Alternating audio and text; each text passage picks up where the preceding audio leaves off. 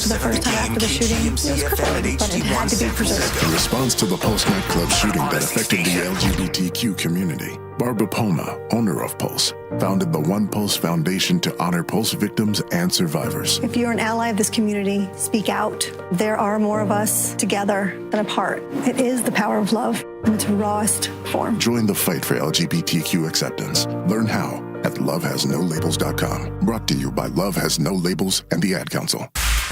You're listening to 95.7 The Game, KGMZ-FM and HD1 San Francisco on Odyssey Sports Station and the home of the Golden State Warriors and Valkyries. Always live on the free Odyssey app and now coming to you live from the Laughing Monk Studios. Hey, it's Willard and Dibs for Safeway. Enjoy these amazing deals for Safeway members. And as always, save up to 20% weekly on hundreds of exclusive offers with For You on the Safeway app. Here we go. Winner, chicken dinner. This week's signature: select chicken, split breasts, boneless, skinless thighs, wings, value pack, or Foster Farms fresh and natural whole chicken. Buy one, get one free of equal or lesser value when you buy two. Add some healthy sides with Hass avocados or green bell peppers. 4 for $5 or just $1.25 each, and wash it all down with mix and match Pepsi, 7-Up, Polar Seltzer, or Pure Leaf Tea. Various sizes and varieties. Buy 2, get 2 free when you buy 4 with your digital coupon plus CRV. Limit 2 free items. As we say on the show, great, let's drink. All right, these and other great digital deals are available in the For You section on the Safeway app. Go to Safeway.com for more details. And as always, we will see you in the aisles. Ragnar the Terrible is interviewing at a big bank. Let's listen. Everyone, this is 5th century warlord Ragnar the Terrible. He killed it in his first interview. Not literally, but close. Ragnar, what would you do if a customer complained about high loan rates? I make video presentation.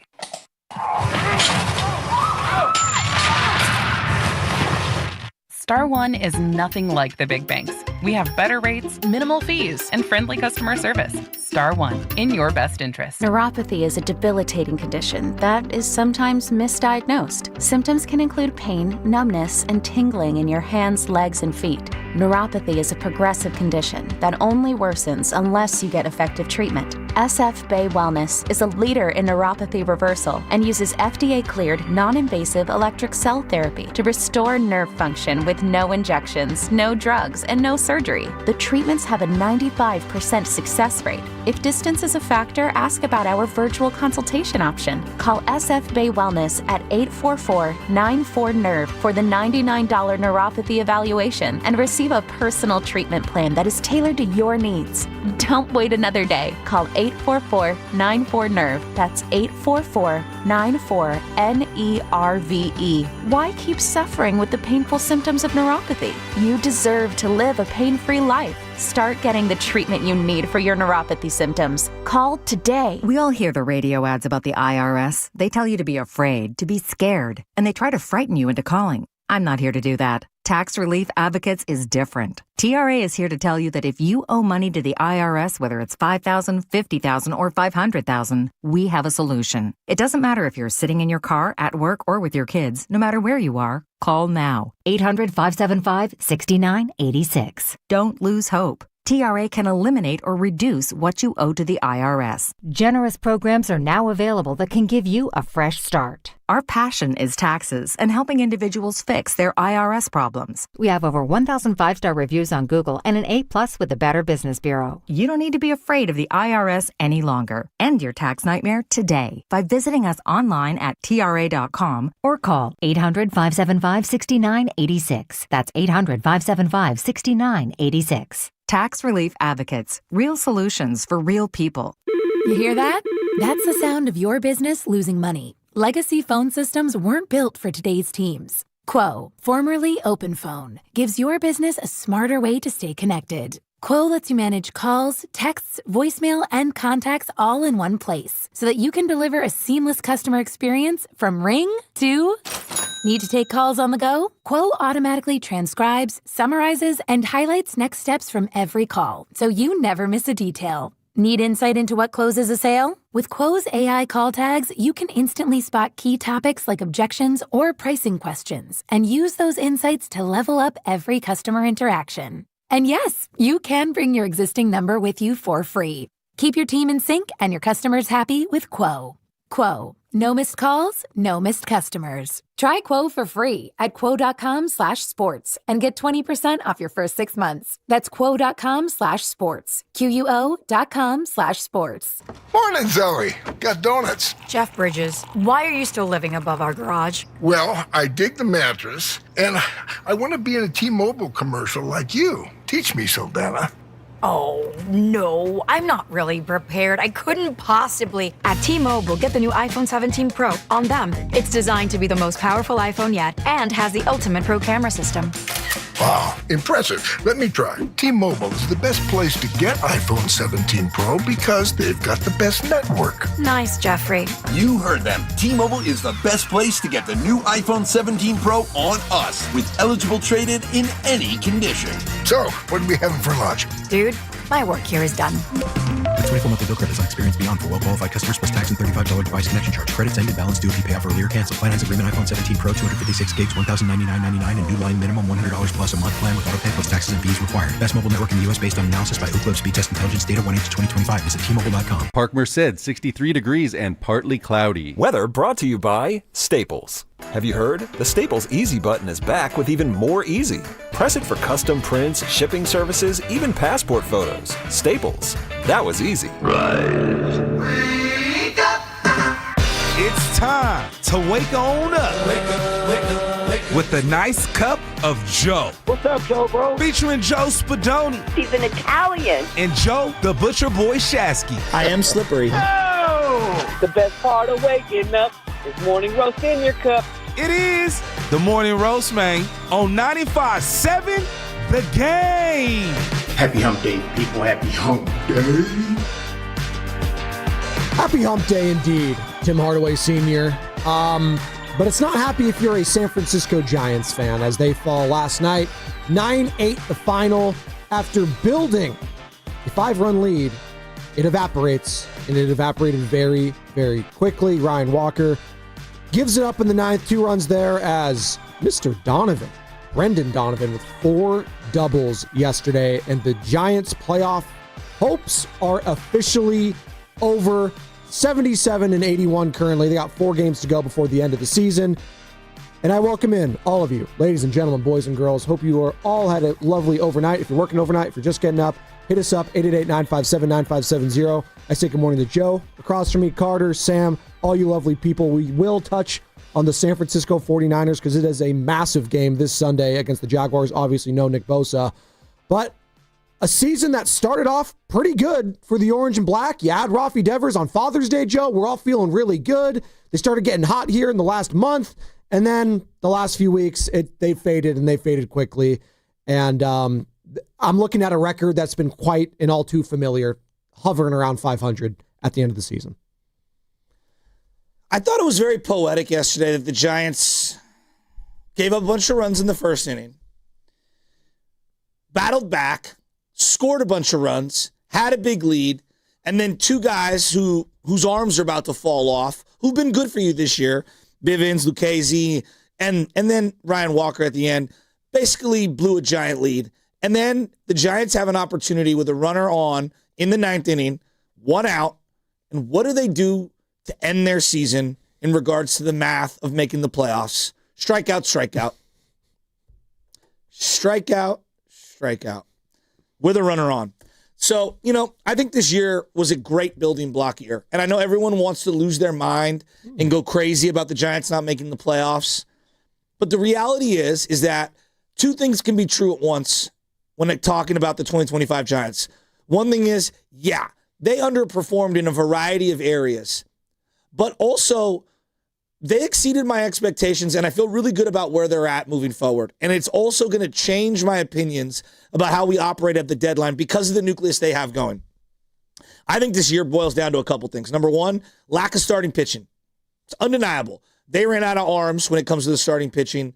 No one would deny that. Started the year off with Harrison. Started the year off with Birdsong coming out of the bullpen. Started the year off with Lander Root pitching really, really well. Jordan Hicks. Jordan Hicks, never thought I know, he would but be they did. They did. No, I know. Well, and they were wrong.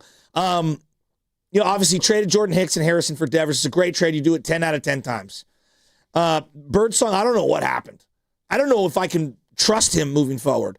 Him and Wisenhunt, the young guy, the lefty who got called up, we will see. Landon Root got hurt, and that sucks. But I wanted to see if he can get through the season. Logan Webb, though it's been a good year, it's been Lincoln Oil, I think. I think most people who've watched every single start from him would say his September and his July were really subpar by Logan Webb standards. Robbie Ray kind of started leaking oil down the stretch. They need more arms in that rotation. Then I look at that bullpen. Hey, I have no problem. They're going to rework the bullpen. They've done it multiple times over the last 5 or 6 years. Even as poor as Farhan was at team building, he was really good at building that bullpen. But I look at some of their linchpin players, Matt Chapman in particular. He's got a down year. You're going to look at the home runs. You're going to say 21 home runs. To me, it's the doubles. The lack of driving the ball into the gap. The amount of strikeouts versus base hits is alarming. Now, I know he's a high strikeout guy, but this year, I just thought situationally, he was poor. I think he would admit that. This is a 32-year-old. I would have signed him. I would have gave him the deal. But looking at it, that contract don't look great. And I think he needs a bounce-back year next year. Then I go, what do you do with Elliot Ramos? We know Adames is here. We know Devers is here. You're going to give, obviously, Bryce Eldridge this opportunity, right? Ramos, to me, is one of the most interesting players on the team. He's good. He's a really good player. He just hit 20 home runs last night. When was the last time a homegrown guy hit 20 home runs back-to-back years? Barry Bonds. Oh, is it homegrown? Sorry. I thought it was the left fielder one. I saw a bunch of different ones. Everyone's like, the first left fielder since Barry to hit 20 home runs, which is crazy. And he is homegrown. So, yeah. Matt Williams? I don't even know. We'll get Sam on there, Carter in the back. It might be Matt Williams. But here's the problem with Ramos.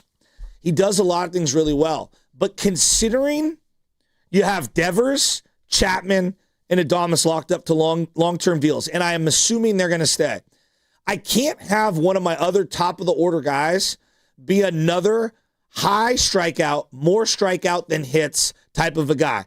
I think on the right team with the right roster around him, he'd be a really nice fit. He's a terrible defensive left fielder.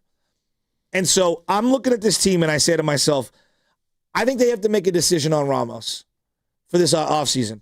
Either you're going to keep him or you're going to flip him. He's highly streaky. His June, July, September were awful. June, July, September. Well, what does that mean? Well, that means he started off great, had a month in between June, July, and September, August that is, where he was really good. Everything else was awful in those 3 months. And so I got to find out if he can play defense. Can he commit himself this winter to playing defense? I don't know about that. I don't know. I got questions on him long term. He's also a guy that I think who can net you back something of significance. And then I get to what you do with Jung-Hoo Lee and the rest of that outfield. I don't know. But I like the nucleus. And moving forward, as I kind of step forward, I think this is a great building block year. People don't want to hear that, and they want to make the playoffs, and I get that. Yeah. Think about it, Giants fans. You fell in love with a lot of guys on this team. All right? You did. You fell back in love with your team. I look at the Giants right now, and they kind of remind me of a football team that has a bunch of linebackers but no pass rushers. A basketball team with a bunch of guards and no forwards and no centers.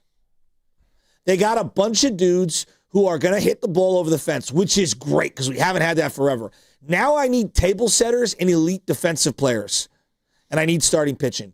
I think it's pretty clear what they need this offseason. And so as I approach the offseason, as I approach next deadline, seeing how mediocre the rest of the NL is, seeing how mediocre the race to the wild card is, every year that you have the Adames, Devers, Eldridge, Nucleus together, you better be all in moving forward. I will defend the Tyler Rogers deal. I will defend the Doval deal. I will defend the Yaz deal. But now moving forward, you better be all in because you could be god-awful for a month and a half, 2 months, and still be right there. I'm going to play devil's advocate here in a second. 888-957-9570. That's the number to call or text the Boxer and Gerson Work Injury Attorneys text line as We are coming to you live from the Laughing Monk Studios, Laughing Monk, righteously brewed in San Francisco. Also, be sure to hit us up on YouTube, where we are streaming all day long. Brought to you by First NorCal Credit Union. For a low rate auto loan, apply online, or just ask for First NorCal Financing from the dealer. This is going to be the 4th straight season that you're going to be finishing either at 500 or a couple games below 500. But it feels different. Why? Because I have guys that will actually be here for the next couple of years. Devers is in his prime. And if this is a down year, sign me up all day. Okay, so we got Devers. How are we feeling about Willie Adames? I feel good about Willie Adames. Even though he was really streaky this year, if this is a down year, he's going to hit close to 30 home runs, if not more than 30. Okay, so we got 2 building blocks there. And I thought his defense improved as the year went on. We got 2 building blocks there. Jung-Hoo Lee, I know we were all kind of hard on him early on. This is basically a redshirt rookie season for him in the major leagues because he missed most of last year. I thought he came on really strong, slumped horribly in a couple stretch, but I think he salvaged his season in a very strong way towards the end there. I would agree.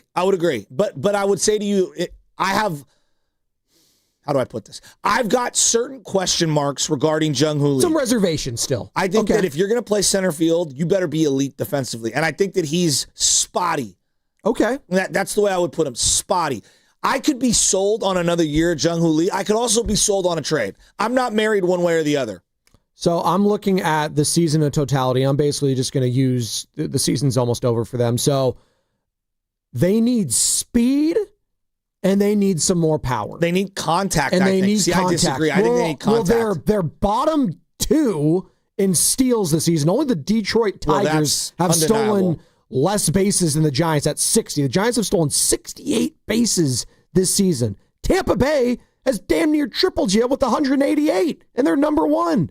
Their average this season as a team, 235. This is bottom 5 in all of the major leagues. Their slugging is bottom 6 with 384. Their OPS, on base plus slugging, is bottom 7 at 695. It's not good. It's not good enough.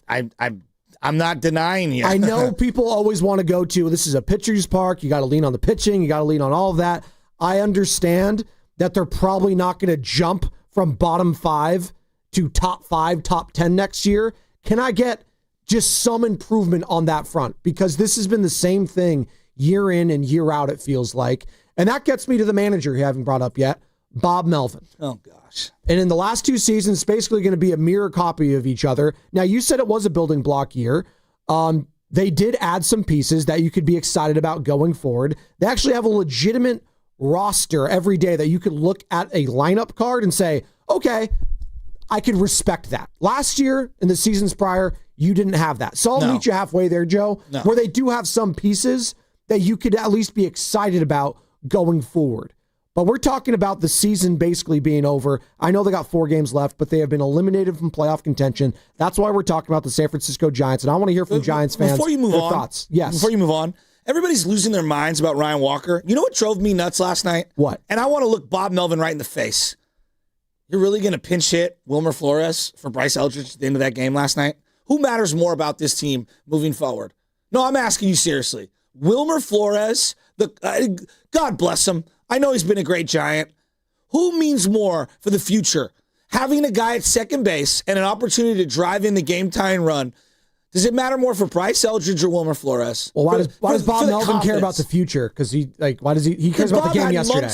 Bob had months to get this team rocking and rolling, and you're gonna pinch hit Wilmer Flores. You should have pinch hit Wilmer Flores for freaking Matt Chapman if that's what we're doing. Matt Chapman's striking out just as much as Bryce Eldridge. 20 at-bats for Bryce Eldridge, batting a crisp .05. He's got one hit. He has 5 walks, but Joe, 8 strikeouts. The point of bringing him up is to play him through the development one way or the other. I mean, the only reason they brought him up is because of the injury to Dom Smith. That was the only reason they really brought him up. They didn't want to. We talked to Dave Fleming. We'll talk to Dave Fleming at 8:30. You might be right, but Joe, how many different sports do we need to figure this out? Guys need to be able to have the grace to make mistakes. Oh, you tell me. The Giants are doing it early. They're playing Jackson Dart. We're going to cross-sport analogy. They're ripping the Band-Aid off early. We've seen enough Russell Wilson. Let's just go with the young guy, and we'll see. How many putrid at-bats with runners in the scoring position do I need to watch from? No, I'm serious. I know Matt Chapman, or let's just, for example, Pat Bailey, who's been atrocious. Oh, we'll get into Pat Bailey. No, he's been much better in the last month or two. He's been atrocious for months. All those guys are allowed to fail. But your prized possession can't get one at-bat in the ninth inning against... Look, I get it. It's a high-leverage situation, whatever. Like, these are the moments... You're not in it. Look, well, the season's on the line. You got to go to Wilmers. What? You had months to figure this out. You blew the lead 6 different ways in the 6th, 7th, and 8th, 9th inning. And you're going to pinch hit Bryce Eldridge? How does that instill confidence in him? How's that empowering? What's the point of then why even bring him up? I told you why. Because they had an injury to Dom Smith. They felt like they wanted to get him. So you asked me about Bob Melvin? Yeah. That is why Bob's got to go. 888-957-9570 is the number. We actually got a text last night, Joe. Wilmer's done. We had a text last night. I love Wilmer, but it's just like, no, honestly, it triggered me last night. Okay. Fair enough. Hey, you're passionate. We're going to get into all of it, but this is a great text. Hey, you're the future. You're the future of this franchise. So what you know, you're the future of the franchise. Yes. Okay? We've been talking about you forever. You are the future. And we're going to go Wilmer Flores, who has no future. Well, I mean, I'm sure Bryce isn't going to be too concerned about that, considering he only has 1 hit and 20 at-bats. I don't think he's going to take it that personally. It's baseball, right? They were trying to win the game yesterday. Wilmer Flores, I know the future is Bryce. Wilmer's been better this year. They weren't officially eliminated for the playoffs just yet. They lost the game, and that's why they're officially eliminated. Had they won it, they would not have been, so they were still playing for something. And in that situation, you mean to tell me, if you're still playing for your job, if you're Bob Melvin, I'm going Bryce Eldridge over Wilmer Flores? Joe, you got to be, come on. I know as a fan you're feeling that. I don't care about Bob Melvin's future on this team. The mandate should have came down from the top. Bob does. I don't care about Bob. Great. I don't care. As much as the Giants PR might make me want to care that he grew up here, the guy, I have zero attachment emotionally to Bob Melatonin Melvin, okay? Period. You know who I am invested in as a fan? Bryce Eldridge. Okay. You're not going to, you have lost 10 of 12 leading into this game, okay? You blew an 8-3 lead, and you're going to give me this, we're fighting for our life. I mean, just fight. Come on, dog.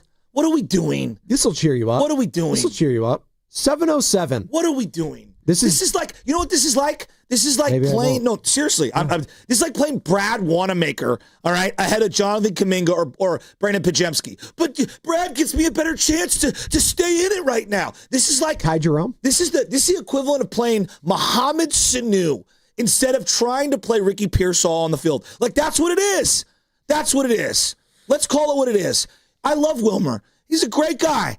He should have been traded at the deadline, and he should have been DFA'd. I love when you go there. I love Wilmer. No, he is. He had a great year a couple years ago. Every time. No, I know when Shasky's dealt with someone. 2 things can be true. He had a great year a couple years ago. Yeah. His time with the team is done. The time now is to... We have seen this. How many sports... We've been arguing about Jonathan Kuminga for 4 years. 4 years. And it's moments like last night in the 9th inning. Those are the moments where guys get opportunities to grow. Even if they fail, you have to stay committed. Are they committed as an organization? I'm serious. Or if you're committed as an organization to the kid, the 20-year-old kid, you have got to put your arms around him. And even if he starts 1 for 1,000 to start his career, you've got to say, you're our guy. You're our guy. And in the 9th inning, even if you're 0 for your last 13, we are going to have you go up there, and we want to see you take this at bat. Because you know what might happen? The guy might actually prove you right. He might. And that could be a seminal growing moment for the kid. Are we honestly, do we just want young players to hypothetically in our minds exist, or do we want to watch growth in real time? I'm asking you. Or do you just want to say, hey, we tried, we put Wilmer Flores out there, we tried. Bob Melvin was trying to win the game, and he believed... Trying to win the game. I mean, Wilmer Flores... You are 10 for your last... Wilmer Flores gives him a better opportunity to win than Bryce Eldridge. If that's the case, we would have never got a chance to see the kid Gilbert, because we would have kept sticking with Mike Yastrzemski. And as we've learned, like, Yaz is a better baseball player than Gilbert overall.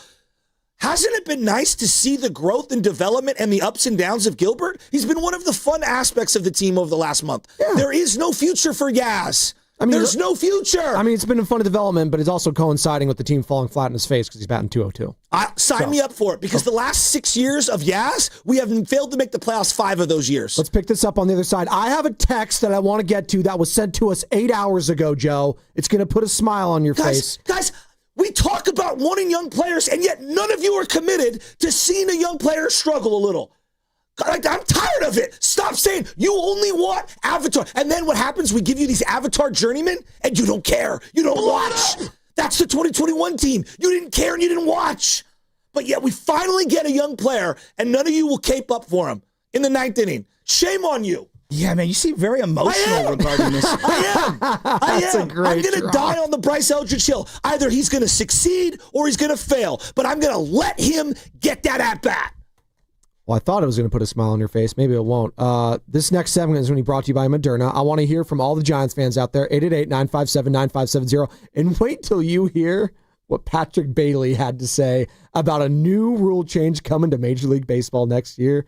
Ooh, boy, his days might be numbered, Carter. Mnexspike, COVID-19 vaccine mRNA by Moderna, is now available and easy to find near you. To learn more, visit mnexspike.com. That's mnexspike.com. For over 70 years, Golden State Lumber and Showroom has developed strong partnerships with top brands like Trex. Leading the way in performance-engineered decking and railing, Trex offers products that won't rot, splinter, or fade. Their sun-comfortable, heat-mitigating technology keeps decks cool underfoot, and Trex marine-grade decking withstands saltwater, sun, and sand. Explore their latest Transcend colors, Hatteras, and Salt Flat, featuring a 50-year limited residential warranty. For a link to Trex, visit GoldenStateLumber.com. Golden State, when you succeed, we succeed.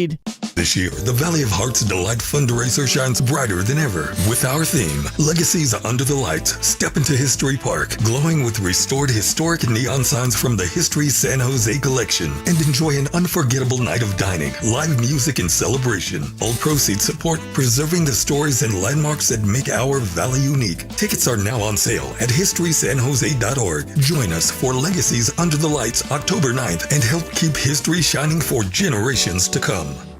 You're on the list for Macy's Fall VIP Sale. That means you're invited to save big on this season's top designer looks at prices you'll love. Like an extra 30% off Calvin Klein, Steve Madden, Hugo Boss, and more. Plus, get 15% off beauty and fragrance from Estee Lauder, Lancome, and so many others. This only happens a few times a year.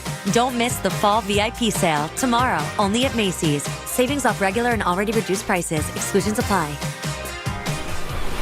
If you could hear Old Spice Fiji Antiperspirant, what would it sound like?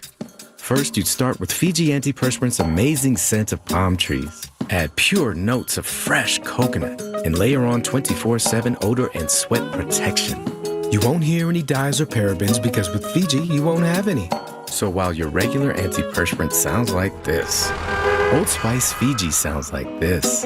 Sounds like it smells amazing. When your name's on the paint job, your primer better hold up. Painters trust Kills primers for serious adhesion, stain blocking, and a finish that lasts. Now, the full Kills lineup is available exclusively at the Home Depot. Need it fast? Get same day or next day delivery, or order online and pick it up in store. Kills primers, pro results, faster. The Home Depot. If you're a pro, you know. Losing weight shouldn't be a struggle, and with Jumpstart MD, it doesn't have to be. Start today for just $99 when you join Jumpstart MD's medically supervised weight loss program today. Licensed clinicians create personalized plans, including GLP-1 medications. No insurance? No problem. Jumpstart MD has options to meet your individual needs. With 13 Bay Area locations and online visits, expert support is always within reach. Call 855-JUMPSTART or visit jumpstartmd.com to start transforming your health today. Come into Freedman's Appliance in Pleasant Hill September 26th through the 28th for their fall clearance sales event. Take advantage of factory direct prices, one-of-a-kind opportunities, special pricing on floor models, and convenient financing. Save on new appliances from trusted brands like Miele, Bosch, Electrolux, LG, and Maytag. Visit Freedman's Appliance in Pleasant Hill for their fall clearance sales event September 26th through the 28th for the best time to save on new appliances for your home. Okay, Bay Area, I've got a bigger team for you to join. The team that donates blood. Hot Yoga Republic in Mill Valley is teaming up with Vitalant for a blood drive September 25th and 26th. Roll up your sleeves, give blood, save a life.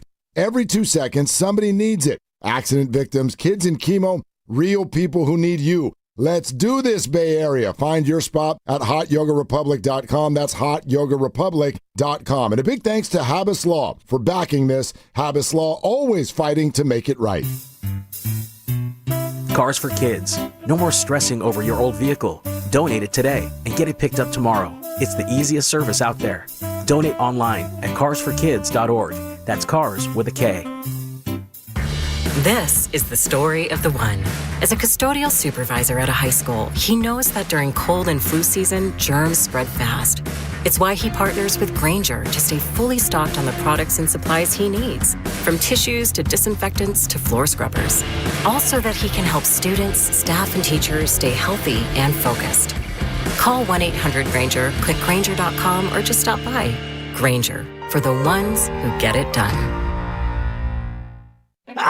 Your cold is coming. Your cold is coming. When you feel a cold coming, shorten it with Zicam, the #1 cold shortening brand. Oh, no, not before my big trip. The big trip you've been planning is coming up, and so is your cold. But Zicam can shorten your cold and get you back to planning sooner. Thanks, Revere. We really should keep Zicam in the house. Shorten your cold with Zicam. Take it from America's most revered messenger. Shorten your cold at the first sign with cold shortening products from Zicam, the #1 cold shortening brand. Available in stores or see where to buy at Zicam.com. Join Lorenzo Neal and Evan Giddings at Laughing Monk Brewing in Sunnyvale every red and gold home game this season for our special live pregame broadcast. Plus, we'll have tailgate games, prizes, great food, and drink specials. For more information, visit 957thegame.com.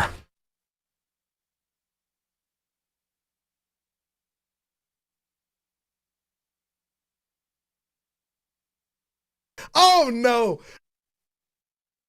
Well, this is San Jose Jazz fan, and I wake up with the Morning Joes, Spadoni and Shasky on 95.7 The Game. They're doing a great job. Let them feel you.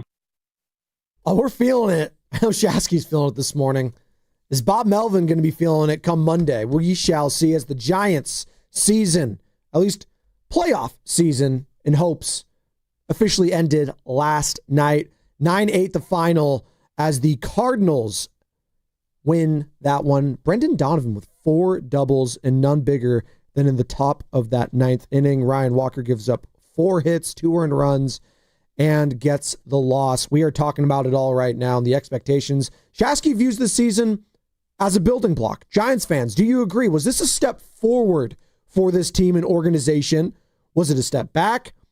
Or was there no steps taken at all? 888-957-9570. And by the way, this Sunday, we're going to be back at Laughing Monk Brewing in Sunnyvale for the kickoff show. Great food, great drinks, and great games in the parking lot. The show starts at 10 a.m. with E-Dog, Evan Giddings, and Lo Neal.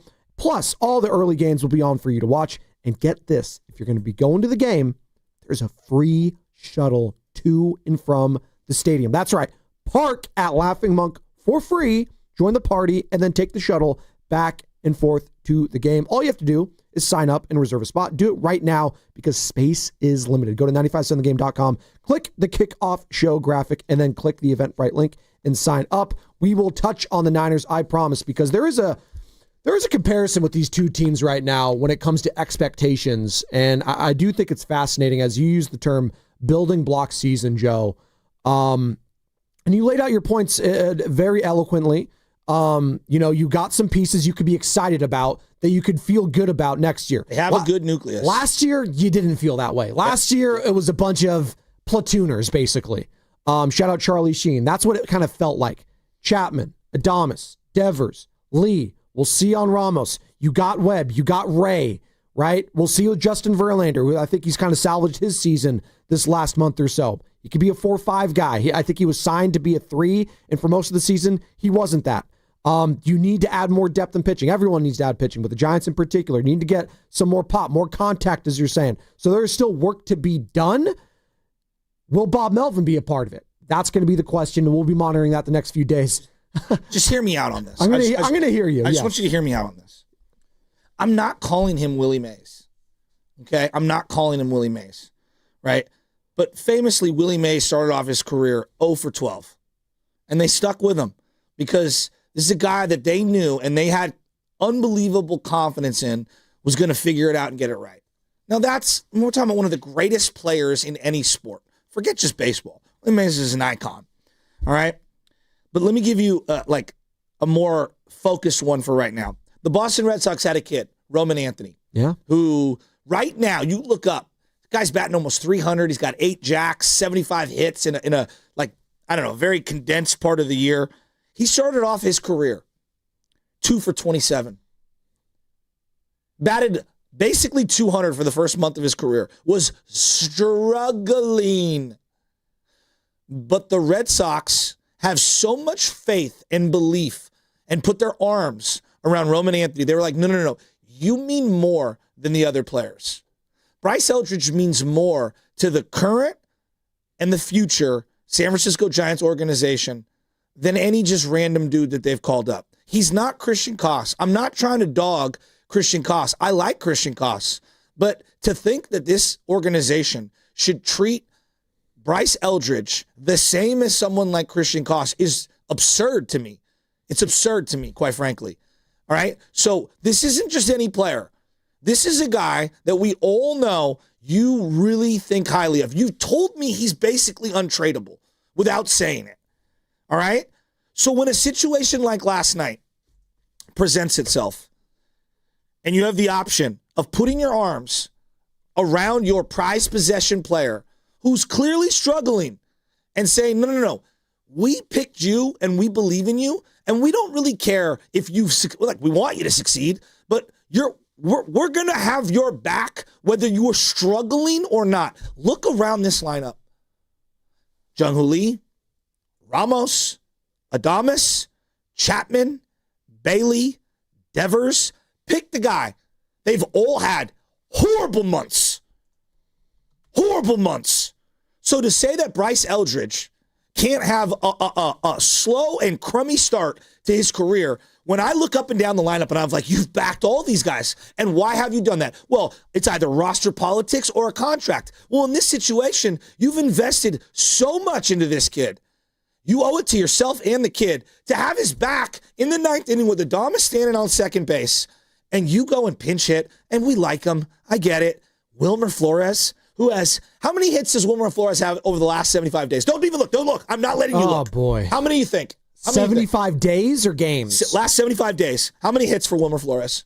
Just asking. 15. 17. Oh, wow. That was pretty close. 17 hits in 75 days. All right? Who has no contract past this year. He's not on your team next year. You could like the guy. Wilmer, you've had your chance. All right?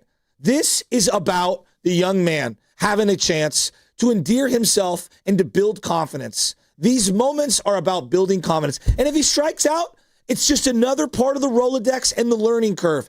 Are you invested in seeing the kid fully become the player you want him to be? Then you wrap your arms around him, you let him hit in the 9th inning. I couldn't believe he got pinch hit for last night. And it speaks to me, and you're talking about, well, Bob's trying to win the game.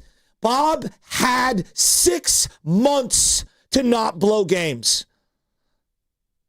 When you called up Bryce Eldridge, it's like, hey, in the games that he plays, we're all in on letting him play. If you don't want to start him and you want to win that game and you want to go with Wilmer Flores, fine. That's a different thing. You don't pinch hit for him in the 9th inning. It felt very Joey Bartish when I watched Joey Bart get pinch hit for after having 3 good at-bats. And it's like, nah, man, that's Little League stuff. No, I'm sorry. Don't treat Bryce Eldridge like Christian Koss. I'm sorry. And it'd be another thing. Hey, if you were pinch hitting Rafi Devers for him, I'll listen. Wilmer? Come on, man. Come on. I'm sorry. I'm going to die on this hill. If that was a Bob decision. Well, he's the manager. Take a hike. Who else's decision was it? I mean, it had to have been Bob Melvin's. What? Did anyone ask him in the postgame? Well, they didn't really ask a lot about the game, if we're keeping it a buck, because Bob Melvin, you know what? Let's just play it. This was Bob Melvin when he was asked about not making the playoffs after the loss yesterday. Like I've been describing it for a while now, pretty frustrating, and everybody's none too happy about it. So this is a day we're not looking forward to. and it's here. So it's disappointing. Hey, Bob, did you address the clubhouse after finding out that you no longer qualify for the playoffs? Did you address the clubhouse after tonight's loss? No, I didn't need to address them. Anything about the game? Yeah, here's my question about the game, Bob. Why are you pinch hitting Wilmer Flores for Bryce Eldridge? Why?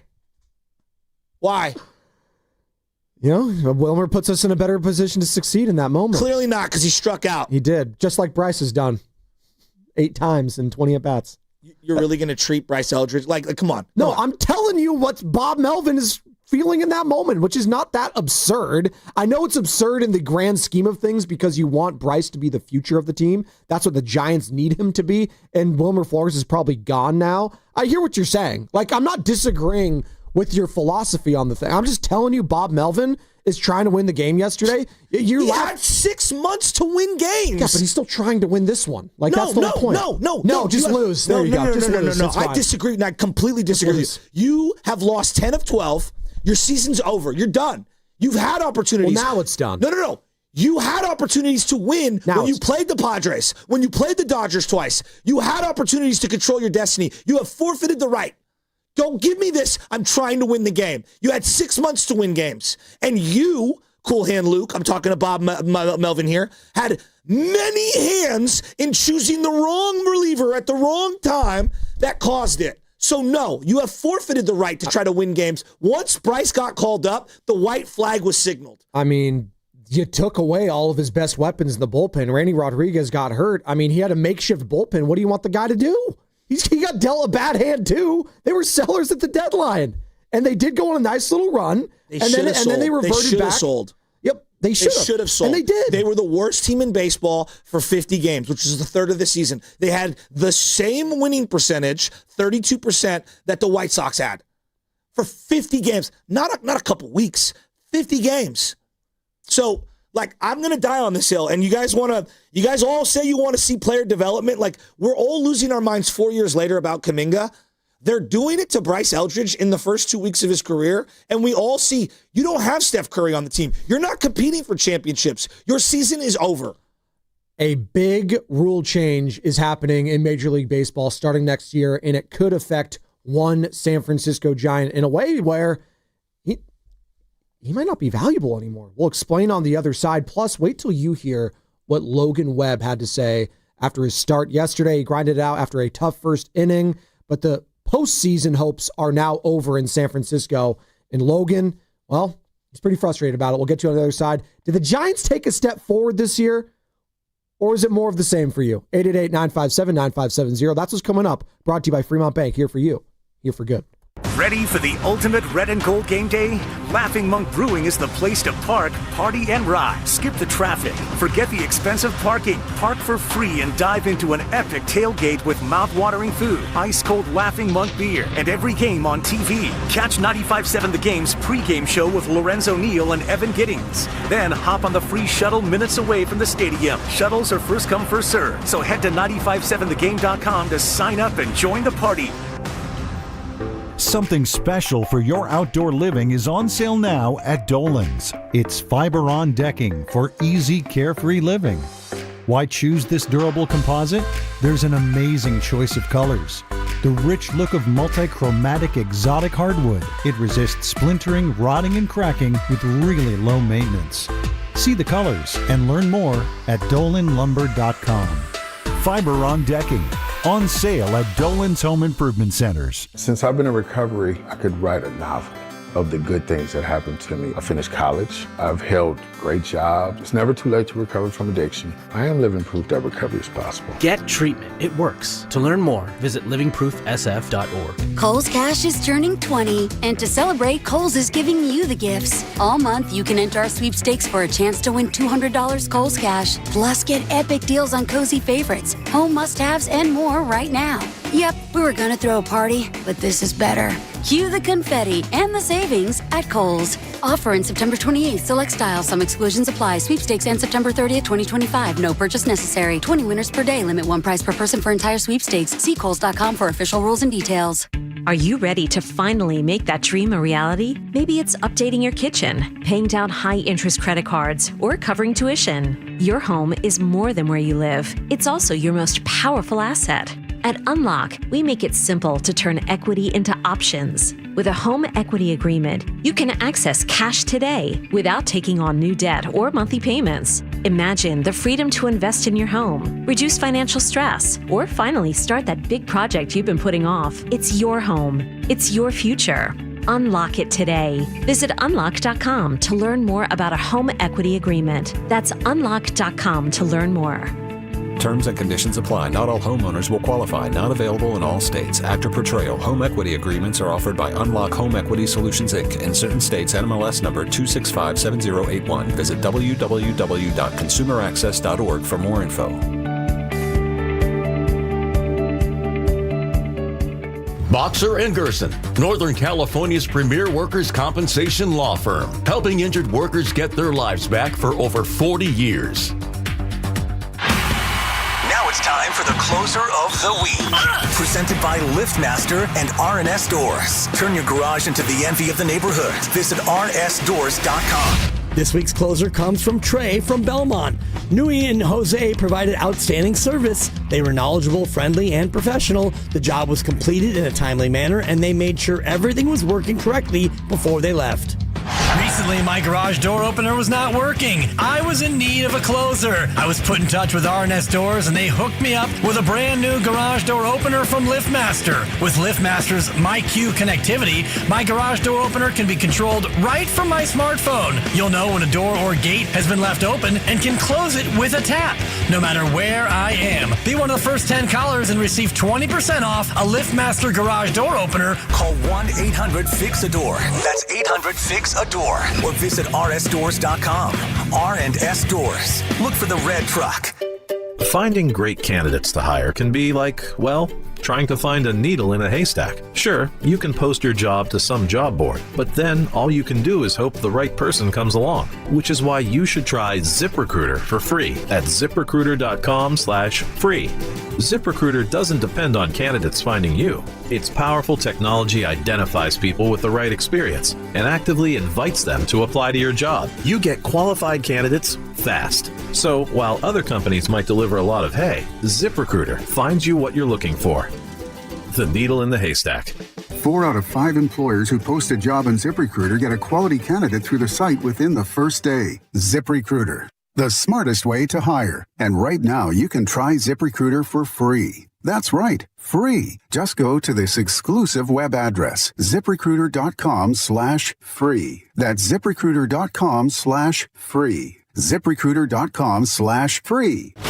Here is your Game of the Week, presented by Hyundai. Kansas City has not had the most ideal start to the season, but they look to right the ship when they host Baltimore. 2 of the league's best quarterbacks will be on display as we get another top-level matchup early on in the season. Will offense continue to be the story of the season for Baltimore, or will Kansas City's defense be able to stop the high-powered squad? What is it that makes the all-new Hyundai Palisade Hybrid an incredible SUV? Is it the spacious interior that's comfy for the whole crew? Or the capability to go off-road? Maybe it's up to 600-plus miles of range. What if it's all of that and more? Well, what is it then? The all-new Hyundai Palisade Hybrid. Is it the driver behind the wheel? No. Are you sure? The all-new Hyundai Palisade Hybrid, so much more than just another SUV. Visit HyundaiUSA.com or call 562-314-4603 for more details.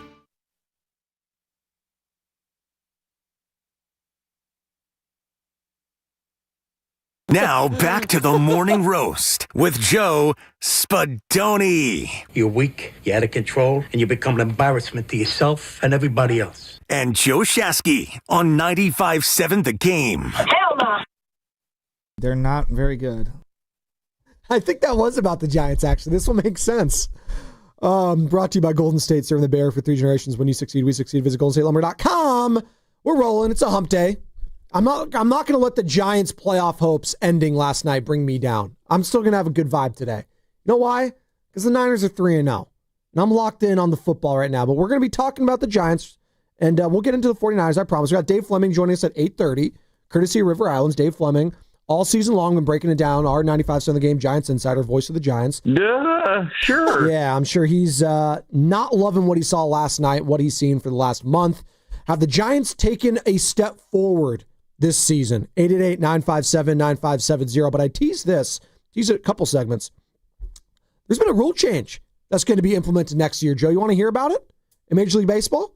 Would you like to? I'm all ears. So the joint competition committee voted Tuesday afternoon to bring the automated ball strike challenge system to the big leagues following several years of experimentation in the minors and use in MLB spring training and in the All-Star game this past year. So the ABS is what they're calling it, the automated ball strike challenge system. It's going to be instituted next year. Now, a lot of catchers that, hang their hat, or masks, I should say, on framing pitches are going to be very upset about this. One of those guys that does it better than anyone else, according to metrics, is Patrick Bailey. Here's his thoughts, Joe, on the new ABS system being implemented next year. No, I don't really have any thoughts on it. I think we'll just have to figure out kind of what it looks like. Obviously, I've had experience with it in AAA a little bit and in spring training, but yeah, obviously it'll be a big change, and we'll just got to figure out how to use it to the best of our ability. Does it take away anything from your game? I'm not sure. I hope not. You take so much pride in how good you are as a framer. If that does change down the line, is that just kind of a bummer for what you do so well? I think it's a bummer for catchers across the league if that's the case. But, I don't think it's going to take away the value of framing. You still have to be able to get calls and keep strikes. And at the end of the day, I think it's just going to be really valuable to know the zone. That was Patrick Bailey. Sound a little dejected, obviously, given the circumstances of the season. But, no one relies more on pitch framing amongst catchers in baseball than Patrick Bailey. And if that's what he hangs his hat on as a catcher right now, and that's basically what it is, because the guy this season is batting .224 in 401 at-bats. He has 90 hits. Wow, more than I thought. Look at that. 280 on-base percentage, 329 slugging, and a 609 OPS. Yeah, he's not known for his offense. And if that's going to be taking away his defense, talking about guys that we're looking forward to next year, Joe, Patrick Bailey is not one of them right now. And that sounds harsh, but it's the reality. You got to get better. If you go from Buster Posey to this guy, and Buster is now the president of baseball operations, you don't think that guy is worried about the catching position? He's circling. That one might be the biggest need this offseason. It's definitely a huge need. There's no doubt about it. And, him being, angry about ABS, it's a couple of pitches a game. It's correct. It's not the entire game. I think we're all losing our minds. We're talking about a couple of pitches a game. It's not every single call. And anybody that's played, you could argue balls and strikes on every pitch. Every pitch. So, I don't know.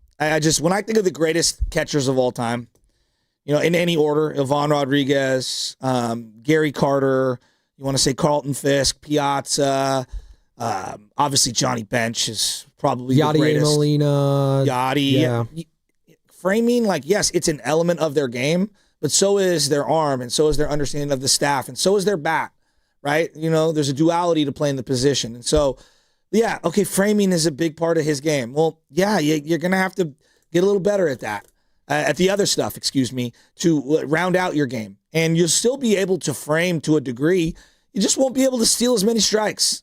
It's been incredible, the drop-off there. And they've tried to find the successor, whether it be Joey Bart, who's now gone in Pittsburgh, whether it's Patrick Bailey. They've been trying to find the guy, but I just go back to Buster Posey, and not that he's taken for granted. He's not. He's a Hall of Famer, one of the best at his position. He's insane. But ever since he came into the league, he was basically a 300 hitter, or slightly below that. Yeah. It was literally 305, 284, 336, 294, 311, 318. So, we're talking about drop-offs from positions. Mm-hmm. It's been an avalanche at that one, offensively. Now, it's great that he could do all those other things and you mentioned it, it's a couple pitches a game. This is the equivalent of the challenge system in the NBA, of throwing a red flag in NFL. It's not going to be there. Now, I will say this. Eventually, it will be full-time, and they will eventually get to a point where it is ABS all the time, and you'll just have the umpire back there to check for, an illegal swing or backswing, whatever. He'll be there, but it'll be more ceremonial, if anything, because eventually they'll institute it full-time. But for now, it is a couple pitches, and I don't think he needs to be freaking out or anyone else needs to be freaking out. I think it's kind of... I think he's just bizarre how upset he is over it. I think it shows how fragile his position is on the team. And I think he needs to be working on a lot. I mean, he had like a nice little bloop base hit to left field last night. I think he needs to figure out what he's going to do in terms of switch hitting. Are you going to continue to be a switch hitter like that? That we're going to see. I don't know. While we're on the position of catching, I don't know if you're paying attention. Cal Raleigh's having a historic offensive season. Oh, he's insane. He's going to be the MVP of the AL. Yeah. I'm pretty confident in that. I still like Judge, but that's fine. I don't love a guy batting 245 winning my MVP. Fair enough. He's had a hell of a year. I mean, it is a historic catching season, but I'm seeing this misnomer. Like, the best offensive catching season was actually Buster Posey. And guys, baseball existed well before Buster Posey showed up. I would dare anyone to just Google Mike Piazza mid-90s. Oh, yeah. Okay? Now, Cal Raleigh's season, he's got 58 home runs, 121 RBIs, but he is batting 245, and he struck out. How many times do you think he struck out this year? Cal Raleigh. Oh, my goodness. Wow. 100? I was going to say 125? 180. Wow. He's gonna strike out 200 times. He's got 140 hits, okay? I just picked one Mike Piazza year. Okay, just to give you guys an example of how great he was offensively. Hall of Famer, Mike Piazza, yes. 1997, 201 hits, 32 doubles, which is a dozen more than Cal Raleigh right now, 40 home runs, 124 RBIs, 77 Ks. He batted 362. It's a nice little player. He's aura. Okay, 362. Now, I'm not saying that Cal Raleigh's he's having a hell of a year, but there are guys like all natural too for Piazza. Roy Campanella, all natural. Okay, Carlton Fisk, multiple Piazza years. I mean, multiple. I can even give you a Joe Mauer year that I wrote down: 191 hits, another Hall of Famer, 28 home runs, 30 doubles, 96 RBIs, a gazillion walks, and a 365 batting average. So I know there are a lot of stat nerds that don't think batting average matters. I couldn't disagree more. I think that Cal Raleigh's having a monster season. But to say it's the greatest offensive catching season, I think we need to do a little bit of digging and a little bit of history. I mean, let me give you another one, the 95 Just year. to make it clear, I never said that he's having the greatest. I don't think you did. I didn't say that you did. Like, it's just... In 112 games, because Piazza got hurt and stuff, 150 hits, 17 doubles, 32 homers, 93 RBIs. He batted 346. There's been a lot of good catchers. There's been a lot of good ones. Like, since the year 2000, it's just incredible. That's when I've been kind of more locked into baseball. And again, this is our different generations there. But yeah, I loved watching Piazza growing up. He was like the guy, those black Mets uniforms, Piazza, like everyone had those jerseys or hats because of that guy. It was literally him. You can ask Sam, ask Carter. We're all the same age. One of my more hated Dodgers. For sure, but I view him as the Met guy. I know you do. Exactly. Yeah, see, he had like 4 straight years with the Dodgers that were just incredible. Look, let me give you one. Didn't he know Lasorda or something, like their family? Or he was something? a 30-something pick because, he was like a cousin or whatever. It was like a family favorite. Yeah. Let me give you, I don't think we appreciate how great Jorge Posada was, just in general. Hip, hip, Jorge. To a lesser degree, Veritek.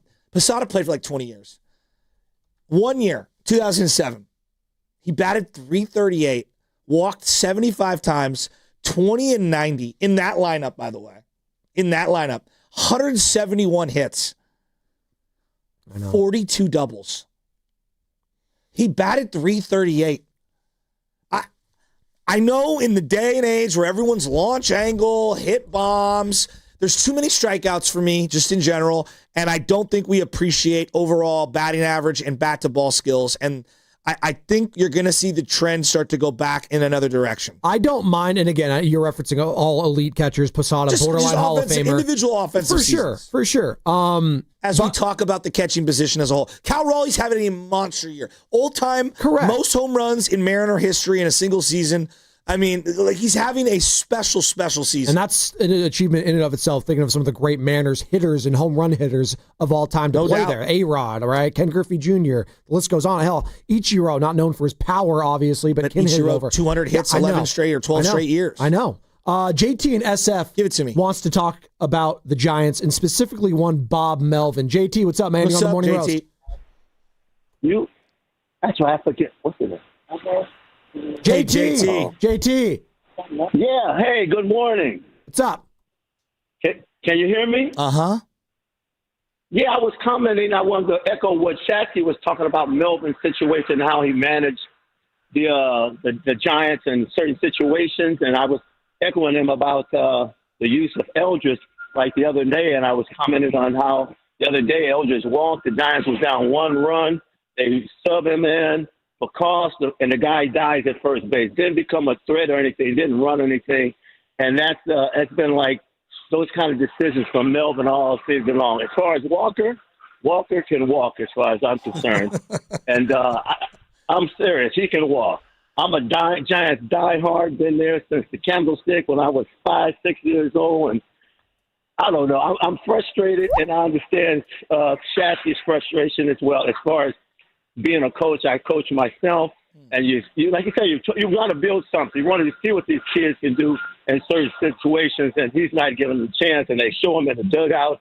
He looks like he doesn't know what he's doing sometimes. Yep. Anyway, that was my morning comment. I'm a Giants diehard. You know what I'm saying? But I listen to you guys every morning going to work, and you guys, Shasky almost blew up my radio this morning. Thanks, JT. I appreciate it, JT. You know, I just think, you know, this Giants season has been a frustrating one, but at least the passion is back. I think that's why it's such a building block type of a year for me when it comes to the Giants. They've been so lacking any kind of care from the fan base for so long. Apathy is probably the appropriate word, but like just lifeless for so long. I actually feel something when it comes to the Giants that's authentic. And it's not just from me, who's a psychopath when it comes to the Giants. It's from a lot more people. And I feel like the attendance numbers have clearly indicated that. Yeah. I think having everyday players that we care about, really, that has been a big indicator. And then also, you know, the way they've lost these games and the frustration from the fan base, I think in years past, it fell on deaf ears because no one was watching. Now, like, people are, like, angry. Like, look, I know. Ryan Walker, I'll defend him, and I will defend him. He's not a ninth inning guy. He's a great setup man. I love him in the setup role. I don't love him in the closer role. I think the ninth inning is just different. But the fact that so many people are so angry with him right now tells me, like, at least Giants fans care. That's how bad it is. I'm happy we care so much to be mad at him. It's kind of sad, too. Well, and he was kind of, and I agree with you in this part, he was put in a very difficult position. You get rid of your closer, Camilo Doval goes, Rogers leaves, Randy Rodriguez, your all-star this year, from the pitching from the bullpen's perspective, gets hurt. He's out for a year. Like, he was put in an unfavorable position when we all knew, and I'm sure he deep down knows, I'm not really a closer, but you keep yo-yoing him around early on in the season, too. Where's his confidence at? Hell, it was literally him and Spencer Bivens that you can count on that were at the start of this season. And then the wear and tear of all those close games, like you're not blowing other teams out, so there's a lot of high leverage situations. Yeah, it's going to blow up in your face. And that's what happened. That's why I'm not really going to be too hard on the guy. I understand people's frustration with him. I'm not going to choose to crush him right now. There's a lot of other things you could be upset about. I'm not going to choose to be upset about Ryan Walker. He was put in an unfavorable position. As you're listening to 95% of the game, KGNZ FM and HD1 San Francisco and Odyssey Sports Station in the home of the Golden State Warriors and Valkyries, always live in the free Odyssey app, coming to you live from the Laughing Monk Studios. We're talking about the Giants and whether or not they have taken a step forward this season in your eyes, Giants fans, as their postseason hopes have officially come to an end with a loss to the not Arizona, but the St. Louis Cardinals last night. Final score 9-8. They'll try to salvage that series today. And then they wrap up a 3-game series against the Rockies over the weekend. And yeah, you mentioned their attendance total. That's kind of what I'm looking at too. The Giants fans are reciprocating that love. And the people are coming back to the ballpark. Ever since, obviously, COVID happened, and it was tough. And in 2021, I think they had 1.6 million in attendance, their home attendance, obviously. And then 2022, 2.4. 2023, 2.5. 2024, 2.6. 2025, 2.7. It's probably going to be close to 3 million, Joe, after today and then over the weekend. That shows you that they are going in the right direction because the fans are reciprocating. Let me ask you this. Yeah. I'm going to give you 2024 and 2023. Okay, so 2 opening day lineups. All right. Name me anyone who was the starter opening day on 2023 and 2024, just to show how far we've come for the Giants. Anyone. So Matt Chapman, obviously, last year. Matt Chapman is one. Okay. At third base in 2024. Elliot Ramos? Elliot Ramos was not in 2024? On the team in 2024. He got called up midway through. That was incredible. You're right. Let's go to Yastrzemski. Yastrzemski was your right field starter in 2024. Let's go to Patrick Bailey. Patrick Bailey, one of the years in 2024. Jung-Hoo Lee, 2024 center fielder. Years, right? Yeah. This is just 2024 and 2023. Pick either one. Are we going not pitching? This is just position. The opening day lineup. And then obviously Logan Webb was your pitcher Logan both Webb, times, just to give it to you. He's done it 4 years in a row. Yeah. J.D. Davis, not your opening day third baseman in 2023. Sam's devastated by that one. It was Wilmer Flores. Wilmer, wow. And we've learned he can't move. I'll give you your first baseman. Both years. Lamont Wade Jr. Think about where you were. I've already forgotten. No, seriously. The late night Lamont, it was super late. It must have been 2 in the morning, Lamont Wade Jr., because I forgot about him. This year. Your catcher in 2023 was Roberto Perez. Oh, my God. Can you name Luis your Matos? DH? Was Luis Matos anywhere? Luis Matos not there. Your other left fielders, Conforto in 2024. Oh, no. And you'll never get 2023. No. It starts with an S. Blake Sable. Sable! Can you name your second baseman? Opening day, 2024, 2023. Just think of how far we've come. Tyro Estrada. Both years. Let's go. Yeah. All right. And then your last one is your DH both years. 2023. Pasoy. Oh, wow. Jock. Okay. Last year. What was 2024? What was last year? You tell me. It was the guy they gave a bunch of money to on a 3-year deal. Jorge Soler. Exactly. I forget. Carter said, hip hip Jorge. Jorge Soler. So just I hate you so much. So just hear me out.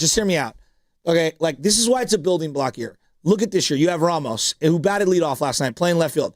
It's the first time we've had a homegrown guy hit 20 home runs in a long time. Look, I got questions on him on defense. I have crazy questions on him as a baseball player, but he's been a good baseball player. I want him to improve in a lot of areas, reduce the strikeouts, play better defense. In the 2-hole last night was Rafi Devers. He was your first baseman.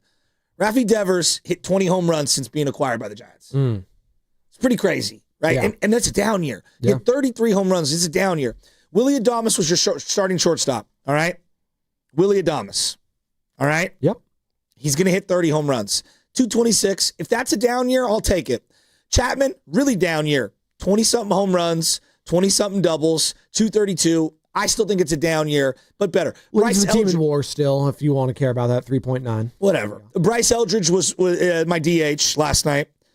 Pinch hit by Wilmer Flores in the 9th. Jung-Hoo Lee, all said and done, he's going to bat 15 points over league average at 261. I still think there's a lot of room to grow. Bailey is your catcher. Christian Koss or Casey Schmidt. Last night it was Christian Koss at second base. And then you got Gilbert in right field. So to me, you got 3 or 4 positions that are up in the air, right? A couple outfield spots, the catcher, and then you clearly need to improve your starting rotation. They've come a long way. Just think of how far they've come. So I know we want to be championship or bust year after year after year in every sport. Sometimes you got to crawl before you can walk, before you can run. Right now, we're walking, and I'll take it. Logan Webb echoed those same sentiments, Joe, calling this Giants team the most talented he's been on. Every year's different. I think this year's probably the most frustrating. Definitely, no offense to the teams we've had before, but this is the most talented team I've been on. And yeah, I think there's a lot of expectations, and yeah, it sucks. You trade for, looking back at that, what was it, May or June? We win that first game in LA to go up. And it's June, right? There's so much baseball. I mean, you see what happens happening all around baseball right now. It's a crazy sport, but we trade for a guy like Devers, and we were excited. It's not that it's kind of hard to pinpoint. When things go wrong, unfortunately it just seems like we've let it stay wrong for a long time, and that's not a very good recipe for success. And unfortunately, it seems like this is 4 straight years where it's been the exact same thing. So yeah, it just sucks. I think he's right. I 100% agree with him. This is the most talented nucleus that they've had since he's been here. Way more so than 2021. 2021, a lot of guys played over their heads. You call it fluke, outlier, whatever you want to call it. Like, we all can acknowledge, like, a lot of things fell into place. Yeah, they caught lightning in a bottle. Yeah, for sure. Right? And look, they get a lot of credit for that. It is the most talented team, and yet still flawed. I want to make that clear. Still flawed. There's still a couple off seasons, trade deadlines away. Like, I think they need to add to the mix. There's still fourth in a division that might have 3 playoff teams. And the Diamondbacks are right there. That was a huge win for them last night. Doubt. They're only a game back of the Mets for that 3rd wild card spot. They're fighting right there. And they have, again, I compare them first because I know everyone wants to compare them to the Padres and Dodgers, the Giants. Compare them just to the D-backs. D-backs had all the reason in the world to lie over this year. And they didn't. They've had injuries everywhere. Hell, Corbin Burns, their big offseason signing, hasn't even participated this season because he had Tommy John. But I think the quote that we heard last night was, "This is the most talented team I've played on." Like, that initially hit me. But then when I heard his full response, he's like, yeah, but for whatever reason, we just didn't. And then I go, well, I know what the reason is. It's Pop Melvin. Duh. I'm not saying they should have been able to overcome some of their roster flaws. But, you can't be stinky. And I'm talking as bad, winning percentage-wise, as the White Sox for 50 games and think you could dig yourself out of it. We'll jump back into this with Dave Fleming at 8:30, but I do want to compare and contrast a little bit this Giants year with what's currently going on with the San Francisco 49ers, Joe, because you view this as a building block season for the Gigantes. Are fans viewing this 49ers season as a building block type of a year? 888-957-9570 is the number. We'll get into that. And by the way, Dub Nation, the preseason is right around the corner, and 95% of the game is tipping things off in style. Join us at Pier 39 on Saturday, October 4th, for a Warriors preseason special you won't want to miss. Live appearances from Warriors favorites like Festus Ezeli, Zaza Pachulia, Kelena Azubuike, Tim Roy, and our very own Bonte Hill. Plus, your chance to win tickets to the first preseason game on Sunday, October 5th, as the Warriors host LeBron James and the Lakers. If that's not enough, Evan Giddings and Guru will be broadcasting live from 12 to 4. It's hoops, it's hype, and it's the season. That's almost here. And your station for everything, the Warriors, 95.7 The Game. And that's what's coming up, brought to you by Life Source Water Systems. Do you really know what's in your tap water? LifeSource believes your water should support your health, not work against it. Upgrade your home with a LifeSource whole house system. Clean water from every tap. No salt, no hassle. Call 1-800-WATER-99 or visit lifesourcewater.com. God, I love my roots, and I know my roots. I live in Oakland. Shout out Oakland, California. And your Oakland roots are back at home Tuesday, October 7th, against the Hartford Athletic at the historic Oakland Coliseum. And again, I got to keep telling you guys, you've seen football there. You've seen baseball. No. The future is soccer. We got the World Cup coming up next year. You got to be starting to get locked in on soccer. And what better way to do it than catching an Oakland Roots game at the Coliseum? Come on out, show your Oakland pride, and enjoy the energy of an Oakland Roots game. Go to oaklandrootssc.com to get your tickets today. And you can also watch the game on KTVU Plus or ESPN Plus. Change is always happening. It's part of life. And when it comes to music, change is all around us. Songs are rewritten, classics are remixed, bands and artists come and go. Even our taste in music changes. Here at Xfinity, we know there's still good in keeping some things the same. That's why we want to do our part with a 5-year price guarantee on our internet. It means no matter what changes, you get 5 years of the most reliable Wi-Fi with our best equipment included. for a price that stays exactly the same. Surprised?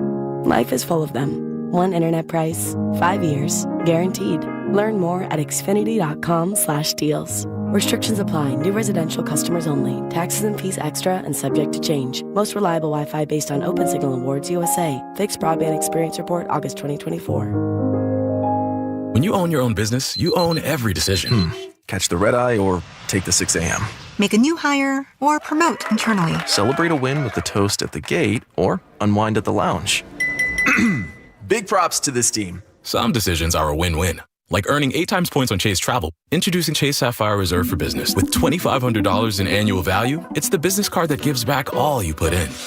Visit chase.com/reserve business to learn more. Cards issued by JPMorgan Chase Bank, any member of FDIC, subject to credit approval. Terms apply. Hey, it's your boy Guru. Every time we put a rat on the table during our show, it's brought to you by Atco Pest Control. Atco Pest Control is a family-owned local business proud to provide pest control in the Bay Area for over 35 years. Atco uses natural methods to give you a peace of mind and keep your family out of harm's way. Quality pest control doesn't have to empty your savings either. Don't wait. Go to atcopestcontrol.com for all your pest control needs. They got you covered. Now at Whole Foods Market, save 20% on beef chuck roast and stew meat with Prime through September 30th. As always, there are no antibiotics ever. Simmer in your slow cooker for a melt-in-your-mouth protein. While supplies last, shop in-store or online. Terms apply. Hi, this is Brian Bakhtiari, Executive Manager of Stevens Creek Subaru. The fall season is upon us. That means football, baseball playoffs, and kids back in school. At Stevens Creek Subaru, this is one of our favorite times of the year. Fall is also when we get our first rains of the year. And that means dangerous road conditions. That is, unless you drive a Subaru with symmetrical all-wheel drive. Subarus are built for any road condition or terrain, whether it's a drive to the coast or up to the snow. The safest pick is a Subaru. This month, lease a new 25 Crosstrek for just $239 per month. Just $239 a month for a new Crosstrek from Stevens Creek Subaru in San Jose. 36-month lease, no security deposit needed. $24.95 due at signing, plus tax, license, and registration fees. Includes $85 dealer documentation fee and first month's payment. Acquisition fee $650. 15 cents per mile over 10,000 miles per year with Tier 1 approved credit. $300 disposition fee. One at this payment. VIN number JF2GU ABC 8SH271247. Stock number 1250885. Offer expires end of month. See Stevens Creek Subaru for details. On Stevens Creek Boulevard or online at StevensCreekSubaru.com. Buckle up and drive safely. Hey, it's Evan Giddings, and I want you to join me and Mark Grandy at Friedman's Appliance in Pleasant Hill on Saturday, September 27th from 12 to 3 p.m. for their fall clearance sales event and take advantage of one-of-a-kind opportunities. Now is the best time to save on new appliances for your home. Oh, could this vintage store be any cuter? Right? And the best part? They accept Discover. Accept Discover? In a little place like this? I don't think so, Jennifer. Oh, yeah, huh? Discover's accepted where I like to shop. Come on, baby, get with the times. Right, so we shouldn't get the parachute pants? These are making a comeback. I think. Discover is accepted at 99% of places that take credit cards nationwide. Based on the February 2025 Nielsen report. It's Pro Savings Days at Lowe's. Get up to 35% off select major appliances and save an additional $1,000 when you buy 4 select LG major appliances. Plus, get a free DeWalt 20-volt max 5 amp-hour battery when you buy a select DeWalt 20-volt max tool. Get the job done for less at Lowe's. We help. You save. Valid through 9/26. Selection varies by location while supplies last. See associate or Lowe's.com for more details and qualifying items. Huge savings on Dell AI PCs with Intel Core Ultra processors are here, and they're newly designed to help you do more faster. They can generate code, edit images, multitask without lag, draft emails, summarize documents, create live translations, and even extend your battery life. That's the power of Dell AI with Intel inside. Upgrade today by visiting Dell.com/deals. That's Dell.com/deals.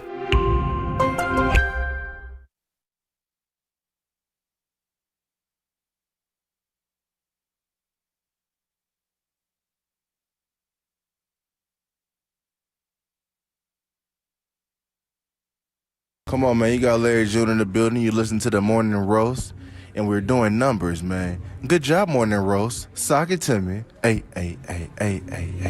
Yee! We're rolling, baby. Feeling great. You know why? Because the 49ers are 3-0. That's why. First in the NFC West. That's right. The red and gold. Getting it done. No Brock Purdy.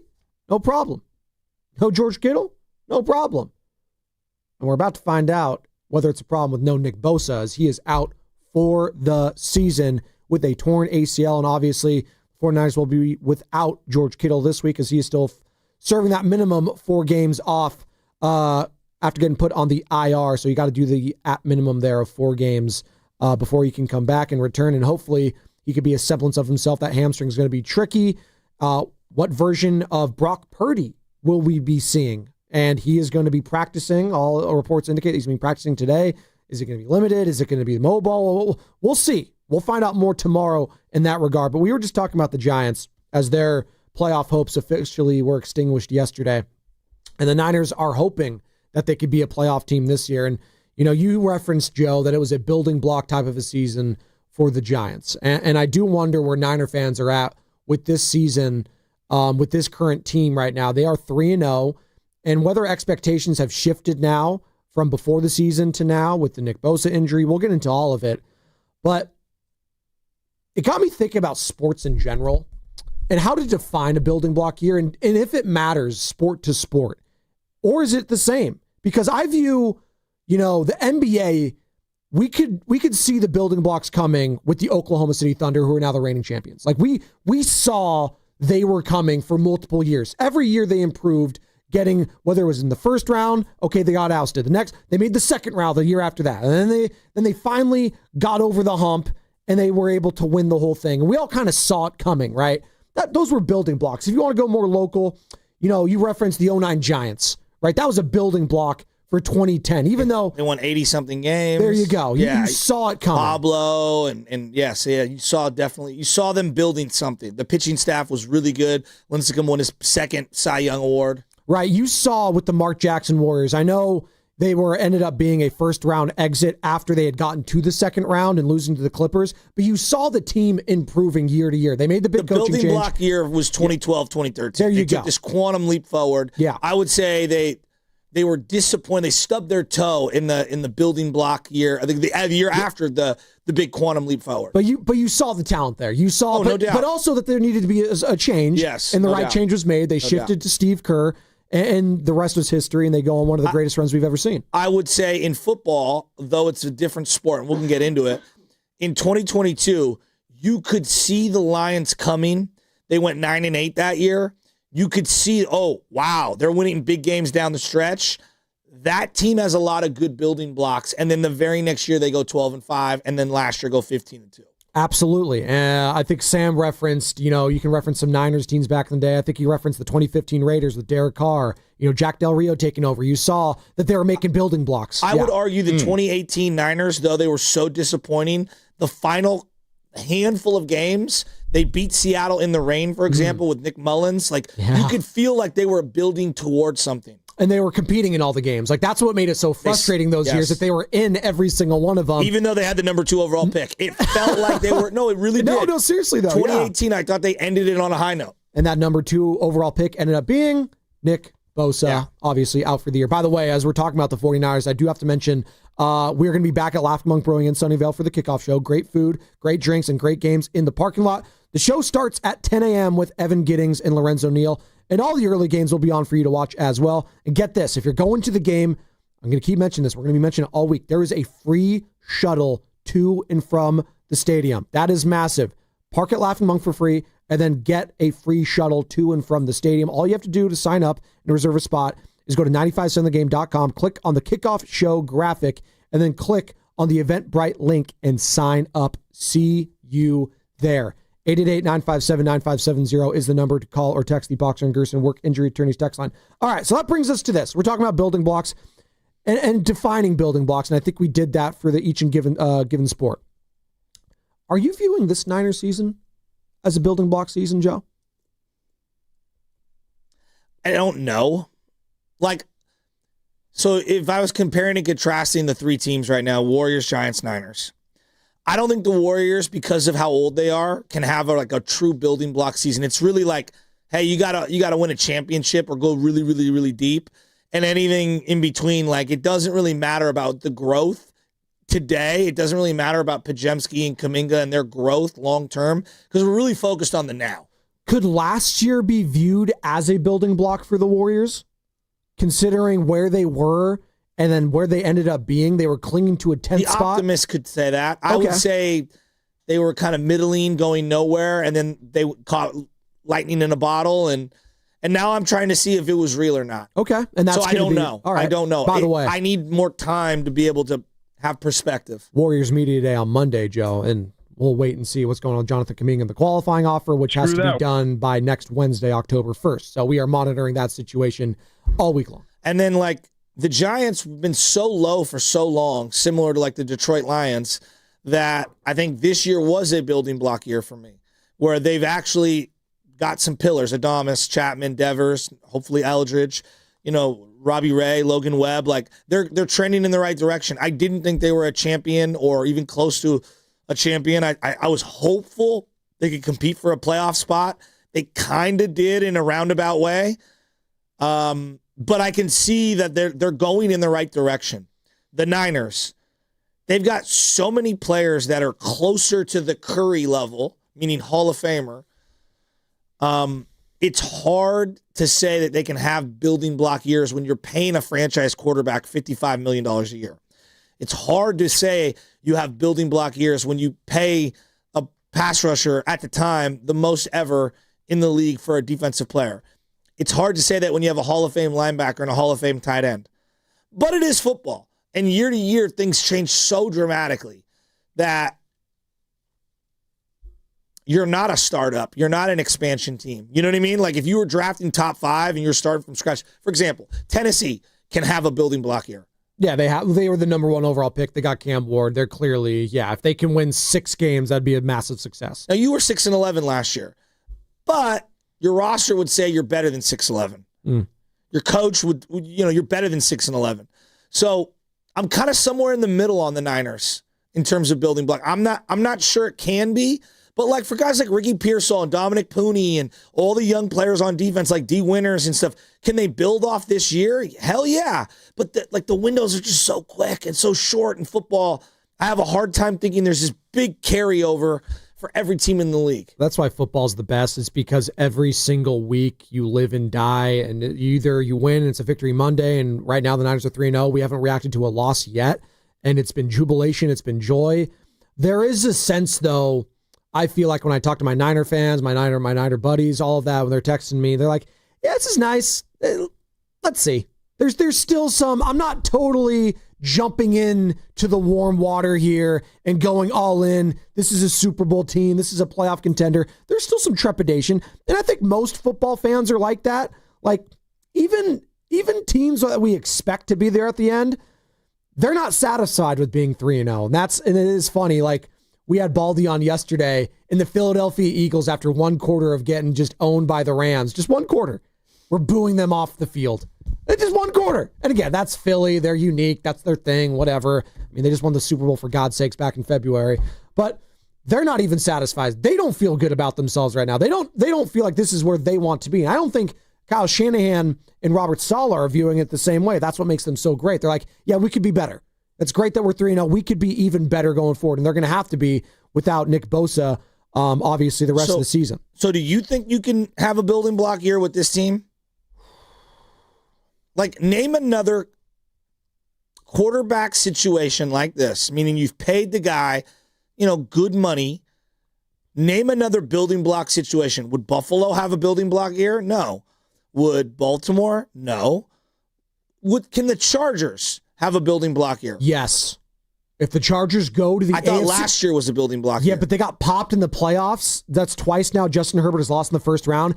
If they surpass the first round, I do think that's a building block type of a year. All right. So what about the Rams? The Rams, no. They need to at least get to the conference title or the Super Bowl for it to be deemed a somewhat of a success.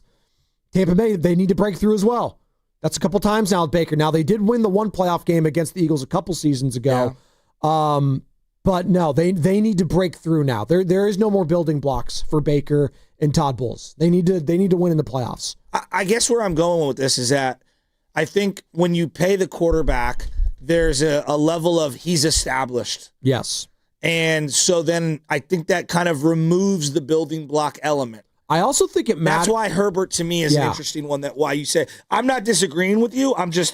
I find that the Herbert one fascinating. I have as many questions on Herbert as everyone. But I also think he's really talented. It's not just Herbert, and I'm glad you brought this up because I do think the head coach matters a lot in these conversations. The fact that it is Jim Harbaugh, you referenced Colin Cowherd the other week. He said Jim Harbaugh is the greatest coach of all time. That's what Cowherd said. That's what, okay, great. You can't be one and done and get popped against the Texans. Your quarterback looked like dog poop in your first year at the Chargers.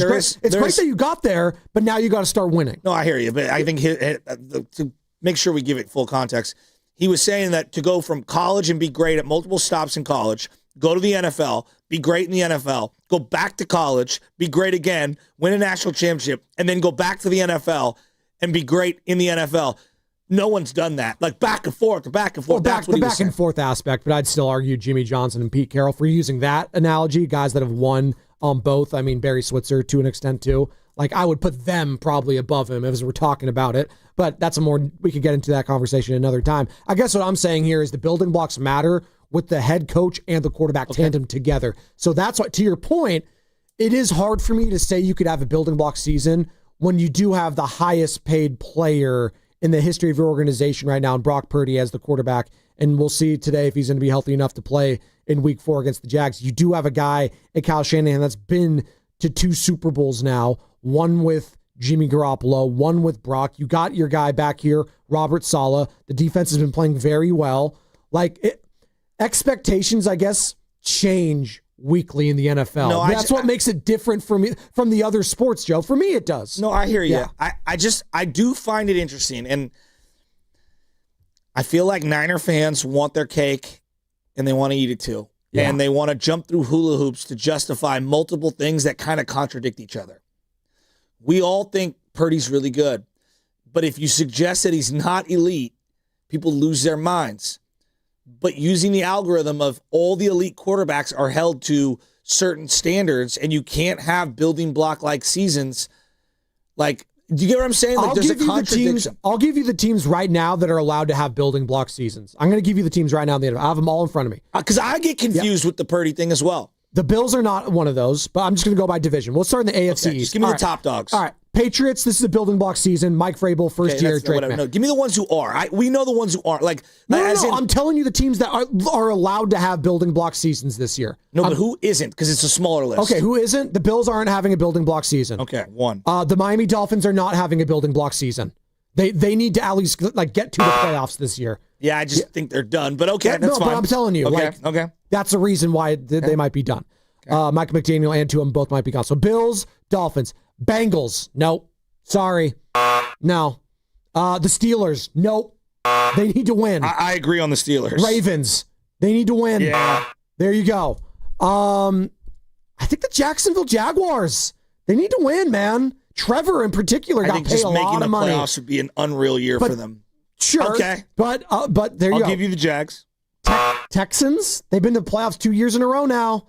They're not looking too good, but they can't have a building block type of season. The last 2 years were building blocks, right? Okay.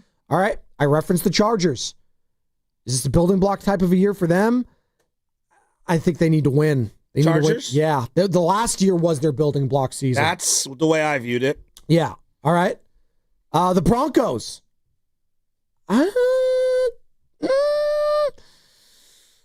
I think everyone crowned them. I wasn't part of it. They're 1-2 right now. I'm going to say this is not a building block year for them. They need to win. They got to the playoffs last year. Kansas City Chiefs, they're the Chiefs. They are expected. They don't do building blocks. They don't do building blocks anymore. They're all in every year. There you go. The Philadelphia Eagles, no more building blocks. No more. No. Yeah, I agree. The Washington Commanders. This is an interesting one. I think they can't have a building block year. They were in the conference title game last year. Yeah, that was by circumstance. Not saying that they didn't earn it. You're the Commanders. Again, going through the Detroit Lion algorithm, having back-to-back great years would be a huge step for the franchise. Now, this is an interesting one right here. We're talking about teams that are having building block type of years or would be allowed to have a building block type of year right now. And are the 49ers, 888-957-9570. Are you allowing them to just have a good year, and that's it? Exactly. And that's it, and just and be optimistic. Dallas Cowboys. What do you... Now, I know. It's an interesting one in how we view it. I just think they suck. Okay, but if they make the playoffs this year, Joe, would you say it's a successful season? Oh, hell yeah.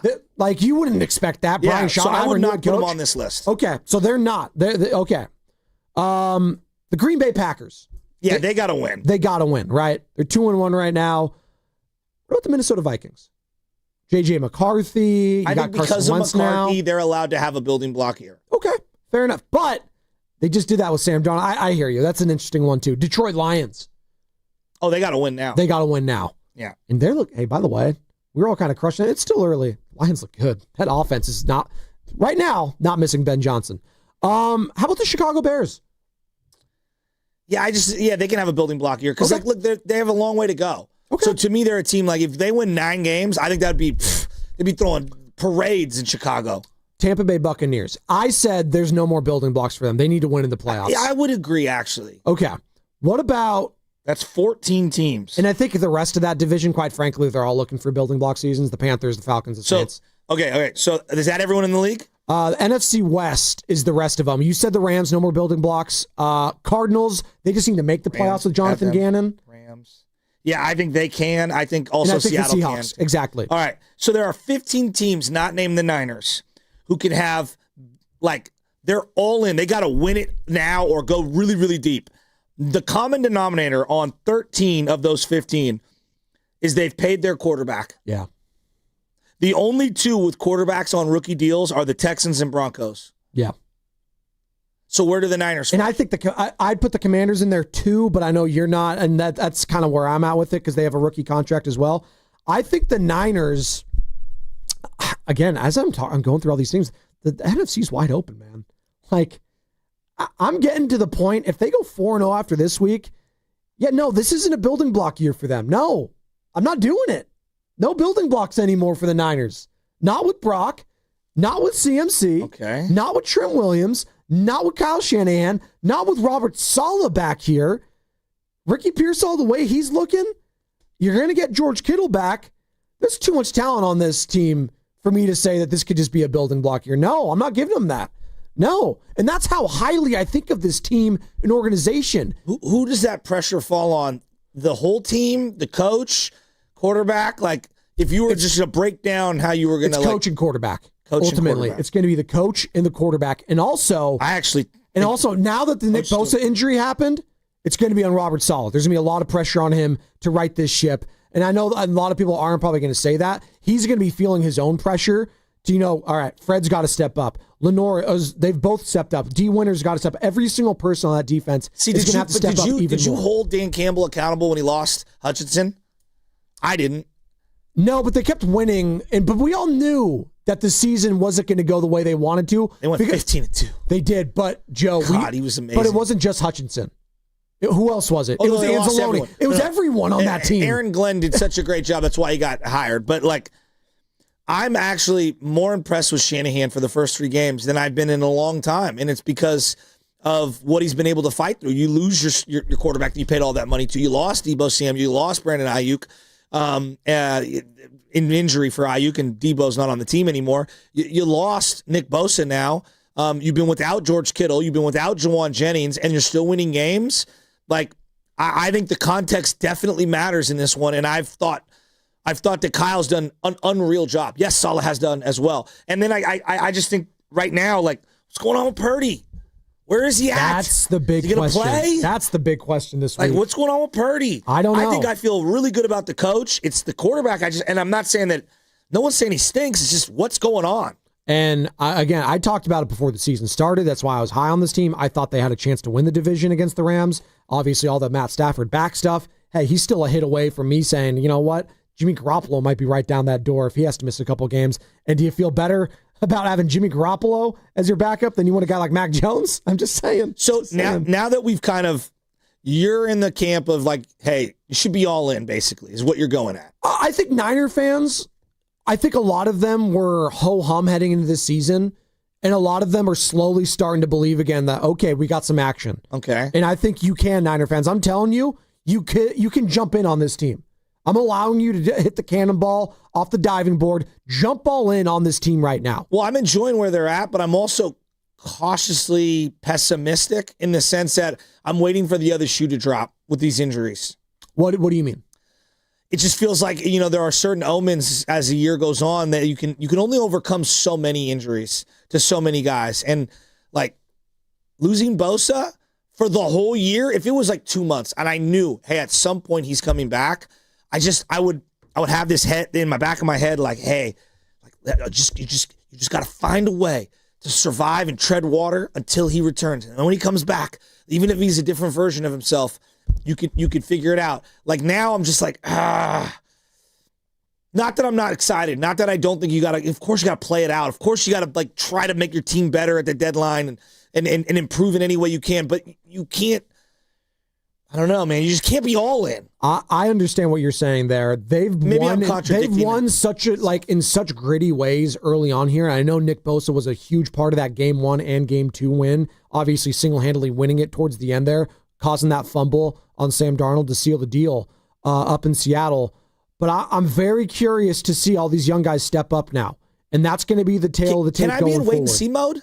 Yeah, sure, you can, but I'm telling Niners fans, they're absolutely allowed to jump back in on this team. Like, there is a part of me that wants to be cynical and said, hey, and I know you and Bonte, he joined us yesterday every single Tuesday. Like, this is why we don't do the schedule game. This is why we don't do that. Well, it's also kind of why we do the schedule game, because a lot of people that did the schedule game before the season had the Niners in this scenario.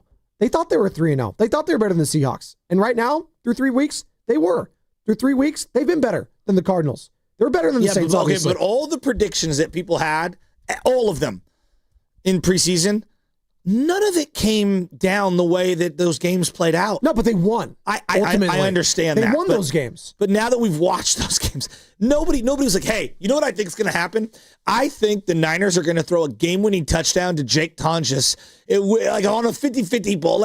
No, but we talked about it, Joe, and why did I take the Niners even with the backup? Because of Kyle Shanahan. And I knew he was better. He's a better head coach than all three of those other guys. McDonald, who's my interim coach, Kellen Moore, and then obviously last week against Jonathan Gannon. And then this week against another first-time head coach, as we did that exercise the other day, Liam Cohen. And we know Kyle Shanahan's record against first-time head coaches in their first year. It is very, very good. It's already 1-0 this season with a chance to go 2-0 this Sunday at Levi's. I'm in such wait-and-see mode because I'm guarded and I don't want to get emotionally down anymore. And I'm still gutted for Bosa, and it's just like, I'll talk myself into Sunday. Well, I'm just talking big picture. I feel like I've put an artificial ceiling on the season. It's funny that we're talking big picture a little bit right now. It's a week-to-week league, and we're going to continue to focus on it.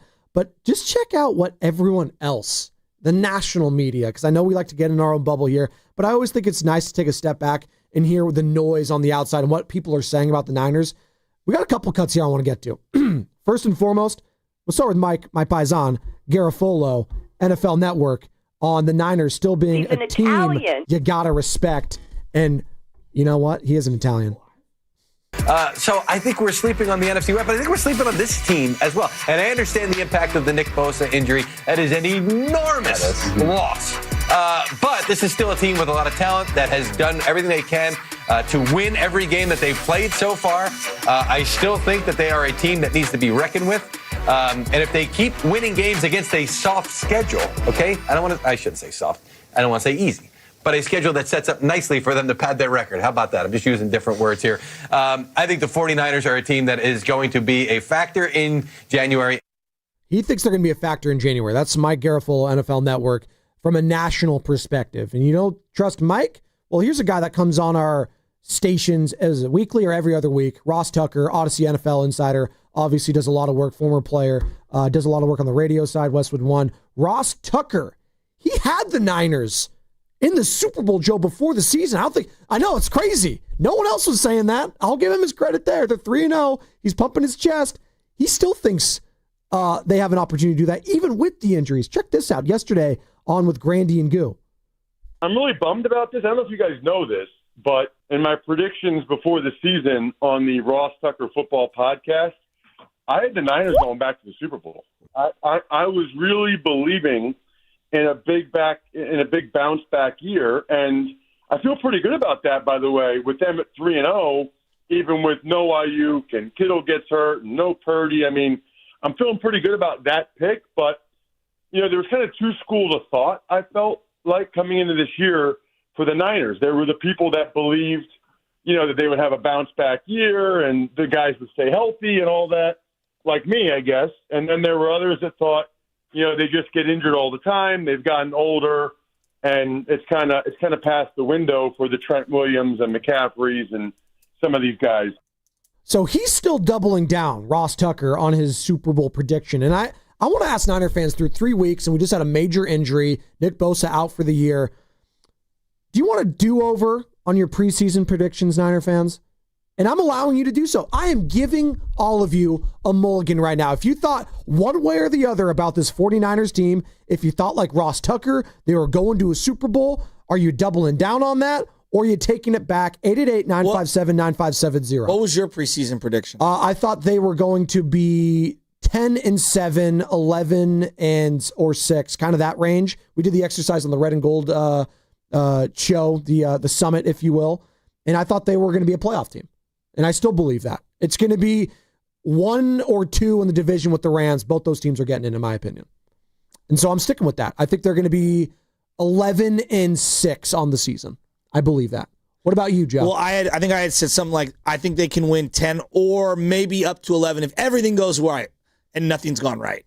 And they're still winning. I mean, it feels like. In terms of health. But they're still winning. I still have them in like a 8-9 win zone. Okay. Either 8-9, 9-8. Do you want to adjust that? I'm giving you a mulligan. I think right now, I want to see how they play these next 3 weeks. So they've got the Jags, the Rams, go 1-1. Then you get the Bucks. If you go 0-3, like all that stuff that started, like now you're in a tough spot. If you go 2-1 against Bucks, Rams, Jags, I feel really good about getting those 10 wins. I think it matters starting this week against the Jaguars. This is a huge litmus test for them. It really is, because no one knows early on like who you are as a team. You start get to know after 4 weeks. You kind of start quarter of the season. I know it's not officially, it's 17 well, now. And all the like, I call it the preseason rust. Right. That's gone. We're almost to October. We're going to start getting to the heart of the season. You kind of know who you are a little bit after 4 games. Not to say that you can't have a comeback, and you can. Usually the better coach teams do. They get healthier. You saw the Rams last year. They were clinging to hopes, and they rattled off a bunch in a row, and they ended up going to the playoffs and almost upsetting the Eagles in Philadelphia. But I'm giving Niner fans a mulligan right now. I'm allowing you to have a mulligan on your preseason predictions. 888-957-9570. There's the regular season, and then there's like beyond. And I keep thinking like, look, who they play in the regular season, like it is advantageous to them. Looking beyond that, their personnel just is not as good, even with a healthy Bosa, as Detroit right now. Their personnel is not as good, even with a healthy Bosa today, as Philadelphia. I don't know about Green Bay. I'm kind of up in the air on Green Bay. I need to see more from them. Minnesota, I love their personnel. Their quarterback was the huge question mark for me, right? And so Tampa, I'm kind of up in the air on Tampa. I'm still making evaluations on them. Mike Evans hamstring. Yeah, and so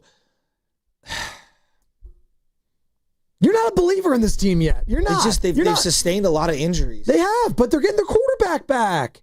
Like, let me put it to you this way, Joe. Look like? Well, let me put it to you this way. If all those other teams you referenced, they've gotten good quarterback play. But would you agree? Yeah, they have. Listen, I've loved Mac up, the Mac Jones, aura these last 2 weeks. Like, it's been great. They've gotten, like, game 1, Purdy was excellent. Yes. So, like, what happens when their quarterbacks play a couple stinkers? Because you're just going to. Like, even the great ones have stinkers. Sure, you're going to lose some games. I'm not here to say they're going to go undefeated. They're going to lose some games this season. What if Kittle comes back and he re-aggravates? Like, there's just so won much. Without him the last couple of weeks. You can win again. Yeah, you can win. No, the way that Pearsall has emerged. I think this Bosa loss is huge. We're not talking enough about it. We're just kind of. I just think it's a huge loss.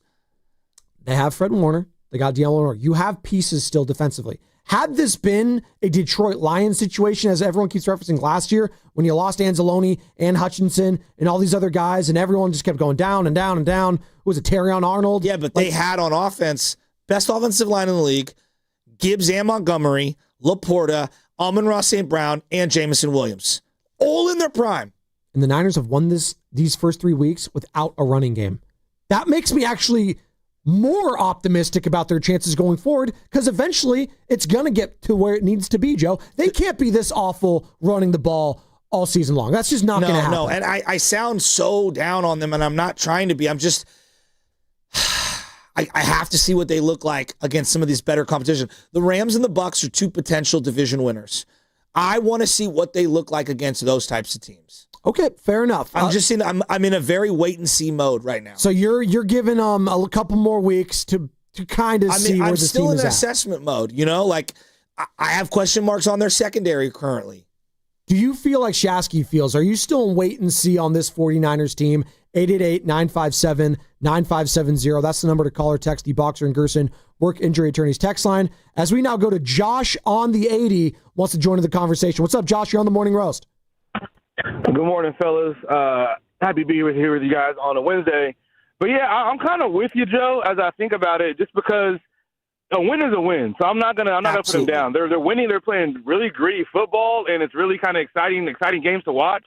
But it's kind of like, to give an example, like the Vikings last year, right? When they have so many one-score victories and you pull them out, it's like, is this team really real? If you look at all the other 3-0 teams this year, they've all had some dominant victories. The Niners haven't had that dominant victory yet, and they also don't have a schedule that's going to show you how they compete with the upper echelon of teams. So I think all season it's going to kind of be like, are they really one of those teams until they start dominating these lower opponents, right? The Seahawks played the Saints and they blew them out. When we played them, it was kind of like down to the fourth quarter, right? But we don't have we get all of our pieces, then we're really going to know. So it's going to be kind of this wait and see type of idea all the way until the middle of the season, until George is back, Ayuk is back. The defense is playing really well. We kind of have everybody back in rotation. That's when we're going to know where we are. But it's kind of funny because even at that time, we play the Bears, the Texans, right? Don't really have anybody that's going to be upper echelon to really see to say where. Thanks, Josh. You're cutting out there. But this is going to be a huge game this Sunday against the Jags because the Jags are also, I'm sure their fan base, again, talking about fan bases I've never met in my entire life, a Jaguars fan. The only reason I've met a couple of Jags fans is because it's the home of golf. There's a lot of golfers out that way. Yeah. And so I know a lot of people have relocated to the Jacksonville area and are totally in on golf. Well, excuse me. I remember Mia O'Brien, ESPN Radio, who covers the Jacksonville Jaguars down in Jacksonville, Florida. She said Mac Jones grew up a Jags fan. So there's one. Mac Jones is a big Jags fan. Remember he had a Blake Bortles jersey. Yes, to your point, Joe, too. Thank you. I think Brooks Koepka is as well. Brooksy? He's a Florida Panthers fan. I know he gets after it. Did you see the photo last night? Oh, which one? All the Ryder Cup guys with their wives. Oh, everyone's. There's one with John Rahm and his wife that's making the rounds, and people are. Yeah, I need to check this out. There's a lot out. of talk. My wife, Ian San Jose, wants to join in the conversation. What's up here on the Morning Roast? Good morning, boys. I wanted to talk to you about how Shanahan and Saleh, and pretty soon Mike McDaniel as a senior consultant and then offensive coordinator next year, they triaged not having Ayuk, not having Kittle, not having Brock, now not having Bosa, and they're still 3-0 with no running game. Like, this is exactly what good teams do with next man up. They bring up guys like Tonjes. I'm not even sure if anybody is saying his name right. I don't even know if he knows how to say his name right. No, you're right, Tonjes. But, you're good.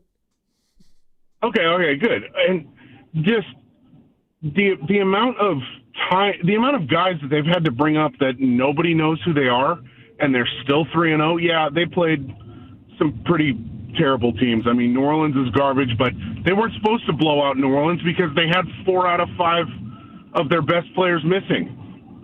Mac Jones just did what he needed to do. Last week he beat Arizona on a bum wheel for, I don't know, a quarter and a half whenever he blew out when he hurt his knee and had to put a knee brace on halfway through. Like, that is something that the Niners haven't done in a long time. Once the top tier guys dropped off, the Niners were cooked. Now they're not. This is exactly what we wanted as Niner fans. So let's enjoy the 3-0. Let's see them go, I don't know, 12-5. You guys said 10, 11 wins. I'm thinking 12, 13 maybe, because how bad their schedule is, how soft. I just looked at it this morning with my son, and even I was laughing at it. Like, good Lord. They're playing college teams at this point. So, thank you, boys. Appreciate it. Thanks, Ian San Jose. I wouldn't go as far to say the Jaguars, the Bucks, Falcons, Texans are college teams. They would clap anyone in college football right now. That is a cliche that needs to die. Oh, the best college football team would beat the worst NFL team. No. The NFL teams are all full of grown men. You know the college all-stars used to face the Super Bowl champion. And what happened? It just happened all the time. Oh, wait, the Super Bowl champions? Huh? When? The NFL champion. Oh, like the 60s and 50s? Yeah. And I'm sure the 60s and 50s. Like, that's like forever ago. No, like the 40s and the 30s, too. Well, yeah, I'm saying that was like 80 years ago. Sorry, you're going to go back to wax politically about the 30s and 40s? Yes? I mean, if you want to talk about the 1946 49ers and the AAFC and how they shared the division crown with the Browns in the late 40s, we can talk about that. Let's go to the Axis and the Allies and all of that. Yeah. Thank you. Thank you.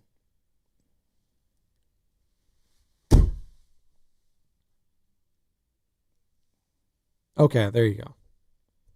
That makes more sense. But I'm glad you specified the seniors, because I was picturing a bunch of like freshmen all-stars or all-Americans just running up.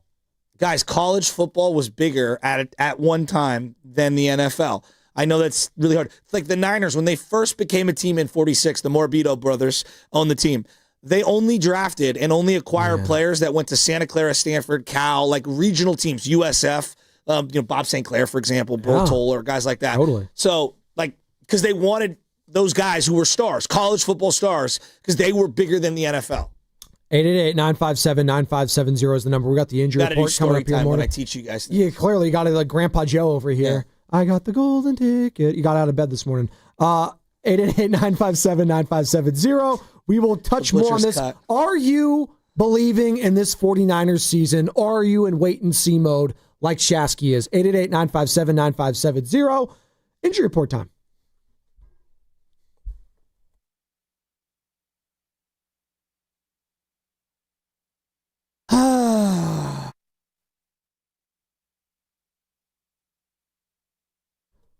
Nick Bosa, not the only injured defensive lineman. Rookie defensive tackle C.J. West is going to have surgery on his broken thumb. The good news there, at least, is West is not expected to miss much time. Kyle Shanahan said that West will play with the cast on his hand. If he is not able to go this week, he should be able to go next week. The injury report was brought to you by Boxer & Gerson, Northern California's premier workers' compensation law firm, helping injured workers get their lives back for over 40 years. And what's coming up in the game is brought to you by Fremont Bank, here for you, here for good. More of your calls, more of your texts. Dave Fleming also joining us at 8:30, our Giants broadcaster, as the Giants' playoff hopes officially ended last night. We'll get back to that. Plus, old pal and former KTVU sports director Mark Ibanz joining us in the 9 o'clock hour. And I'm sure Mark has a lot of time on his hands and a lot of thoughts on the current state of Bay Area sports. We'll get into all of it. We're halfway home here on a hump day. Spadoni, it's Shasky. It's the Morning Roast. I've used drugs from the age of 15 till 29. I had no friends. I had no family. I wanted to quit because I didn't want to die. Since I've been in recovery, I could write a novel of the good things that happened to me. I finished college. I've held great jobs. It's never too late to recover from addiction. I am living proof that recovery is possible. Get treatment. It works. To learn more, visit livingproofsf.org.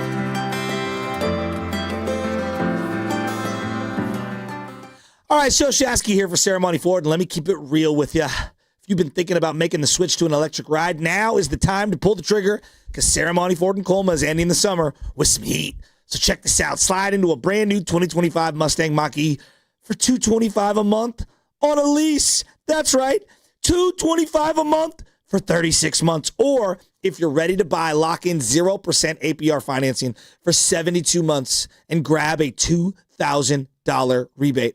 Who else is giving you that?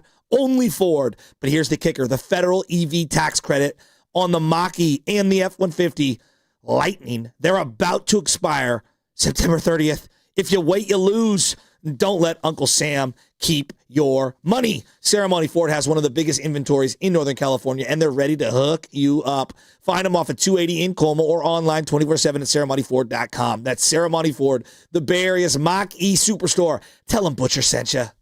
Hi, I'm John Ray, your friend and jeweler at Shane Company. Getting engaged? So friends in the Bay, listen up. Shane Company engagement rings are protected with our all-inclusive free lifetime warranty. We stand behind the same quality we've offered since 1929. Our rings are crafted to last. It's why our warranty is the only one that protects your center stone. We also cover repairs, resizings, cleanings, and so much more. That's money you keep for you and your family. Because a friend always has your back. Shane Company, your friend and jeweler. You hear that? That's the sound of your business losing money. Legacy phone systems weren't built for today's teams. Quo, formerly OpenPhone, gives your business a smarter way to stay connected. Quo lets you manage calls, texts, voicemail, and contacts all in one place so that you can deliver a seamless customer experience from ring to... Need to take calls on the go? Quo automatically transcribes, summarizes, and highlights next steps from every call, so you never miss a detail. Need insight into what closes a sale? With Quo's AI call tags, you can instantly spot key topics like objections or pricing questions, and use those insights to level up every customer interaction. And yes, you can bring your existing number with you for free. Keep your team in sync and your customers happy with Quo. Quo. No missed calls, no missed customers. Try Quo for free at quo.com/sports and get 20% off your first 6 months. That's quo.com/sports. QUO.com/sports. 1-877 Cars for Kids. KARS Cars for Kids. 1-877 Cars for Kids. Donate your car today. 1-877 Cars for Kids. Donate your car today. Ready to get rid of that old car? Donate it to Cars for Kids. Call 1-877-CARS-FOR-KIDS to reach a friendly live agent. Donation's super easy, and your car can be picked up as soon as tomorrow. Call us now, 1-877-CARS-FOR-KIDS. That's Cars with a K to donate your car today. 1-877 Cars for Kids. KARS Cars for Kids. 1-877 Cars for Kids. Donate your car today. Did you know you can donate real estate too? Go to carsforkids.org. That's carsforkids.org. With great deals coming this Prime Big Deal Days, October 7th and 8th, greatness is a deal away. So if you love baking, you can get a deal on a new mixer, transforming you into the Lord of the Loaves. Hear ye, hear ye! Make way for the Baron of Brioche, the Sultan of Sourdough, the Lord of the Loaves, Prime Member Dave! Yeah, hi? Get up to 40% off with Prime Big Deal Days, October 7th and 8th. This is the story of the one. As a maintenance supervisor at a manufacturing facility, he knows keeping the line up and running is a top priority. That's why he chooses Grainger. Because when a drive belt gets damaged, Grainger makes it easy to find the exact specs for the replacement product he needs. And next day delivery helps ensure he'll have everything in place and running like clockwork. Call 1-800-GRAINGER, click Grainger.com, or just stop by. Grainger, for the ones who get it done. Morning, Zoe. Got donuts. Jeff Bridges, why are you still living above our garage? Well, I dig the mattress, and I want to be in a T-Mobile commercial like you. Teach me, Saldana.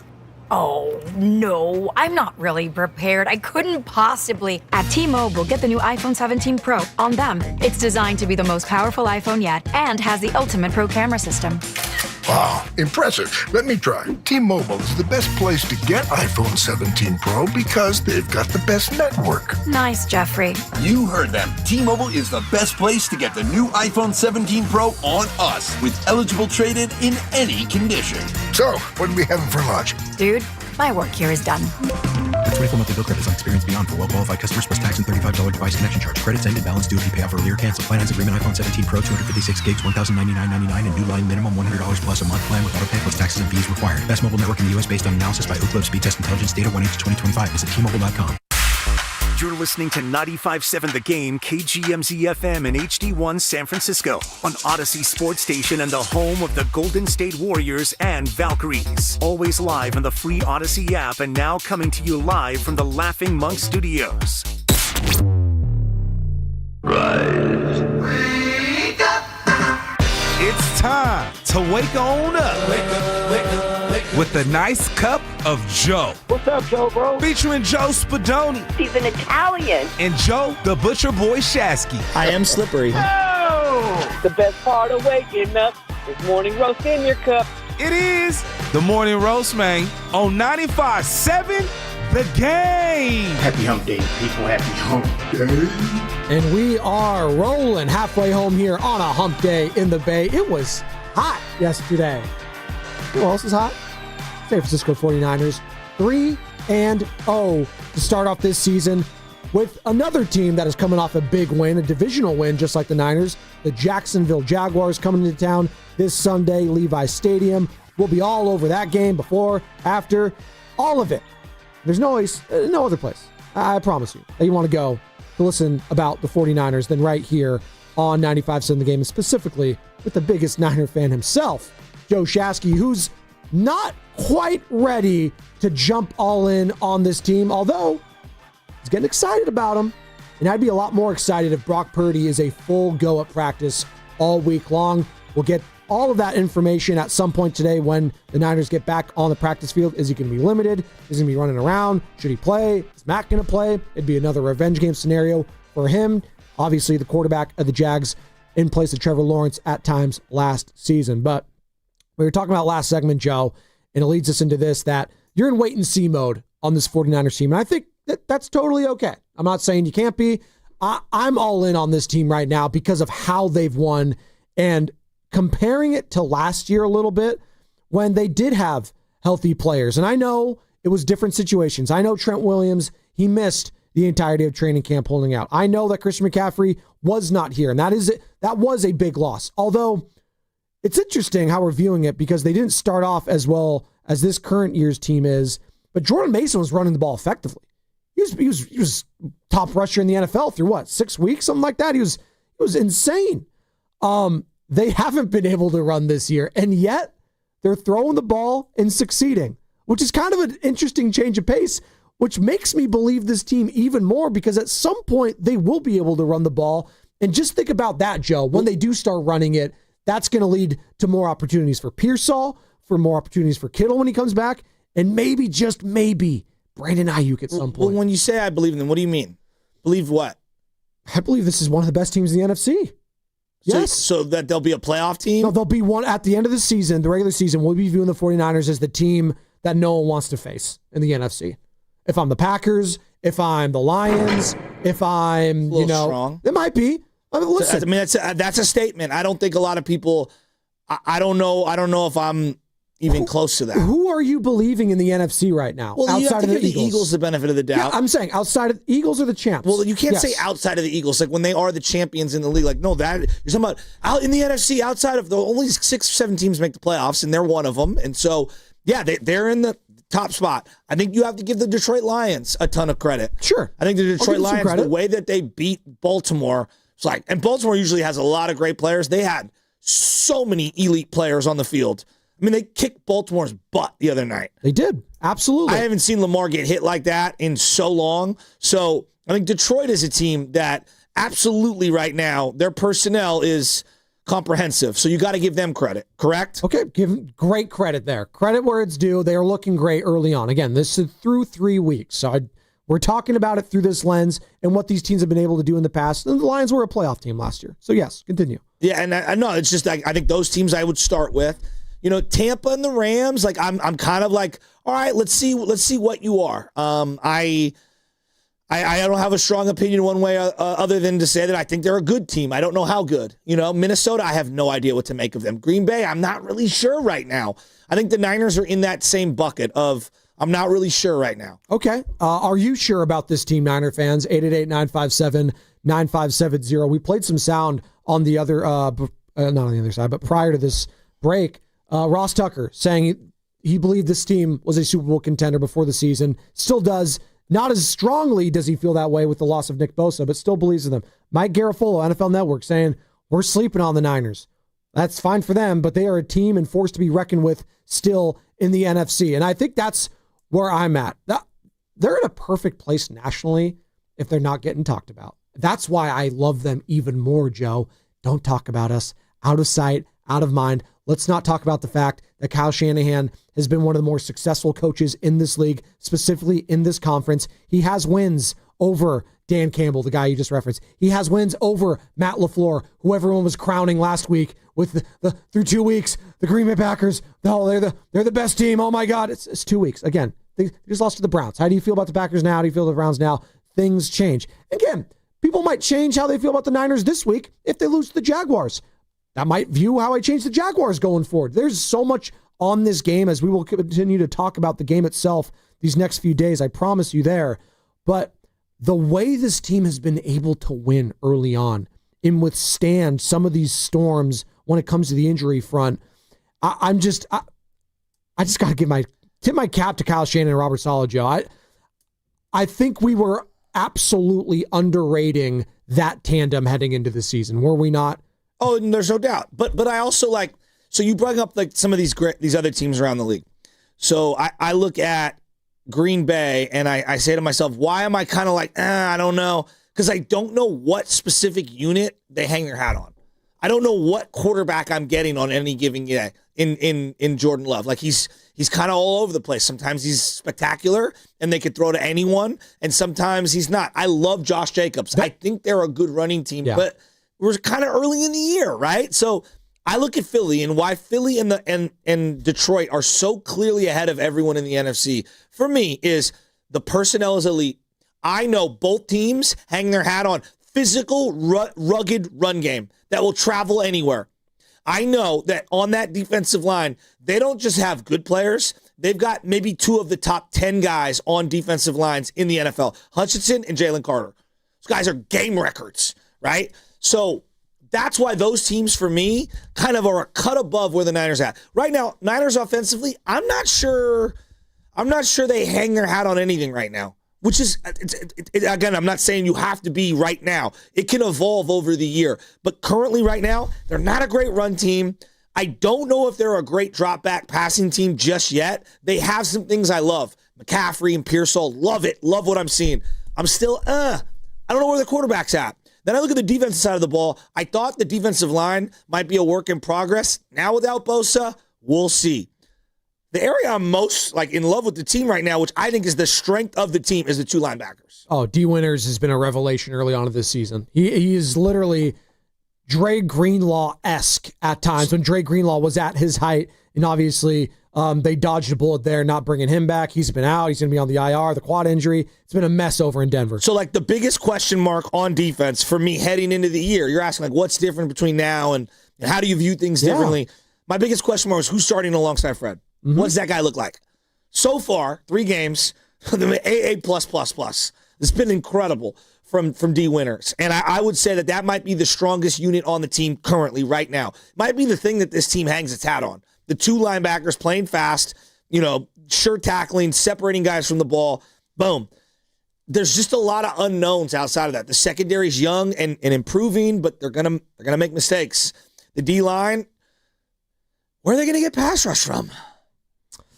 Going to be the question. You can only scheme up so much. Can they play themselves into a scenario where they do make a big trade for one of these big names, a Trey Hendrickson, Cam Jordan, Kayvon Thibodeau? Can they play themselves into a scenario where they force John Lynch's hand, the general manager of the San Francisco 49ers, and force him to make a big deal? They will have the opportunity to do so. You know what wins in December and in January. No matter what division, what conference you're in. Oh, yeah. If you own the line of scrimmage, you pretty much have a great chance of winning every single game. Why have the Rams been taken so seriously, even post Aaron Donald? Well, because they've got a bunch of dudes that they drafted that are absolute maulers on defense on that line. Jared Verse, Braden Fisk, they absolutely hit it out of the park in that draft class last year. Right? Yeah. So, the Niners right now, that offensive line is, I think, better than we give it credit for, but I'm still, up in the air on it. And the defensive line, there's just...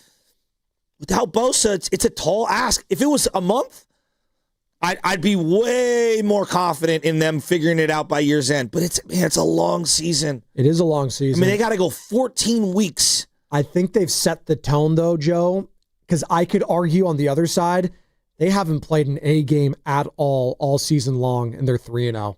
This isn't even the best version of the Niners we have seen. It's not even close to the best version of the San Francisco 49ers. I believe that. Now, what will they look like at their best version? That remains to be seen. And will they even get to that point? You need healthy bodies to do that, obviously. Yeah. And whatever best version that they would have been, obviously it would have had Nick Bosa included in it, and he's not going to be there this season. So that obviously, losing a player of that caliber, I'm not going to sit here and lie to your face like that and say this Niners team is automatically going to be better than that. No, you can't. Not when you lose a player of that. Like, are the Eagles going to be better if they lost Jalen Carter? No, that's just stupid. I'm not going to sell you that. We all understand, like, the season's such a grind and it's such a long year. You can't ever operate like this, but, like, you know, you're a Trent Williams or a CMC high ankle sprain away from being in a really, really, really crummy spot. Possibly, but there's no other head coach right now in the NFL that I'd rather have to kind of do this Rubik's Cube puzzle when it comes to the injuries in the roster than Kyle Shanahan, no doubt, and Robert Saleh. Those are the guys I want. Like in 2019, you weathered the storm missing Joe Staley and Kittle for, I think it was 3 or 4 weeks, right? Your team was a lot deeper than what they are this year. Like, we all acknowledge they were top heavy and they were really thin. And there's a lot of, like, you know, you're paying the quarterback $50 million. So when you pay the quarterback $50 million, that's $30-40 million that you can't spread around the rest of the roster. We also know there's guys that are hurt that may or may not be returning, like Brandon Ayuk, who you've invested a lot of money into. So it just made their overall team significantly thinner. So all of these big injuries to big, high-profile players hit you harder than in years past. No, that's absolutely a fact. But I'm looking back at that, you know, that season that I feel like we forget about it because how it ended, and you were there, you and Bonte, but that 10-7 Niners year in 2021, 2022, right? I keep that going team back was to that up one. and down. Up and down, up and down. But what happened, Joe? Once they got into the playoffs? Oh, they went on a run. They went on a run because they just match up well, and they have people and places that know what to do and know what it takes to win close games. And that's why I feel so confident about this team, because all 3 of these games could have flipped the other way. Could have easily lost to the Seahawks. Could have easily lost to the Saints. And I know he in San Jose, or whoever it was, it might have been prior to him saying, oh, well, you know, the Seahawks, they blew out the Saints and you struggled against them. Again, every single week is different. Who had the Cleveland Browns being the Green Bay Packers? No one did. No, like it's everything's going to change. There's going to be an upset this week that no one had on their bingo card. That's why survivor pool is a thing, because you never know. How many people lost their survival pool picks last week because they picked the Packers? A lot of them. Hell, those Bills fans are sweating. The Dolphins had an absolute chance to steal that game in Buffalo. Hell, if Tua just doesn't throw it right at the other player, they probably win that game.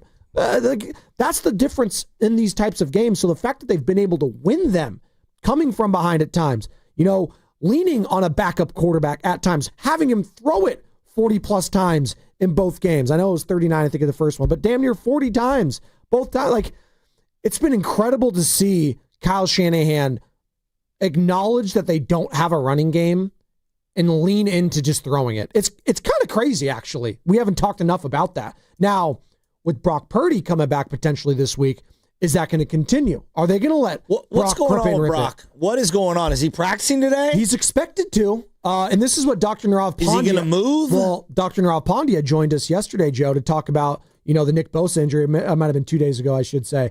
Doc Pandya, no, it was yesterday. My days are all mixed up. I apologize. Shout out 6 a.m. shifts. Doc Pandya on if Brock should play this week.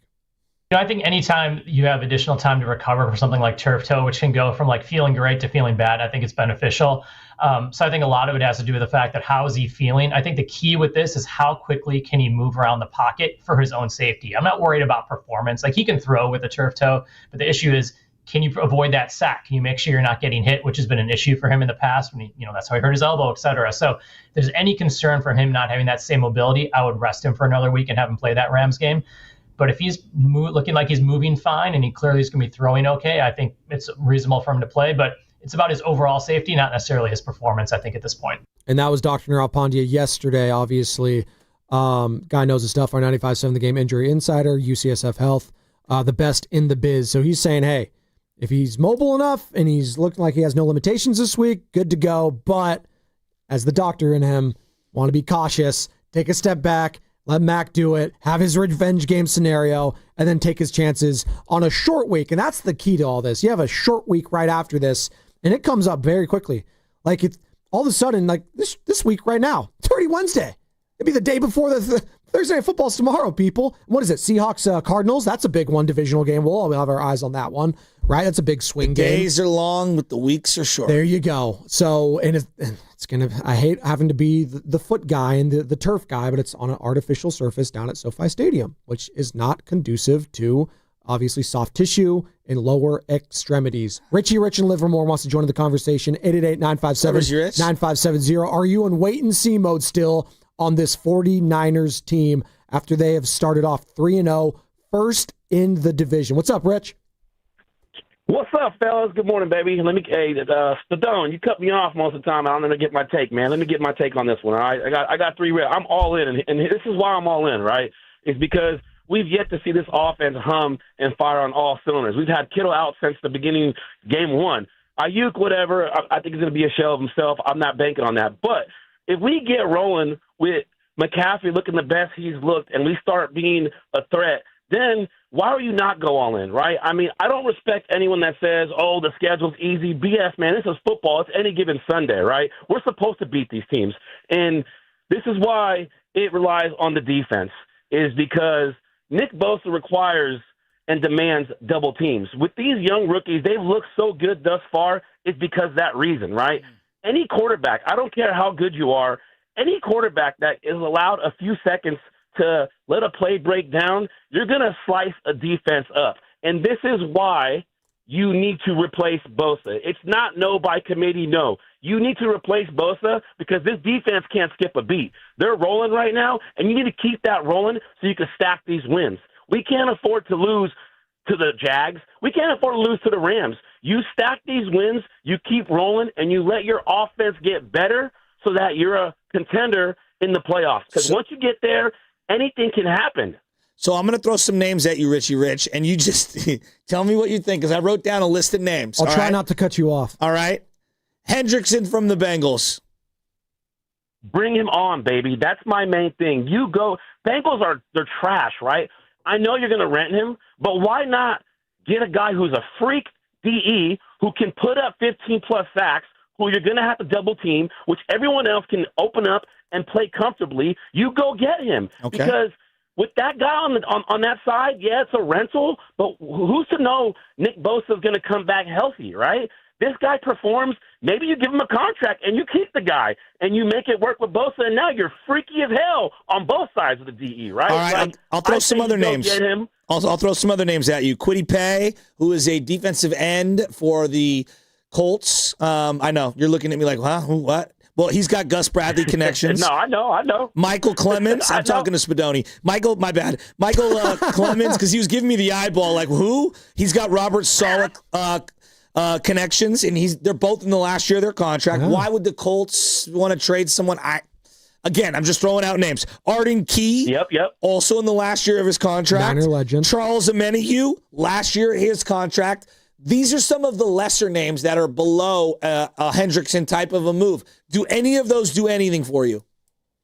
Absolutely. Omenihu is one of the big ones, I think. You go get him. As far as the Colts, they're humming, dude. I don't think they're going to make a deal. I think they're going to stay where they're at, right? I know. Or a Cam Jordan, right? Even a Cam Jordan. You do away, and I'm pretty confident because, Shanahan and Lynch has showed us they can make things happen exactly with the CMC trade, right? Like, so I think the phone should be ringing right now. I don't think we can wait and do it by committee because we cannot afford to lose any of these games that we should win. Yeah. So you go make the calls, you do what you got to do, you saddle up, you pray this offense gets rolling, the rushing game gets going, and we get a healthy O, and we get to business, boys. You know what I mean? But I'm all in, man. Tomorrow's not promised. Next week ain't promised. Hell, CMC ain't promised to have another year next year. You're all in, man. You do what you got to do, and you get these wins, baby. I think a lot of people agree with you. Thanks, Rich. The Hendrickson thing's interesting. He's in the final year of a deal, Trey Hendrickson from Cincinnati, and he's 30 years old. So, look, you'd be giving a third contract to a defensive player. That hasn't really worked out well, just in league history. Third contracts to defensive players typically don't age well. If I make any deal with them, I would want on the front end to know that I could work out a multi-year extension with him because I'm not surrendering a pick, even if it's a middle pick, to go get somebody who isn't going to sign with me, even if I get a comp pick in return. Like, that's just how I would operate. I want the player, but I would rather have a multi-year deal kind of worked out with him before I flip that deal, before I surrender any draft capital. It's easier said than done. Well, it depends on, the draft capital in question. What was it for Chase Young? Was it a compensatory third-round pick that they did? Yes. And obviously Trey Hendrickson at this point, then compared to Trey Young then, it's not even close. The player that Trey Hendrickson's been, he's been one of the best in the business for years on end now. Still underrated as far as I'm concerned. The Bengals just in general don't do a lot of deals. No, they don't. Trade deals. Well, not trade deals. They don't even, the whole reason we're talking about this is because they don't really do deals in general, but they did overspend.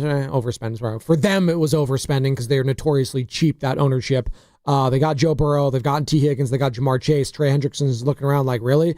I've been your only good defensive player, and you're not going to pay me? So I'm sure he would love the opportunity to come here in San Francisco or anywhere else to compete for legitimate playoff opportunities. But it's about what you give up for him. Yeah, so, and there's going to be a bidding war for a guy like that. There absolutely is. And maybe the Eagles, again, a team like that, are saying, yeah, you know what, we think we can go back-to-back. Let's shore up this line even more. We'll give you a second rounder. Well, the guy that no one wants to, hear about, but I think he's a great fit for us. I like Matthew Judon. He's on a dirt cheap deal with the Dolphins. I think you can have him for relatively inexpensive. And to me, he's just a much better player than statistics might indicate. I just think he's really good against the run. He's a really good pass rusher. I think he's still got a lot left. He's clearly a little off. Like he's had some contract issues in the past. He's a little older, and you are getting an older player, but he's really smart, and I think he fits, and I would like to get him. He's the kind of guy I would be going after. So we're on top of still trying to go get Hendrickson. So we're talking about it from a 49er perspective on players that they are looking to add during the season. Well, the San Francisco Giants added a massive player this season in Rafi Devers. He's come on strong a little bit late, but the Giants faded ultimately as they lose to the Cardinals yesterday, and Ryan Walker had a tough one. It was just kind of a culmination of the entire season all in one game last night. 9-8 the final as the Giants' hopes are officially kaput for the playoffs. Let's talk about it on the other side with Dave Fleming, our Giants insider, voice of the Giants. It's going to be brought to you by First Norcross Credit Union. For a low-rate auto loan, apply online or just ask for First Norcross financing at the dealer. And as always, coming live from the Laughing Monk Studios, which is righteously brewed in San Francisco. I got to get to a super chat, though, to you, Joe, as you're walking away from me right now. Sit your ass back down. Got a super chat that you got to listen to, all right? Courtesy of YouTube. $2, and this is from Los D. All right. Shasky, I miss the 14,000 hardcore fans from the stick. There you go. I don't, and I'll tell you why. It's because we need the money to be able to afford this roster. There you go. I miss Donate Candlestick. more than $2 for next time. I certainly miss Candlestick, but that 14 might have been generous too. There was more like 4. Dave Fleming on the other side to talk about it all. It's going to be brought to you by Frontier Ford. Hurry to Frontier Ford. Lease the all-electric Mustang Mach-E for $225 a month or buy with 0% APR. 72 months with a $2,000 rebate. Federal EV tax credits on Mach-E and F-150 Lightning expire September 30th. FrontierFord.com. Come into Freedman's Appliance in Pleasant Hill September 26th through the 28th for their fall clearance sales event. Take advantage of factory direct prices, one-of-a-kind opportunities, special pricing on floor models, and convenient financing. Save on new appliances from trusted brands like Miele, Bosch, Electrolux, LG, and Maytag. Visit Freeman's Appliance in Pleasant Hill for their fall clearance sales event September 26th through the 28th for the best time to save on new appliances for your home. Ain't nothing gonna break my stride. Nobody gonna slow me down. Don't let pneumococcal pneumonia break your stride. If you're 50 or older, you're at increased risk. So be proactive with Capvaxive pneumococcal 21-valent conjugate vaccine to help protect against invasive pneumococcal disease and pneumonia caused by certain types of pneumococcal bacteria. Capvaxive helps protect against the strains of bacteria that cause about 30% more IPD cases than any other pneumococcal conjugate vaccine in adults over 50, according to national-level CDC stats. Regional variations may exist.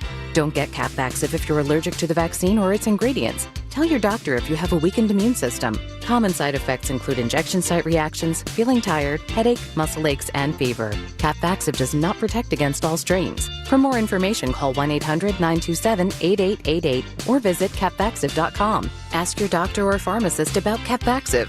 Need help paying for your Merck vaccine? Visit merckhelps.com. Sponsored by Merck. When you own your own business, you need to keep things moving. Need to book a last-minute flight? Earn a $300 travel credit to cover that. Need to take a meeting before takeoff? Do it from the comfort of the Chase Sapphire Lounge by the club. Need to catch your breath before you board? Done. With $2,500 in annual value, the new Chase Sapphire Reserve for Business is the card that gives back all you put in. Visit chase.com/reserve business to learn more. Cards issued by JPMorgan Chase Bank, N.A. member FDIC, subject to credit approval. Terms apply. Change is always happening. It's part of life. And when it comes to music, change is all around us. Songs are rewritten. Classics are remixed. Bands and artists come and go. Even our taste in music changes. Here at Xfinity, we know there's still good in keeping some things the same. That's why we want to do our part with a 5-year price guarantee on our internet. It means no matter what changes, you get 5 years of the most reliable Wi-Fi with our best equipment included for a price that stays exactly the same. Surprised? Life is full of them. One internet price, 5 years, guaranteed. Learn more at xfinity.com/deals. Restrictions apply. New residential customers only. Taxes and fees extra and subject to change. Most reliable Wi-Fi based on Open Signal Awards USA. Fixed Broadband Experience Report, August 2024. You hear that? That's the sound of your business losing money. Legacy phone systems weren't built for today's teams. Quo, formerly OpenPhone, gives your business a smarter way to stay connected. Quo lets you manage calls, texts, voicemail, and contacts all in one place so that you can deliver a seamless customer experience from ring to... Need to take calls on the go? Quo automatically transcribes, summarizes, and highlights next steps from every call so you never miss a detail. Need insight into what closes a sale? With Quo's AI call tags, you can instantly spot key topics like objections or pricing questions and use those insights to level up every customer interaction. And yes, you can bring your existing number with you for free. Keep your team in sync and your customers happy with Quo. Quo. No missed calls, no missed customers. Try Quo for free at quo.com/sports and get 20% off your first 6 months. That's quo.com/sports. QUO.com/sports. Another app for inventory, one for CRM. Oh, don't forget accounting. Wait, which login was that? Or you could use Odoo, one fully integrated system that does it all without the hassle. Ditch the app overload. Get everything your business needs on one platform. Try Odoo free today at odoo.com. That's ODOO.com. Tulsa is my home now. Academy Award nominee Sylvester Stallone stars in the Paramount Plus original series, Tulsa King. This distillery is a very interesting business. And we gotta know the enemy. From Taylor Sheridan, co-creator of Landman. What are you saying? I'm a rat! If you think you're gonna take me on, it's gonna be really difficult. Tulsa King. New season now streaming exclusively on Paramount Plus. Welcome to Dugout Radio, the undisputed home of Boomtown Baseball. The Wi-Fi is booming with Xfinity, baby. Our next caller is Stacy. How do you stay locked in on every pitch and play? We stream it all live on Xfinity Internet with low lag, 99.99% network reliability, and speeds faster than a base runner beating the throw to home plate. I stream on my TV, tablets, even my smart fridge. Smart fridge? With all those games, we gotta refuel. Stream live baseball with Wi-Fi built for the biggest moments. Xfinity. Restrictions apply. Actual speeds vary, not guaranteed.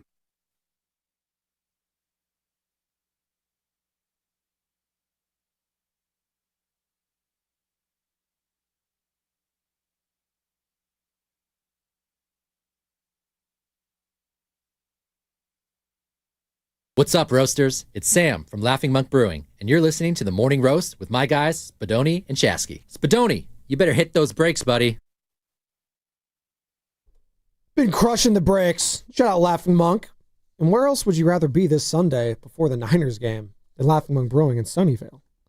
Every single home game, you're going to get great food, great drinks, and great games in the parking lot. And then at 10 o'clock, you got Evan Giddings and Lorenzo Neal, plus all the early games to watch. And also, you could park at Laughing Monk Brewing in Sunnyvale if you're going to be going to the Niners game and get a free shuttle to and from the stadium. That's right. All you need to do is go to 957thegame.com, click on the kickoff graphic, and then click on the Eventbrite link and sign up and reserve a spot on the free shuttle to and from the stadium. See you there. And that leads us to this man, Dave Fleming, who joins us now on the River Islands guest line. As all guests on 95.7 The Game appear on the River Islands guest line, isn't it time for you to discover the islands, River Islands, and Lathrop? Our 95.7 The Game Giants insider and voice for the team. Dave, good morning. Well, there's been a lot to talk about with the Orange and Black all season long, and unfortunately, their playoff hopes came to an end last night, and it was because of a position that ultimately they sold on at the deadline, whether it was Camilo Duvall, Rogers, you had the loss of Randy Rodriguez, and it kind of summed up the season they've been having in a tough loss to the Cardinals.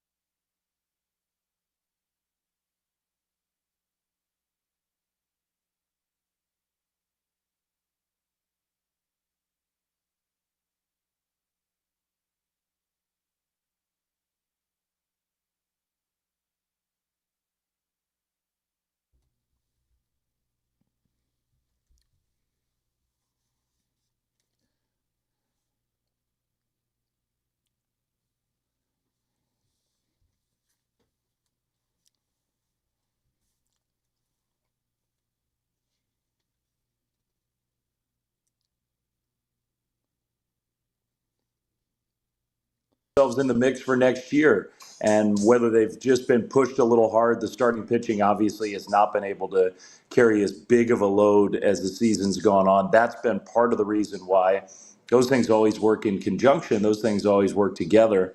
That's been part of the reason why the relievers haven't been as effective. But the story of this season is going to be a complicated one, and we're going to have to take some time to sort of figure out exactly what we think about what happened. But the goal was playoffs, otherwise disappointment. So we're all disappointed. I think that's well said. Lucchesi and Bivens have given their heart to they've been giving their heart out there. I'm not mad at them at all. I know a lot of people have used them and crushed them at times as these scapegoats, and I think it's so unfair. These guys have taken the ball in so many crummy spots and giving you the best that they've had. That being said, you're talking about how you're going to view this year. I'm trying to take a step back. I'm trying to show some perspective. And I'll get to my frustration specifically from last night, Dave.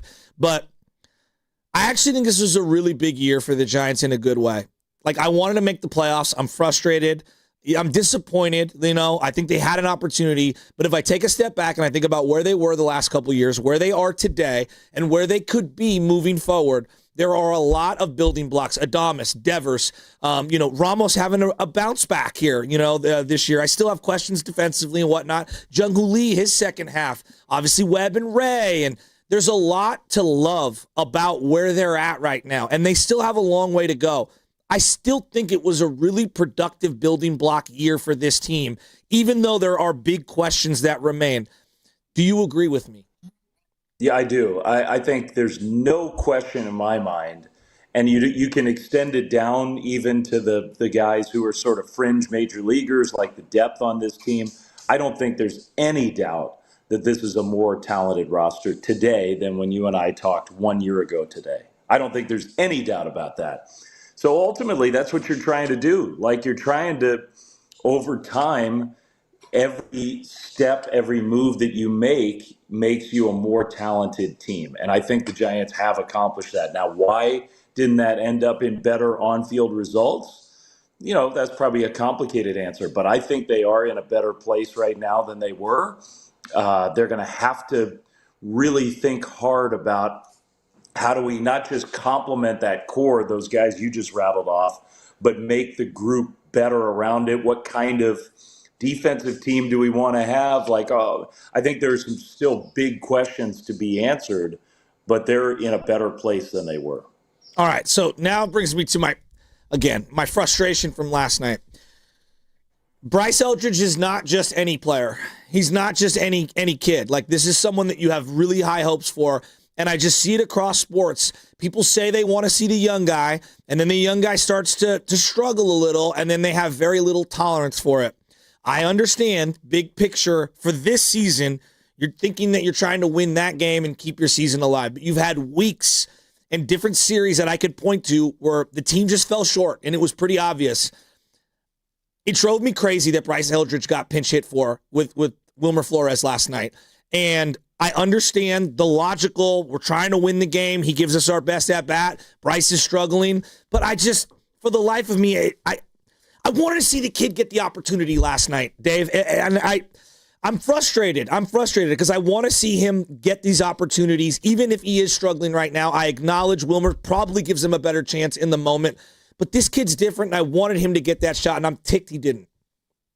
Yeah, I understand that. And I think the directive from the front office has been, let this kid play, and he can take at-bats against left-handers. I don't think there's been any sort of mandate of, like, in a spot like that, you got to make a move. So I get your frustration. I think most of last night is about Wilmer. And, Wilmer has been such a good Giant here for the last few years. He's so well respected down there. He's lost his spot this year in a lot of ways. And part of that is, his body's kind of broken down. Should that be the overriding sentiment? Should that be the thing that makes the decision? You could argue maybe not. But I do think part of it is just, hey, that's Wilmer. He's our guy. And so he deserves that opportunity. I don't think you should be like, there are struggles for Eldridge, but there are a lot of positives. And if there's ever a franchise in any sport that should understand this concept, it's the Giants. Willie Mays went 0 for 12 and 1 for 27 to start his career. Willie Mays, the greatest player of all time. Bryce Eldridge is going to be good. I'm more convinced of that now than I was 2 weeks ago. His at-bats have been more impressive than I thought they would be. Teams in AAA were really getting him. He was having a hard time in AAA, laying off the soft stuff down, all the off-speed stuff. He was just getting one after another, just junk balled in AAA. And he was striking out almost exclusively on that stuff. That has not been happening here. Now, he's been striking out some, but he's been way more disciplined to that pitch than I would have expected based on just all that stuff we were hearing. I'm really encouraged. There is a track record with Bryce. It's funny to say that when a guy's 20, but at every stop he's made, he has taken a couple weeks to kind of get adjusted and then typically takes off. And that's a very normal thing for a player. You almost just have to calibrate. It's just, we sometimes use that term, it's kind of a throwaway term, level up. But it's actually true in this sport more than any other. You got to level up. It's different here. And so I expect big things from Bryce. And I am more encouraged now after this little audition that wasn't really expected and only kind of came about because of Dom Smith's injury. I'm excited about his future. Talking with Dave Fleming here on the Morning Roast, Giants broadcaster and our 95.7 The Game Giants insider, as the Giants' playoff hopes officially vanished yesterday with a loss to the Cardinals. All right, talking about Bryce Eldridge, can Giants fans slot him in next year? Game 1, regular season, Dave. Is Bryce Eldridge going to be the first baseman on this team? I don't know that. I don't know. I mean, Devers and Eldridge together, my guess is, will be the combo. But I don't think it's 100% locked in. I mean, I think, you got 4 more games here. That's silly to make a judgment based on that. But you get 4 more games. You got spring training next year. One thing Buster says, which I love about Buster, and every good executive does this, but you can have conviction, but you always reserve the right to change your mind. And you never know when a player, an opportunity comes up to get a different player, a veteran is out there for free and fits a spot, and maybe you give Bryce another couple months down at AAA to get some more experience. I think that's still a possibility, but his maturity level, the way that he looks ready to be at this level, I think it's much more likely that he'll be on the big league roster at the start of next year. Last year there was a couple week stretch for Tyler Fitzgerald, And I was enamored, and I thought he earned an opportunity to get the first crack this year. And obviously he underperformed, and it didn't materialize. Ryan Walker, same thing. He was dominant down the stretch last year, and then he gets the chance to start as the closer and lost his spot and then got it back. And so how much of these success or failures that you see over the last couple of months, like Pat Bailey or Jung-Hoo Lee over these last couple of months, how much of it is real? How much should I think can carry over to next year? And how much should I kind of just not blow off, but just be skeptical of? I struggle with this every year, it feels like. Yeah, you should. I mean, it makes this sport hard. It makes evaluating this sport hard. It's probably not the answer you're hoping for me to say, but I'd be skeptical about a lot of it. I mean, I just would. The nature of this sport is like the guys who really establish themselves are rare. And to me, that was the power of acquiring Devers. Because whatever you think about Rafi Devers, and Devers is, look, he's not a perfect player. He isn't. He's not the all-around, sort of going to help you win games in a ton of different ways. He still does swing and miss a lot and strike out a lot. But Rafi Devers is established as a high-level impact power hitter. And that's where that trade to me is like, it's just so hard to know. Do we have a guy who's real or not? Is this going to last forever or for a long time? And with Devers, I think you just kind of know that. And so there's a comfort in the certainty of that. And a lot of the other guys you're, I think, talking about or thinking about are, in that other category. So it's up to them to prove that they have, sustainability. But you also can't, the hardest part about being a baseball executive is you can't live that way. You still have to give these guys some runway and opportunity, because the upside, when you hit on one of them is so great. Like when you find somebody, when you're patient and you give a player opportunity and then they turn into one of those guys, that can change your whole franchise. So you just have to, you gotta be patient in that way, with the understanding that our patience may not ultimately pay off. It might. You're a big sports fan, Dave. Last night, a whole photo shoot and video and all this stuff came out of Zion Williamson, and he's lost all this weight in a good way, and he looks the healthiest and the most chiseled that he's looked, he said, since high school, which was like, kind of mind-blowing. We remember, obviously, the Camp Panda stuff, and I just wonder about Rafi Devers and maybe what the ownership or the front office might ask of him this offseason.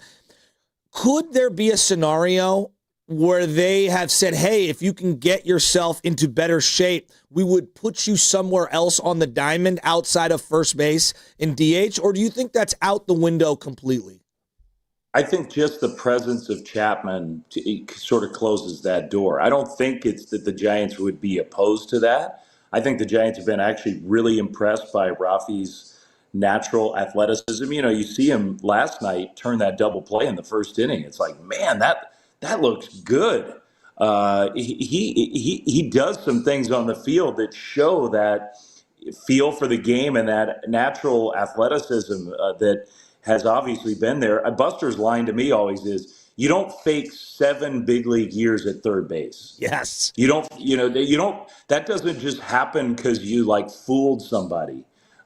7 years as a third baseman, that takes a high level of defensive ability and athleticism, even if the metrics aren't, great with how Devers was playing over there. You just can't pretend that you're a ball player and get 7 years of third base out of it. Is second base out of the question, Dave? Because it's just a thought. I've thought about, hey, if he can maybe lose some weight, I know you got to move and you got to have the strong arm. And I just wonder if that is even in the cards. Have they thought about that? I know it sounds like a long shot. I'm just curious. I think it's an excellent question. I do. I think you're thinking the right way.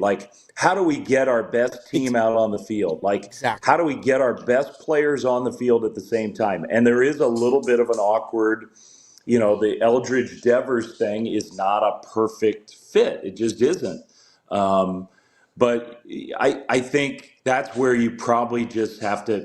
I think the Giants, we've been chasing defense in this franchise for the last how many years? And I do think, like, the idea that could he do it? Yeah, I think he could do it.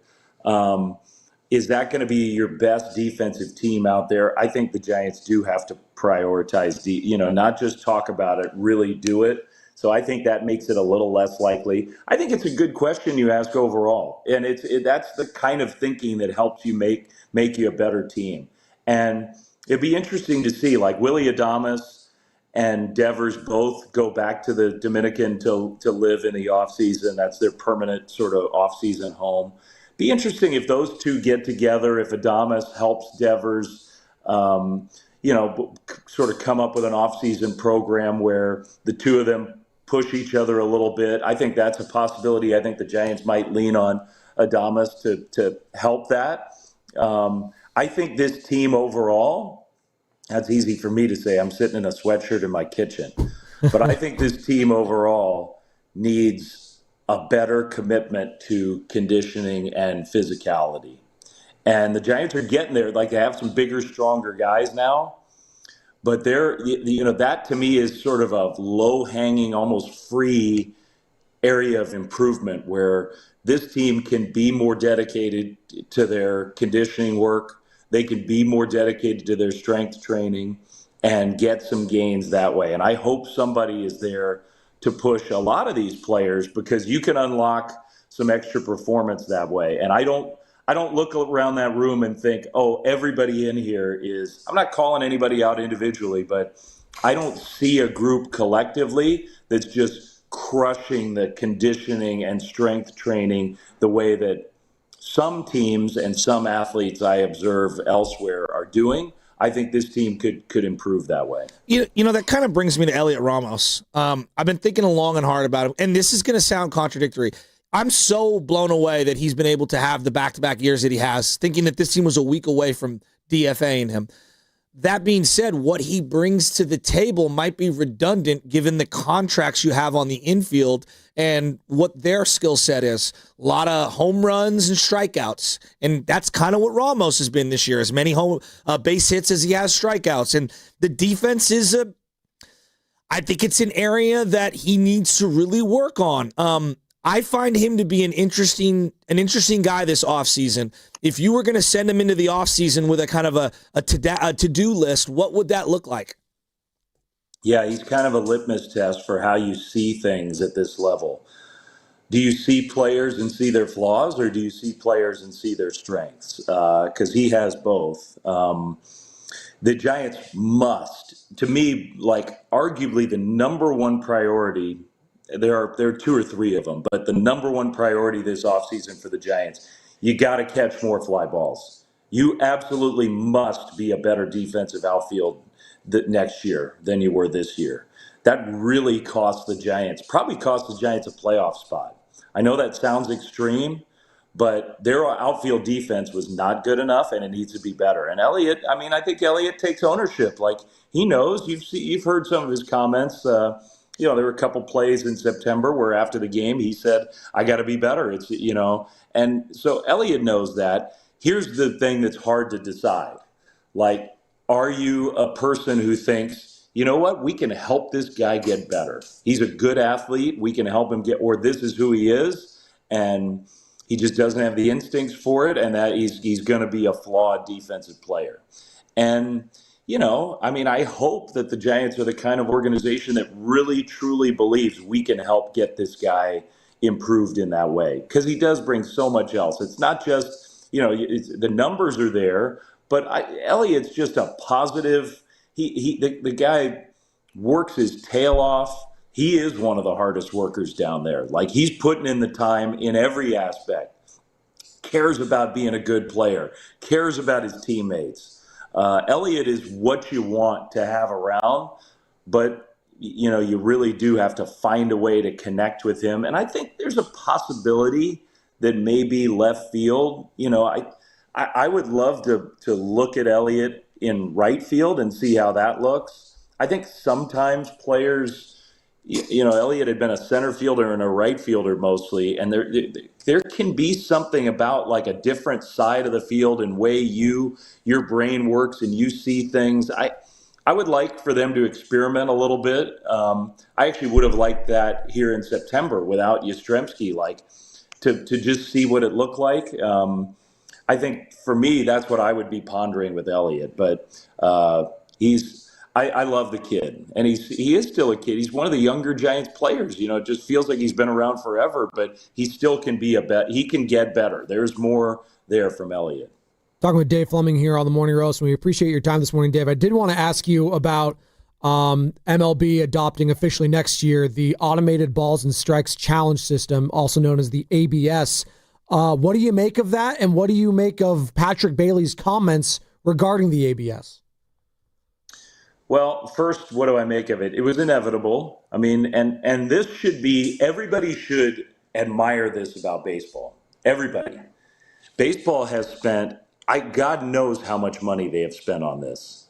Like, you think about the owners green lighting this project. Like, it would have been easy just to say, you know what? We have a contract with umpires. It's a part of the history of the game. The umpires are the umpires. That's what we're doing. Think about the millions, and I mean like tens of millions of dollars to develop the technology, to incubate it, to roll it out in AAA, to install it in spring training, to hire people to evaluate the data. Like they have spent a huge amount of money on this system. So it was inevitable. Like when you do that, you're probably not going to just crumple the ball of paper and throw it away and say, good try, good shot. So the thing about this is it's also almost certainly inevitable that we're going to get to a point where all the balls and strikes get called on this, because same principle applies to me. Like, you don't do all this and then not use the system. So there's a few things that make me nervous. The implementation of it is seamless. It's fast. It doesn't interrupt the game. There's even a little drama. If you watch a tennis grand slam and like a player challenges in that moment where you zoom in on the court and it shows where the ball landed, there's like a little fun in that. You lose some of the fun of, sometimes it's just part of being a baseball fan, to bellyache about the strike zone. And so maybe you could argue that you'll miss some of that. I don't know. But I think they have to think long and hard. And we'll talk about this in the offseason more. I don't want to drone on about this. But the possibility of cheating is in play with this.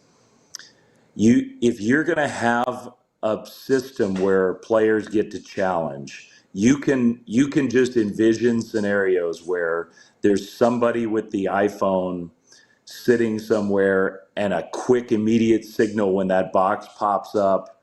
I'm not accusing my fellow broadcasters of anything. You could envision a scenario where up in the TV booth, you have the monitors that show the instantaneous ball strike called, and old Dave Fleming is up there, and the guy down in the dugout knows that if I reach up with my right hand and do this, that means it was a bad call. You're going to have to really enforce the fact that, first of all, you're going to have to emphasize to everybody there's zero tolerance for that. This system is not in place for that. And if we find that you're doing something like this, consequences are going to be severe, and you really have to enforce the immediacy. Like, it can only be those three players, and it has to happen right away. Next spring training, the three of us are going to be talking about, there's going to be strategy, who's allowed to challenge, who's not allowed to challenge. Like, there's many, many layers to this, but make no mistake about where we're headed ultimately with all this technology. Dave, you better not be wearing a wire. Him and Jose Altuve.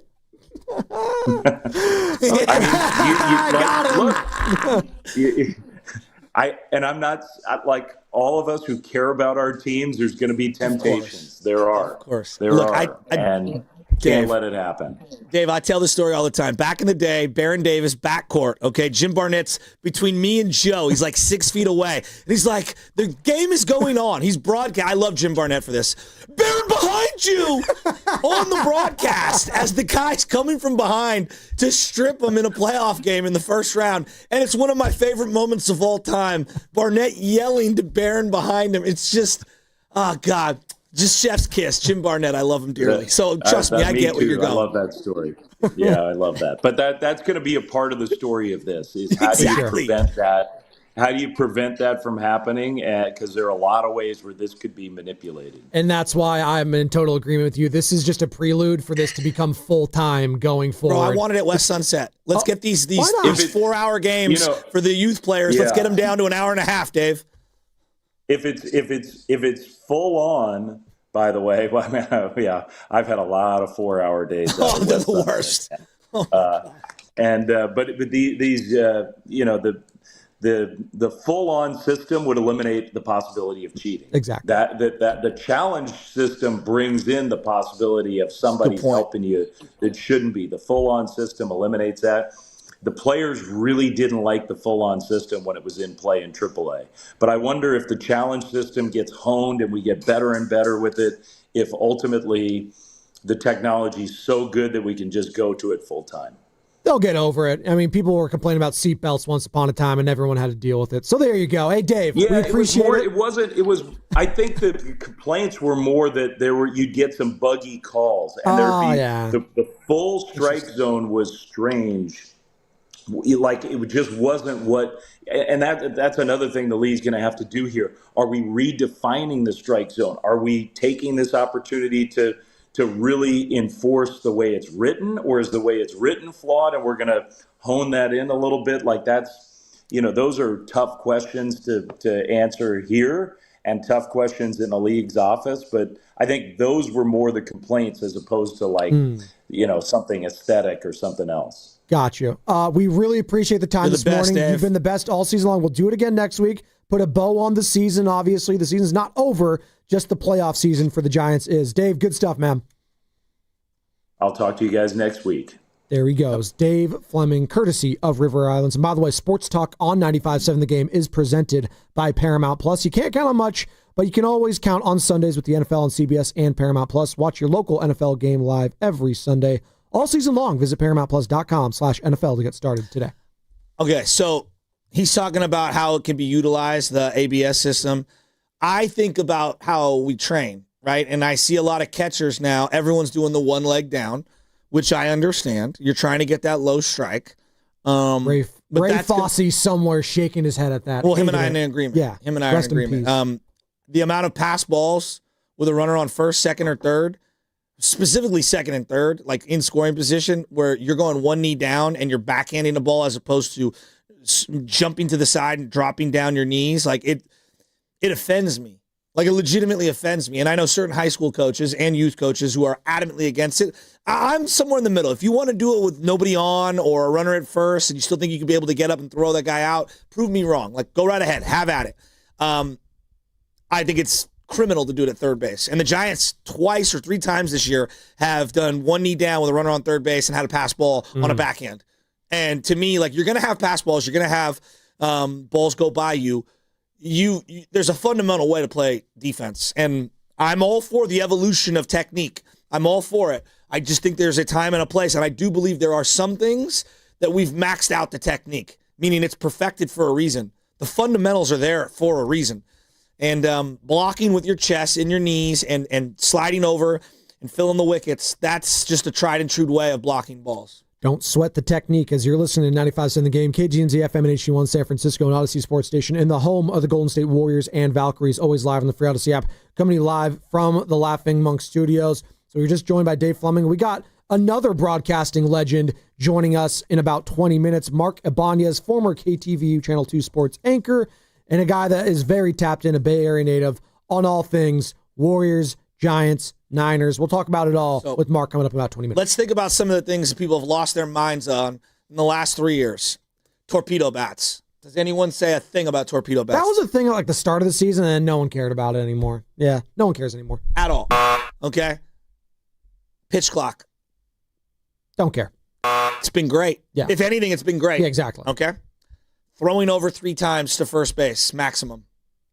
It's been great. I love it. It's induced some speed that we hadn't seen for a variety of years. I think we all like it. How about the bases getting a little bigger? I love that. All right. More stolen bases. It's been great. I mean, if you just look at rule changes, sport to sport, the NFL is probably the most flexible when it comes to these things. They try it, and then if it doesn't work, they get rid of it. Yeah, the pass interference, for example. Exactly. They try to make that reviewable, and it was just a clown show. They're willing to pivot. You know, I think baseball being more open to some of these rule changes, they've all been amazing rule changes for the most part. Adding the DH to both leagues. Now it's equitable. So if you and I'm an American League team, you're in a National League team, if we're both going after a free agent who's 31 years old, we have the same advantages. We can offer similar years, and we can have that DH as an option for that player in our back pocket. Forever, the JD Martinez types would I might as well go to the American League because last couple of years I can be a DH, so they could tack on a few extra years. Right, and I love that they did that. I know a lot of people are saying, oh, this is what made the league special.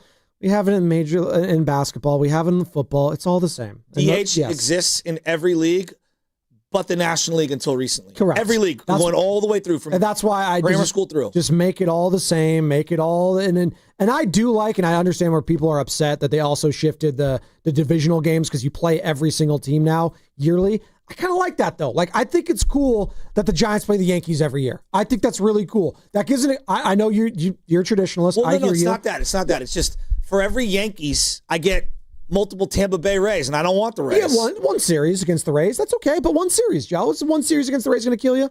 Maybe you see a player that you really like on the Rays that you don't normally see. I think it sucks that we only saw the Dodgers 12 times this year, 13 times this year. That kind of sucks. Yeah, but I don't hate that I only saw the Rockies 12 times either. So there's that. I hate seeing the Rockies. I mean, you're going to see them again. The Giants won 107. They played the Diamondbacks 19 times, and they benefited from that. So I think it goes both ways. Absolutely. JC and Sack's been hanging on tight. I want to get to JC here before we get to Mark Ibanez. JC, what's up, man? You're on the Morning Roast.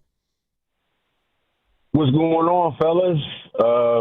Man, with these Niners, I'm in a catch-22. I feel like the first thing I want to say is they don't need to go get a pass rusher, right? Let's not go get a pass rusher because you're not one piece away. Do not try to go get a Bradley Chubb because they're not winning, or a Kayvon Thibodeau or Hendricks who's on the other side of 30, because now if you keep him next season, you're going to have so many resources at one position, and you're going to have an injury-prone one and one who's on the other side of 30, right? So do not go get a pass rush. Let the rookies play it out, develop, and see what you got in them. As far as the team, man, it's kind of like I'm in a catch-22 because I'm like, do I want them to lose and get a better draft pick? Because I don't believe the front office believes they're going to win a Super Bowl. Or do you just play to win the game and say, hey, let's make the playoffs and probably lose in the first round? Because their schedule reminds me of like when you watch the cartoons and the little cartoon is walking through the desert and his tongue is hanging out his mouth because he's so thirsty and he sees this big waterfall. That's a mirage. And I believe the Niners schedule is a complete mirage, right?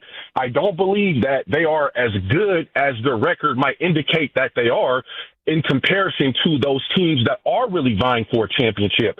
So I think they need to just sit on what they have, play the rookies that they have, because they need a lot of depth. You have to get your left tackle next year, the linebacker depth, other offensive line depth. So they need to just kind of just sit tight, play the rookies, see what you have. Don't waste any more resources, because I don't want to kick a man when he's down. But you guys know I called in a couple seasons ago. I was one of the biggest ones that said, do not sign Bosa, trade him. And he's on his third ACL. So now he has knee issues now. And now you want to go get Hendricks, who's on the other side of 30. That's just going to make that situation worse. Thanks. JC, I appreciate you there. You do that deal 10 times out of 10 for Nick Bosa, though. You do that deal 10 times out of 10. You have to reward players that have balled out for you, that have won DPOIs. You reward that player that you drafted. If they would have traded Nick Bosa for 2 firsts and Kenny Clark, we would have lost our minds. It would have been the same. We would have been doing the same thing. We have not? We would have been the same thing with the Dallas Cowboys as everyone's laughing at them with the Micah Parsons deal. They're still hearing the backlash from trading away DeForest Buckner. You don't do those things. I know. You don't do it when it's Khalil Mack, Micah Parsons, all those other guys that you drafted in the first round that are homegrown guys, is just not good business. It's not. It's just not. So, we were referencing before he called like all the different like baseball rules and things like that and all the changes. And Carter got in my ear and he was like, actually, there's one rule everyone loses their mind on. And I was like, what's that? Oh. And he's like, the ghost runner. Oh, no. It's the best. And here's what I would say to everyone. Who loses their mind on that? Well, no, here's what I say. The Giants have played in not a lot of extra inning games, and they've gone pretty quickly. They've completely run out of pitching. Guys, I don't know if you know this. Major League Baseball has too many teams and not enough Major League pitching. That is a fact in the current game. All right? It's just like how the NFL doesn't have enough offensive linemen. I was literally, right? yeah. Like, so we're asking for something that we don't have enough of. Yeah. And if you care about these guys' arms on some level, you have to understand that one 18-inning game can deplete an entire bullpen for weeks on end. You have to end these games. It's a television product, all right? It would be like having a 6-hour TV show. No one would watch. So you, the fan, are still going to watch, and it's a way to end it. Also, every kid who's playing in Major League Baseball right now, you know how Drew Gilbert is like, oh, he's all the rage. And I joke to you, I go, well, he's kind of like a definition of tournament baseball that I see at the youth level. USSSA is a type of a league that you play in different tournaments and formats. Call it U-Trip, okay, for Triple SA. You got Perfect Game. You got all these different tournaments that all these kids play in. Travel ball that you hear about. From 9 to 12 years old, it's typically a 6-inning game. Most are 7-inning games, 13 through 18U, okay? All of them, all these tournaments, to just have games end. After 7 innings, they put a ghost runner on first. Now, Perfect Game goes even more like after I think 8 or 9 or whatever, they just go bases loaded. Yeah. And they want to get a winner. Now, they don't do it for the playoffs, meaning the semifinal games and the championship games, just like Major League Baseball doesn't do it. Would I maybe suspend it the last 2 weeks of the season? Probably.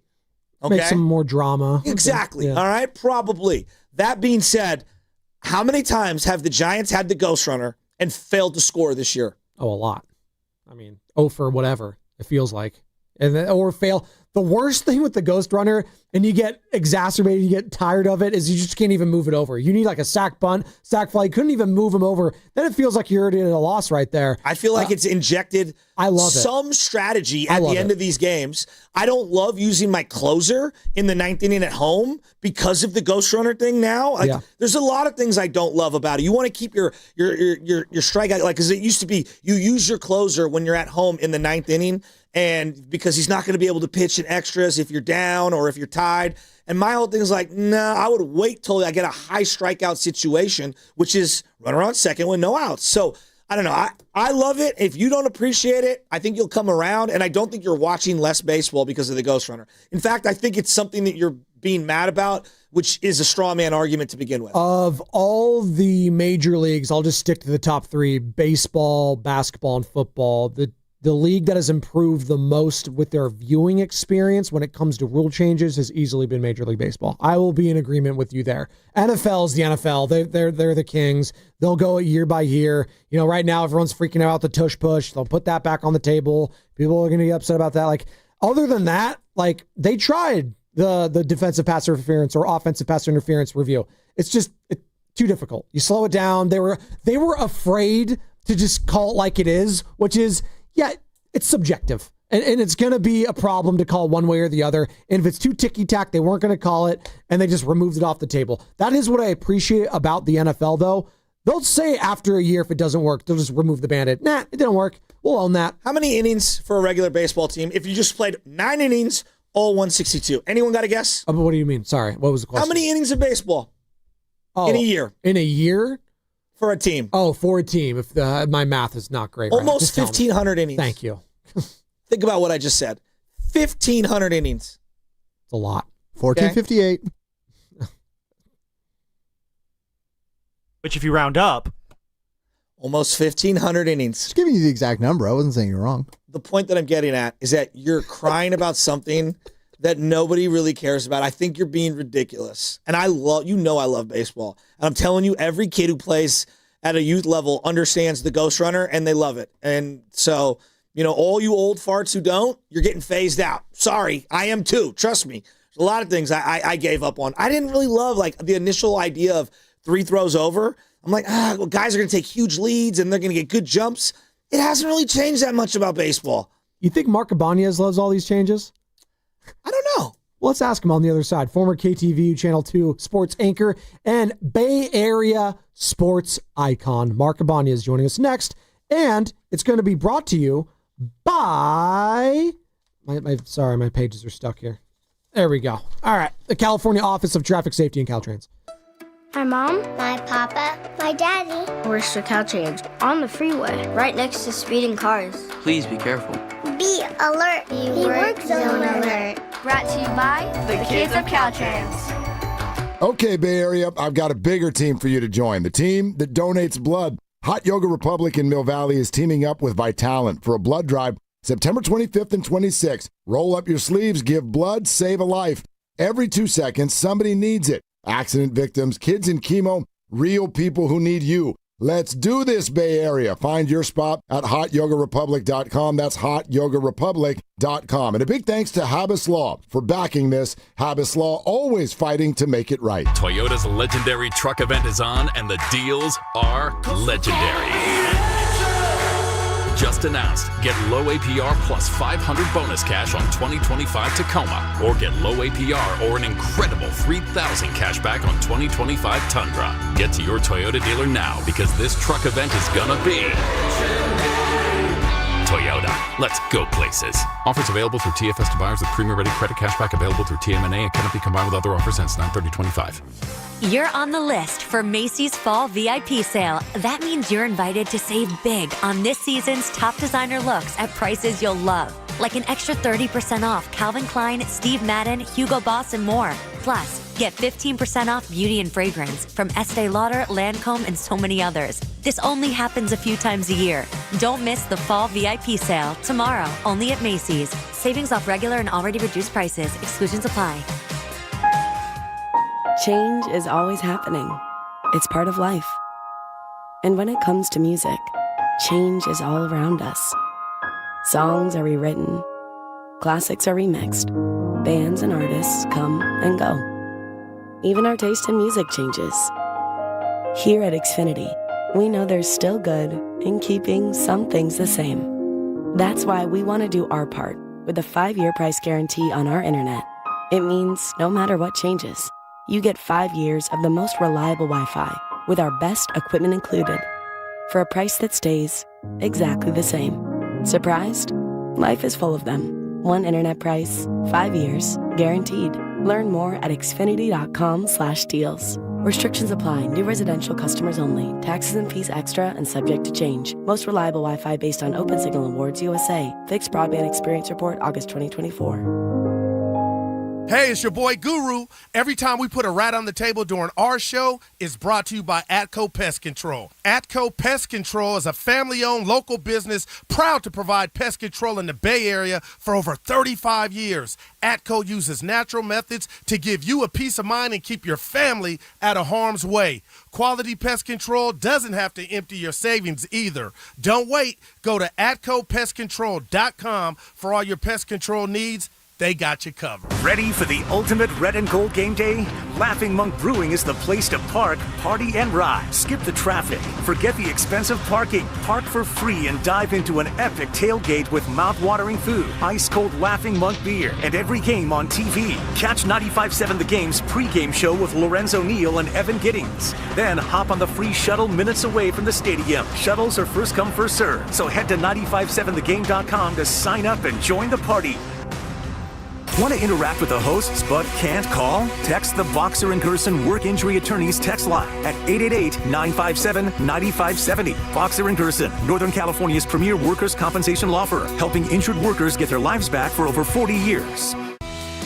Coming to Freedman's Appliance in Pleasant Hill, September 26th through the 28th for their fall clearance sales event. Take advantage of factory direct prices, one-of-a-kind opportunities, special pricing on floor models, and convenient financing. Save on new appliances from trusted brands like Miele, Bosch, Electrolux, LG, and Maytag. Visit Freeman's Appliance in Pleasant Hill for their fall clearance sales event September 26th through the 28th for the best time to save on new appliances for your home. Hey, listen to this. All it needed was a new starter. Got a great deal on eBay. Did it myself. Yeah, that's cool. But how about the soft purr of an upgraded exhaust when it fits just right? For me, it's the little things, like these new windshield wipers from eBay I installed. From small fixes to big upgrades, eBay has all the parts you need at prices you'll love. Guaranteed to fit every time. eBay, things people love. Eligible items only. Exclusions apply. O'Reilly. Trust the professional parts people at O'Reilly Auto Parts to recommend the products for your next oil change. Right now, get 5 quarts of Valvoline full synthetic motor oil and a Wix filter for $35.99. Plus, get a $15 gift card after rebate. Limits apply. See your O'Reilly Auto Parts store for details or shop O'ReillyAuto.com. O'Reilly Auto Parts. Tulsa is my home now. Academy Award nominee Sylvester Stallone stars in the Paramount Plus original series, Tulsa King. This distillery is a very interesting business. We gotta know the enemy. From Taylor Sheridan, co-creator of Landman. What are you saying? I'm a rat! If you think you're gonna take me on, it's gonna be really difficult. Tulsa King, new season now streaming exclusively on Paramount Plus.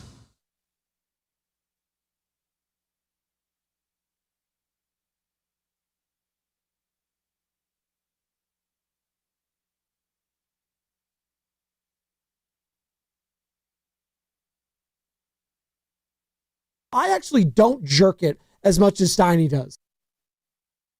This is San Jose Jazz fan, and I wake up with the Morning Joes, Spadoni and Shasky on 95.7 The Game. They're doing a great job. Blow it up!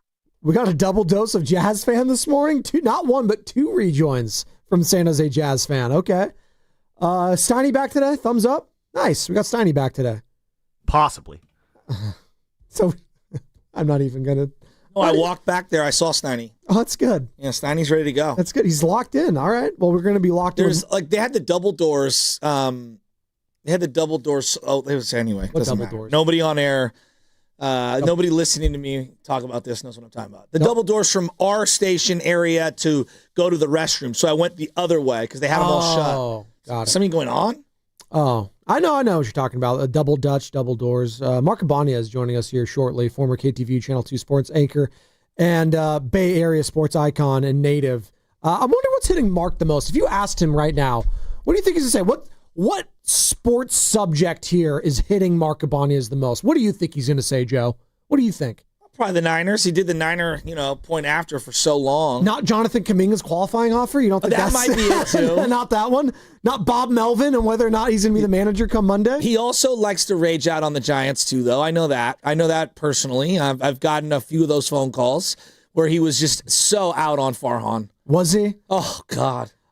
We have him right now, and he's joining us courtesy of the River Islands guest line. Former KTVU Channel 2 sports anchor, Bay Area sports icon, Mark Ibanz, joining the Morning Roast, Joe Spadoni alongside Joe Shasky. And let's ask the man himself. Hey, Mark, I asked Joe, what does he think Mark Ibanz is, number one story going on right now in the Bay? What's hitting you the most, Mark? Good morning. Morning. Hey, what's going on? A good cup of Morning Joes with you guys. Because we're both literally drinking coffee. Yeah, there you go. Hey, Joe Shasky, you did an awesome job at the Olympic Club a couple weeks ago for the fight night. Man, that was a tough crowd, and Spadoni, you'd be really proud of your man there. He did good under tough circumstances. Oh, it was rough. Oh, my goodness. That night, I mean, geez Louise. There was a who's who, and you were in the crowd. It was going, that's not what you're thinking about in sports, right? Is it Purdy? Is it Shanahan? Kuminga? Like, what's hitting you this morning? I mean, the Giants got eliminated. I'm pretty ticked. Bob Melvin? Right. I'm ticked off, but, it's been kind of a victory hangover with the 49ers. Happy they're 3-0, but, it is really a tough mental hurdle to get over the Nick Bosa thing on multiple levels, I think, because it's such a psychological, multi-leveled thing that happens when your best defensive player, arguably, I guess you could say, because Fred Warner, but, it's just, it hurts the team in multiple ways, just with his leadership, obviously his talents, and then the way the opposition plans to attack the 49er defense. And it just kind of takes the joy out of being 3-0. I'm not saying it can't be overcome. I'm not saying John Lynch and company might surprise us all with some kind of a trade to bring in some extra help on the defensive line to kind of boost morale. But it does take a psychological toll. And, I got over the Giants about a week and a half ago. And, that's tough because, Joe, the baseball is my thing, and the Giants are my number one. Niners a close second. But I just think the devastation of the Nick Bosa injury is at the top of my list right now. I've been thinking about it all week. And, not to discount the fact that just for the guy himself, he loves football. We've all heard the story about him throwing a tantrum on the kitchen floor at his parents' house when he was a little kid, when they wanted him to wait to play football because his older brother Joey was playing. The guy has it in his blood. He loves the game. And I was just sitting there looking at the schedule this morning and thinking, man, that guy's going to miss, another 14 games of his career. I feel bad for the individual, and I know how much he lives, breathes, and sleeps the game, and it's a bummer on all accounts. Yeah, it's funny that you bring that up because I kind of said on Monday, just seeing the longevity of Fred Warner to play week in, week out at the level that he does, I think we kind of take it for granted a little. The game is so crazy violent. These guys put so much of their heart, sweat, blood, and tears into it. And especially if you reach that level, where Nick's at, where Fred's at, where Christian's at, McCaffrey. And when these injuries happen, it's so random. It's so random that Fred could throw his body around as much as he does, and then two guys just kind of hit Bosa and his leg plants in the wrong way, and boom, he's out. And he's done. And it could change his career. I don't know, man. It's tough. And it makes me appreciate longevity. Yeah, and you know what the thing is? Just human nature, right? We want to look at the injury situation with the Niners, just keep them in mind in particular. It's all over the league, but the Niners seem to have had just a really bad spate of injuries. And what's human nature? We want to blame somebody. Yeah. We want to blame the training staff. We want to point a finger at Shanahan for running too many dangerous plays or whatever, and you can't really do that. It's just like you said, it's chance, it's bad fortune. And obviously as a 49er fan growing up and all these years of covering them, et cetera, it seems to me like a very unusual span of time the last few years where they have just had catastrophic injuries to the most key players, and I'm sick of it. It takes some of the joy out of the game because you're holding your breath every time McCaffrey, he got hit, really hard this past Sunday, and you're thinking, how's he going to get up from that? And he pops right up, but realistically, how long can that happen with as many touches as he gets? And it's just a devastating thing about football. And then for me, being much older than you guys, seeing what damage these guys sustain over the course of 40 years. I have a lot of friends and acquaintances that played with the 49ers, just say in the 80s, and then you see what these guys go through over the long haul and how it takes its toll as they get into their 50s and 60s. We love the game, but it is a blood sport, and it definitely it's a hardship in their latter years, and there's nothing that can be done with it. And all the players, I once asked Jim Otto, former Raiders center, some ungodly amount, 34 surgeries and lost part of his leg and blah, blah, blah. And I said, man, would you do this all over again? He didn't even miss a beat. It's absolutely, there's nothing that can replace the adrenaline rush and the feeling of running out of that tunnel and having 55,000 people screaming for you. And, that's living life to its fullest because it's, like I say, it's in their bones, man, and they wouldn't take it back. And we as fans just need to appreciate what they go through and then at the same time hold our breath because the fate of the team depends on their health, obviously. Talking with Mark Ibanez here on the Morning Rose, Bay Area sports broadcasting legend. And Mark, what have you made of the Mac Jones renaissance these last 2 weeks? I mean, do we even put Purdy back out there? Like, if he was limited in practice, we're going to find out today what the mobility is like. But if he's still a step slow, do you hold Purdy out this week and just let Mac rip it against his former team, the Jacksonville Jaguars?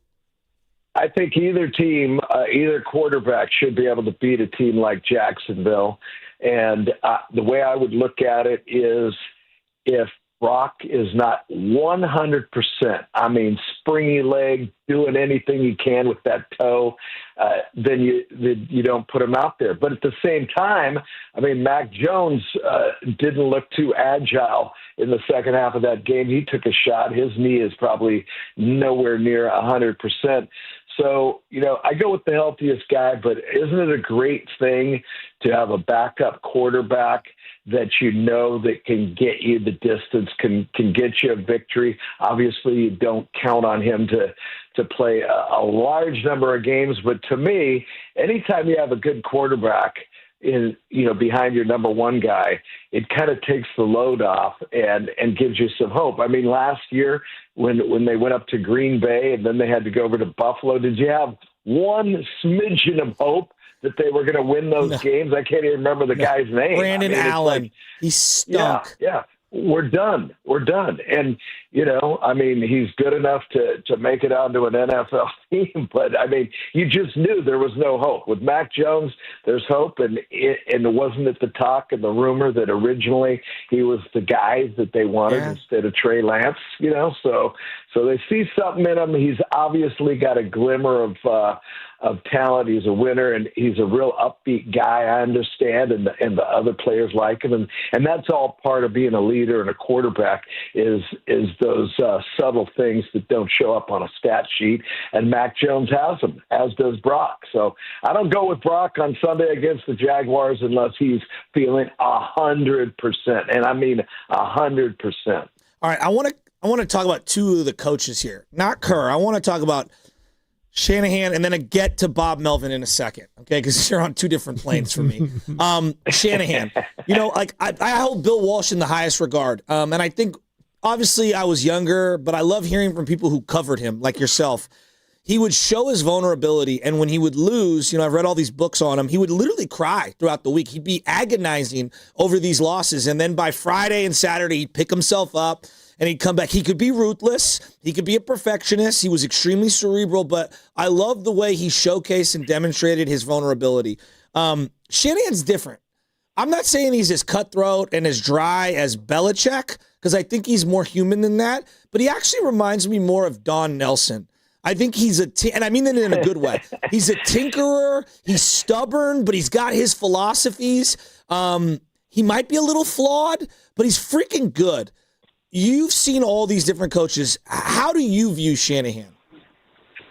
I see him like this. First of all, the access we as media people had is so much different. I mean, literally, if you can believe this, when I first started, you could kind of walk right up to Bill Walsh and ask him, to do an interview. You could poke your head into his office way back when their center was in Redwood City. It was much more personable. So I'd be lying to you if I said I knew Shanahan at all. Personally, like what really makes him tick. Obviously, he loves the game, and he's got that pedigree with his dad and the football family and all of that.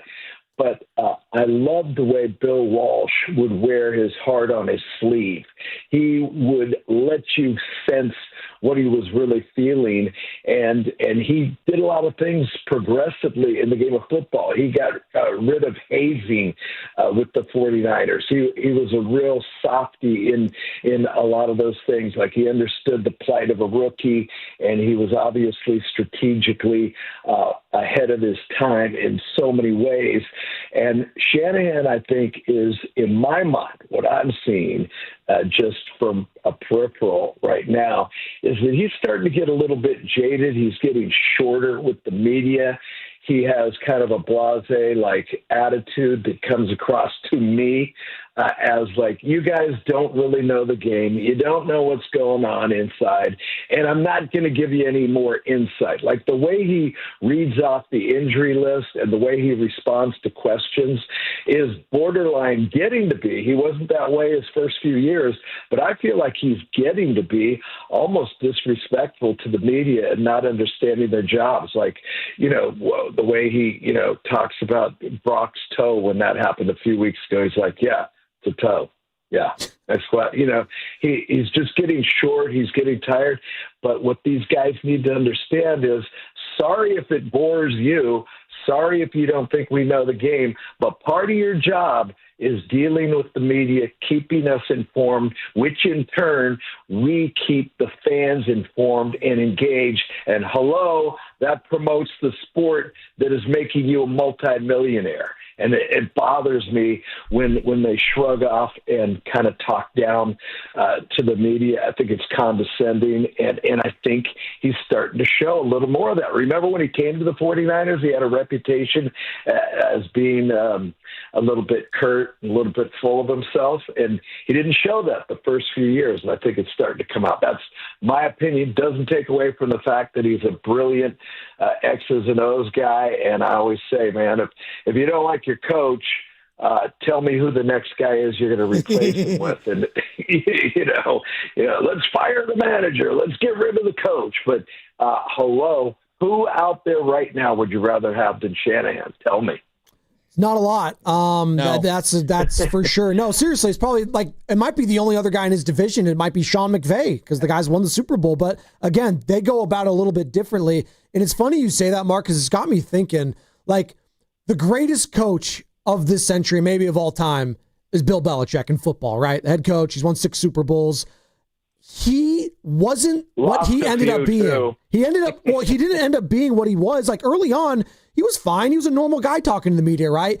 It wasn't until he started winning all those Super Bowls, the hoodie came out, he just mumbled, we're on to Cincinnati. Like, it didn't start becoming that. Same with Greg Popovich. I don't think Popovich was like that early on, right? No. Absolutely. I mean, Greg Popovich, to me, do you guys remember when he went on this tirade against Zaza? When he accidentally sprained Kawhi Leonard's ankle by jumping out, and he called it tantamount to manslaughter. He said, manslaughter's doing something accidentally. I don't care if Zaza, did it accidentally. He still did it. What does intent have to do with it? It's like, well, it's got a lot to do with it, Popovich. And remember, I used to be so condescending to Doris in those sideline interviews and all of that. Well, he wasn't like that at the beginning. And, oh, by the way, what happened to the San Antonio dynasty when David Robinson and Tim Duncan retired? They haven't been relevant in the NBA in quite a long time. I mean, Kawhi kept them close, but you're only as good as a lot of your players. But at the same time, you can have a bad coach, a mediocre coach who's got a load of talent, and he doesn't know what to do with it. So kudos to those guys to bring the talent together and bring championships, deliver championships.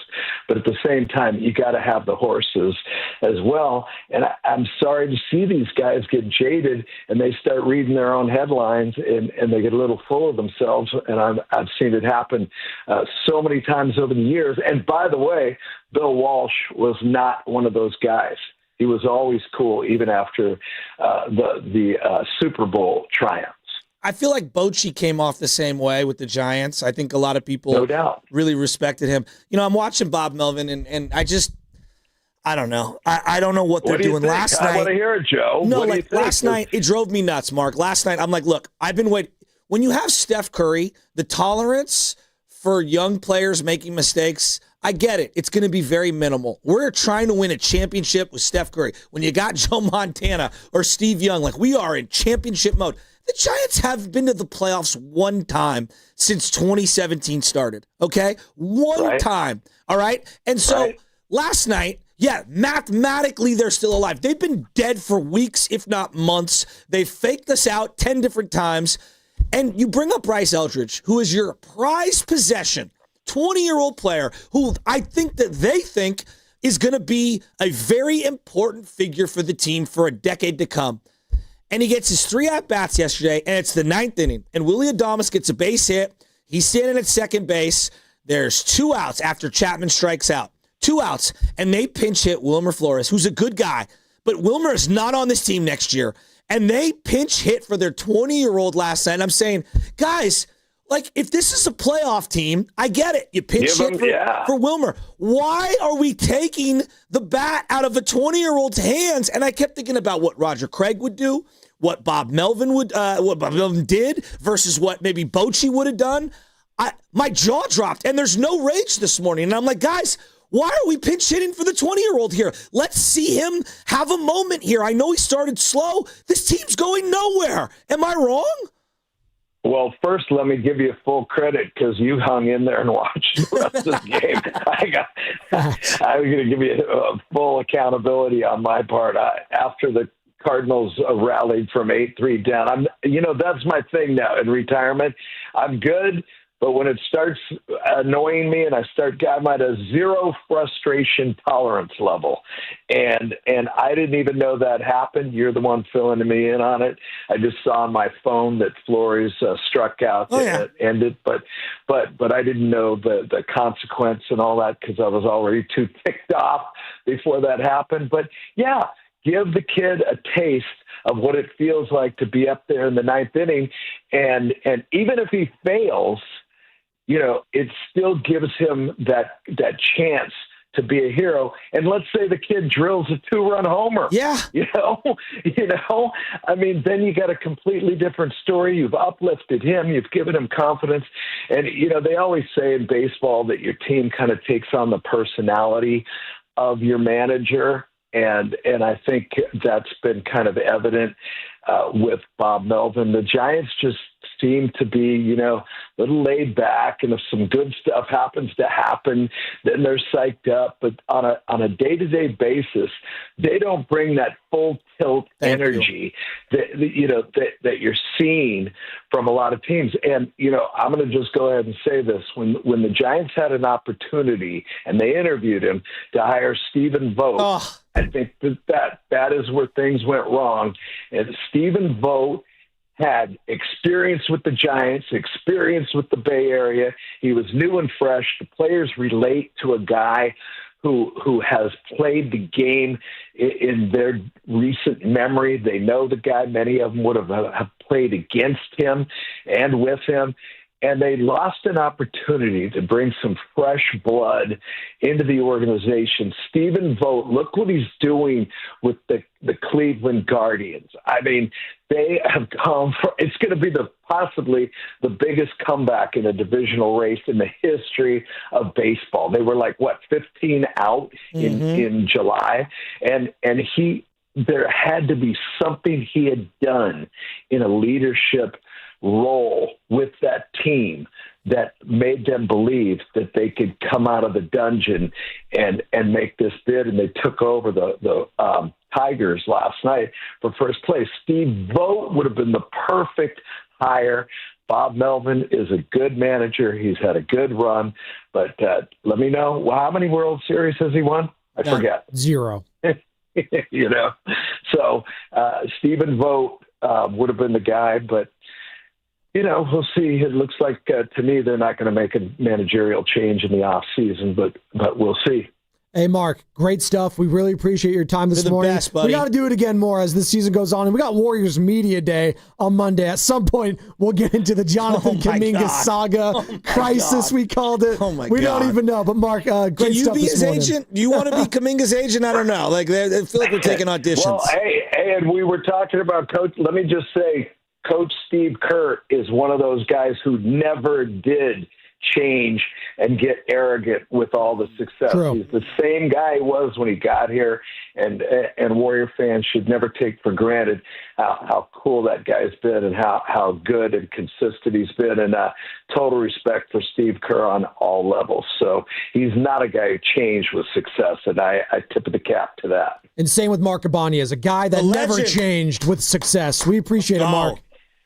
Thanks, guys. There you go. See you soon, dude. Mark Ibanz, who joins us courtesy of the River Islands guest line, Bay Area sports broadcasting icon, the pride of Marin, Joe. He's on a lot of stuff I think there. he's in Napa these days. Now, but he's I think born and raised in Marin County, if I'm not mistaken. But he's in Napa. Well, I mean, he's in Carter's neck of the woods then. Nice, the winery. Sweet. Carter owns the winery. He owns Napa? Yeah, Mark might be leasing the land currently. Who was that laugh? What was that? Is that Mac Jones? You know what? So you ever good. seen the movie There Will Be Blood? Awesome. Yeah, I drink your milkshake. So Yeah. everybody that you just took. Oh, sorry. I just stole it. I drink your milkshake. I Drink it take up. a big straw. It's so good. Well, I just watched. It's one of my favorite movies ever. Paul Dano plays the great antagonist in that movie, Absolutely. Eli, right? And then he gets he plays two characters technically. Because they're twins. Yes, right. yes. And he just played the Riddler in the newest Batman movie with Robert Pattinson. I thought he was a really good Riddler. He's definitely a good bizarre character. Very bizarre. Well, I go back to when he's the nerd in The Girl Next Door. That's way back when, like early 2000s. Girl Next Door. Alicia Cuthbert was like the love interest in that one. Oh yeah, we're going way back. Oh yeah. So you're a big rom-com guy? This is like your era. It's like 01. It's not my era. Yeah. What? When you were like in high school. Hey guys, we're just out of high school. Let's go to a rom-com. No. You loved because it was like an American. You can go to a Pie rom-com with the like homies? American Pie back in the day. American Pie was hilarious. Exactly. It was that not sort a of thing. rom-com. No, more just a comedy. I don't think The Girl Next Door was a rom-com. Oh, okay. I thought it was. No, it sounded like you got to go through the whole thing. But I believe she was a adult film actress that moves next door to a 18-year-old high schooler. Really? Yeah. See, I already sold it. I already sold it to you. Go find it. What is going on here? Bobby in Los Altos is familiar with that movie, aren't you, Bobby? Good morning. I didn't see it, but I think she was a daughter at 24. If memory serves. There you go. She was also in Old School with Mitchapalooza, Luke Wilson's character. There you go. Okay. Well, thanks for taking my call, guys. I'll talk to you later. So, hey,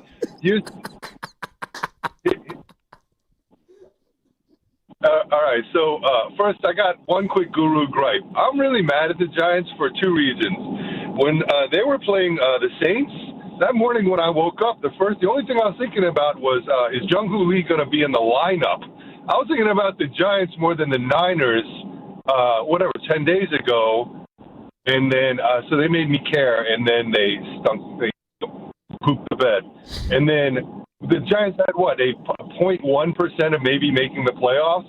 And they feel like they have to try to win the game last night instead of giving Eldridge a shot. That's ridiculous. But anyway, what I want to talk about, or what I guess no news is good news.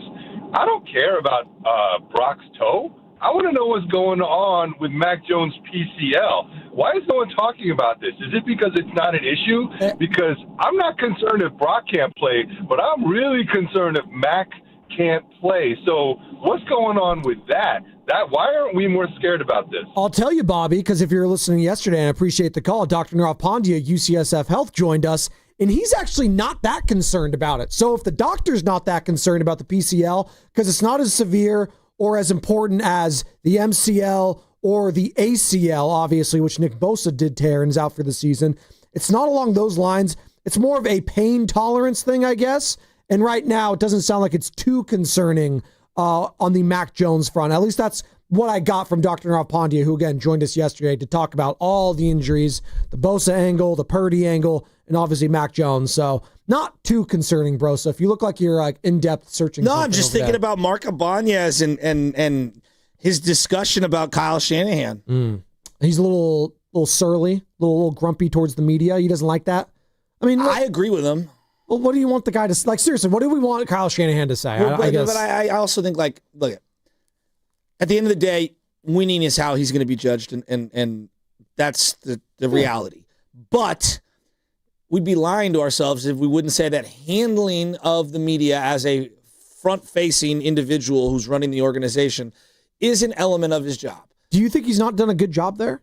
I think he has. He's a little funny. He's a little quirky sometimes. He's a red ass, but he's his father's son. Like Mike Shanahan was kind of like this. He's a little bit like that. This is a guy that grew up in the NFL. I think it goes both ways, right? I think at times the media asks pretty silly questions that are kind of, it's part of the job. And then there are times that I believe Kyle is a little curt, but I also understand all of it. Like, I understand everyone's point of view, but I do believe, like, he sees the whole media angle as just this thing that he has to get through. And if he just leaned in a little, it would just make the whole thing easier for himself. Well, and I think he referenced Steve Kerr, a guy that does it right. The thing with Steve Kerr, he was a part of the media. So there is a different angle in that. Like, he was the player first, and then he became, the GM, and then it was the media, but he was doing play-by-play or color on TNT alongside Marv Albert. Like, he did all of it. So, like, there is an element of this guy knows how to speak to the media. Sean Payton's similar. Like, Sean Payton's a guy that could be surly at times, but he's also could, like, he gives his time to a lot of different people, I've noticed, throughout a season, like throughout the year. He'll go on a bunch of different podcasts and talk. I didn't say it was wrong. No. I'm not saying you're saying that, but I brought up to Mark the guys like Belichick and Popovich, who I think we will all agree, two of the best, if not the best, in their given sport. They did it in a way where they came across as just, I'm going to put you down. It's my way or the highway. I don't give a damn what you think. I'm going to ruin all these interviews. I'm going to we're on to Cincinnati. And we're just going to do it my way. And I don't care how you think about it. Those are what Kyle Shanahan and coaches his age kind of grew up watching. So in their eyes, hey, that's the right way to do it. I'm just going to go do it that way. You got what I'm saying? I don't even know if it's that deep. I just think it's kind of who he is. I think it's Maybe, but I think he can be. I think he's a grumpy guy at times. I think he's obsessive. I think Belichick sent the template, and Popovich as well, saying, I don't give a damn about the media, and I'm not giving you anything. I'm not giving you any bulletin board material, and we're going to leave it at that. Fast five, right? We're going to leave it at that too? Cool.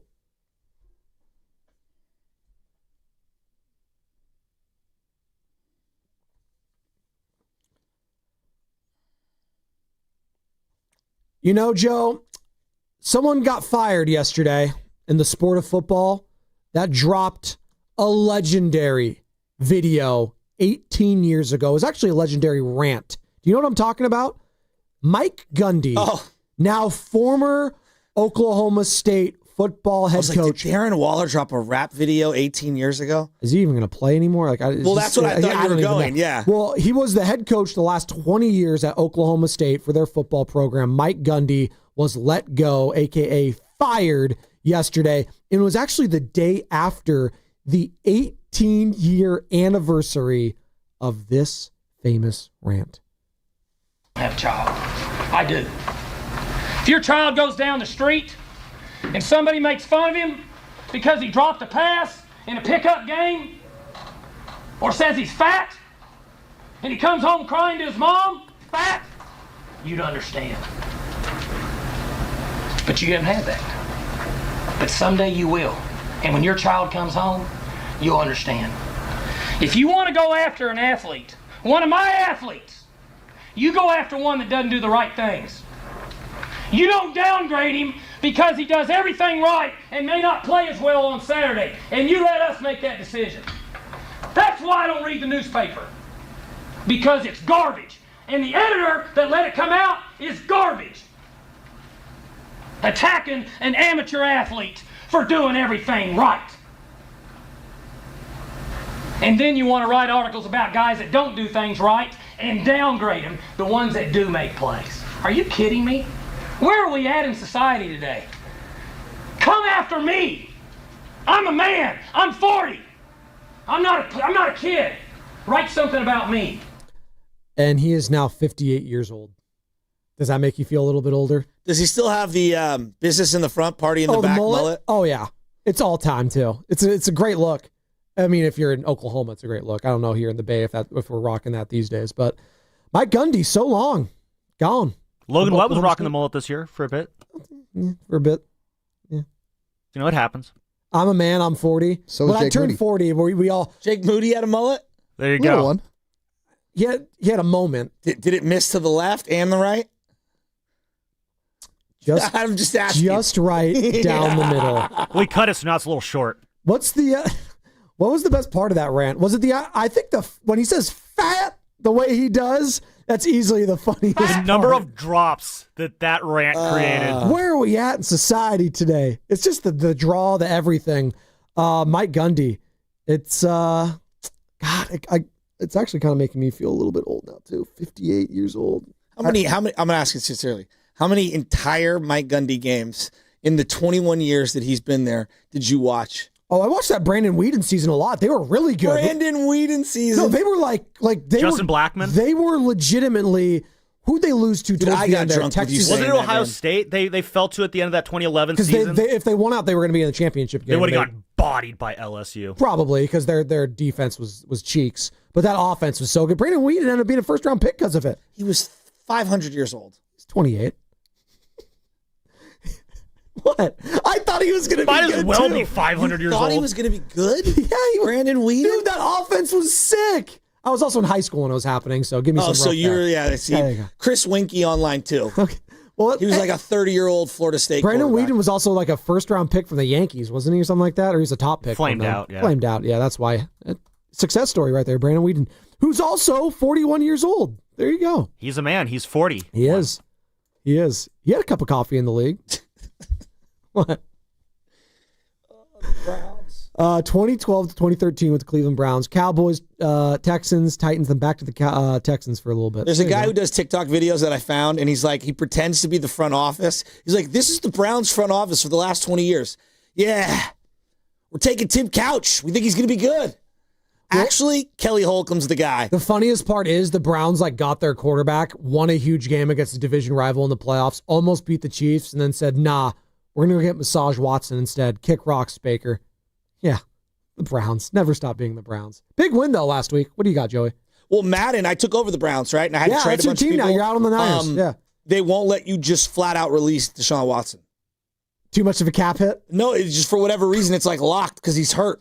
So you can't release him. So I threw him on. Not even the video games let you do it? I swear to God. So I had to throw him on IR, wait till the year's over, and then there's the re-sign period, and then I cut him. I was getting nothing for him. And the cap hit was just huge on a trade. Well, apparently, and this is actually something I want to talk to you as you're talking about players being hurt. There isn't a specific injury clause for Nick Bosa that is public, but the Niners have a player insurance policy that will provide them nearly $7 million in salary cap relief due to that season-ending ACL tear, Joe. So they do have some relief there if they want to go get someone. That was it. Insurance is one of the biggest scams. And anytime you need it, it's never enough. You pay it out all the time. It takes forever to get it. And then you have to fight them, tooth, claw, nail, and you get a fraction of what something's worth. Insurance is the biggest scam. You got to have it, though. You know it's not a scam. It's Xfinity, because that's what Fast 5 is brought to you by. Introducing the 5-year price guarantee. One consistent internet price for the next 5 years. Guaranteed. Steiny and Guru coming up next. Brought to you by Fremont Bank. Here for you. Here for good. Absolutely incredible. Boost your day at Whole Foods Market. Get 30% off all packaged coffee with Prime through September 30th. Grab your favorite beans for a delicious morning brew. While supplies last, shop in-store or online. Terms apply. You hear that? That's the sound of your business losing money. Legacy phone systems weren't built for today's teams. Quo, formerly OpenPhone, gives your business a smarter way to stay connected. Quo lets you manage calls, texts, voicemail, and contacts all in one place so that you can deliver a seamless customer experience from ring to... Need to take calls on the go? Quo automatically transcribes, summarizes, and highlights next steps from every call, so you never miss a detail. Need insight into what closes a sale? With Quo's AI call tags, you can instantly spot key topics like objections or pricing questions and use those insights to level up every customer interaction. And yes, you can bring your existing number with you for free. Keep your team in sync and your customers happy with Quo.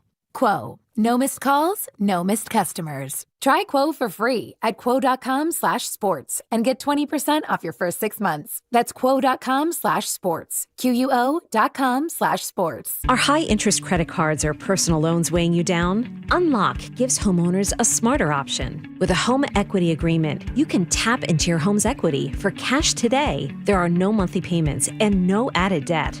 Here's how it works. Unlock provides funds upfront and in exchange shares in a portion of your home's future value. That means you keep control with the flexibility to use your equity your way. Pay off bills, invest in home improvements, or set aside savings for peace of mind. For thousands of homeowners, Unlock has been the key to moving forward without the pressure of another payment. Put your equity to work for you. Visit unlock.com to learn more about a home equity agreement. That's unlock.com to learn more. Terms and conditions apply. Not all homeowners will qualify. Not available in all states. Actor Portrayal. Home equity agreements are offered by Unlock Home Equity Solutions, Inc. In certain states, NMLS number 2657081. Visit www.consumeraccess.org for more info. I knew that I was not living the life that I wanted to live, but I didn't know how to get back on track. It gave me the time and space to take life one step at a time. I have a life beyond what I could ever dream. I know that anyone can recover. I am living proof that recovery is possible. Get treatment. It works. Learn more. Visit livingproofsf.org.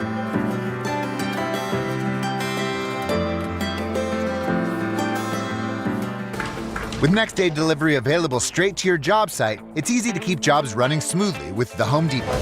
Plus, with pricing benefits for pros and top quality brands, you only have to make one stop for the whole job. The Home Depot. How pros get more done. It's almost here, budget season. Are you trying to do more with less? You're not alone. Thousands of companies from $10 million to $300 million in revenue trust My Outdesk to solve staffing gaps, control costs, and accelerate growth. Whether you're scaling, cutting overhead, or battling turnover, My Outdesk's elite global talent helps your team move forward with confidence fast. Book your strategy call and find out how much you could save. My Outdesk, where momentum meets results. Visit myoutdesk.com. That's myoutdesk.com. Losing weight shouldn't be a struggle, and with Jumpstart MD, it doesn't have to be. Start today for just $99 when you join Jumpstart MD's medically supervised weight loss program today. Licensed clinicians create personalized plans, including GLP-1 medications. No insurance? No problem. Jumpstart MD has options to meet your individual needs. With 13 Bay Area locations and online visits, expert support is always within reach. Call 855-JUMPSTART or visit jumpstartmd.com to start transforming your health today. Looking to get out there and feel the in your hair? Chevy EVs have you covered. Like the Blazer EV, with bold style that's sure to you away. And with Silverado EV, towing is a breeze, with the capability to hitch up and tow with ease. And Equinox EV helps you keep moving along like with confidence. Chevrolet, together let's drive. You know your customers. Ralph likes his coffee black on Fridays, but Mondays he takes a little cream. Jennifer comes in every 3 years when her lease is up to get the newer and better model. And for some reason, pepperoni pizza sells like crazy on Friday nights. Who knew? At Odyssey, we have the expertise to get your media plan done right. With ads like you're hearing right now, to targeted social media campaigns, search engine optimization, and location-based advertising. Advertise with Odyssey and help us grow your business. Visit ads.odyssey.com. Oh, could this vintage store be any cuter? Right? And the best part? They accept Discover. Accept Discover? In a little place like this? I don't think so, Jennifer. Oh, yeah, huh? Discover's accepted where I like to shop. Come on, baby, get with the times. Right, so we shouldn't get the parachute pants? These are making a comeback. I think. Discover is accepted at 99% of places that take credit cards nationwide. Based on the February 2025 Nielsen report. Too many tools, too much stress, and way too many bills. Odoo replaces it all. One connected platform for every part of your business, so you can work faster, smarter, and for less. Odoo, the only software you'll ever need. Try it free today at odoo.com. That's ODOO.com.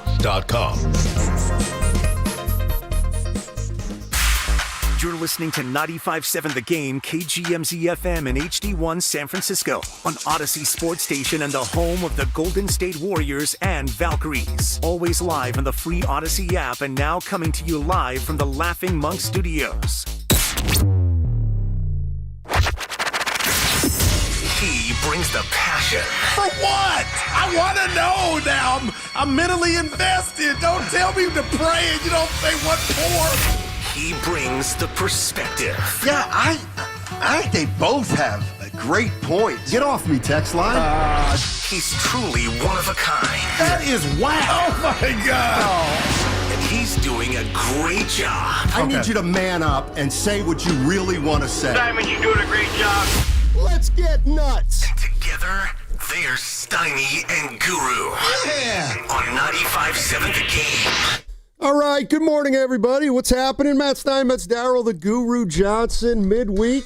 We're both in brown. We're both in brown. And we didn't even talk about it. Carter brought it to our attention. I don't think you got it.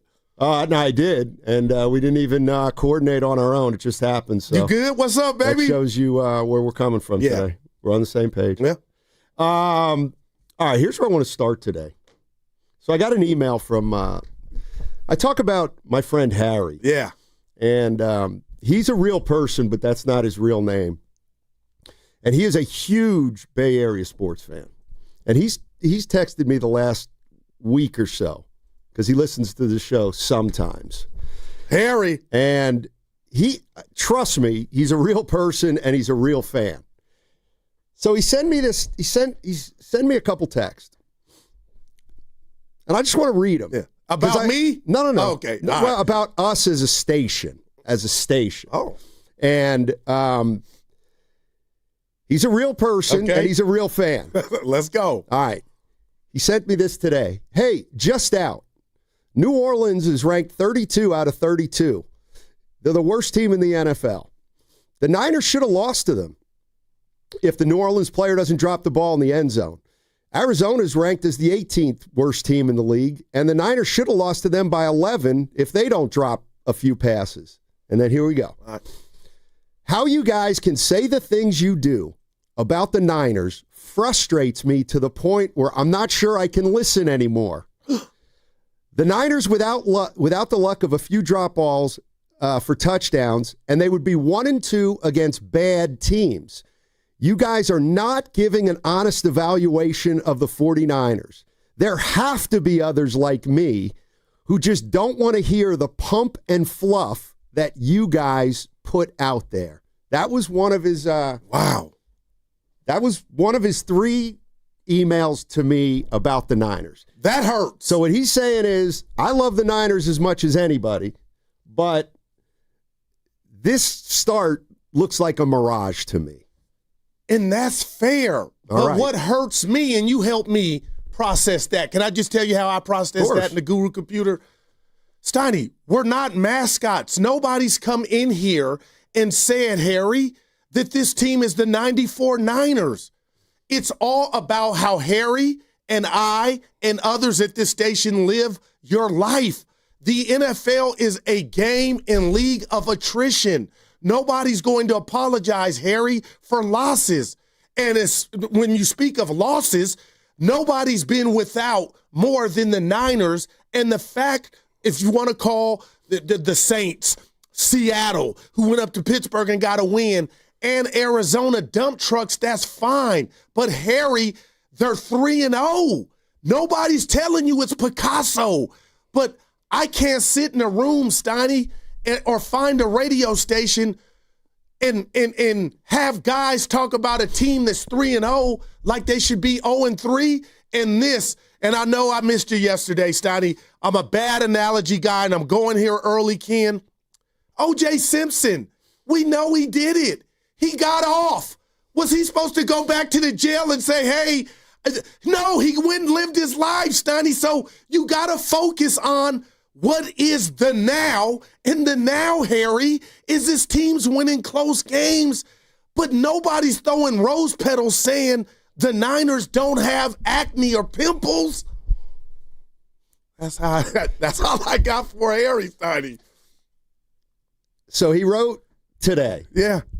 This is before the show. Yeah. By the way, people are saying Harry's me. Trust me. I thought it was you, and you showed me it's not me. All right. He's not me. Trust me. But his name isn't Harry, I'll be honest with you. And this was a day later, after he listened all day, Monday or Tuesday. I can't listen anymore, Matt. There's too much fluff. I know you have to please the audience and all, but that's not the way I travel. I need to listen to a sports talk show that tells the truth. Here we have a 49er team that should have lost to the Saints, the worst team in the league, but win because of a drop pass. The Niners should have lost by 10 to Arizona. They should be 1-2, but you play up that they're 3-0 and did great sticking it out in those 3 games. There's no mention that they won those games due to drop balls for touchdowns, and then this is it. Okay. The Niners are a below-average team, just barely squeaking by these crappy teams. It's not for me. I want to hear an honest evaluation. I'll check in with you when the regular season starts for the NBA, but I'm sure it'll be the same BS with the Warriors.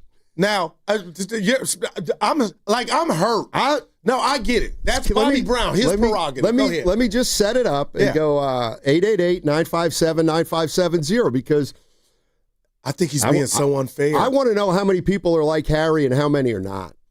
And it's okay, but pick up the phone and call the station. You tell me when we got together Monday with Willard and Dibs, Harry, are you going to sit there and say we didn't bring up the drop balls? We didn't bring up the woulda, coulda, shoulda's. Had Zay Jones held on? Like, we brought that up. But the bottom line is the NFL stands, Steiny, for me, not for long. You get them when you can. You can't apologize. But nobody, I know I don't do radio. Oh, they were excellent. Come on, Harry. And Harry needs to do his part rather than write. And he got on air, pick up the phone and call. But Steiny, I'm hurt by Harry because I don't live my life, my sports life that way, nor my life. We talked about the good, the Clint Eastwood, the good, the bad, and the ugly. And that's what the Niners season is being. But the most important part is perfection, 3-0. I mean, that's important, obviously. Let's put it right on the table early. So It's been a minute. Brought to you by Echo Pest Control. Be honest from your core, your gut. When I came in here Monday, was I whispering sweet nothings or was I talking about, boy, how are they doing this with Gorilla Glue and duct tape? I didn't say it's perfect or they're going to win the Super Bowl. Well, I also think he's not. I don't think he's just talking about you and me. Yeah. I think he's talking about the whole station. And that's what I'm talking. Like, how do you look at it, right? How do you look at life? Glass half empty or gut? And he might be right, but you won't be right until they're 3-4 and 3-5. Maybe that's why he's frustrated. Well, he also the one thing he also says is, I think they're going to be. He said they look like the Vikings from last year. That they're going to have a good regular season, but they will not have played anybody, and then they'll probably get theirs in the postseason. Don't you have to bite your tongue, though? Do you think that's what's frustrating him? Like, until we get there off that exit, I think that's why he might be frustrated, because they're 3-0, Steiny, but he feels like, man, this thing is really 0-3. I mean, the part that I don't understand, and I did ask him about, was what about the fact that they're 3-0 without Purdy for 2 of the games, without Kittle for almost all of them. Keep going. He didn't get back to me on that one. Oh, you think? But he will. Right. I mean, he will. I don't do pom-pom radio unless the team deserves it. I'm not ashamed of it. But, Steiny, I know, to me, listening to me and my takes, I have processed this season to be special for the Niners, the fact that what they've been without, how they've stood up in game, you win or, you make a play or you win or you lose. Like, I don't know why that bugs me. I mean, I think it absolutely can be talked about. And the one thing I was thinking about was, the Warriors, they started 12-3 this past year.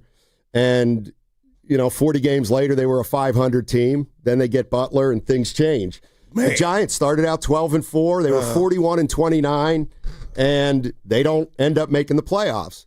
And I think what he's saying is, 3-0. He's saying slow down. Yeah. But Steiny hasn't said, I haven't heard you tell me or Willard or Dibs or anybody. We had Bonte in here yesterday, Steiny. I mean, who's saying Super Bowl? I think everybody's going week by week, but the bottom line is they're undefeated, but nobody is selling Harrys of the world that this thing is done, or they're the best team in the league, but they're undefeated. Yeah, 888-957-9570 is the number. Just kind of batting around the way you're looking at this San Francisco 49ers team right now at 3-0. My guy Harry thinks it's a mirage, and it might be. It might not be. But how do you watch and assess right now is does 3-0, does 3-0 make you less, less worried about some of the issues on this team? I mean, is this 3-0 for real, I guess, is the biggest question I have for 49er fans. Yeah. 888-957-9570 is the number. What's coming up on the game is brought to you by Fremont Bank. Here for you, here for good. That segment also brought to you by Safeway. Head to Safeway this week for this amazing deal and more for members. Pepsi, 7-Up, Polar Seltzer, or Pure Leaf Tea, various sizes and varieties. Buy 2, get 2 free when you buy 4 with digital coupon plus CRV. Limit 2 free items. Visit Safeway.com for more details. See you in the aisles. Hey, Steiny here and Friedman's Appliance in Pleasant Hill this weekend, September 26th through the 28th. It's their fall clearance sales event, and you can take advantage of factory direct prices, one-of-a-kind opportunities, special pricing on floor models, and convenient financing. Save on new appliances at Friedman's from trusted brands like Miele, Bosch, Electrolux, L&G, and Maytag. The store is huge with appliances everywhere and vignettes. And you've heard about me talk about the vignettes. It's like a model kitchen or a laundry room. All the appliances are in working condition. It's an incredible place, an incredible showroom, and it's going to be the place where it's at this weekend. I guarantee you'll be impressed. Visit Friedman's Appliance in Pleasant Hill for their fall clearance sales event. That's September 26th through the 28th, Friday through Sunday. It's the best time to save on new appliances for your home. And come see me and say hello on Saturday. I'll be there from 12 to 2, and we'll be doing the show there from 12 to 3. That'll be Grandy and Evan Giddings. The address, 2304 Monument Boulevard, Friedman's Appliance in Pleasant Hill. See you there this weekend. Change is always happening. It's part of life. And when it comes to music, change is all around us. Songs are rewritten. Classics are remixed. Bands and artists come and go. Even our taste in music changes. Here at Xfinity, we know there's still good in keeping some things the same. That's why we want to do our part with a 5-year price guarantee on our internet.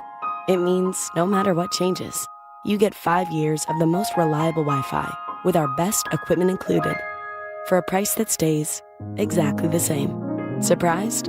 Life is full of them. One internet price, 5 years, guaranteed. Learn more at xfinity.com/deals. Restrictions apply. New residential customers only. Taxes and fees extra and subject to change. Most reliable Wi-Fi based on Open Signal Awards USA. Fixed Broadband Experience Report, August 2024. This is Vanessa Deniston, Senior Attorney at the Dolan Law Firm. The Dolan Law Firm handles a diverse line of cases from personal injury to employment law. We're proud to say the Dolan Law Firm is just as diverse in our attorneys and staff. The Dolan Law Firm consistently achieves outstanding results with over $1 billion in verdicts and settlements. The Dolan Law Firm, the best, most diverse personal injury and employment law firm we hope you'll never need. Contact us at dolanlawfirm.com.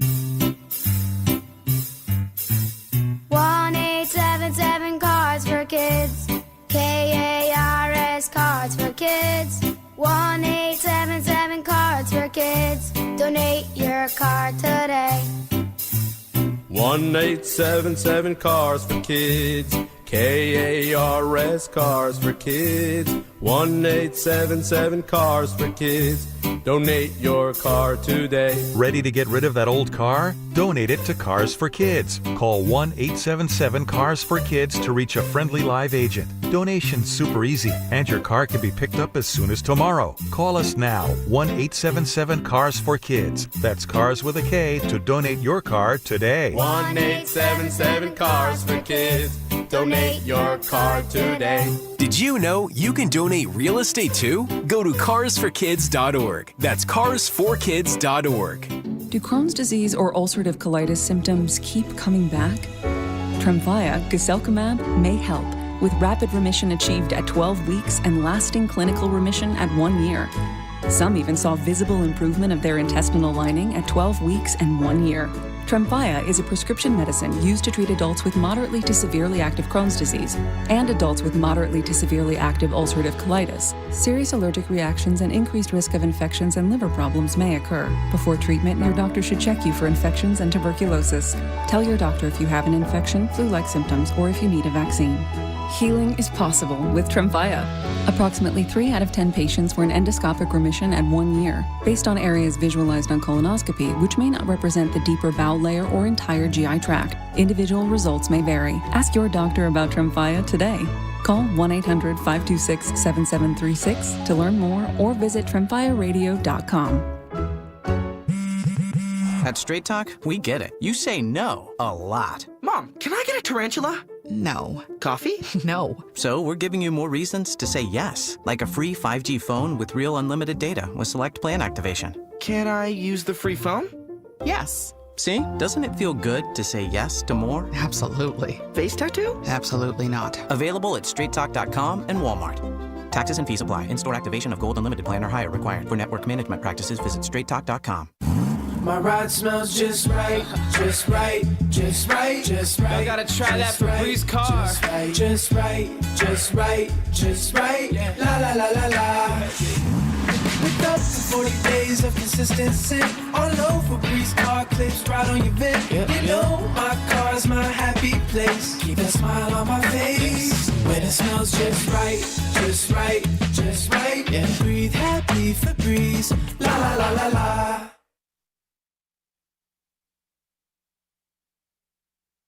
Now, back to Steiny and Guru on 95.7 The Game. All right, 49ers are 3-0 right now, and they play Jacksonville on Sunday to go to 4-0. That'd be basically a quarter of the season would be over.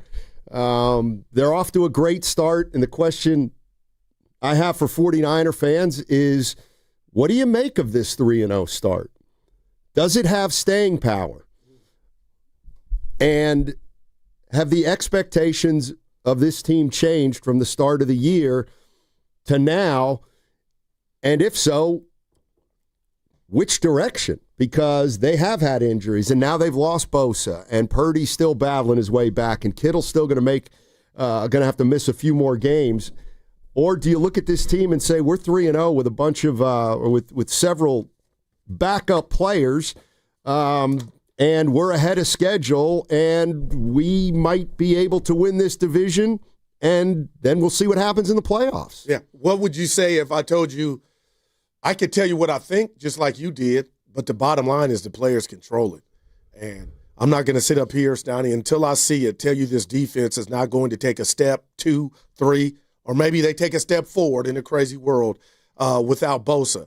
So everything is just hard. It's just been a root canal. This has been a root canal season for the San Francisco 49ers, Harry, from a standpoint of what they've been without.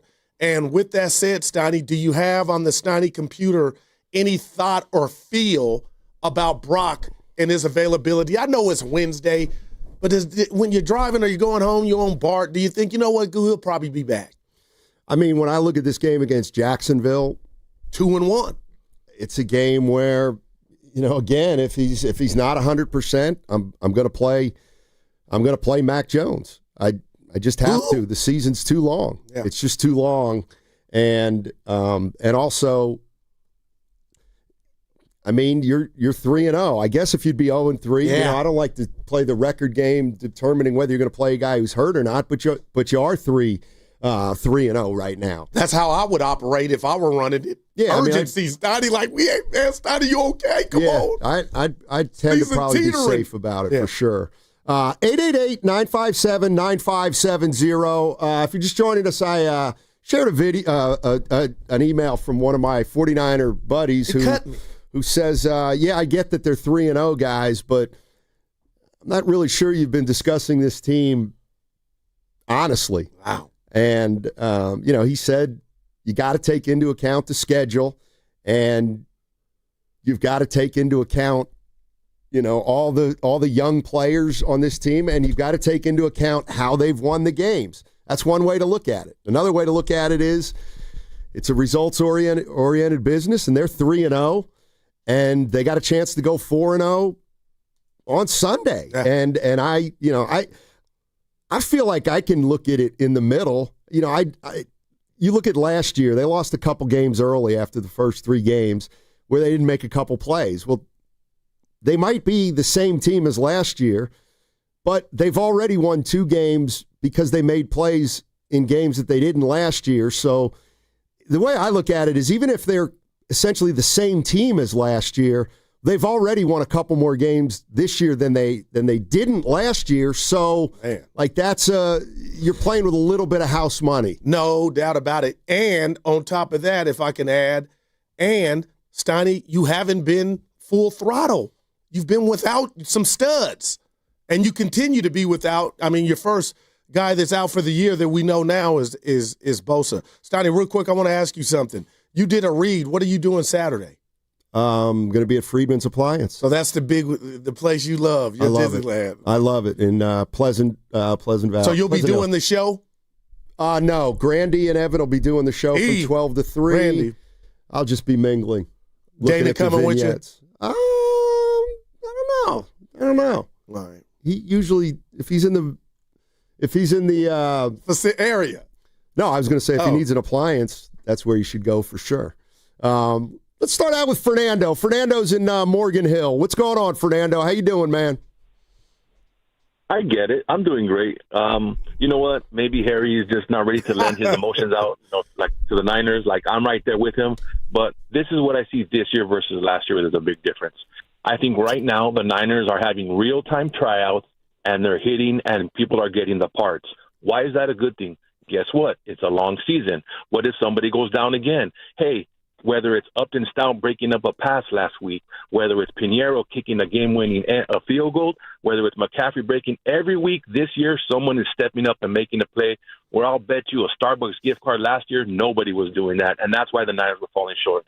So right now, this is the Niners, right? They're having the real-time tryouts for those replacements, and how can you get any better expectations than game time, right? And before I also leave, the Niners need to go all in on Trey Hendrickson, get a first and second, and go in because this you got to go on 100%. Thank you, guys. I'm out. I appreciate it. Thanks, Fernando. Appreciate the call. And we don't even know. Yes, your guy in Cincinnati, Steiny. I know you know, but we don't even know. They're 2-1, his availability. But I get it. You want a replacement, but that's not going to me, be answered here until a couple weeks, more than a couple weeks. But the bottom line is you're 3-0, and Harry wants to hear, I guess, panic radio like they're 0-3, but that's the blessing. And Steiny, you said they've won 2 games like that. They've won all their victories have come via, make that last stand, games they couldn't win last year. Yeah, I mean, the way I look at it is they're 3-0. They've won 3 games against 2 division opponents, and I came into this season with no expectations of this team. But because you have no expectations, the goal's to make the playoffs, obviously. And they're on a pace to make the playoffs right now. And so it doesn't mean I don't think they're a great team right now, but they're 3-0 right now. So now they get to play another 3 games. And if they win 3 of them, they'll be 6-0. Yeah. And if they lose 3 of them, they'll be 3-3. They'll still be hanging around. So that's the way I look at these 3 wins, is that even if you're not a team that's headed toward 14-3, well, you've already got a couple wins that you might not have had last year that may end up getting you to 10 wins, which gives you a shot at the playoffs. So I view it both ways. I view it, they're 3-0. They're probably not the best 3-0 team in the league, but it's going to be hard at any point this season, I think, to talk about the Niners like the best team in the league or one of the best teams in the league, because the schedule's going to prevent some people from coming all the way around on this team no matter how many games they win. That's just the way it's going to be. I'm not mad at that, and I'll say this. The Niners didn't handpick their schedule. We know that. They paid the price for it to get this, what we deem easy schedule. But these games through 3 weeks in, Harry, have not been easy, but they got them. And I'll say this to you, Steiny. The death knell in the NFL is when you get to that 0-2 and then they throw up the percentages of 0-2 teams, the percent of those teams that go 0-2 to make the playoffs. It's like, that's real. That's just something a lot of teams can't overcome. So imagine if the Niners were 0-3, you might be like, the season's over, or you're a couple victories away from it being a wrap. You know, so now you're on the flip side of that, and I'm thinking worst case scenario, just say you lose to Jacksonville, the Rams, and whoever you have after that. I don't know if it's Tampa, whoever's Steiny, and you're 3-3, you still got action to make the most of your season. But had Harry, they not made a play in 2 of these 3 games, you're 1-2 or 0-3, then we're talking about you're playing for draft position. Yeah, I'm that's real. Yeah, I'm trying to think how I, would look at it if I were a fan, and I would think I'd be real happy this team is 3-0. There's no doubt about it. Enjoy that. Well, until Sunday. Yeah, and somebody said, tell Harry just to enjoy the wins. That's it. But that doesn't work for everybody. That doesn't work for everybody. He thinks he knows what he's seeing. And by the way, he was talking about how he didn't like the Vikings all last year either, even when they were winning. And that's the other thing. But they had he's a the kind good of guy season, who goes, though. if they go 10-7 and they make the playoffs and they get beat by the Lions, he's going to say, I told y'all. That's what he's going to say. And that's kind of the part that I'm a little bit, I struggle to interpret because now I think he's being unfair. Well, he's saying making the playoffs not quite enough. Yeah. Or what he's saying is maybe, just because you made the playoffs doesn't mean you're a great team. Well, and I'm just trying to interpret what he's saying. Yeah, and I'll say this to that with Minnesota. You find the human being that thought or saw Minnesota and what they did last year, which was it culminated in a good season. Yeah, they didn't go to the Super Bowl, but they came out of nowhere, shocked the hell out of me. But Steiny, that, when it was all said and done, was a good season. No, I want Harry to tell me who he is hearing. It ain't Willard and Dibs. It ain't Spadoni, Joe, or Bonte. It ain't you or I after 3 weeks saying this team is ready to go to the Super Bowl. And that, to me, strips it of fun because the fact that we don't know yet how this defense is going to bounce back without Bosa, how these youngsters, even with Bosa, had made strides, even when they miss an assignment. This offense, where's the running game? There's so many questions to be answered. But Steiny, you know me. I'm a fan, but I'm never going to apologize for being 3-0 and enjoying 3-0 until we got you take the field Sunday. Yeah, you can called be the high. Yeah, but you can be 3-0 and know that the team's not as good as you think. And I think, would you say that about the Niners now? I think there's a lot of fans that believe this team, and I don't know that it can't. But they're a work in progress. And I guess it would be the beautiful part of it is they're undefeated. Right, that's but what it would it's be. about. Here's what it would be like. Here's what it would be like to me.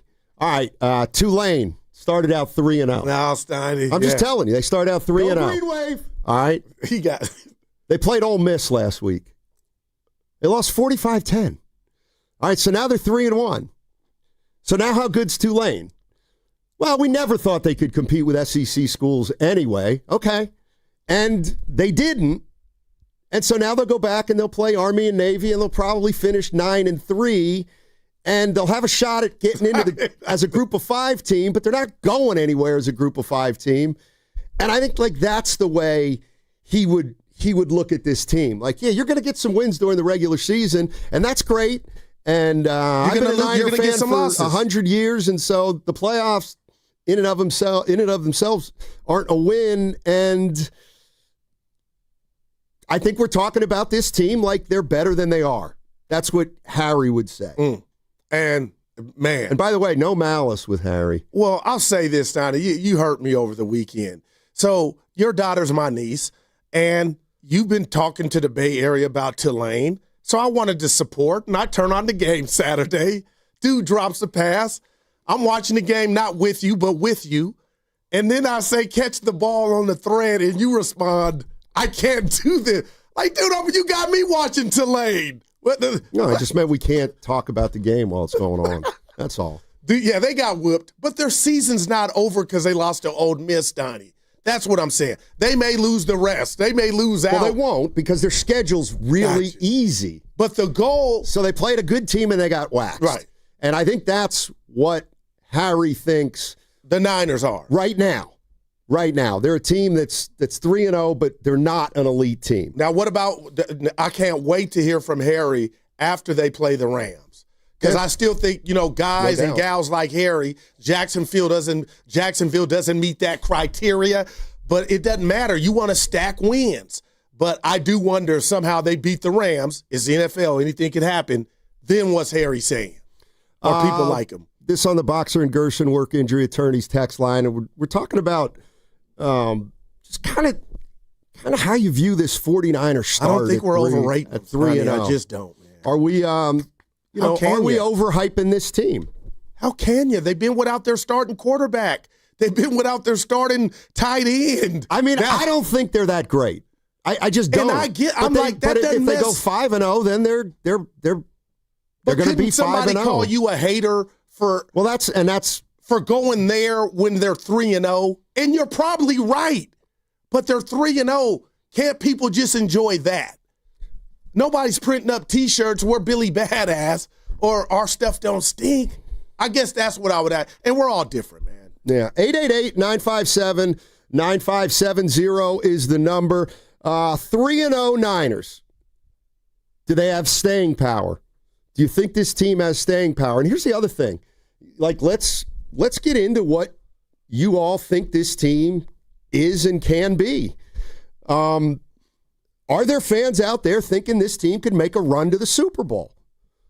Because I think that's where certain fans would be like, pump the brakes. And I would be one of them. All right. So what's an egg? This team can win 13 games. Maybe this. Okay, let's go through it. This team can win the Super Bowl. Is that realistic? I don't feel like that's a fair question right now. Can this team get to the NFC Championship? Can this team win 13 games and be the best team in the division? Can they win the division? Can they get in as a wild card? Will they not get in as a wild card? I don't know what people realistically believe this team can accomplish. And if 7 people call in a row and say, I think this team can win the Super Bowl, well, then maybe that's what Harry's talking about when he says they're so far from that, we shouldn't be talking about that right now. But if most of the fans believe it, then that's the expectation, and that's what we got to go on. Yeah, I would just say, can they go 4-0? Can they go 4-0? And I believe we know that's what Kyle's preaching in the players. Fred Warner and the rest of the gang, Steiny, can you go 4-0? Can you beat the next opponent on your schedule? But as far as what you're talking about, that's Sports Talk Radio 101, but it seems like Harry doesn't want to hear that. But I haven't heard a lot of people call in and say that. This thing is so unique in regard to next man up. You got youngsters on defense everywhere. And through 3 weeks, you like what you see. Has it been pretty? No. So why not just enjoy the moment and the ride? And that's what I talk about when I go Preacher Durrell on you, Steiny. Just in life, we're always worried about the next and down the road. Enjoy today. And that's how I feel Niner fans are doing. They're enjoying right now the first 3 weeks. Hey, Harry, they could be 0-3, but they're not. And I think there's some pleasure in that. Let's go to Jeremy in Oakland. Hey, Jeremy, what's going on, man? How you doing? What's up, fellas? Hey. Big fan of the show, and I really appreciate the topic because I was just having this conversation with my coworker this morning. And now there's some truth to what your friend Harry is saying, Steiny, but the bottom line is this. If you've been watching football long enough, you know that these games usually come down to a few plays, and the margin for error and the margin to make mistakes is very, very thin. And just look at the Green Bay-Cleveland game, Looked like Green Bay had it in the bag, but then Cleveland made a few plays and ended up winning the game, and that's exactly what the 49ers are doing. And, that's it. That's just the bottom line, and they're 3-0 because of it, just because of those few plays that they made. So as far as where they could take this, I mean, it's a week-to-week basis. At this point, we can't say they're going to go here or go there. We just got to wait and see week to week. So that's all. No, yeah. and I've actually been thinking a lot about that too, Jeremy. Appreciate the call. And so the Niners went 6-0. This is the way, and I never know what to make of this, to be quite honest. So the Niners went 6-11 last year, and you guys saw all the games. If I were to say, and I don't know if there's an exact answer to this question, but how many plays, if you added up at the end of the season, the Niners went 6-11. If you could change a certain number of plays, how many plays would you need to change for them to have gone 10-7? And I really do feel like it might be less than 10. I was going to say 7 or 8. Fine. It's fine. 7 or 8 plays are the difference between 6-11 and 10-7. So that's what seasons come down to. If you can make a majority of those plays, you're gonna win more games. If you can't, then you're gonna go 6-11 like the Niners did last year. And so I always wonder, I mean, does it just come down to 3 to 5 plays a game in 80% of the games that you need to make? I don't know. Like, I don't know what the difference is between the 49ers losing that game last year to the Rams when they fell apart and a game that they should have won. It was 5 plays went against them. Yeah. But then 5 plays that you don't make is the reason you're not a good football team. So I never know how to kind of decipher, what team got snake bit by a couple bad plays and what teams just aren't great and don't make those plays. Yeah. Well, there's luck involved in all the sports, but sometimes you create your luck. And I think what you're talking about is playmakers make plays. And when you don't have a lot of playmakers, guess what, Steiny? You don't make plays and you take L's. But coming into last year, the 49ers lost that heartbreaking Super Bowl. So to me, I didn't know, I didn't think, I didn't foresee anything about a hangover. I've never played the game, a Super Bowl hangover. So every week up until week 11 or 12, I thought the Niners still had action, even without McCaffrey. I thought, here we go. Okay, it's about to turn. It's about to turn. And boy, was I wrong. And I was just blown away that season went to the wayside. You win 6 games. Now you fast forward to this season. Steiny, I didn't know what to expect. All these, the Greenlaws who I wanted, the Niners wanted them. I was like, they can't find replacements for him. Looks like they have. And you got all these youngsters popping on the defensive side of the ball. You lose Brock Purdy the second game of the season. So I'm like, okay, that might be an L. It's not. So they're forming an identity right now. I think it's fun. And it's easy for me to say, sitting on my couch with the remote, that, what did I tell you Monday? Man, this is roller coaster football because you need to buckle up. You need a seatbelt. So I don't know who the 2025 Niners are, but through 12 quarters, they have shown me it looks like they've went to the lab and found a concoction that can help them pull out close games. Now, Steiny, they may lose the next 5 that way. Yeah, that's... but I'm just going off of what I see through 3 games. Yeah, and see, that's where I am not going to assume that because they were able to make plays against the first 3 opponents that they'll be able to make it. Sustain it. Yeah. I mean, I don't know. Maybe Jacksonville makes those big plays next week. Or you know what? Maybe the Niners play well enough for 3 quarters that it won't come down to that. But without Bosa, you got to believe, and we'll watch. And even if the defense is superb this Sunday at home against Jacksonville, Steiny, you still got to watch this team for weeks to know the impact if they can overcome Bosa's loss. Here's the other thing I wonder. That's a huge loss, man. Here's the other thing I wonder. And okay, you came into the season and you're like, yeah, we don't know. I don't think we're going to be that great this year. Let's say, you know what? I think we're looking at 8-9 or 9-8. I think we're an average team. Okay, that's fine. Well, now you're 3-0. So maybe you are an average team, but you're 3-0, which means you should be 1-2. So you could still be an average team, but you won a bunch of tight games. Hey, so what if you didn't deserve them? And I'm not even saying that. Well, that's what I'm saying. But you've got infinitely more of an opportunity right now to win 10 games than you would if you were 1-2. That's the way I look at it. I don't know if they're good, bad, indifferent. I don't know if they're a Super Bowl contender. I don't know what they are. I just know they're 3-0 right now. And yeah, they could be 1-2, but these 2 wins that they got that maybe they shouldn't have, they're going to count as one win for the rest of the season, and somebody else is going to have to make up for them to leapfrog the 49ers in the standings. So they're 6-3 before. That's kind of the way I look at it. They're 6-3-0 teams, Steiny. All right. Do you think Harry or I'm asking you? Let's go through the 3-0 teams on the other side. Okay, because I want to say something and start talking to them about it. All right. 888-957-9570 is the number. 3-0 Niners. Do they have staying power? How excited are you about this start? And are your expectations a little tempered just because, there's been some things outside of our control that we don't have any say-so over, like the schedule. You can only play the schedule. 888-957-9570 is the number. That segment was sponsored by the California Office of Traffic Safety and Caltrans. There are children, friends, and families walking, riding, on paths and roads every day. Remember, they're real people with loved ones who need them to get home safely. Protect our cyclists and pedestrians, because they're people too. Go safely, California. From the California Office of Traffic Safety and Caltrans. There's a party at your house, but some are uninvited. Yeah, it's bugs. You've got ants, spiders, maybe a mouse or two. It's a full-blown shindig. But don't let these party crashers ruin your good time. Visit atgopestcontrol.com and let them show those pests the door permanently.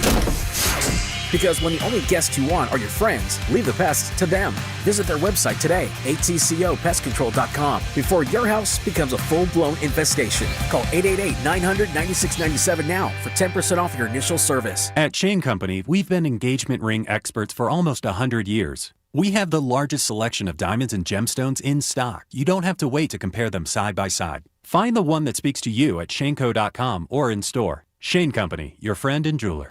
A lot of Bay Area banking customers are faced with a choice. Which financial institution best fits what they're looking for? It might make sense to consider a bank's history. Take Fremont Bank. For 60 years, we've provided stability and consistency with an emphasis on relationships. We've grown one customer at a time, not through mergers or acquisitions, because that's how you can do business when you're independently owned and community-focused. Fremont Bank. Here for you, here for good. Injured at work? Don't wait. Every day you delay can mean lost wages, delayed medical care, and more stress for your family. At Boxer & Gerson, we fight for people just like you. Construction workers, delivery drivers, factory workers, restaurant staff, hardworking folks who get hurt just trying to earn a living. We won't back down. We get results. You work hard, you deserve real help. Call Boxer & Gerson now at 510-835-8870 or visit boxerlaw.com. The consultation is free, but waiting could cost you. Boxer & Gerson. Justice for workers. When your name's on the paint job, your primer better hold up. Painters trust Kills primers for serious adhesion, stain blocking, and a finish that lasts. Now, the full Kills lineup is available exclusively at the Home Depot. Need it fast? Get same day or next day delivery, or order online and pick it up in store. Kills primers, pro results, faster. The Home Depot. If you're a pro, you know. If you could hear Old Spice Fiji Antiperspirant, what would it sound like? First, you'd start with Fiji Antiperspirant's amazing scent of palm trees. Add pure notes of fresh coconut and layer on 24/7 odor and sweat protection. You won't hear any dyes or parabens because with Fiji, you won't have any. So while your regular antiperspirant sounds like this, Old Spice Fiji sounds like this. Sounds like it smells amazing. You hear that? That's the sound of your business losing money. Legacy phone systems weren't built for today's teams. Quo, formerly OpenPhone, gives your business a smarter way to stay connected. Quo lets you manage calls, texts, voicemail, and contacts all in one place so that you can deliver a seamless customer experience from ring to... Need to take calls on the go? Quo automatically transcribes, summarizes, and highlights next steps from every call, so you never miss a detail. Need insight into what closes a sale? With Quo's AI call tags, you can instantly spot key topics like objections or pricing questions and use those insights to level up every customer interaction. And yes, you can bring your existing number with you for free. Keep your team in sync and your customers happy with Quo. Quo, No missed calls, no missed customers. Try Quo for free at quo.com/sports and get 20% off your first 6 months. That's quo.com/sports. QUO.com/sports. It's time to trade in and trade up during Lazy Boy's Trade-In Day sales event. Save 20% store-wide on recliners, sectionals, sofas, and more. Plus, get an extra $100 off when you upgrade your comfort. Trade in the old, bring home the new, and save big at Lazy Boy Furniture Galleries. We get it. Attention spans just aren't what they used to be. Heads in social media and eyes on Netflix. But what do people do with their ears? Well, for one, they're listening to audio. Americans spend 4.4 hours with audio every day. Oh, and you want the proof? Well, you just sat through this ad that's now approaching 30 seconds. What could you say to a potential customer in 30 seconds? Let Odyssey put together a media plan tailor-made for your unique marketing needs. Advertise with Odyssey. Visit ads.odyssey.com. This is the story of the one. As a custodial supervisor at a high school, he knows that during cold and flu season, germs spread fast. It's why he partners with Grainger to stay fully stocked on the products and supplies he needs, from tissues to disinfectants to floor scrubbers. All so that he can help students, staff, and teachers stay healthy and focused. Call 1-800-GRAINGER, click Grainger.com, or just stop by. Grainger, for the ones who get it done. Nationwide is so much more than a great insurance company. They're one of America's largest financial services companies. Like how I'm more than just Peyton Manning. I'm also motivating Manning. When I say insurance, you say financial services. Insurance. Financial services. Insurance. Financial services. Now when I say nationwide, you say is both. Nationwide. Is both. Nationwide. Is both. For your insurance and financial needs, Nationwide is on your side. Nationwide Investment Services Corporation, member FINRA, Columbus, Ohio. Join Lorenzo Neal and Evan Giddings at Laughing Monk Brewing in Sunnyvale every red and gold home game this season for our special live pregame broadcast. Plus, we'll have tailgate games, prizes, great food, and drink specials. For more information, visit 957thegame.com.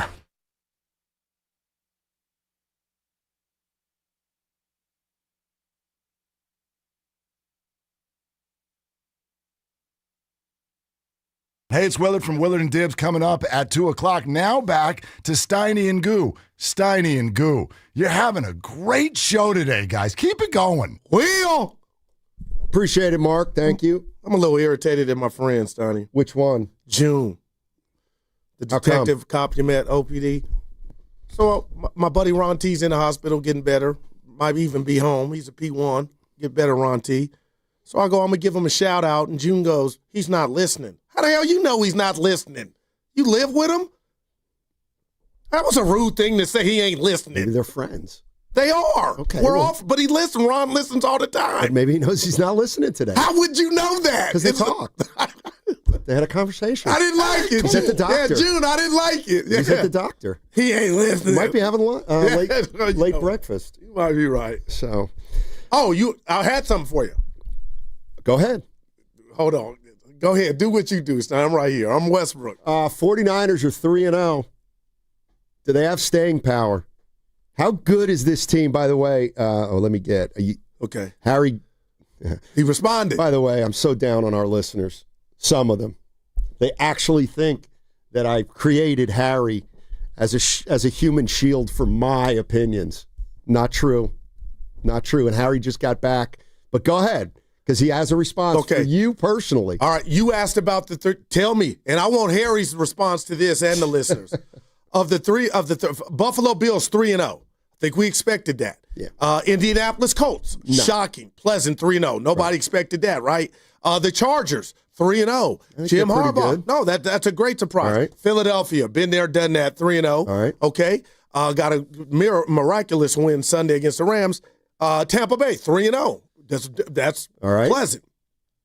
But what if I told you, and I mean this, team? the Niners. Oh, Niners, of course. Their 3-0 is the best 3-0 because it's been the most difficult 3-0 because what you've been without. That's what I won't go there. But why, if they haven't had their starting quarterback for 2 weeks, Kittle's been gone? Like, what must I say to you Steiny, that should be easy. You should be like, go park that in the garage. I get that. Who have the Bills beat? They beat the Ravens, they beat the Dolphins, and they beat Buffalo, the Chiefs, the Jets. Okay. So they got a quality win there. But they're healthy. They have what now? Had Buffalo won two of those games without? Okay, that's all I'm asking How did you phrase that though? Of the 6 3-0 teams, the most impressive 3-0 is the 49ers because of the health. No, it's got to be the Colts. Kenny, what would you say to that? You think I got Colts something there right now? I mean, the Colts are great. They're second. No, the Niners. I think for what you're saying, possibly, but who they beat does not give them like the best 3-0. I mean, the Eagles 3-0 is a little bit more impressive. Right, but the genesis of the point, Ken, I'm not trying to sway you, is what they've been without. If they play Chabot College, yeah, but they beat the Saints. Okay, they just beat Arizona and Seattle, and that was a very impressive win. But also, if you look at like what we're talking about, 2 to 3 plays that you sway, I got you. They could be 1 and 2. All right, what if Danny Jones doesn't play 2 of the 3? Is Indianapolis up here 3-0? I would bet no. But here's the thing about the way I look at the injuries. The way I look at the injuries is, they played without Purdy, but these were 3 games. You could say that even healthy, we got to be at least 2-1. And so the fact that you're 3-0, or let's just say you were 2-1. Even though you'd been hurt, you're still exactly where you would have been. And so when the starters come back, or when Purdy comes back with Kittle, you're going to pick up right where you think you should have been. The 3-0 to me means you're going to pick up with 1 game in hand that maybe you didn't expect to be 3-0 even with your starters. But, I mean, look, if the 49ers beat the I can't remember. Jags. Give me their first 3 games again. Seattle. All right, they beat Seattle 30-17. They beat New Orleans. Then they hammered New Orleans 31-14. And then they win last week 21-10. Oh, okay. That didn't happen. Like, you know what I mean? If they had won every game by more than a score. But now you're going college. No. But that's what I'm saying. I mean, style points now. Well, that's what he's saying. He's saying, I think that's what Ken's saying. If you're 3-0 and you've been a juggernaut, then you got to say, wow, that's impressive. But my point is, it's impressive to me from the standpoint of you were without your starting quarterback and other star players. That's all. That's my premise. Well, I think it also depends on what kind of healthy or not. What did you see the 49ers starting this year? 3-0, 2-1, 1-2, 0-3. I mean, I got to believe I had them at 2-1 at worst with these 3 games. Yeah. And I guess it not being a one-trick pony, but I just, like, if Josh Allen missed 2 games, I don't think the Bills are 3-0. If our guy in L.A., the dream quarterback, if he's out 2 games, Kenny, they're not. I don't believe the Chargers are 3-0, So I agree, but if Derrick Henry doesn't fumble twice, I mean, the Ravens could be 3-0. And that's always what I try to figure out. Does that mean the Ravens aren't very good right now? No, they just number 1 scoring offense in the league. They just lost a couple games that they had in hand. Leaving a lot to be desired. But it's all how you look at it. That's all. To me, this Niner 3-0. Okay, forget everybody else, Donnie. Wouldn't you say it's a tad bit more? 3-0 is always impressive, but wouldn't you say it's a tad bit more impressive with the injuries they've had to overcome? Can I park my car there? Guru. Says Harry. This is from Harry. 1031. Guru. All I'm saying is that, well, now he's saying you. Okay. I'm going to throw Willard in there, too, just to take all the heat off you. All right, and I'll put Shasky in there, too. All I'm saying is that you, Shasky, and Willard, he said just go ahead. Pump up the 3-0, and I'm saying they'd be 1-2 if the other teams didn't hand them the games by dropping 3 touchdowns. And he says, tell the truth. That's valid. Steiny, you weren't here yesterday. I told Grandy they could be 0-3 in a text. Well, I use Texas. I guess that's second. the way. If they could be 0-3, are you ecstatic they're 3-0, or are you like, we could be 0-3? I think Harry's like, man, we could be 0-3 or 1-2. Well, and an optimistic's like, we should be 1-2, but we're 3-0. So we're on cloud 9. Well, if you're walking home, Steiny, real quick, if you're walking to Bart and find $300 just sitting there on the ground, are you going to be happy, or are you just going to lay asleep at night like you lost the $300 because you're never going to find out who did it? Or I don't know. You just focus on, I got some good luck. The question is, somebody lost it. Well, you may not. It may be like finding $300 that you may not have, though, in 4 weeks, is what he's saying. Like, but you're excited about what you're going to do with the bonus 300. Yeah. Yeah. 888-957-9570 is the number. I'm down on Ken. Why? I didn't like the fumble but I got your point. No, but I agree with you though, because like we said in the green room when Ross Tucker was on with you guys yesterday, you and Grandy.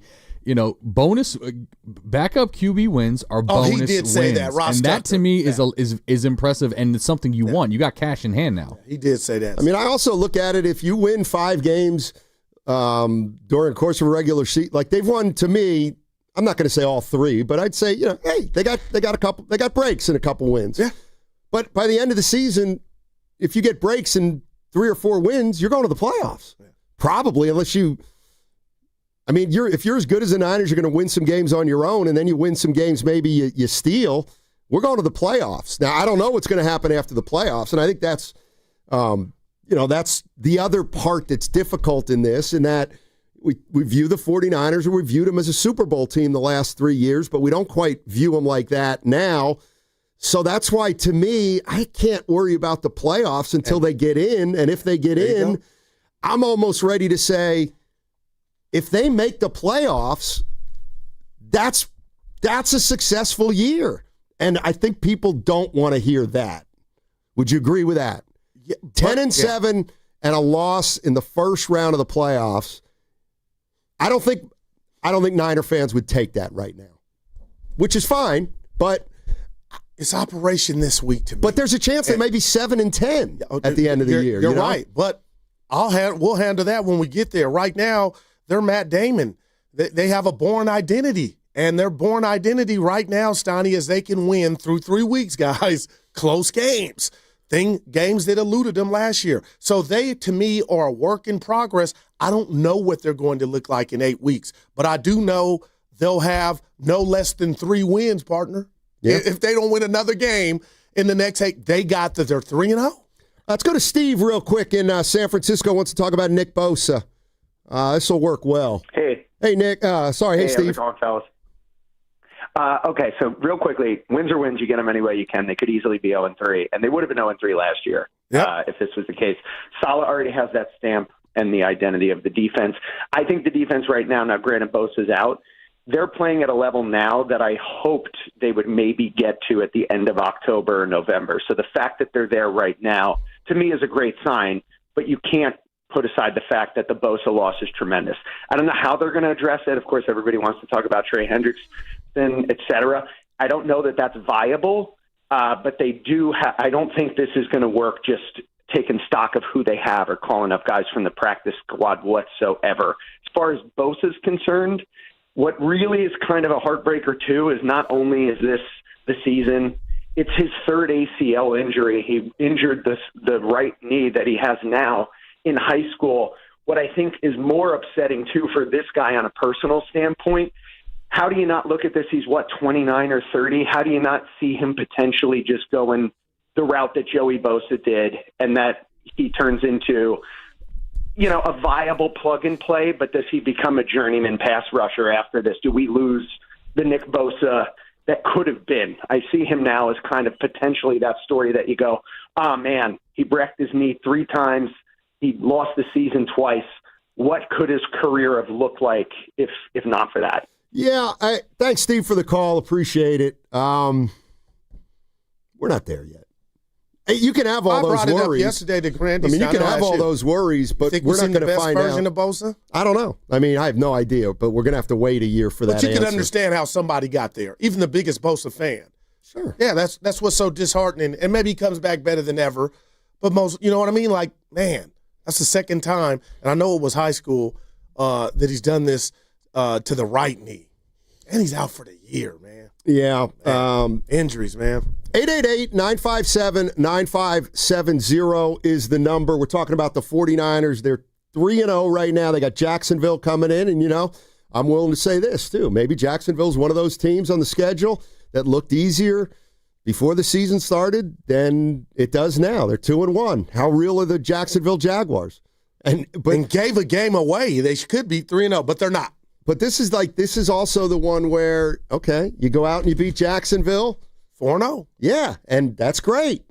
But just know that they're not going to be able to run from the schedule, and it's what's going to hold some people back from, I think, embracing this team, full-fledged, if you will. Was that you and the boss and I over at the Warrior facility, and we talked about the theme of the Niners season when the schedule came out, and it was going to be what you're talking about. They'll never really get that respect because the schedule to the average fan is light. But they don't have to apologize for that. It's Operation Qualify for the Offs, right? Yeah. And you stack wins to get there. You're listening to 95.7 The Game, KGMZ FM and HD1 San Francisco, an Odyssey sports station in the home of the Warriors and the Valkyries. Always live on the free Odyssey app, coming to you live from Laughing Monk Studios. Laughing Monk, righteously brewed in the city. The 341 on the Boxer and Gerson Work Injury Attorneys text line. Please pick out the 10 losses you see on the schedule. I'm just saying we don't know if this team's going to win more than 10 games or they could still lose all the rest of their games. I'm not saying it's going to happen, but that's what I'm saying is we don't know how healthy this team's going to be as the season rolls along, and that's why I'm not here to paint this team as a Super Bowl contender, but I am here to say at 3-0 after 18% of the season has been complete, they're in the driver's seat, whether they're good or not. I agree with that. They're in first. Just keep rolling, Kenny? Yeah, all right. Let's go to Frank in Atlanta. Our man. Hey, Frank, how you doing, man? Hey, how you guys doing? How's everybody doing? All right, Frank. All right, that's good. Okay, this dude who you're named Harry, I guess his name is. Yeah, Harry. Tell him he's a rock with lips.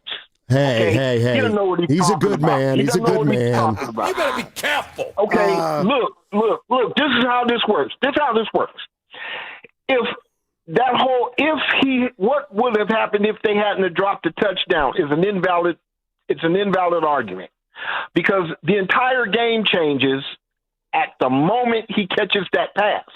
Who's to say that on the first play of the next drive, Christian McCaffrey doesn't run down the field and score an 80-yard touchdown?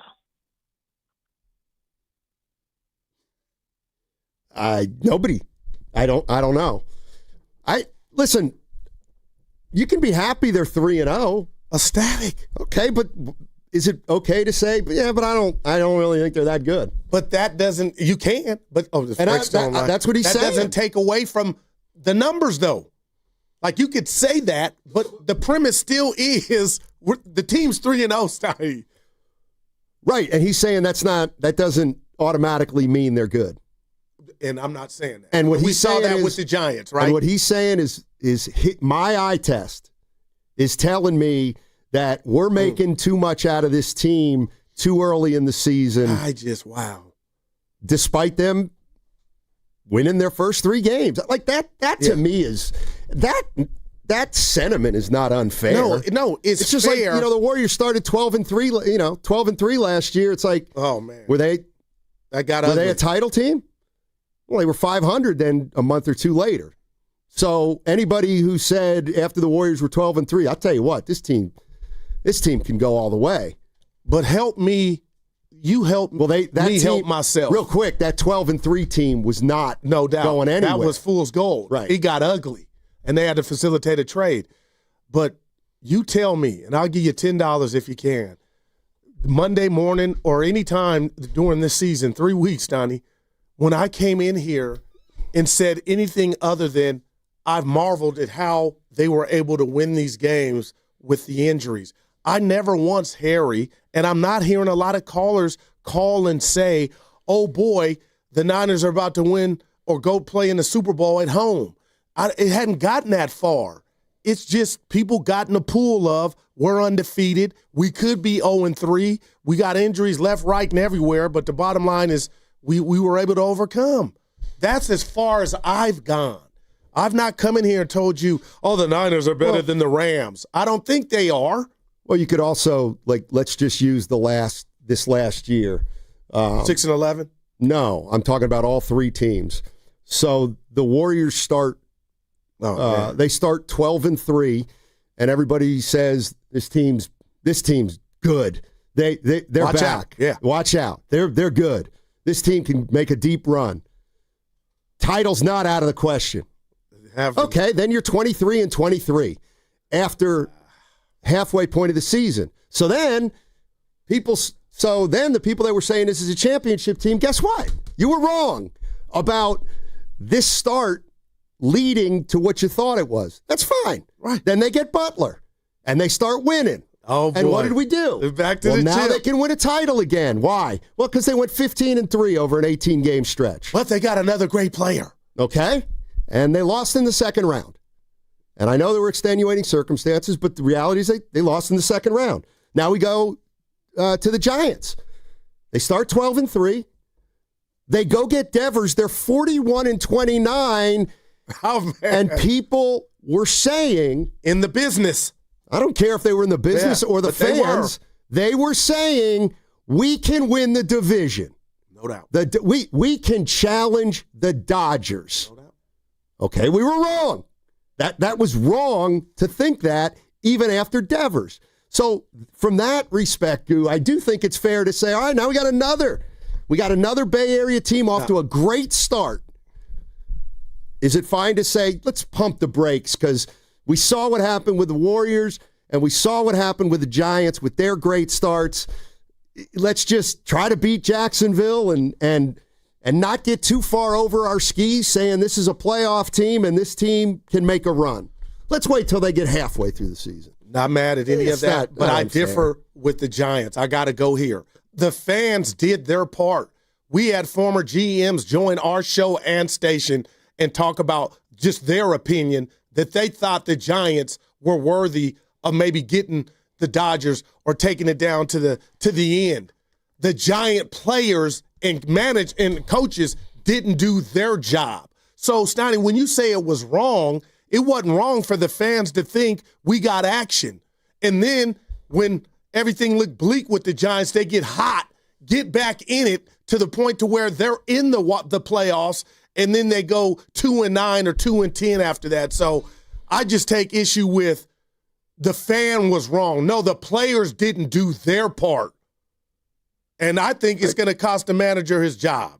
That's a whole nother conversation. The point is that whether the team failed or the team was who they were, when they were 41-29 and got Devers, everybody assumed. Here's what I thought. Well, they're going to make the playoffs. See, and I was wrong. Right. Everybody was wrong. But it's not your fault. I'm not saying it was. I'm saying we got it wrong. So for us to come down Harry's road as the Niners are 3-0 and just to offer some caution, that's totally fair because the last two teams, maybe the Niners are different. This is what we can talk about why the Niners are different than the Giants. That. He's just saying they're 3-0, but don't tell me they're going to challenge the Dodgers in the NL West. I'm not there yet. Fair. Yeah, and it is fair. But wouldn't it hit different when they're 3-3 or 3-4, Steiny? Yeah.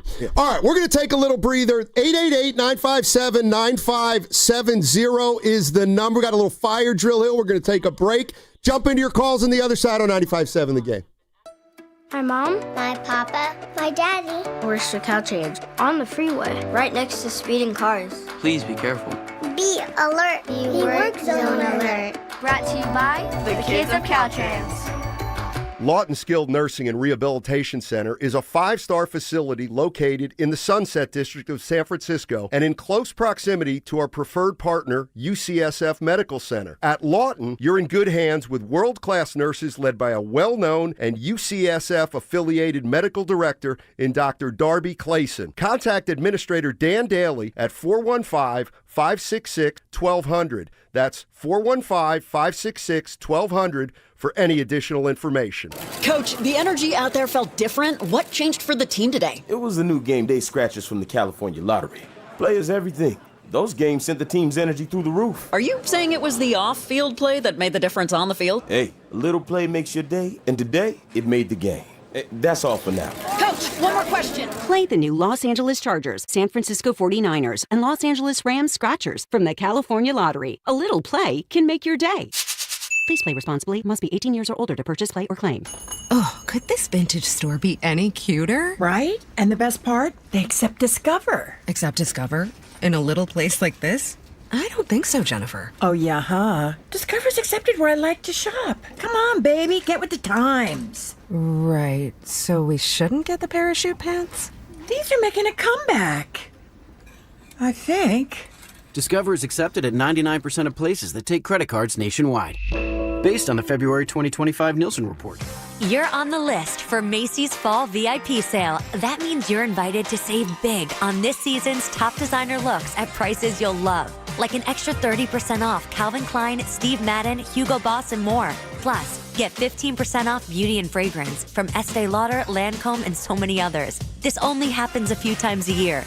Don't miss the Fall VIP Sale tomorrow, only at Macy's. Savings off regular and already reduced prices. Exclusions apply. Brought to you by Stevens Creek Subaru. Custom order your next Subaru at StevensCreekSubaru.com. Jack here. Did you know my $3.49 sourdough scramblers are available all day? Toasted sourdough with bacon or sausage, scrambled eggs, and melty cheese. Yum. All for just $3.49. Get so much more. Plus tax. Limited time only. Price and participation may vary. Welcome to Jack in the Box. It's time to get away to Cache Creek Casino Resort during our Back to Bingo drawings going on now until September 28th. Party like it's 1985 with hourly cash prizes every Sunday from 1 to 6 p.m. And don't miss the grand prize drawing at 7 p.m. where you could win up to $15,000 cash. Get away today and cash in at Cache Creek Casino Resort. When you own your own business, you own every decision. Catch the red eye or take the 6 a.m. Make a new hire or promote internally. Celebrate a win with a toast at the gate or unwind at the lounge. Big props to this team. Some decisions are a win-win. Like earning 8 times points on Chase Travel. Introducing Chase Sapphire Reserve for Business. With $2,500 in annual value, it's the business card that gives back all you put in. Visit chase.com/reserve business to learn more. Cards issued by JPMorgan Chase Bank and a member of FDIC, subject to credit approval. Terms apply. From Carriage House to glass aluminum doors, R&S Doors has a full line of commercial and residential garage doors and gates to suit anyone's taste and budget. Visit rsdoors.com. R&S Doors. Look for the red truck. Welcome to Dugout Radio, the undisputed home of Boomtown Baseball. The Wi-Fi is booming with Xfinity, baby. Our next caller is Stacy. How do you stay locked in on every pitch and play? We stream it all live on Xfinity Internet with low lag, 99.99% network reliability, and speeds faster than a base runner beating the throw to home plate. I stream on my TV, tablets, even my smart fridge. Smart fridge? With all those games, we gotta refuel. Stream live baseball with Wi-Fi built for the biggest moments. Xfinity. Restrictions apply. Actual speeds vary, not guaranteed. This is McGruff the Crime Dog, and I need you to help me take a bite out of crime. Another teenager, victim to fake pills bought from social media. This doesn't seem like a drug deal, but it definitely is. Should buying prescription pills be that easy? Many fake pills contain fentanyl, and an amount small enough to fit on the tip of a pencil can be lethal. So listen, before buying pills from social media, think again. Learn more at mcgruffpsa.org and go for real. Brought to you by USPTO and the National Crime Prevention Council. Life insurance. Why are you putting it off? Can't afford it? Too much hassle? Think you don't need it? There's lots of excuses for putting off life insurance. But if you weren't there, who would pay the mortgage and other bills? With Ethos, you could be covered in 10 minutes and boom, family protected. Ethos, fast and easy online term life insurance. Up to $2 million in coverage with no medical exam. Some policies as low as $1 a day. Answer a few health questions and get your free quote at ethos.com/radio. That's ethos.com/radio. Hi, I'm Maria, salon owner. You know the jingle. Now discover the facts about Ozempic, a GLP-1. There's only one FDA-approved Ozempic, made by Novo Nordisk. Learn about the real thing. Talk to your healthcare professional today. Call 1-833-OZEMPIC or visit Ozempic.com to view the medication guide and to learn more about Ozempic. Semaglutide injection 0.5, 1, and 2 milligrams.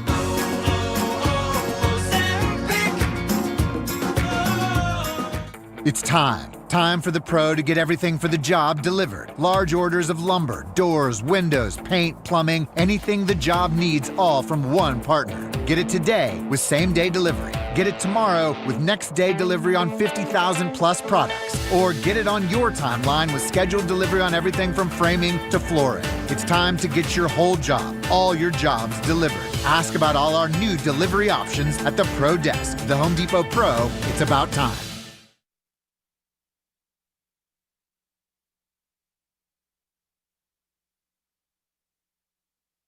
I never answer. I never leave a building when there's a fire alarm. I just don't believe in it. Now, back to Steiny and Guru on 95.7 The Game. Baldy, we love you, but what if there's a real fire, bud? I never answer. I never leave a building when there's a fire alarm. I just don't believe in it. We just had one and you didn't leave the building. It was That's what they said. What do you call it? A walkthrough? Yeah, a test. But what if we have a real fire at the exact time that there's I'm out of here, knocking people over. I'm getting out. Well, yeah. He says he doesn't believe in it. All right. I bet if he's on the 20th floor, he does.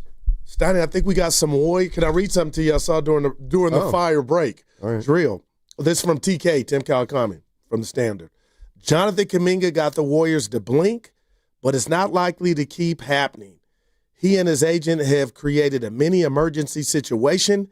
He's earned the right, but camp starts Monday. Something should happen by this weekend. What do you think? Yeah. Oh, well, it's October 1st. The training camp starts Monday. Dude. And the deadline's Wednesday. I think it's pretty safe that something may happen this weekend. Yeah. I'm being selfish. And if not Monday. He'll be in a Warrior uniform. That's all I wanted. We'll deal with the rest when we deal with it. Yeah. We'll see for how long. We'll see. All right. 888-957-9570 is the number. And we're talking about the San Francisco 49ers and how you interpret this 3-0 season so far with Jacksonville coming in there. I'm sorry, 49ers hosting Jacksonville this weekend. So my question to 49er fans is, does this 3-0 have staying power? Do you believe this team can make a Super Bowl run? I guess. Are we going to put this team in the same Niners category that we have the previous 3 years? I'm going to use one of your words, Steiny. That would be stupid right now. It's only 3 weeks in. I'm sounding like you. But I'm not going to tell Niner fans, don't be ecstatic about what you've seen.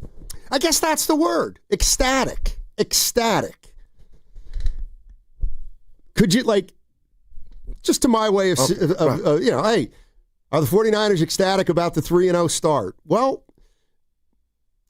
yes, but the injuries, hell yes. Right, but it hasn't been perfect. No, and that's what makes it better. Never will be. Okay. That's fine. And if that's your rationale, that's fine. We're 3-0 and we haven't played well.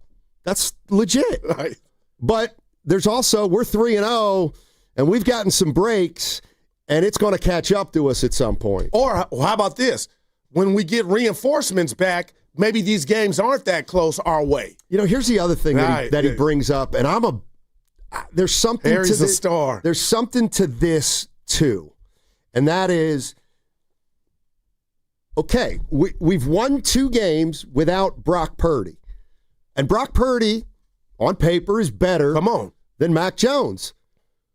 But Mac Jones was good in the last 2 games. He's been really good. Facts. And like I said, if Purdy would have quarterbacked the 3-touchdown game a week ago, we would have been saying that was one of Purdy's better games. Gotcha. In his career. So Harry's also a big believer in, just because Purdy comes back doesn't mean he's going to play better than Mac Jones has played in those 2 wins consistently. And don't you think that's the rat on the table, brought to you by Atco Pest Control, that now that Mac Jones was able to show you, what he can do, the throws, and even the rapport that he's kept up with Ricky Pearsall that I talked about was worrying me. Was that going to vanish or go away? Don't you know everybody's looking to see if Purdy can keep it cooking? Because now Mac Jones has shown you, and I'm not saying there's no quarterback competition, but Steiny, fans know what we're watching. And I think Brock Purdy, when he does come back, I don't know if it's going to be this week, but my goodness, Niner fan might never feel different about Brock getting hurt or missing a game moving forward now with what I deem the bar that Mac Jones has set in a Kyle Shanahan offense. Look what he did for Jimmy. I'm sure this is Mac Jones. Look what he did for you, Brock. But watch what he's going to do for me as long as I'm under center into that toe heels. Let's go to Scott and Marin wants to jump in. Hey, Scott, how you doing? Hey, fellas. I just think this whole Harry thing, the premise is just false. First of all, nobody's saying that after the way they won the first 3 ball games that they're going anywhere yet. I mean, they survived. I mean, and to say I'm not going to listen to the station anymore because you're puffing them up. Who's doing that? Right. I haven't heard any of that. So really? So the other thing is, no, and nobody in their right mind thinks this. Okay, we're 3-0. Hey man, we're gonna win the NFC. We're going to the Super Bowl. No, there was no idea that they were going to the Super Bowl before the season even started. And so this whole idea that now they're being puffed up is ridiculous. They beat 2 teams that they had to in division. I mean, Seattle, of course, New Orleans isn't very good, and Seattle blew them out last week. But Seattle also lost to the 49ers at home. So, I mean, this is the NFL. Harry, I don't know how long he's been watching the NFL, but you take the victories when you get them. And there was a lot of nuance to obviously they suffered injuries. They were down quarterback. They're down their star tight end. They lost their left guard. I mean, dinged up, but Juszczyk dinged up. Jennings dinged up. No Ayuk. I mean, and now they lost Bosa. So this is not a Super Bowl team. I mean, I knew that coming into the season, but I've been encouraged by what I see from this young defense. Let me throw it this way, Scott. Let me ask you this. That's fair. What's the thing that worries you most about the 49ers this year? Now that they're 3-0. Continuing to sustain these injuries is not, that's not sustainable. They can't losing Bosa is a massive blow, and so my expectations. NFL is a week-to-week league. I've been watching a long time, and I take the victories when they come. Man, I have no expectations that they're gonna win the division. Let me throw this one out there. Let me throw this one out there, Scott, real quick. Had they started 3-0 last year like this, you probably wouldn't have felt this good about where they are, right? Because your expectations last year were higher. Yeah, that's true. Well, that's what I agree with. People from the old days, if you remember when the 49ers were in their dynasty phase, they would beat people, by 10 points, and fans would be upset. Yes. Because it wasn't good enough. So the bars are much different places. Fans are normally, pessimistic anyway. Right. And so, but I've been encouraged by these first 3-0. There's a reason to be happy. You should be. Because you're 3-0. Yep. So that's it. Appreciate it, Scott. Thanks. Yeah, I'm with him. Ask me that question. Yeah, Scott, what worries you? What worries you? Steiny, this run blocking and this fact that the team seem like they're keeping McCaffrey and any 49er running back at bay. We saw it with Seattle, and I get it. Now the people are, Seattle's got a good defense. I'm not saying they don't. New Orleans, I hadn't heard about their defense, but they were kind of, making it difficult, and damn sure Arizona was. So, I mean, and we were talking about it yesterday, in the crossover. How do you get this fixed? What's going on? Is it the burst from McCaffrey, which I don't believe it is, Steiny? I believe it's just a collective. But if they're going to do anything, you got to be able to run like you used to. And for whatever reason, right now, they're just, 3.1, 3.4 yards a pop. I mean, I do think there's... And that's why these games are coming down, I believe, to the wire. And if you remember what I'm talking about here, jump in. But here's... And maybe the analogy doesn't work exactly. Oh, here we go. But I remember 2016, and the Raiders went 12-4. D-Car. And I want to say that year they started 7-1, and they won like 4 games that they eked out at the end. I want to say the first game of the year they They scored late and they went for 2 and got it and won a game New with Orleans. no time left. Yeah. Anyway, they won a lot of close games, and that was the year that Carr got hurt the last game of the year. But whatever, they went 12-4. Lost to the Texans. And the next year, I thought it was very fair to say they won a lot of close games last year. Like 12-4 might have been a little bit of a mirage. And then they went 6-10. I'm not saying, that's what naturally was going to happen. But I do think the year before they won a lot of games that maybe they shouldn't have won, or they got a couple breaks. And the next thing you know, they're 12-4, but they're not a 12-4 team. And that ended up, exposing itself the following year. And all I'm saying is, I think it changed Carr's career. And all I'm saying is, the 49ers are 3-0. Let's figure out what to make of it right now in the context of how early it is in the season, what their expectations were, and what their goals are for the year. I don't think the goals change. I just think if it's Operation Playoffs and the fact that you stacked 3 wins in 3 tries, you would think, Steiny, you're closer to your goal if you keep this up. But the bottom line is, I think we're doing too much trying to shake the tree of what does this mean? Is it sustainable when the players and the schedule's going to control that? My thing is the fact that they're undefeated now, don't stop, do not show up at practice, and because we know the players are not doing that. But, man, how long can you keep this thing going? And to your Raider point, I'll never forget I was shaving thinking the Raiders had won that last game and heard the noise, the announcers talk about Derek Carr. But, Steiny, to that point, yeah, they were winning close games, but had he remained upright, who's to say they don't go in the playoffs and beat Houston and have that much more of a magical season? Just for that season. Because let me ask you this. You think it's a skill to win close games? I don't know. I mean, it's a skill for teams that win close games and then I think move for a through season, the playoffs. You can bottle it up and I thought that year the Raiders were lucky. Mm. Now, and then that doesn't mean they should have gone 4-12. Right. It just means. But the Patriots were lucky when Seattle was at the 1-yard line and chose not to give it to Marshawn and throw it. They won the Super Bowl, but I'm talking you know about, what I mean? No, Steiny, that was luck. I'm talking about when you win 3 or 4 games during a season that maybe camouflages. It works the other way too. You lose a lot of like were the 49ers a 6-11 team last year? Well, they were because that's what they finished, and they couldn't stop anybody though, Steiny. But their personnel, they'll tell you, was much better than a 6-win team. I gotta believe. Let's go to Manny. Manny's in Union City. Manny, how you doing? Hey, what's going on, fellas? Manny. I'm going to pull something back from a few years ago. I'm going to pull this back from a few years ago. Who got it better than us?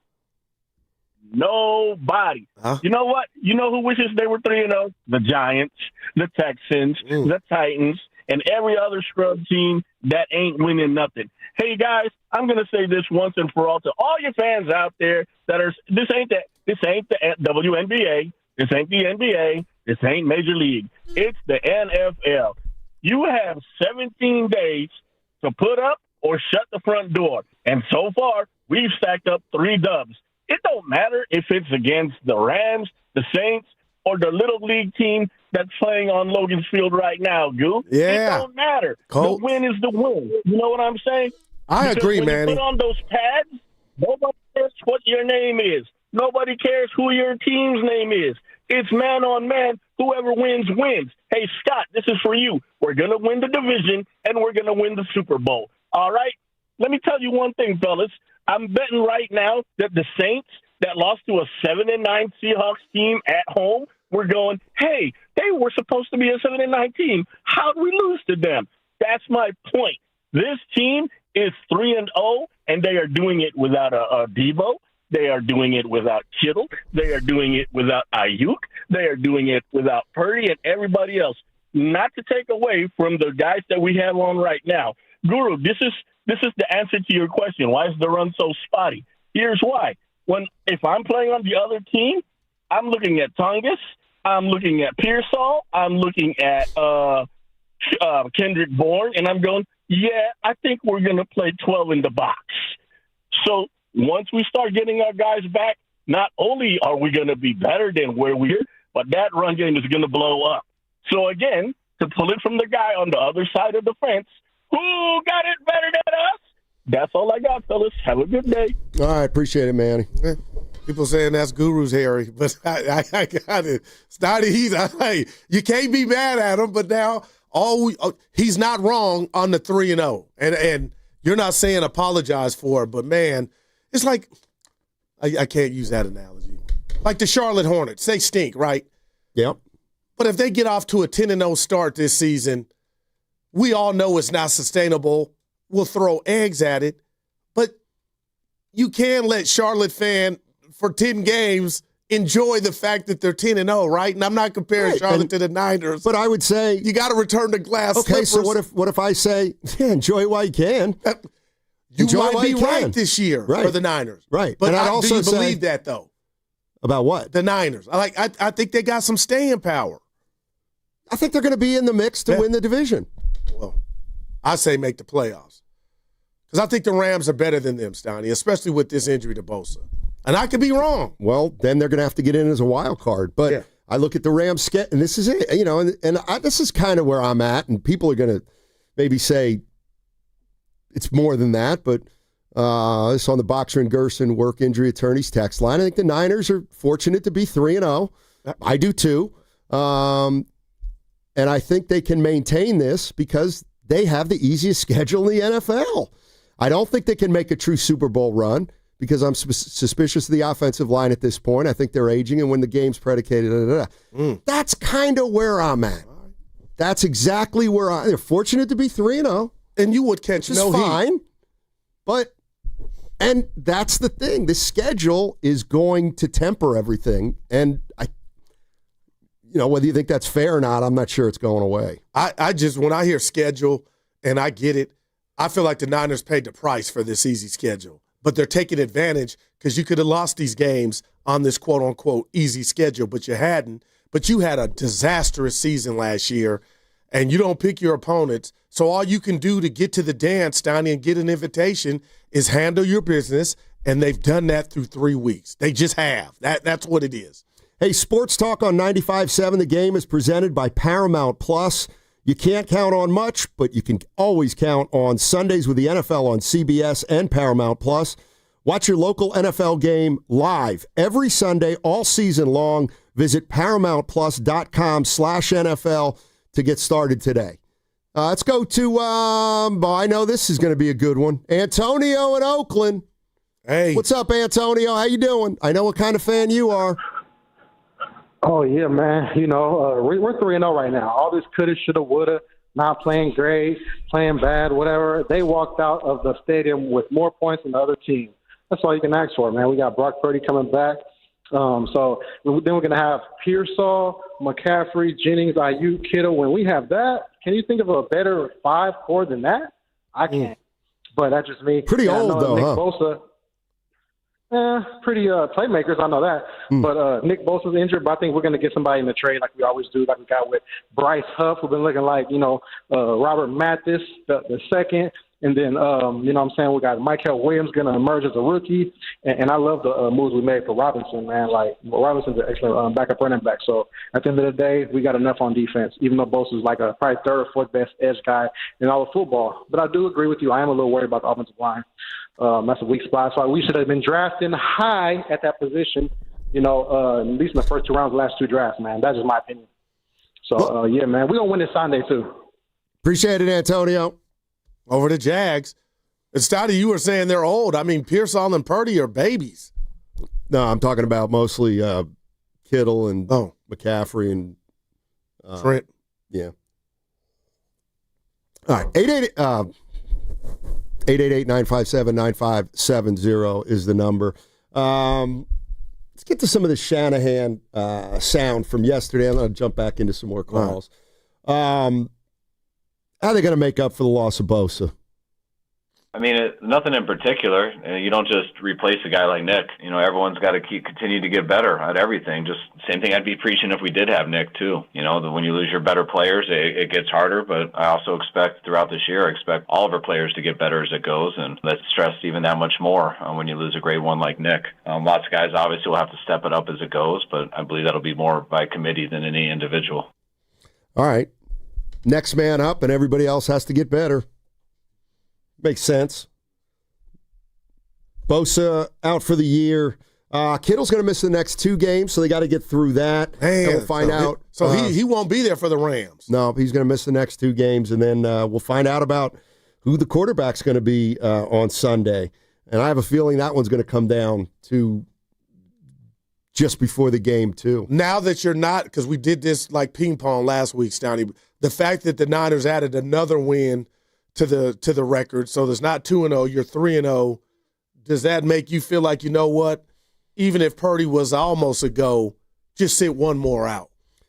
The fact that you got another win. I mean, it might just come down to who's more healthy, him or Mac Jones. Yeah. And then you say, well, if they're neither of them are healthy, well, then you got to throw Jones out there because he's less important. Speaking of which. So, yeah, that one's probably going to come down to kickoff on Sunday. We had your boy on yesterday, Steiny, Ross Tucker, and I came in here, and I admit it, and I still am. I was giddy about what Robert Saleh's done with his defense, and I asked him about just the job Saleh was doing. Kenny, if you could play his answer, and Steiny, I want to get your response from it because it shocked me. We're going to learn a lot about Saleh without Bosa. You know, it's like when you're a broadcaster and the game's a blowout and it's 40-10 in the fourth quarter, you find out a lot about yourself as a broadcaster. Well, we're going to find out a lot about Saleh as a D coordinator without Bosa for the rest of this year. But does that still take away from the job that he's done when he had Bosa, Steiny? I think Saleh's a made man. I think if Bosa misses the rest of the year and the defense goes to hell, Saleh's not going to take it on the chin. He won't. You don't think? No, I don't. Well, not on the chin because that means a knockout. But if the 49ers defense gets worse and all of a sudden they're mediocre, I think we're going to say, well, we've got the best defensive coordinator in football. We've got a young team. It's just assumed he did the best he could. Like, when I think of Robert Saleh and the way he's talked about, he's not going to leave anything on the table. He's going to have this team defensively at least playing at the highest level they can play. Yeah. And if they're not very good, then a magician couldn't have made them better. Like, I think Saleh is going to get, if this defense isn't good, it's not going to be like, boy, Saleh's under the gun. I guarantee you it'll be, these players aren't good enough. It's got to be with Saleh. He's like I'm not saying strong like his job's in jeopardy. I mean, it's set up for him to be a defensive whiz if he can keep this, if we could, see the growth continue from these youngsters. And Steiny, they ball out and they're a stout defense, by week 14, week 15. But I'll say this, and I said it yesterday to Grandy, Steiny. I mean, what Kyle's done impressive is you've done it with a backup quarterback. I know he's Mac Jones, but you haven't skipped a beat. You've done it without your tight end, but you hadn't had to do it for the whole year, but it's still been impressive. I mean, I would just say Saleh's job compared to what I'm saying on the offensive end is kind of easier. I mean, more difficult because Bosa's not coming back. But Kyle's shown week in, week out, I can do it with the backup quarterback for 2 games, and I can also do it without my starting tight end for 4 or more. Yeah, I mean, just getting back to Saleh, I'm looking at the YouTube chat, Apollo Cruz. I just completely agree with this. Saleh's not going to get the blame. I don't believe Saleh will get any blame for this defense because it's so different than the defense he coached before. And again, I don't think there's no – I'm trying to think of a scenario where we'll come out of the season and say, man, Saleh was terrible. I don't think he's got that in him. And you got Fred Warner on your – I know you had him last year, but he was hampered with a broken ankle. Well, yeah, broken ankle. Yeah, 888-957-9570 is the number. We're talking about the Niners' 3-0 start and whether or not you think this team has staying power. And how do you view this 3-0 start? Is it all good? And 3-0 is 3-0, and let's not worry about some of the little things, and let's try to go to 4-0 against Jacksonville? Are you the type of fan that looks at this and says, yeah, we're 3-0, but we got a lot to work on. We might not be as elite as some people think, and I'm just wondering, this season where the expectations had changed so much, I'm kind of with you all. 3-0 is 3-0. You play who you play, and you're not the team with the reputation it had last year. So I'm less likely to nitpick about this team because I don't think they're a 13-4 team. 888-957-9570 is the number. What do you guys think about it? Also, Dub Nation, the preseason is right around the corner, and 95.7 The Game is tipping things off in style. Join us at Pier 39 on Saturday, October 4th, for a Warriors preseason special you won't want to miss. Live appearances from the Warrior favorites like Festus Ezeli, Zaza Pachulia, Kalena Azubuike, Tim Roy, and our very own Bonte Hill. They will all be there at Pier 39 next Saturday, October 4th. Plus, you'll also have a chance to win tickets to the first preseason game on Sunday, October 5th, as the Warriors host LeBron James and the Lakers. And if that's not enough, Evan Giddings and Guru will be broadcasting live from 12 to 4. Once again, Pier 39, Saturday, October 4th. It's hoops, it's hype, and the season is almost here. And it's coming here to 95.7 The Game, Warriors basketball. It's also sponsored by Moderna.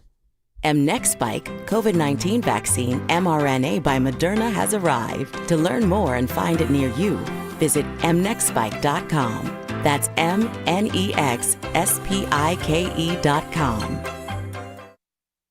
All right, guys, this weekend's a big weekend at Friedman's Appliance in Pleasant Hill, Friday through Sunday, 26th to the 28th. It's your opportunity to take advantage of factory direct prices and one-of-a-kind opportunities. There's special pricing on floor models and convenient financing.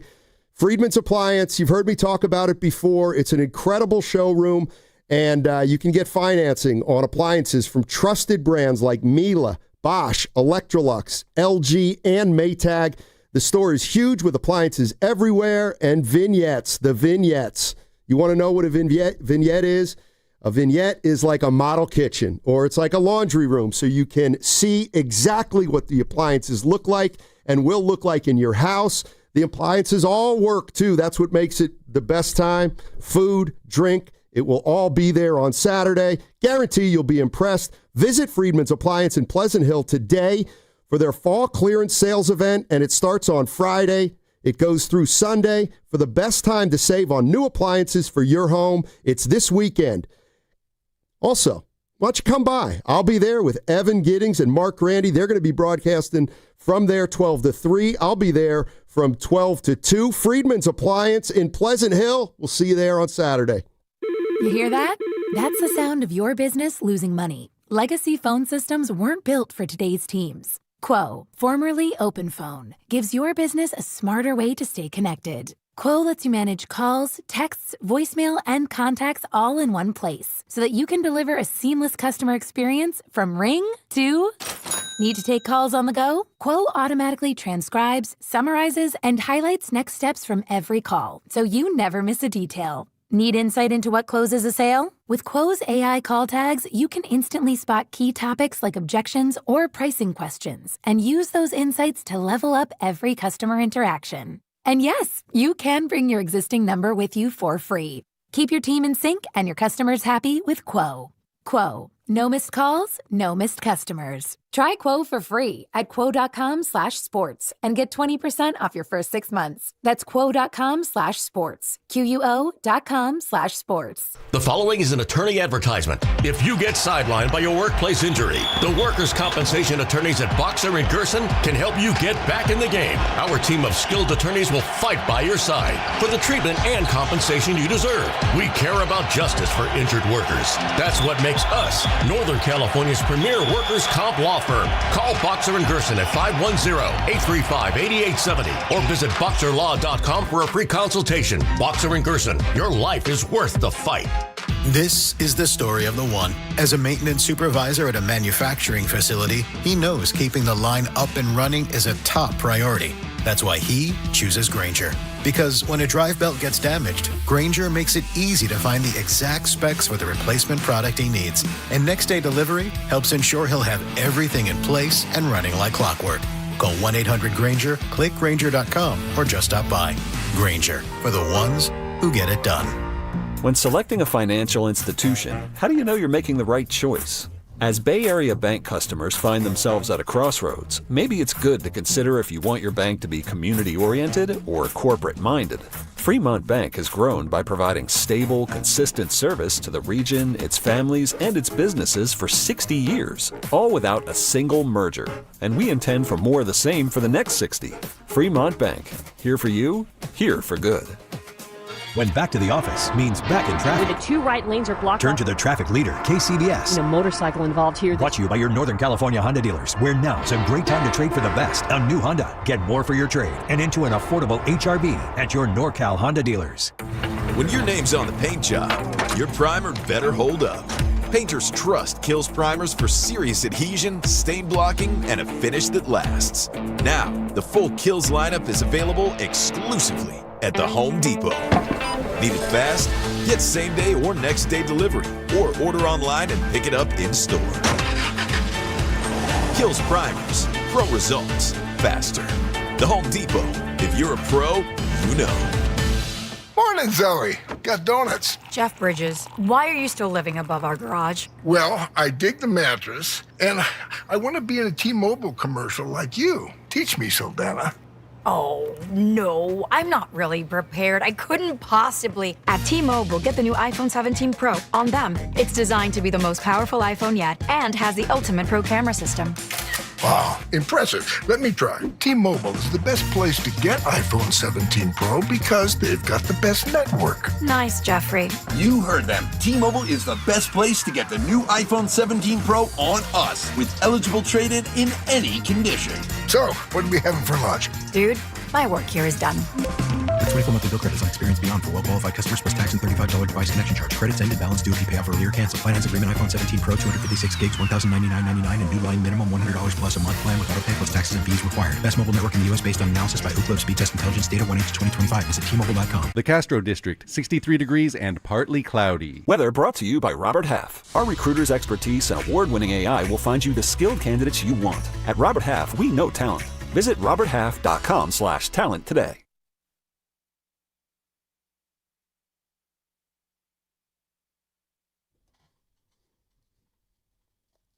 Hey, it's Joe Shasky, and football season is here, and that means Baldy, Brian Baldinger, every Tuesday, 7:30 all season long. Baldy! Now back to Steiny and Goo, who always bring that heat. Well, at least most of the time. All right, thanks, Joe. Appreciate it.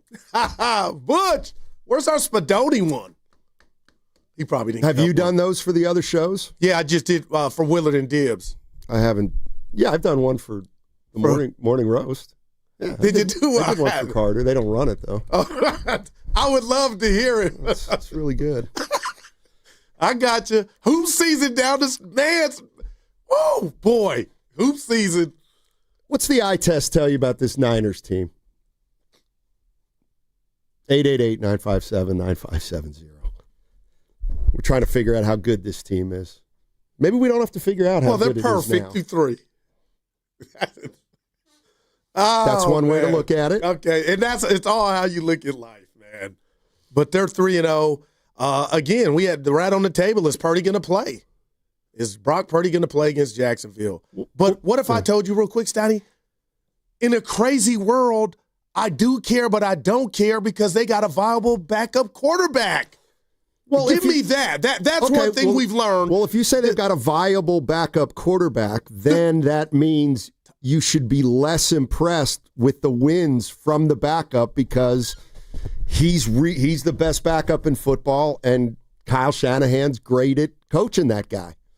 But to Ross Tucker, I keep bringing Ross up. Because he won with Garoppolo. But when you win with the backup quarterback, it's almost like a bonus win because you're not supposed to normally in the NFL, you know? That drop-off is so, humongous. But in this case, I'm starting to think, I'm just saying, Mac Steiny, he was a starter. He's not an old dude. He's not an old head. He's throwing the ball. And something I came up with before you go yesterday because I was just mesmerized about, 80 pass attempts. So that's 40 each game around for Mac Jones. But I looked at Seattle. That box score, Steiny, your boy threw it around the yard, Brock Purdy, 35 times. So maybe that was an indication that this run game is not where it needs to be. So this is not a trust issue or Kyle showing more trust in Mac Jones and his arm than he is Brock. And we talked about it at the crossover. Brock threw it 35 times. So I'm just saying, had he been in these last two games, maybe he's throwing it around still 80 times in two. This is from Rich Alexander on the YouTube chat. That's dumb, Steiny. Backups are never supposed to win. And that's not true. I ain't calling you we say it all the time that if a backup quarterback's got to play for you 3 or 4 games, can you win a couple of them to kind of keep you in the fight? And he's won the 2 games that he's quarterbacked. So but you know what? Like that to me, like they get credit for that. The 49ers get credit for winning with a backup quarterback, but I also tie that win into Kyle Shanahan. No doubt. That's what he can do. He can make an offense look good even when they don't have all their starters, and that's what he did, and that's a big reason why they won that game. Let me read this to you from my critics, Dottie. Austin and San Jose. Guru, what is a bonus win? Backups are paid to win games as well. It's pro football, Guru. Mariota did his job, so what? The so what is how many seasons have been lost, Austin, when backup quarterbacks had to take over for the starter, and right away, oh boy, this is too big of an ask. I mean, in fairness. I'm just saying real quick, Mariota, I wouldn't trust him as far as I could throw him if Daniels was out for the year, but I'm looking at Mac Jones in a Kyle Shanahan system, Austin, and I'm thinking it might not work, but what I've seen through 2 games and 2 wins is they might have a chance to keep this thing steady. I guess my question is, how many games is Mariota going to play? Gotcha. Before the starter comes back. But even if he had to play 9, Steiny, I'm exact. Well, and you know what? And I'll say this. If Mac Jones has to play 8 more games, the next 8 games. With Kyle Shanahan. Yeah, but I still say they'd pay the price for that. Wow. Nick Foles on line 1. I think they would win fewer games if Mac Jones quarterbacked the rest of the year than Brock Purdy. So, but Purdy's doing his job right now. Mac, you mean? Yes, yeah. Mac Jones is. Let's go to Devin's in an Uber. Hey, Devin, how you doing, man? Hey, gentlemen, how you guys doing? Hey. Doing well. I wanted to speak on the eye test. See, now I got to be realistic. You heard me. I think this is strictly for the delusional fans out there, not for the true ones, right? All right. If we look, first of all, getting a dub in anything is the goal, right? So salute to them winning, regardless, right? But there are fans that truly believe this 3-0 is the same 3-0 as the Bills, right? If we put them together, we know what's going to happen. Like we got to be serious, right? The Bills 3-0 screams, this is a Super Bowl team, right? Potentially, right? Right. The Niners 3-0 is, well, this is nice. We're missing guys hey, hip hip hooray. It's not the same, and it's okay to understand that, right? Like, it's not to diminish what the Niners are doing. It's nice. It's cute. It's cool, right? They're halfway to what they had last year.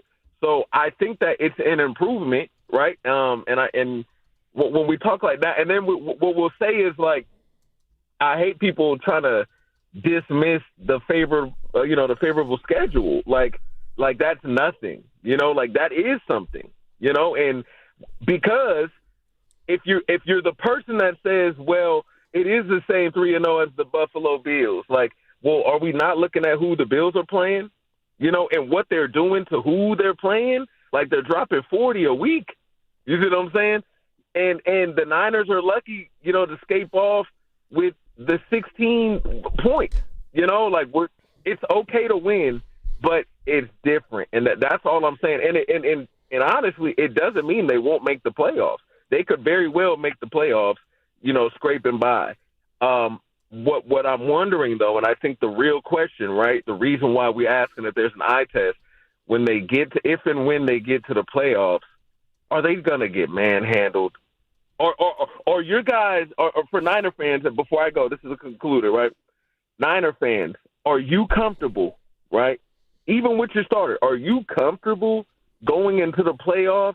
You guys expect a Super Bowl run?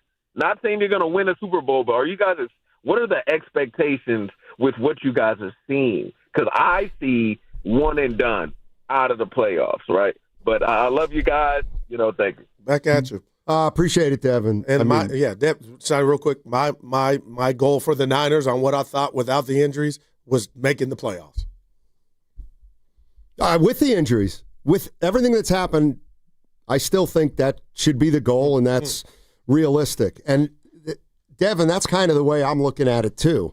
Like, I don't believe this team has a, like, I would say right now, if you told me the Niners win the division at 10-7 and get beat in their first playoff game, I think that would have been a really good year.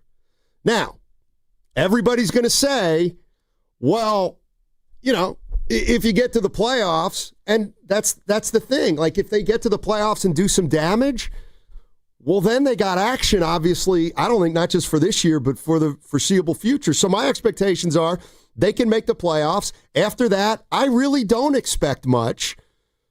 But I'll bet you right now, if I said to 49ers, would you take a playoff appearance? Just a playoff appearance right now.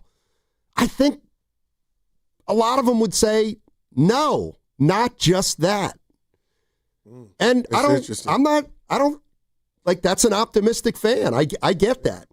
But that would surprise me. But now, with the loss of Bosa, one would think it's going to be more difficult. So if you got to the second round in the playoffs, forget winning or losing, I mean, that's a hell of a season to me with this young defense and the loss of Bosa when you just put that there. But nothing we say, and I'm not mad at the conversation at all, but nothing we say today or do, Steiny, is going to change the data. We need more. I'm going Fizdale. Take that for data. We need more data to find out if this team can sustain what they are and where they're going to end up. But if this team without Bosa now moving forward can get to the playoffs, I think that's a win.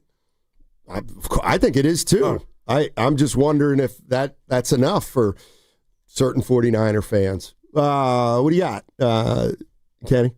Yeah, I was just listening, and it's funny because Devin brought up, like, what if the Bills and the Niners were to square off right now? It would look different from that 3-0 team to the Niners 3-0. And it's interesting because I saw a tweet that Greg Allman, he's the Fox NFL reporter, one of the Fox NFL reporters, he put out an interesting tweet. He said the opponent records for the 6 3-0 NFL teams, right? So that's the combined record for the opponents that those 3-0 teams have faced. The Colts it's 1-8. The Bucks 1-8, the Bills 1-8, the Chargers 3-6, the Eagles 4-5, and the Niners 4-5.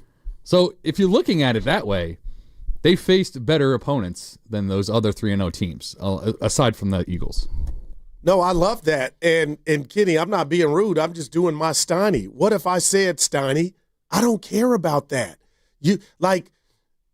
No, that guy went and got that data because when you say that, are fans supposed to feel different or guilty or not that excited about the 3-0. The 3-0 is the 3-0. That's all I'm telling you. So, Kenny, that's all I'm focused on, and I think that's all obviously the Niners are, but I'm not sitting here, and I hadn't taken a call. We hadn't taken a call where Niner fans were headed to the Super Bowl, because that would be stupid to say that after 3 weeks. But nobody picked. Well, Vegas had them the 8th best chance to go to the Super Bowl before the season started. But all that is to do what Harry feels in his gut, Steiny. This team is not that good. He might be right, but he can't be right until 4 or 5 more weeks until they're 3-5 or 3-4. Yeah, but today they're undefeated. They're undefeated, but they're still the same team. Like, they're undefeated, they're 3-0, and you won't be able to take that away from them. Right. But it's every fan's right to have the prerogative of, we're 3-0, but we're not a 3-0 team. We're a little fortunate, so we got a long way to go. We're not that good. Well, I think that to the point, though, is that, the better teams that we think are better than the Niners, they haven't faced anybody that's of worth compared to what the Niners have done. They faced 2-1 teams. They've beaten 2-1 teams, with the one loss being against, the Niners. Gotcha. I guess my question would be, okay, so the Bills, what's their, who'd they play and what was their point differential? You know what I mean? I'm just telling you. Yeah, we're going college on them. They beat Miami. We're not going college. We're going pro, saying the 49ers are 3-0, and they're about 7 plays away from being 1-2. But correct, or 0-3. So I'm saying if the Bills have won 3 games 40-10, then that's been more impressive. I think that's what you're saying. And I don't think they have, though, because they beat Miami by 10 in Buffalo, and they're the worst defense, the worst rated defense in the NFL. Yeah, they didn't cover. How about that? That's right. Yeah, I'll take a 10-point win. Yeah. Let's go to Vince is in San Francisco. Wants to jump in here. What's up, Vince? How you doing? Hey, what's up, guys? I don't care how we win. It's the NFL. Anything can happen on Sunday, right? We've all seen the movie. Who would have thought the Falcons would put up a donut against Carolina? I mean, I was not expecting Carolina to just blow them out of the water, and nobody has expectations for Carolina. So for the Niners to be 3-0 with all these injured players, I mean, a win is a win. Whether you win ugly or you win pretty, you blow them out or you win by 1, it don't matter. It's the NFL. You're top 1% professionals playing against the rest of the other 1%, right? Nothing is guaranteed. So, I mean, yeah, the Niners are hurt. We have upside. Teams are kind of showing their cards already, right? We don't have Brock. We don't have Kittle. Bosa's down. We're getting, I forgot the receiver's name, but he was suspended. He's done. So now he's going to hit the field. Yep.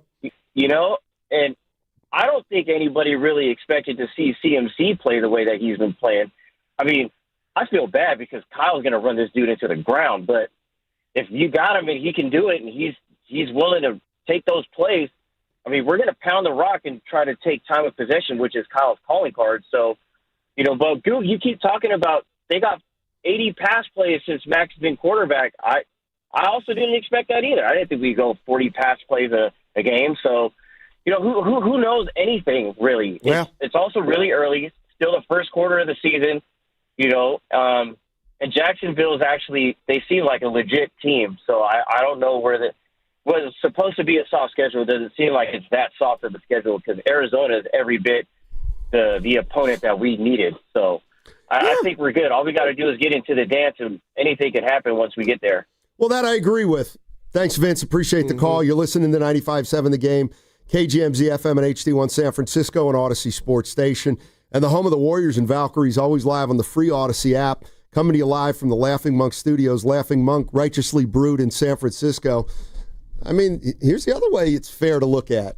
If you think the schedule is a joke, I kind of do, well then, what would be wrong with a fan reserving their judgment till the playoffs if they make them? No, I have no issue. I think there's going to be people, if they go 11-6, that are going to be saying the whole season, this is fool's gold. Fool's gold. And I got to tell you, okay, I'll be honest with you, and we're having fun with Harry. Last year, when the Vikings were winning, he kept saying they haven't beaten anybody. And whatever, I threw a couple teams up there, and The whole year, he said, well, they've kind of been fortunate. I guess he was, what'd they finish, 12-5? Oh, they had a Minnesota, great season. They had a really good year. Okay. But I'm just telling you, all year he was saying Minnesota ain't it. And then he was like, you know what, they're probably going to make the playoffs, but I don't think they're going to go anywhere. See, I don't think that was that big of a stretch, But though. he's right. Okay. But that's the way he's looking at the 49ers right now. So he could be right now. But we just don't know it. And tell me, but he could be wrong. Give me something for this. Harry would also, and I don't know where he's at on this, is bigger than just what they didn't do in the playoffs, because I don't believe people were like, oh, the Vikings are going to the Super Bowl. But, Steiny, if I asked you were the Vikings one of the surprise teams in the NFL last year, especially how they finished the year before, wouldn't you say yes? It's a good question. That's were they picked? like? No, nobody had Minnesota doing diddly squat last year with Darnold. Well, a lot of people don't have the 49ers winning the division this year. They have the Rams winning the division. Now, I want to do a quick exercise with you and Kenny. Yeah. So the Tampa Bay Buccaneers and Baker Mayfield, it's just, I mean, he's revitalized his career, Steiny. They're 3-0. Of this other 5 undefeated teams, they have a lesser point differential when it comes to wins. Okay. Niners have 10 points, and they're 3 combined wins. That's the difference. Tampa Bay's is 6, Dr. J, okay? But Steiny, meaning what? Meaning like their 3 combined wins have come by 6 points. So every win has been okay. Gotcha. The Falcons, they beat them 23-20. The Falcons, I mean, I don't know if you saw them get dominated by Carolina, okay? They beat them by 3. Beat the Texans. They stink right now. They beat them by 1, and then beat the Jets by 2. But I don't hear a lot of people saying, Kenny, oh, Tampa Bay's 3-0 is fraudulent. And those 3 teams aren't actually world beaters. And the Texans and the Falcons, my neighbor bet on them, I know stink. So why aren't the Bucs getting that Niner treatment? Well, I mean, I think that's the point, though, because how did the Bucs win those games? I mean, they almost blew it against the Jets last week with the blocked field goal, block punt, whatever. And then they had to make that comeback against the Texans where Baker ran for 20. That's my whole point. I'm actually supporting you, Goo. I don't know if you hear that. I'm supporting what you're saying, though, because you can't go by what they've done against certain teams. You go by I and the fact that they're 3-0 because of that. I get you. I also think, like, I have a theory, and it is share it. The first games of the season, they mean so much less than from the middle of the season on. Now, you get credit for the same amount of wins. Yeah. A win is a win is a win. But I'm sorry, this is the way I believe pro sports for the most part. And I get it. It's football. Every game counts. It does. I'm sorry. Teams aren't veteran players in the NFL. They don't play in the preseason. Like the teams we're seeing now aren't really indicative of the teams they're going to be in 3 weeks.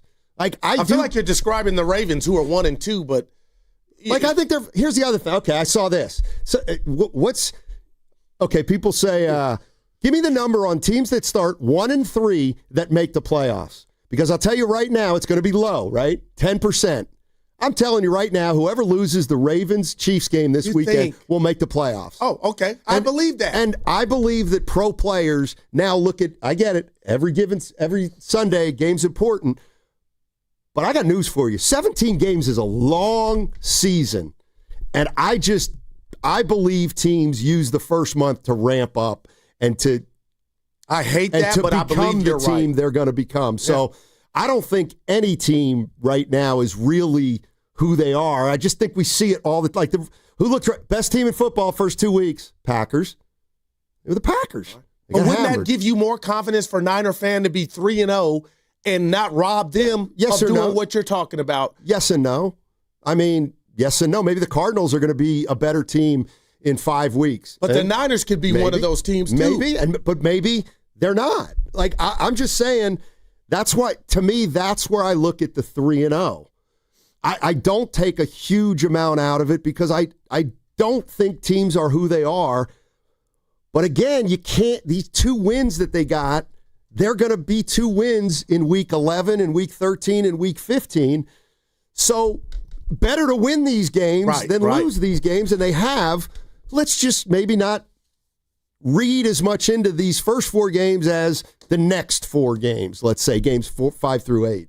And I hear you. I swear I do. And that's why Harry, I think he would be hard-pressed to find any of the 6 hosts that have said the Niners are going to the Super Bowl predicated off of their 3-0 start.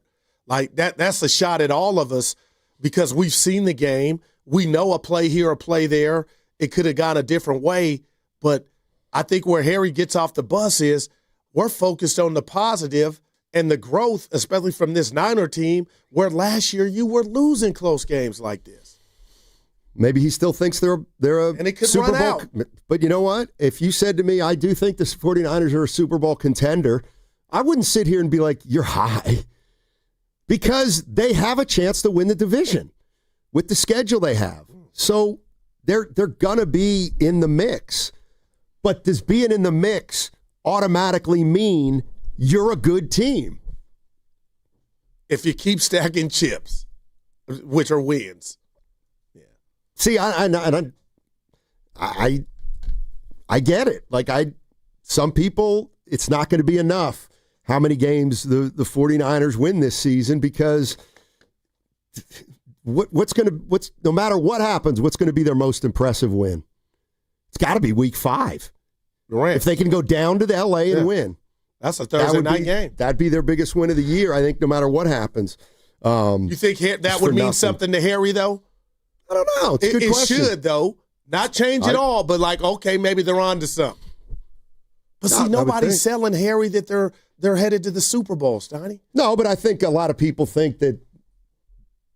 I think right now, if the 49ers didn't make the playoffs, people would be really disappointed. Disappointed.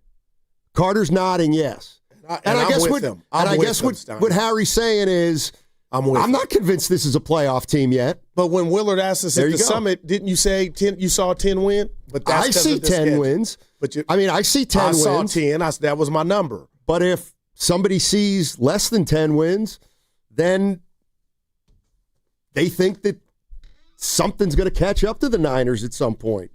All right, 888-957-9570 is the number, and I see some calls. We'll jump into them. Also want to get into the Giants. Oh, man, we have to. At some point this afternoon. What's coming up on the game is brought to you by Fremont Bank, here for you, here for good. That segment also brought to you by Crystal Geyser, Alpine Spring Water. What makes Crystal Geyser Alpine Spring Water different? We always bottle our Alpine Spring Water less than 1.5 miles from the spring source, and all our bottles are made with 50% recycled plastic from our own recycling plants. Crystal Geyser, bottled at the spring source. Hey, it's Willard and Dibs for Safeway. Enjoy these amazing deals for Safeway members. And as always, save up to 20% weekly on hundreds of exclusive offers with For You on the Safeway app. Here we go. Winner, winner, chicken dinner. This week's signature: select chicken, split breasts, boneless, skinless thighs, wings, value pack, or Foster Farms fresh and natural whole chicken. Buy one, get one free of equal or lesser value when you buy 2. Add some healthy sides with Hass avocados or green bell peppers. 4 for $5 or just $1.25 each, and wash it all down with mix and match Pepsi, 7-Up, Polar Seltzer, or Pure Leaf Tea. Various sizes and varieties.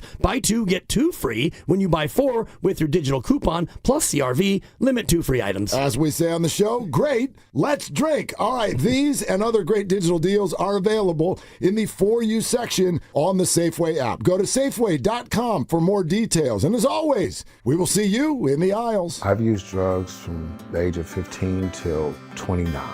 I had no friends. I had no family. I wanted to quit because I didn't want to die. Since I've been in recovery, I could write a novel of the good things that happened to me. I finished college. I've held great jobs. It's never too late to recover from addiction. I am living proof that recovery is possible. Get treatment. It works. To learn more, visit livingproofsf.org. Hey, it's Joe Shasky here for Ceremony Ford, and let me keep it real with you. If you've been thinking about making the switch to an electric ride, now is the time to pull the trigger, because Ceremony Ford in Colma is ending the summer with some heat. So check this out. Slide into a brand new 2025 Mustang Mach-E for just $2 $225 a month on a lease. That's right, $225 a month for 36 months. Or if you're ready to buy, lock in 0% APR financing for 72 months and grab a $2,000 rebate. Who else is giving you that? Only Ford. But here's the kicker. The federal EV tax credits on Mach-E and the F-150 Lightning are about to expire September 30th. You wait, you lose. Don't let Uncle Sam keep your money. Ceremony Ford has one of the biggest inventories in Northern California, and they're ready to hook you up. Find them right off at 280 in Colma or online 24/7 at ceremonyford.com. That's Ceremony Ford, the Bay Area's Mach-E superstore. Tell them Butcher sent you. Count on Sundays with the NFL on CBS and Paramount Plus. Here we go. This week, it's a must-see matchup as Lamar and the Ravens visit Mahomes and the Chiefs. Oh, my goodness. Visit ParamountPlus.com/NFL to get started today. Change is always happening. It's part of life. And when it comes to music, change is all around us. Songs are rewritten. Classics are remixed. Bands and artists come and go. Even our taste in music changes. Here at Xfinity, we know there's still good in keeping some things the same. That's why we want to do our part with a 5-year price guarantee on our internet.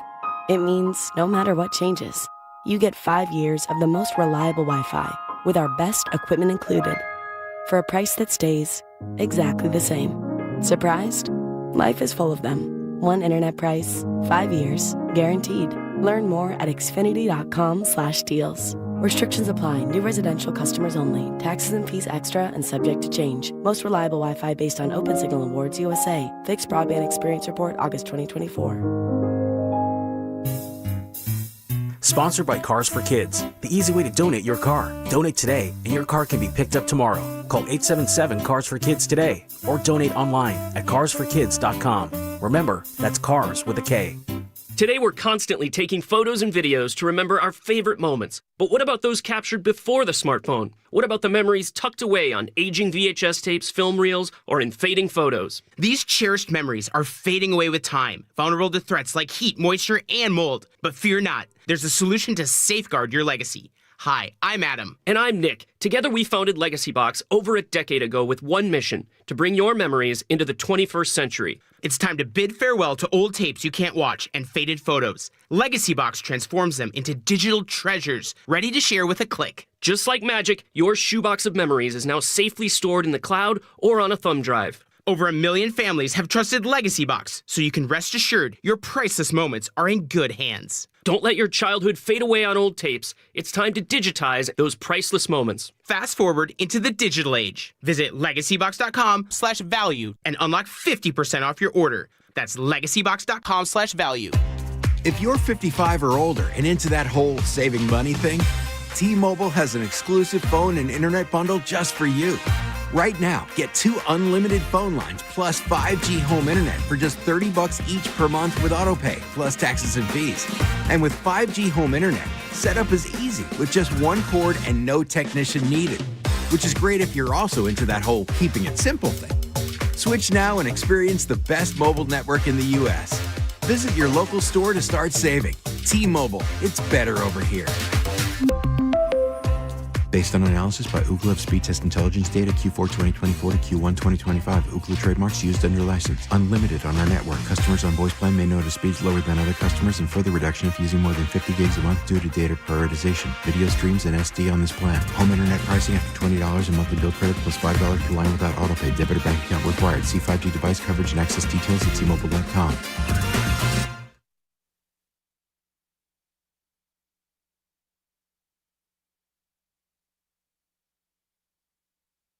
Now, back to Steiny and Guru on 95.7 The Game. Yeah, not the same. Dude, the real show is the show during the commercials. All right, this is called the non sequitur, but I'm going to bring Kenny from Jersey in. What's the matter? What do you mean they're not the same? Okay, here's what I said. I just thinking about popcorn. Just thinking about the New York Giants and New York Jets, who play in the Meadowlands, MetLife Stadium, North Jersey. Which is not the old one. Here's what I said. So they don't play in New York. They just don't. That's right. Okay. Now there's still the fan base is still their hometown team. Here's what I'm saying. When Camilo Doval got traded to the Yankees, and I was like, okay, he's going to the Yankees, pitching Yankee Stadium. He ain't pitching well there. He is not going to pitch well in Yankee Stadium. How come? Well, it's New York City. It's different. I don't believe if you play for the Giants or Jets that that's the equivalent of the pressure that a Yankee would feel. See, I disagree only because are we talking in terms of where they're located? No, I'm with Steiny. Because I think that's what Steiny's getting at. Just the pressure. The limelight, the pressure. Both those teams are dump trucks. They haven't done anything. The Yankees are like, they're it. Like Daniel Jones was not run out because he you don't think so? You don't think so? I don't he got think every chance under the sun. Here's what I'm saying. I think Duvall's situation is much harder than Daniel Jones. Thank you. That's fair. Okay. That's fair. But I don't get it twisted, though, because 25 minutes away is where the Lincoln Tunnel that connects from New Jersey to New York is. So it's not like it's it's not a distance thing. Because they both, and it's funny because when you mention the promo, like when you mention New York and the fact that Jets and Giants play in New Jersey, what are they always doing in the promos on ESPN and ABC and all the things like that? They're seeing New York City. It's the same thing with San Francisco and the Niners. They play in Santa Clara, but we're always seeing the Bay Bridge and the Golden Gate just because. I got you. But his premise is right. The Yankee State they got standards. They will eat you up if you don't perform. The Jets and Giants, even though those guys have not. And what's my guy from BYU, Dibs, and I thought was going to be the next Joe Namath for the Jets? And he's stuck. Zach Wilson.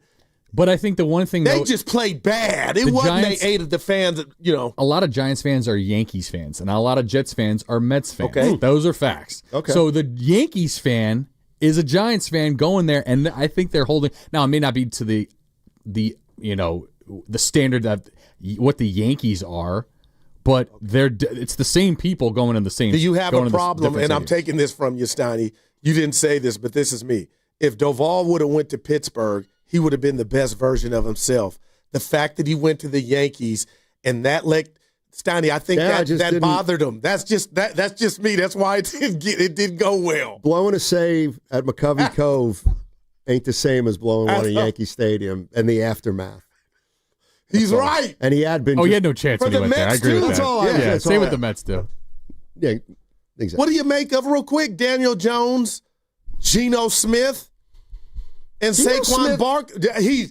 They wrote me off. I didn't write back, Steiny, and he's a starter in this league. I mean, it looked like it was over for him. But how do the Giants say night-night to those guys, and then they go find success other places? And Daniel Jones, I know it's through 3 weeks, but Steiny, your man's on fire. Shout out Denzel. What's the question? What do you make of them not succeeding in New York and Barkley, Geno Smith, and right now Daniel Jones going other places and showing people, hey, look, I can throw it. I can run it. We thought my point is that's how bad those programs are. And light a candle for Jackson Dart. I mean, Jesus. You also have to allow for the possibility that for whatever reason, and maybe they're part of it, that they've happened to draft players that unfortunately don't come into their own for 5 years. Under your tutelage. Well, I mean, it happens a lot when a player's like, for example, Kuminga. If the Warriors get rid of him and he goes to Phoenix and blows up, it would hurt. Right, but I mean, would people say, why did that happen? Yeah, why did it happen under your watch? Especially when you have no top-tier Thundercats. I mean, my point is we don't know the answer. I could say, well, Warriors developed him, and then they let him go, and now he's great. So maybe the Warriors are just developing him for another team. Let's go to BD. He's at the hospital. Hope he's doing all right. Man. Hope he works there. Hey, what's up, fellas? You all right, baby? Hey, oh, yeah, it's lunchtime. Oh, okay. You're working. You're working. All right. Of course. Now, I'm a real Niner fan, and when people ask me how the 49ers are going to do for the last 10, 20 years, you know what I say? We're going to the Super Bowl, baby. Look at it. So that's a natural. And you know what? When they get some pieces back, they're injured players. It does happen. We get some of them back, and then we stop L.A. then they'll talk about us then. But you know what? They got a light schedule. I'm not saying it's conspiracy theory because if they make it all the way, they are playing in Santa Clara. But those Bills are tough. I'll give you that. The AFC is tough right now, and we're gonna be there though. And you guys have a good one. I got to get back to work. There it is. Thank you, and I love you both. I love both of you guys, man. They make my day. Right. Thanks, BD. Appreciate it. Yep. Steiny, can I ask you a question? Is the AFC that good? Baltimore's 1-2, and so is Kansas City. So we're talking about Buffalo. Cincinnati's 2-1. That ain't what he would like. This thing about the AFC. The Chargers are 3-0. Everybody in the AFC best. That was supposed to be the best division in football. They're 3-1-2 teams for now. So miss me with this AFC myth of, it's tough. So you said something about Tampa Bay's 3-0 and nobody's saying anything about that. The 6 points, Steiny. People think that it's me, but it's not. Harry says, I can explain that, Guru. I'm all ears for this one. He says the teams that played Tampa Bay didn't drop 3 touchdown passes. Well, that's why Tampa doesn't get the same scrutiny. No, that did happen, man. We can go back to Olave in New Orleans. I know it was the first quarter. And that's all he's saying. And that happened. So, again, okay. But what do you do with that return to win? No, to tell the ref. What's the commercial started? Let me just get this off real quick. You don't return it. Where the kid's playing basketball and he tells the ref, that actually went off of me. Like, what are you supposed to do? You just benefit from thank you. Come on, start. Like, what's Harry want the Niners to do? Nothing. He wants them to play, and he'll assess them.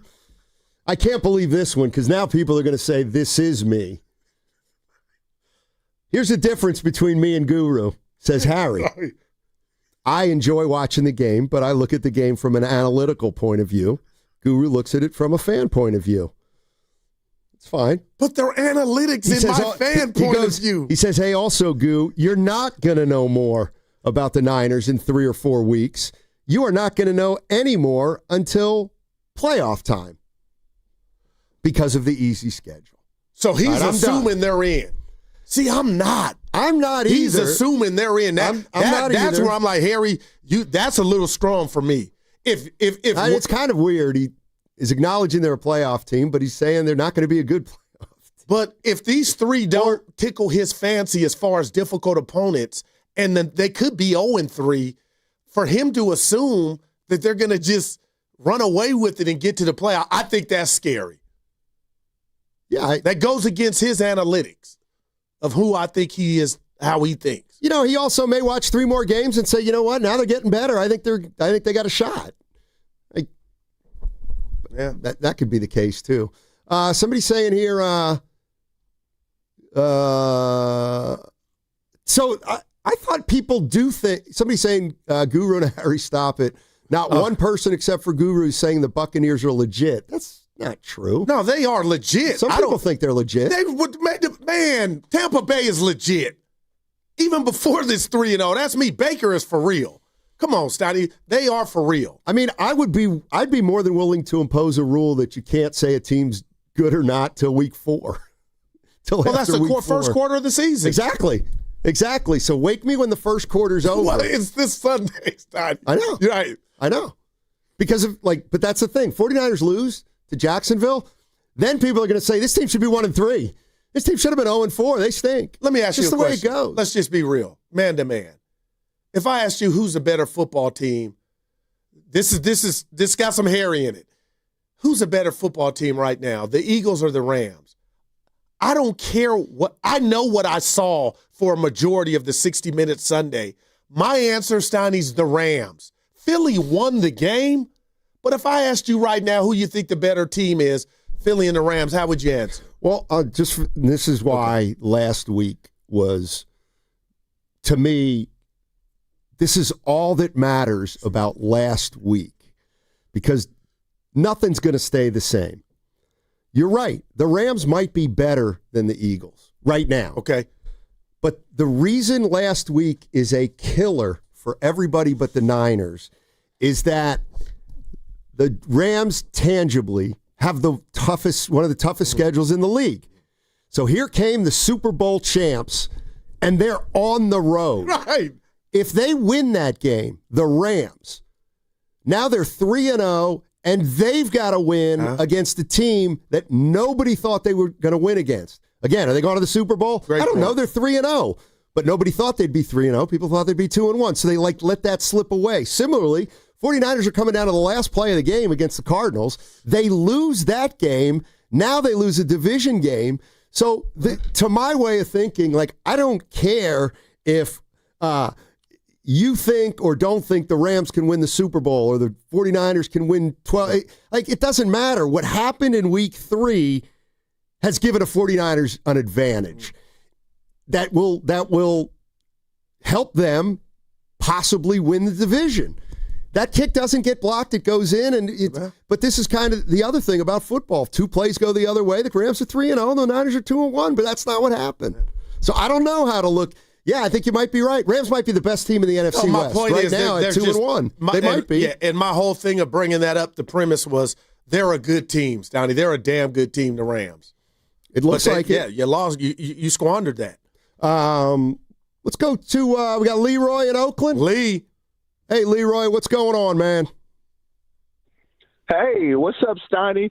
What's up, Goo? You got it. I just wanted to ask you guys a question real quick. I don't want to take up too much of your time because, man, you guys are on fire. There's people waiting to talk to you guys. I just wanted to know who you guys taking in a playoff game. And when I say who you guys, I'm meaning a coach. A coach. What coach you taking in a playoff game this year? You taking Dan Campbell? You taking Andy Reid? Or you taking Kyle Shanahan? Then I want to say something about the 49ers.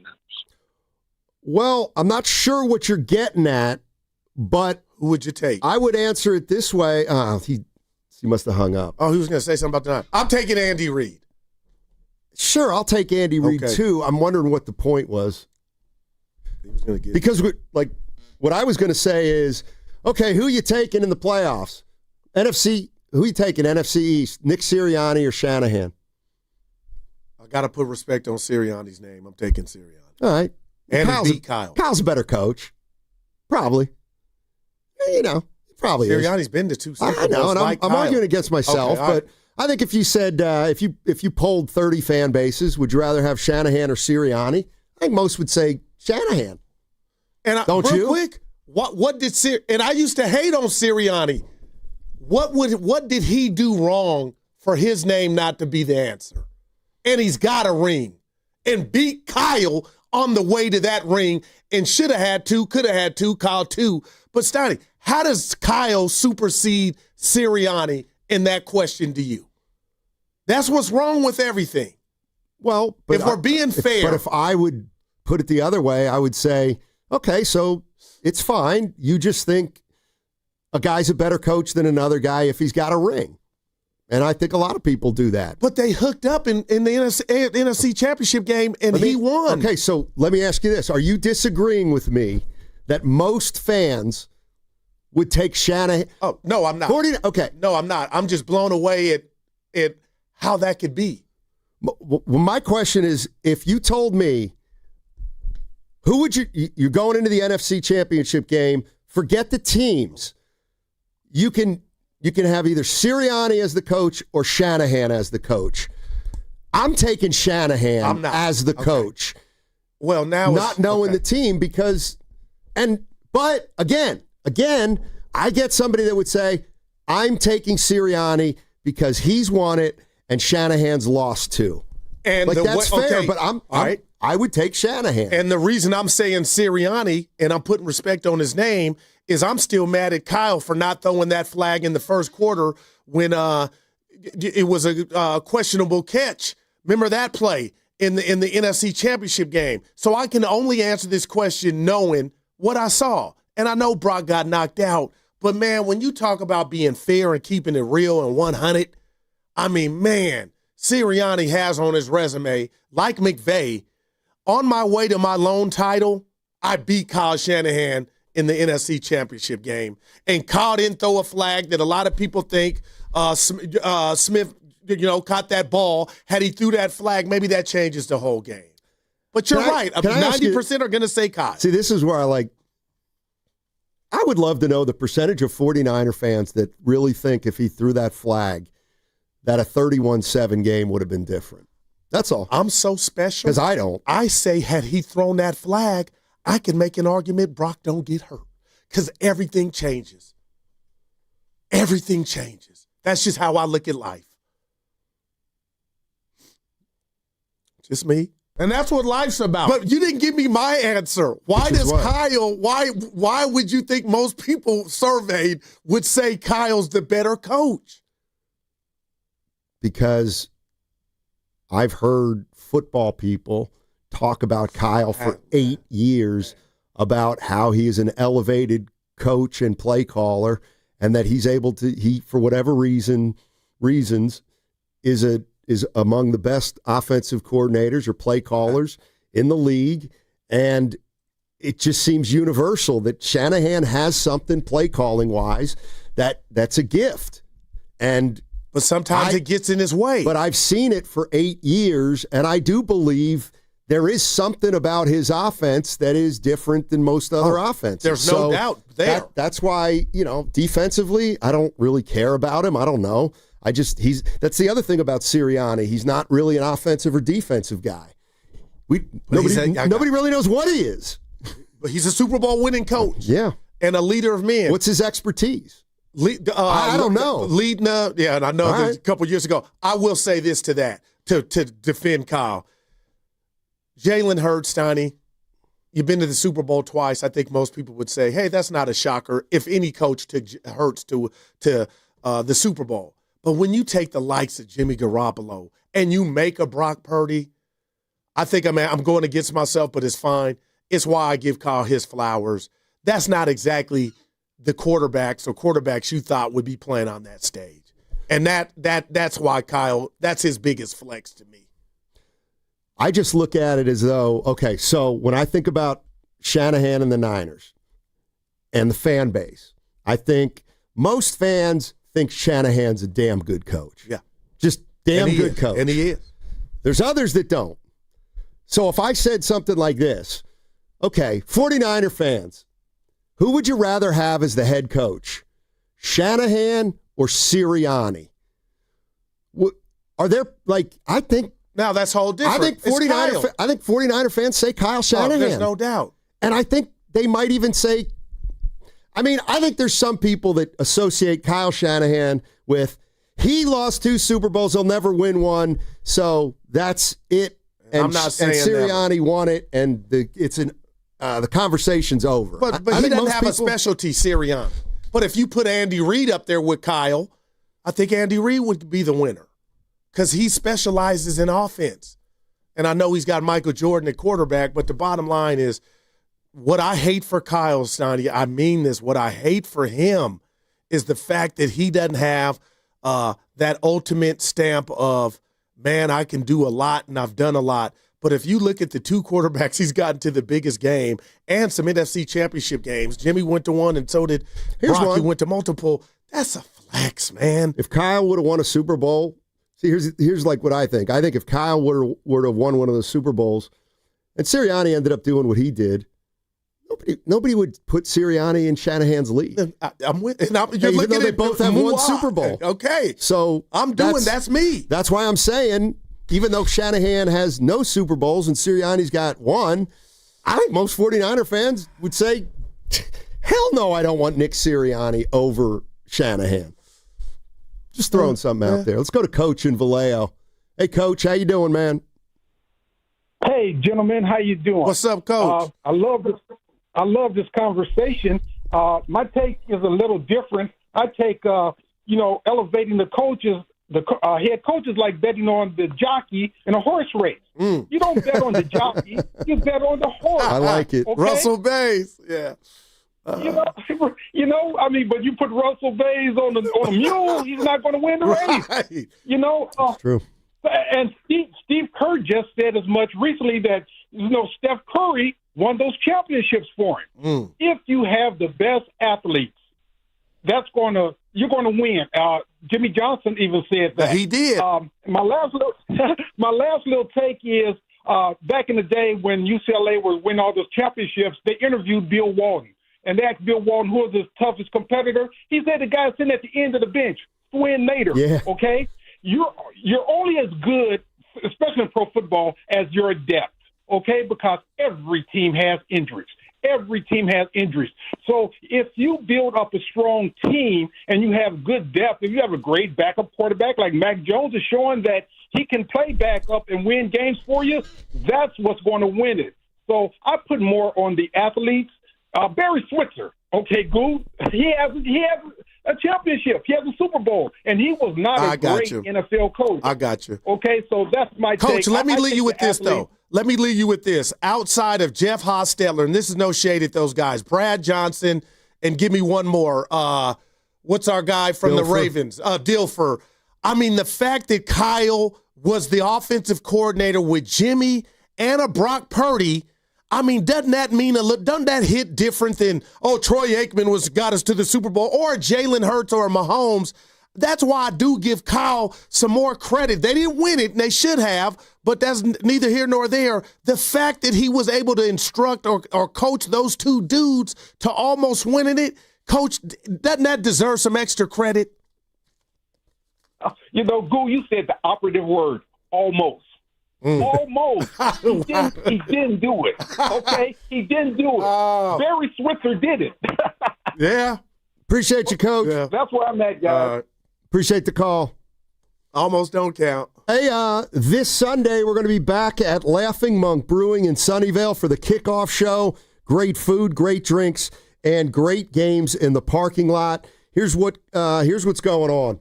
Show starts at 10 o'clock in the morning with Evan Giddings and Lo Neal. All the early games are going to be on TV for you to watch. And get this, if you're going to the game, you can take a free shuttle to and from the game. That's right. So you park at Laughing Monk. They'll shuttle you to the game. After the game, they'll shuttle you back to Laughing Monk. You can park at Laughing Monk for free, get on the bus for free, the shuttle bus, and join the party. And that's the way to do it on Sunday when Jacksonville's in town. All you got to do is sign up and reserve a spot. Do it now, space limited. Go to 957thegame.com, click on the kickoff show graphic, and then click on the Eventbrite link, and that's all you have to do to sign up. Laughing Monk, park at Laughing Monk, take the free shuttle, sign up at 957thegame.com. Mnexspike COVID-19 vaccine mRNA by Moderna is now available and easy to find near you. To learn more, visit mnexspike.com. That's MNEXSPIKE.com. Lawton Skilled Nursing and Rehabilitation Center, under the medical direction of UCSF-affiliated physician Dr. Darby Clayson and Administrator Dan Daly, would like to congratulate Lynn Hamakawa as 2024's Caring for a Lifetime recipient. Lawton, located in San Francisco's Sunset District, is a 5-star facility and is also a U.S. News and World Report, as well as a Newsweek's top-rated nursing facility. If you or a loved one are in need of physical or occupational therapy, don't hesitate to call Dan Daly at 415-566-1200. You're on the list for Macy's Fall VIP Sale. That means you're invited to save big on this season's top designer looks at prices you'll love. Like an extra 30% off Calvin Klein, Steve Madden, Hugo Boss, and more. Plus, get 15% off beauty and fragrance from Estee Lauder, Lancome, and so many others. This only happens a few times a year. Don't miss the Fall VIP Sale tomorrow, only at Macy's. Savings off regular and already reduced prices. Exclusions apply. You hear that? That's the sound of your business losing money. Legacy phone systems weren't built for today's teams. Quo, formerly OpenPhone, gives your business a smarter way to stay connected. Quo lets you manage calls, texts, voicemail, and contacts all in one place so that you can deliver a seamless customer experience from ring to... Need to take calls on the go? Quo automatically transcribes, summarizes, and highlights next steps from every call, so you never miss a detail. Need insight into what closes a sale? With Quo's AI call tags, you can instantly spot key topics like objections or pricing questions and use those insights to level up every customer interaction. And yes, you can bring your existing number with you for free. Keep your team in sync and your customers happy with Quo. Quo. No missed calls, no missed customers. Try Quo for free at quo.com/sports and get 20% off your first 6 months. That's quo.com/sports. QUO.com/sports. This is the story of the one. As a maintenance supervisor at a manufacturing facility, he knows keeping the line up and running is a top priority. That's why he chooses Grainger. Because when a drive belt gets damaged, Grainger makes it easy to find the exact specs for the replacement product he needs. And next day delivery helps ensure he'll have everything in place and running like clockwork. Call 1-800-GRAINGER, click Grainger.com, or just stop by. Grainger, for the ones who get it done. Thomas Rhett, Better in Boots Tour 2025. What's Saturday, September 27th, Shoreline Amphitheater. International country music superstar Thomas Rhett. Don't miss the tour of the summer. With Tucker Wedmore. I'm gonna wind up missing you. And the Castellos.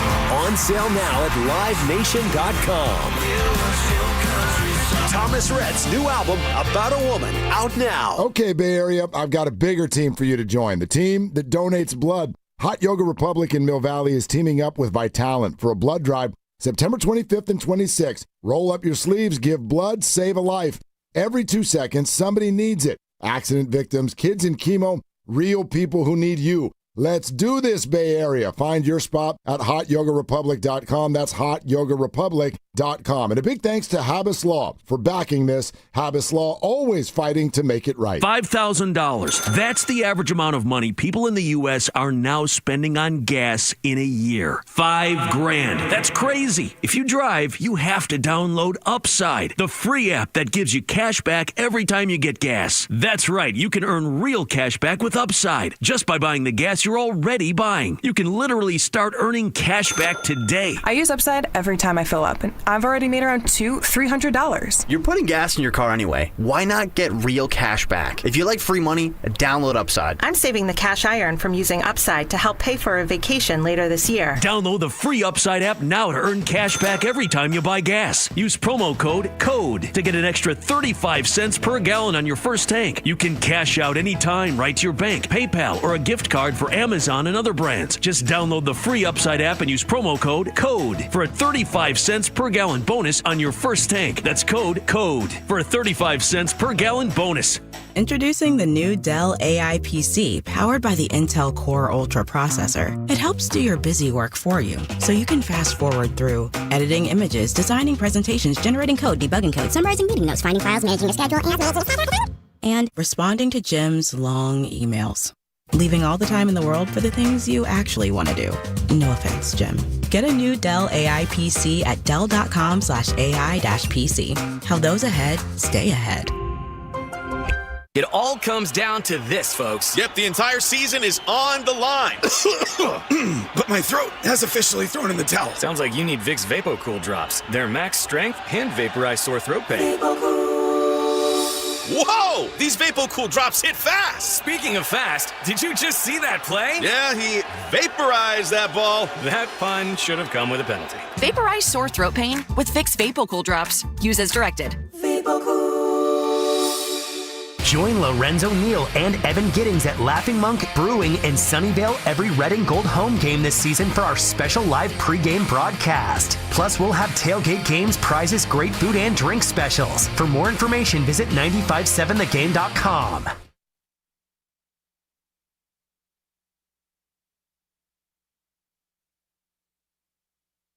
Goo, I love you. You're like a box of chocolates. You never know what you're going to get with Goo. Now, back to Steiny and Guru on 95.7 The Game.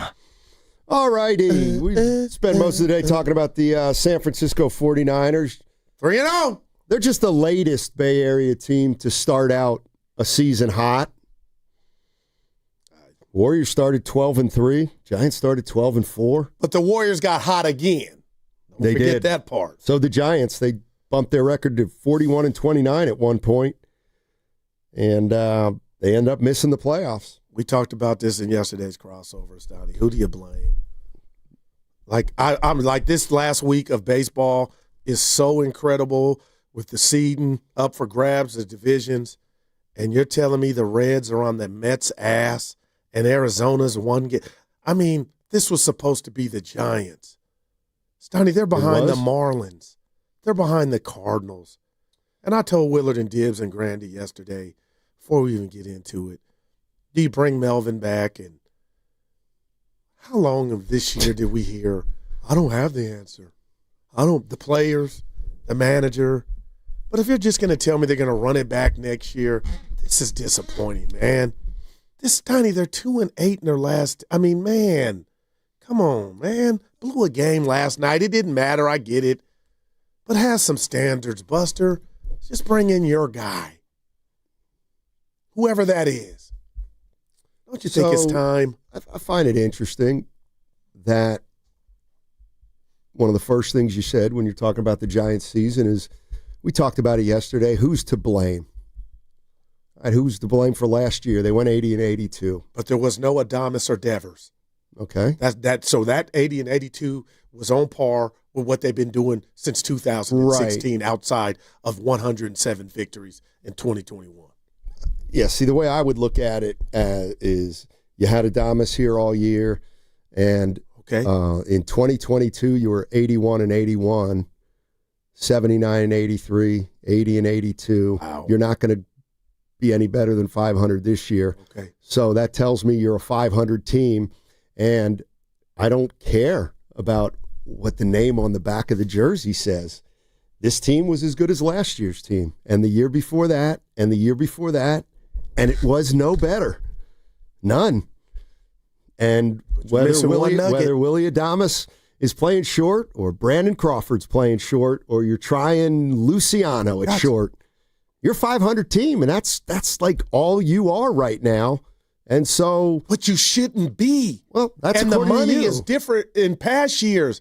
Buster spent money, Steiny. So with those contracts, I gotta believe, you tell me if I'm wrong, come expectations, and they have failed. Not even to keep it close the last week. And then I'll say this about some change.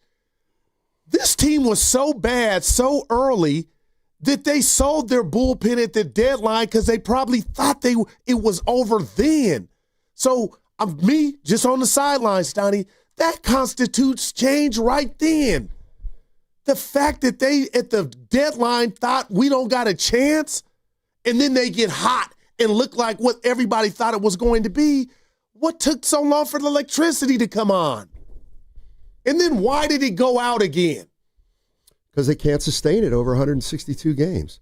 So let me ask you a question. Were Adames, Chapman, and Devers good enough this year? Were they good enough? I'm being so serious. I'm saying right now to you, yes. Okay, I would say no. Adames and Chapman swing and miss too much. I would say Devers too. I would say all three of those guys need to have better years next year. They all have to have a better year. Or how about you get better around them? Okay, too? that's fine. But what I'm saying is this team never goes the opposite field, Steiny. They just strike out too much. I know it's new era baseball. They don't make adjustments at the plate. Well, why are you saying all this and then acting like they underachieved? Because if they didn't do those things, here's the other thing we learned: one guy doesn't make a difference in baseball. One or two guys hell helps. Their pitching broke down. Like, was Logan Webb good enough this year? No. He got tired. He was the Steiny. Okay, two-fifths of your starters made the All-Star game. Right, but you're saying they weren't good enough. And I'm not saying that's what I mean. Webb and Ray were good enough, Steiny. I got to put some respect on what they've done. All right, and your number 3 was good for one half of the year, and you don't know what he's going to be moving forward. Exactly. Like I just think. The expenses, Steiny, come with expectations, I believe now. This is a high-ass payroll. So to say this is like the other seasons, it's why it hurts more, I believe, for Giant fans. Like you're telling me we were knocked out and we're done this early to even do what you did with the bullpen? Like what if that Giant offense would have got hot from the outset? And I guess that's what is frustrating when you keep saying, what if that offense would have – okay, well, if you really think they're good enough and they've underachieved, then why would? But you already they're good enough. They've underachieved, but running it back would be the worst thing. So then it sounds to me like you don't really think they underachieved, because if you thought it was underachieving, then we have every right to expect that next year the guys are going to bounce back. But see, this is where we separate. I think the underachieving, you didn't try to win, but you were right when you were like, hey, I don't care if Adames is getting warm or warmer. The bottom line is he ain't there. But now, Steiny, today, that's a myth. I would check the boxes of, you got me thinking of Devers, Adames, and Chapman were good enough. I think management, coaching, instruction was not good enough, and that's why the Wi-Fi was so slow to have this team do what it did and get hot. Why did it lose 15-16 at home? That killed them. And then for you to get hot and get a 4-1 lead with your ace on the mound 2 Saturdays ago for when you finally caught the New York Mets and you controlled your destiny. They just had some bad luck? No, I can't blame all the players. And those 3 stewards are the identity and heart and soul of this Giant offense. So I got to start to think the instruction or the toolage or the message, if it had been better or come from somebody else, maybe they would have got back or snapped out of their funk soon enough to where this week would mean something in regard to their playoff fate. Yeah, No? I am not saying, like, you can. So this team's going to end up 81-81. Wow, man. This is the one that hurts. If they underachieved, what should they have been? 81, like Steiny, 91 wins, 90. I watched the whole season, like my computer's like 92, 93 wins. And I'll forget the number. They should be doing what the Reds and what Arizona's doing. I think they're better than those teams. Well, I mean, those teams, I really believe that to my core. They're 2 games behind. You said 91. I mean, that seems awfully high to me. That seems awfully high to me for all right, for let's take team. the number back. You just don't feel like, man, Steiny, you hit me with since 2016 what they haven't been outside of 107. But this is different. Buster went and enhanced this team. And those 2 dudes, after all the dust is settled. You make it seem like if you spend money, you must win. Like, okay, they spend money. No, I feel like there should be some ramifications. Okay, for Posey? Why not for Posey? You're right. Posey spent gazillions, and guess what? They're still a 500 team, just like they were under Kapler. Let me ask you this, Steiny, on the Steiny computer now. How would you say Adames' season was? I'm saying good. Average. Below average. Steiny, man. I mean, Steiny, I thought we were getting a better hitter. Look at the home runs. Look at the RBIs. Look what he's been since a certain job. I know we could cook the books, but you got to look at me and the fans and say he picked it up a whole lot. Endeavors. The other thing is, what's going on? And I'm not blaming Ralph. But see, this is at my heart of the argument. I just need answers. The answers is Rafael Devers was Rafael Devers. He's the exact same player you acquired. His numbers are going to be exactly the same before Boston, after almost. So at that point, it's like you either expect him to hit 15 more homers next year, or you've got to say, well, we got the Devers we expected. So was Devers good enough? Well, I guess Devers was good enough, but we better get better guys around him.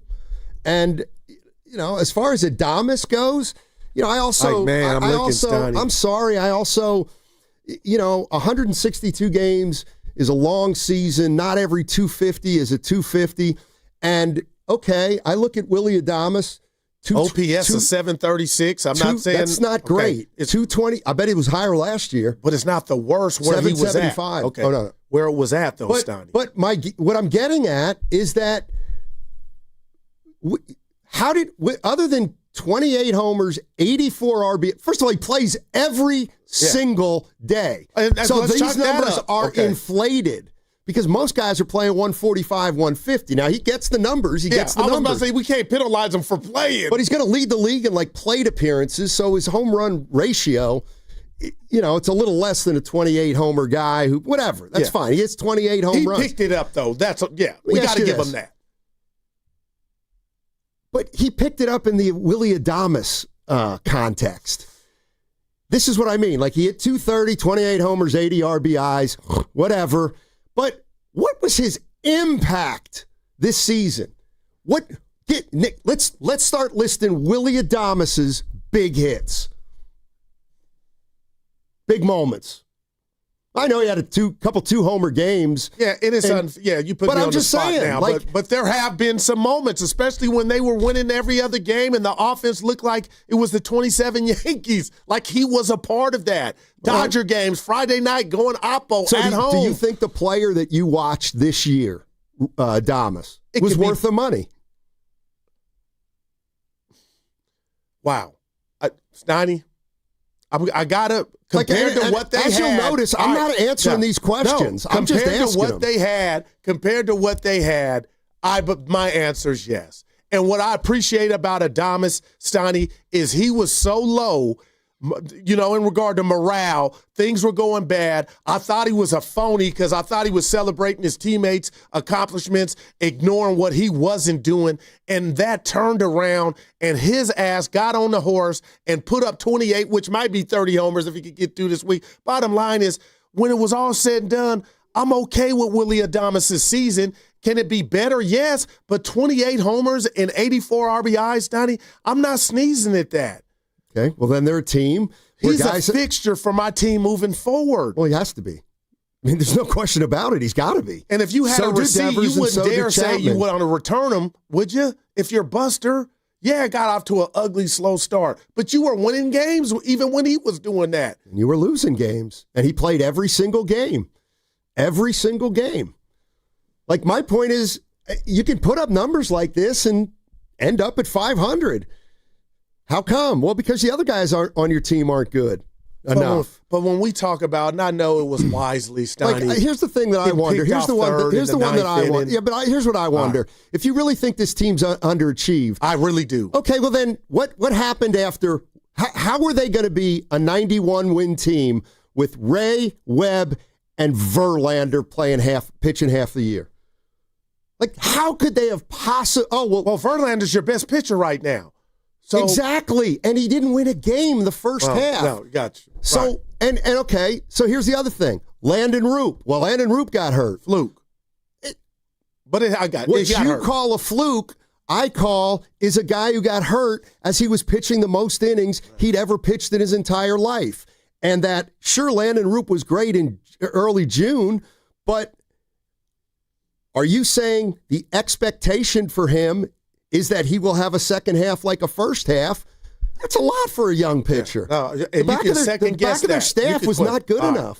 You can definitely question that, but when you think about it in totality, the fact that this team, I believe Buster was waving I didn't buy it. You guys, a lot of people were saying it and writing it. The fact that they weren't aggressive at the deadline, so that lets you know, Steiny. Now the deadline feels like the first quarter. Like, they were so down and out that they were willing to sell pieces from their bullpen, thinking that the offense that we all saw and fell in love with, I bet Buster was thinking we weren't going to see that until next year. Why wouldn't we? But that means that's how bad this team was. I'm not putting it on Buster Posey, but if you think this team should have been a playoff team, he sold at the worst time. I give you that. Okay, so he's Elliot Ness right now. Well, he's still in the embryo stages of what then he's doing. Go ahead and make cosmetic changes with Melvin. You're listening to 95.7 The Game, KGMZ FM and HD1 San Francisco, an Odyssey sports station and the home of the Warriors and Valkyries, always live on the free Odyssey app. Coming to you live from the Laughing Monk Studios. Laughing Monk, righteously brewed in San Francisco. Go ahead, Ken. Yeah, we got some Niners updates here. Kyle Shanahan's at the podium right now. He said that Mac Jones and Brock Purdy are limited in practice, and also Juwan was out for practice, and Ricky Pearsall, who's nursing a knee injury right now, he was out for practice as well. Kyle Shanahan said that the hope is Pearsall will be better later this week. Now, just in regard to Pearsall, and they had Herm Edwards on, I don't know, Willard and Dibs last week, but he catches that 34-yarder, gets up, and I love his little celebration, and then goes back down. And I'm just asking, and Kitty, I know if you got the intel of like what hurt?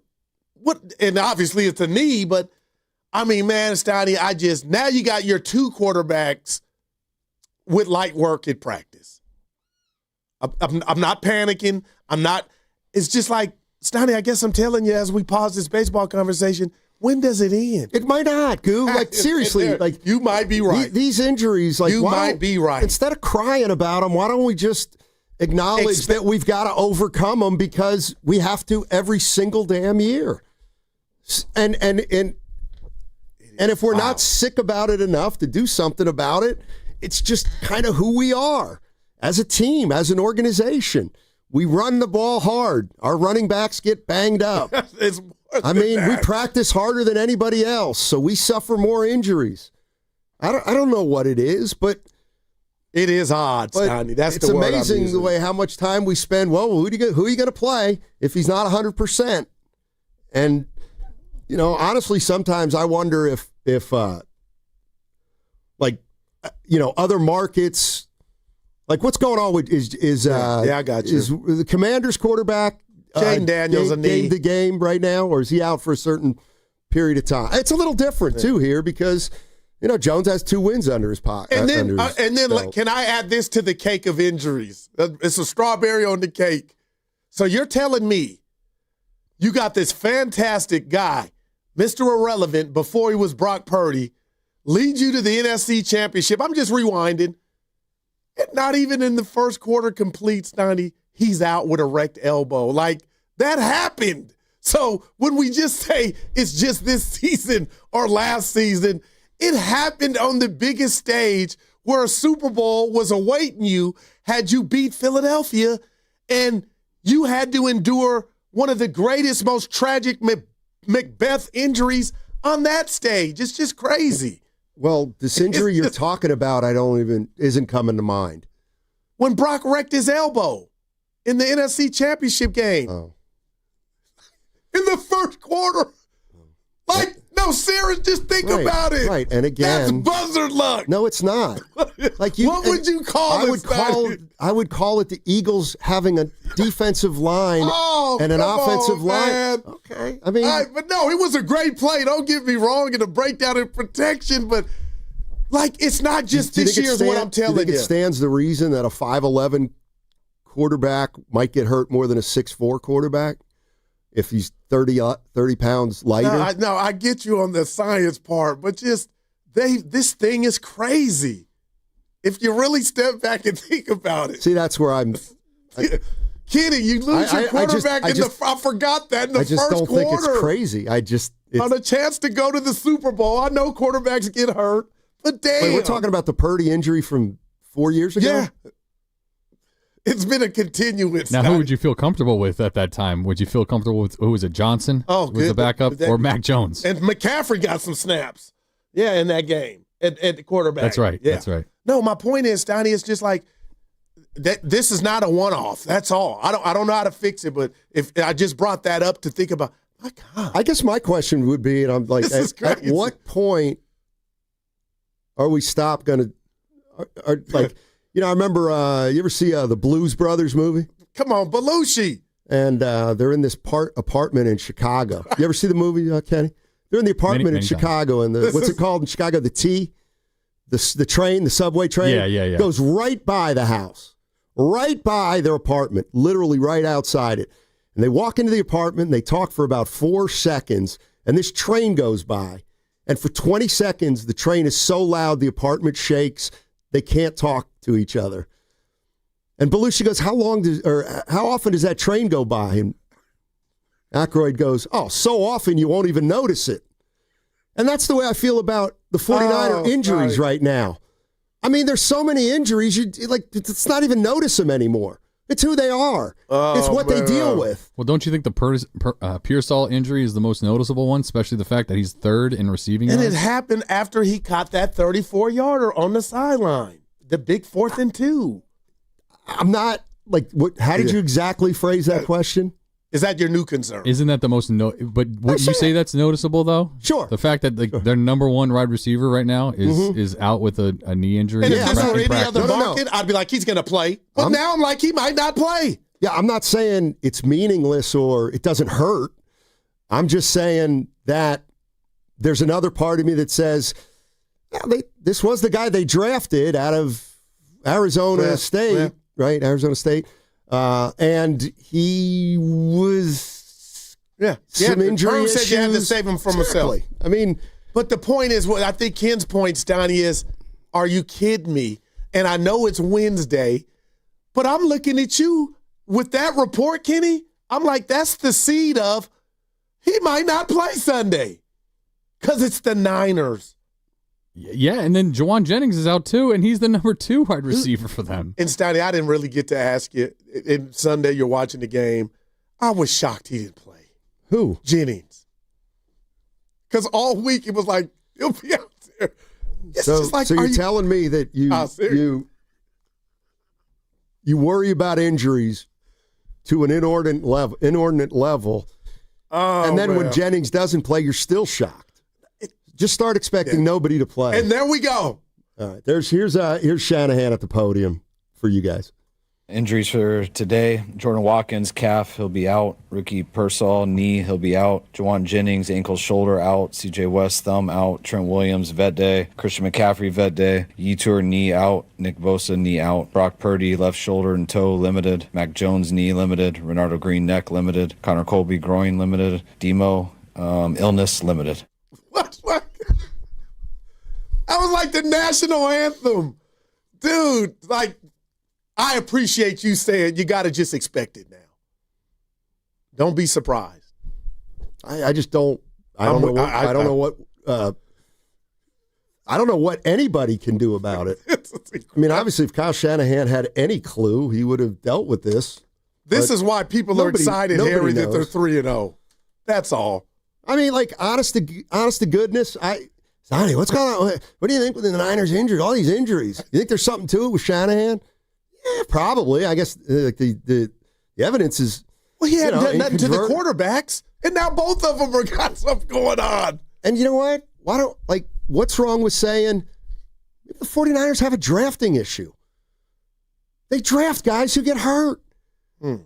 Nick Bosa, they drafted a guy who's going to miss a couple seasons. They drafted Brock Purdy. Okay, he's a smaller quarterback. Maybe we're going to have to worry about him. They have a guy on their team, Christian McCaffrey, who we know has had some injury issues, and he runs hard, and we use him a lot.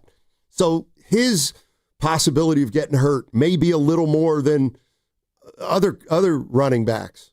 Trent Williams, let's expect him to get hurt a little bit more. All the other guys, I don't know. I don't know.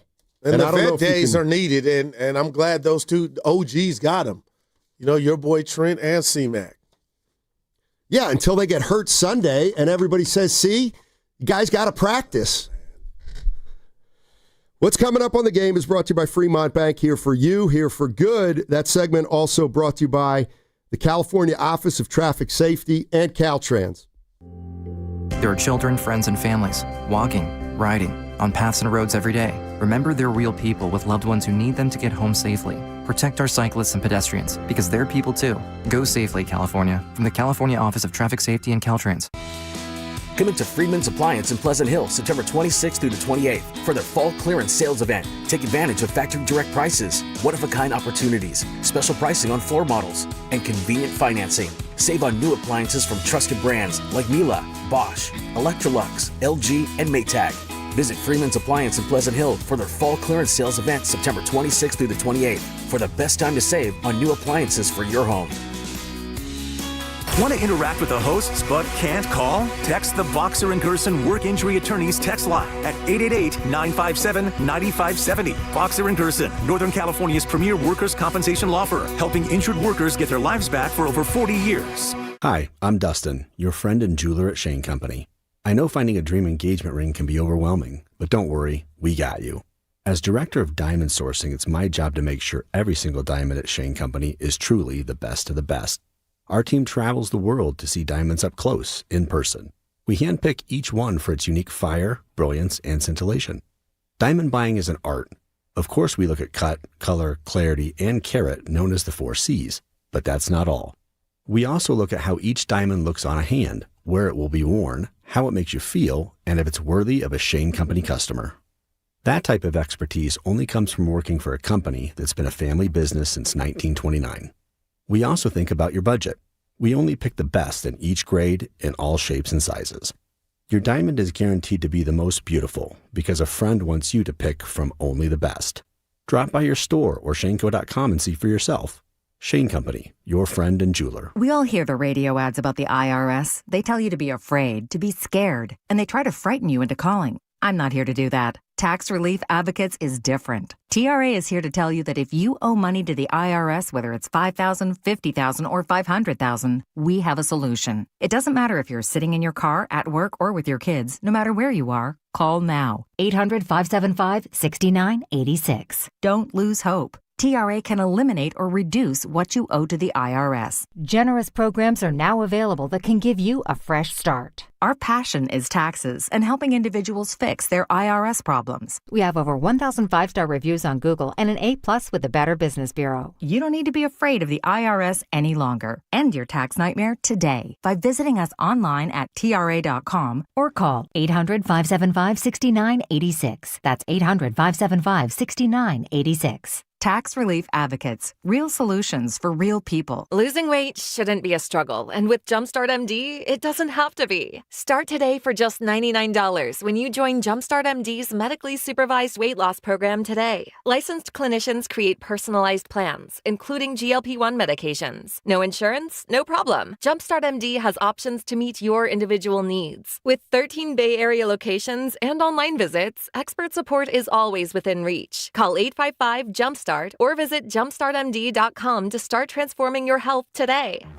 You're on the list for Macy's Fall VIP Sale. That means you're invited to save big on this season's top designer looks at prices you'll love. Like an extra 30% off Calvin Klein, Steve Madden, Hugo Boss, and more. Plus, get 15% off beauty and fragrance from Estee Lauder, Lancome, and so many others. This only happens a few times a year.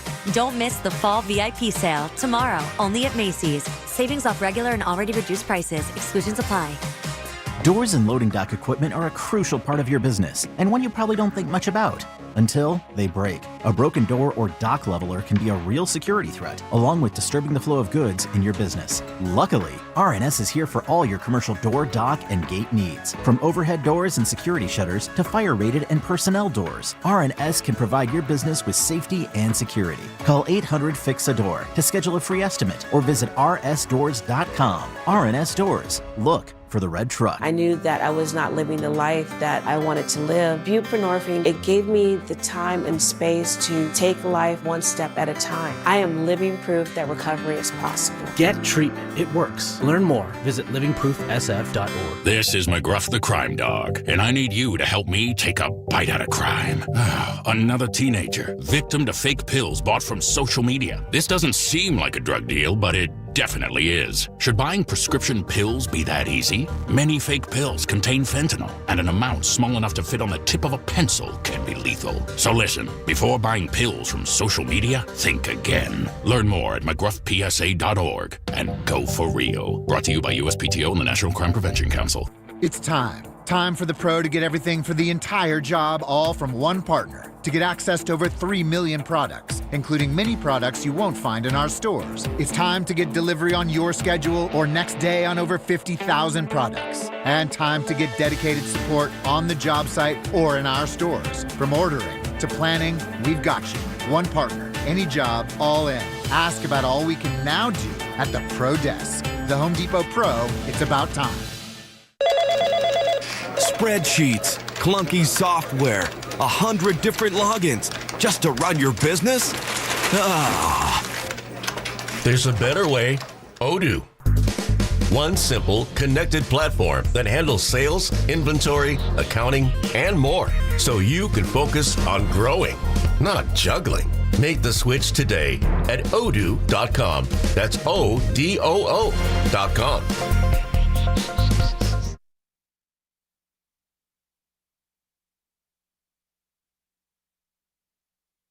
Now, back to Steiny and Guru on 95.7 The Game.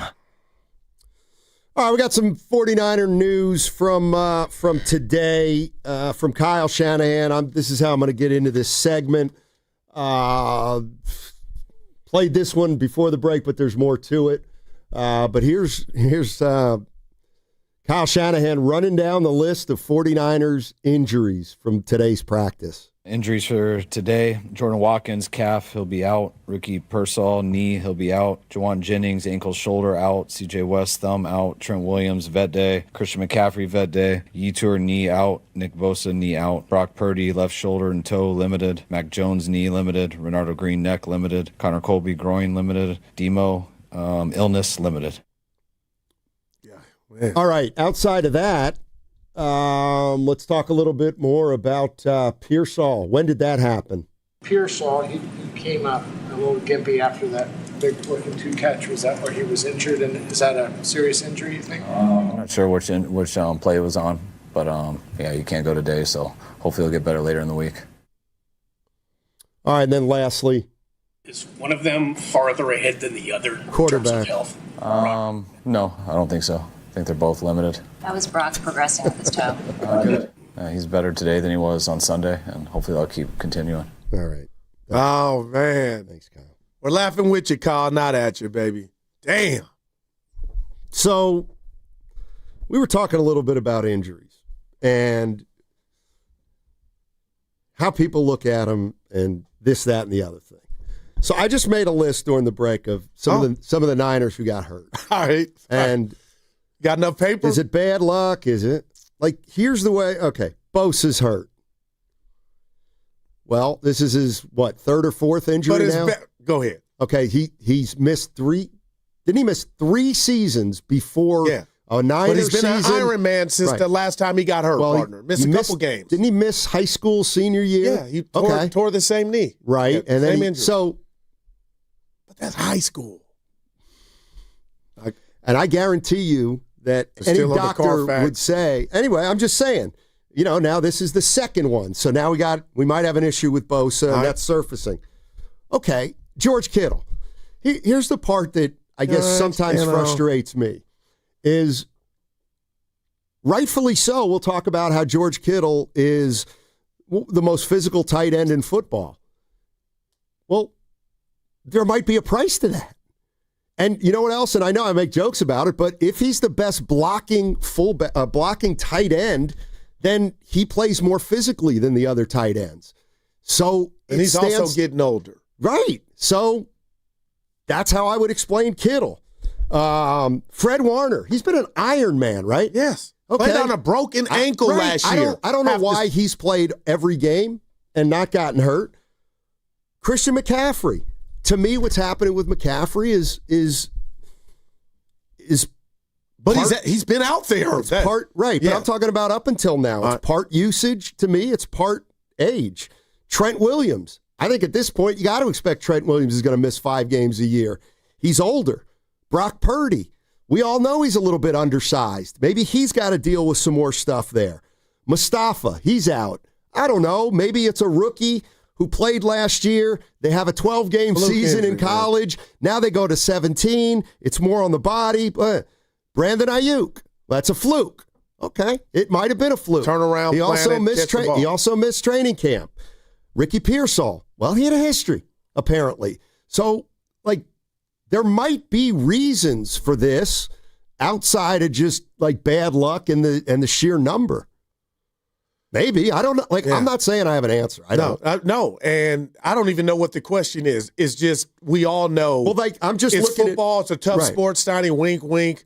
But this is getting, for even the NFL, I mean, just tell me another team that's remotely close, and I'm sure there can be some, but this is crazy. It continues, and this is why I would tell the Harrys of the world, nobody's saying forget where this season's going, but through 3 weeks – and playing 2 of the 3 games with your backup quarterback, you got to feel good that, okay, we can't stop the injuries, but at least we're winning the damn games, man. That's all. Yeah. And now I'm thinking, Steiny, I hope I'm not being negative, people. I really do. If you told me right now, Goo, you think Pearsall's playing, it's only Wednesday. But I've heard this record, and I've they'll play. Nothing to see here, Ken. But now if you told me, Goo, you think Pearsall's playing, and I'm being ludicrous with this one, I could see him not playing. And all he did was catch the ball, go to the ground on that 4th and 2, and then celebrate and go back down. And I'm like, okay, nothing to see here, but here we are. Oh, and we had experts. We have had experts and his on coach, Ricky Pearsall. Yeah. Who's not yet ruled out for the game. They but were it's worried just about like, it. They were worried about injuries before the 49ers ever drafted him. George Kittle's getting up there. I really do think that, maybe we should start asking, well, how the hell does Fred Warner stay on the field when nobody else can? Like, what's he doing? But the two people you can't get answers from, Steiny, are Father Time and injuries. Tyrese Halliburton, a baby, basically. Why did his Achilles go when it did? I would believe it's because they had to play 115 games in a 8-month period, and that's too much for the human body. That's why I think he got hurt. And Curry's never had that injury, Curry. And he's played right, but he got extra hurt, seasons. But I believe he got hurt from ham. overusage. Oh man, Chris say he pulling my chain saying Guru being negative. I'm not. I got PTSD. Like, when does it end? I don't know why you think it would now. Like, that's the way I'm going to start approaching this. And I think I'm right behind you. I think I'm in that club. Why don't I just, you know what? You. It's kind of a soft team. What if I said, you know what? This team their goal is to establish a physical identity. Yes. Guess what? It comes at a price. But the 31 other teams are trying to do that same thing, partner. All I'm saying Talk to me. You know what I'm saying? I'm saying that the evidence is that the Eagles are a physical team, Steiny. Right. Huh? And their guys are tougher. Like, what if that's really what it comes down to? Like, the system the 49ers run, because of whatever reason, there's more attrition. All right, if you don't like it, get a new coach in here. But you just think about the Cheetah back in the day. You think about Mostert. You think about all the running backs that the 49ers have gone through. Elijah Mitchell. Right. And they it ain't like they're working out at the health club of injuries. It's just, how does it keep happening over and over? Kittle, I get. And you pointed out, he's physical. He's going 110. But that was the Steph Curry. That was the hammy. But you do wonder if he comes back 110, can the hammy hold up? Trent Williams. Why can't we just say, if you're a running back in Kyle Shanahan's system, you're not going to be as durable as other running backs? Yeah. I mean, that's what's wrong with that being a fact? But he's running the zone. Yeah, but also what accompanies that is, but we are going to be the best rushing team, but it might be tough to stay healthy. That might be a trade-off that people are willing to make. Yeah. I don't know what to – like, Steiny, what is the question? Just why does it keep happening to this team? Or is there something to do with Kyle's scheme? I don't pretend to know the answer. I just know that if you're really frustrated with it, then let's put it into the equation. 925 says the Eagles have more depth. Well, the Niners' depth right now they would say good, right? I think Eagles fans would say we have been banged up, but we've got more depth than you guys. Well, there's other teams that I'll bet you prioritize depth. Like, the 49ers have a lot of big money players, so it stands to reason they might not have as much depth. Stands to reason then they might not be able to push through injuries as much. But they're 3-0 right now. Yeah. So, is there a scenario to where we don't see? Sure, yes. Of course Jawan Jennings and Ricky Pearsall. Yes, it's but football. Guess who's coming back? Okay. And that goes back. Robinson's coming back. He's ready to play, and then we're like, oh boy, they're going to be locked and loaded, and they very well may. But just, can you believe? Would you believe? I'm talking to myself, Steiny. Okay, you get Robinson back, and all you've been thinking about as far as a receiver tree is now you got everybody back outside of Kittle. And now there's a possibility Pearsall and Jennings are not there. So Robinson's back. Like, when does it stop? That's what I'm saying. Like, you'll never be whole. Okay, you won't, because you're not going to have Bosa this year. Oh, damn. So, man. But, I mean, the Cardinals aren't going to have James Conner. Yeah, you hit Cincinnati's me with not going to have Joe Burrow for half the season. Yeah. I went a little Warrior news. Give me some good news. Okay, I'll throw this at you. You tell me if it's good news or not. So Jimmy Butler's organized a little mini camp before training camp down in San Diego, and apparently all the Warriors are there, except Kuminga. You know what? I like everything you said. I wouldn't say it's Horford there or Gary Payton II, but I'll tell you for a fact, even though I don't know, Al Horford is definitely there.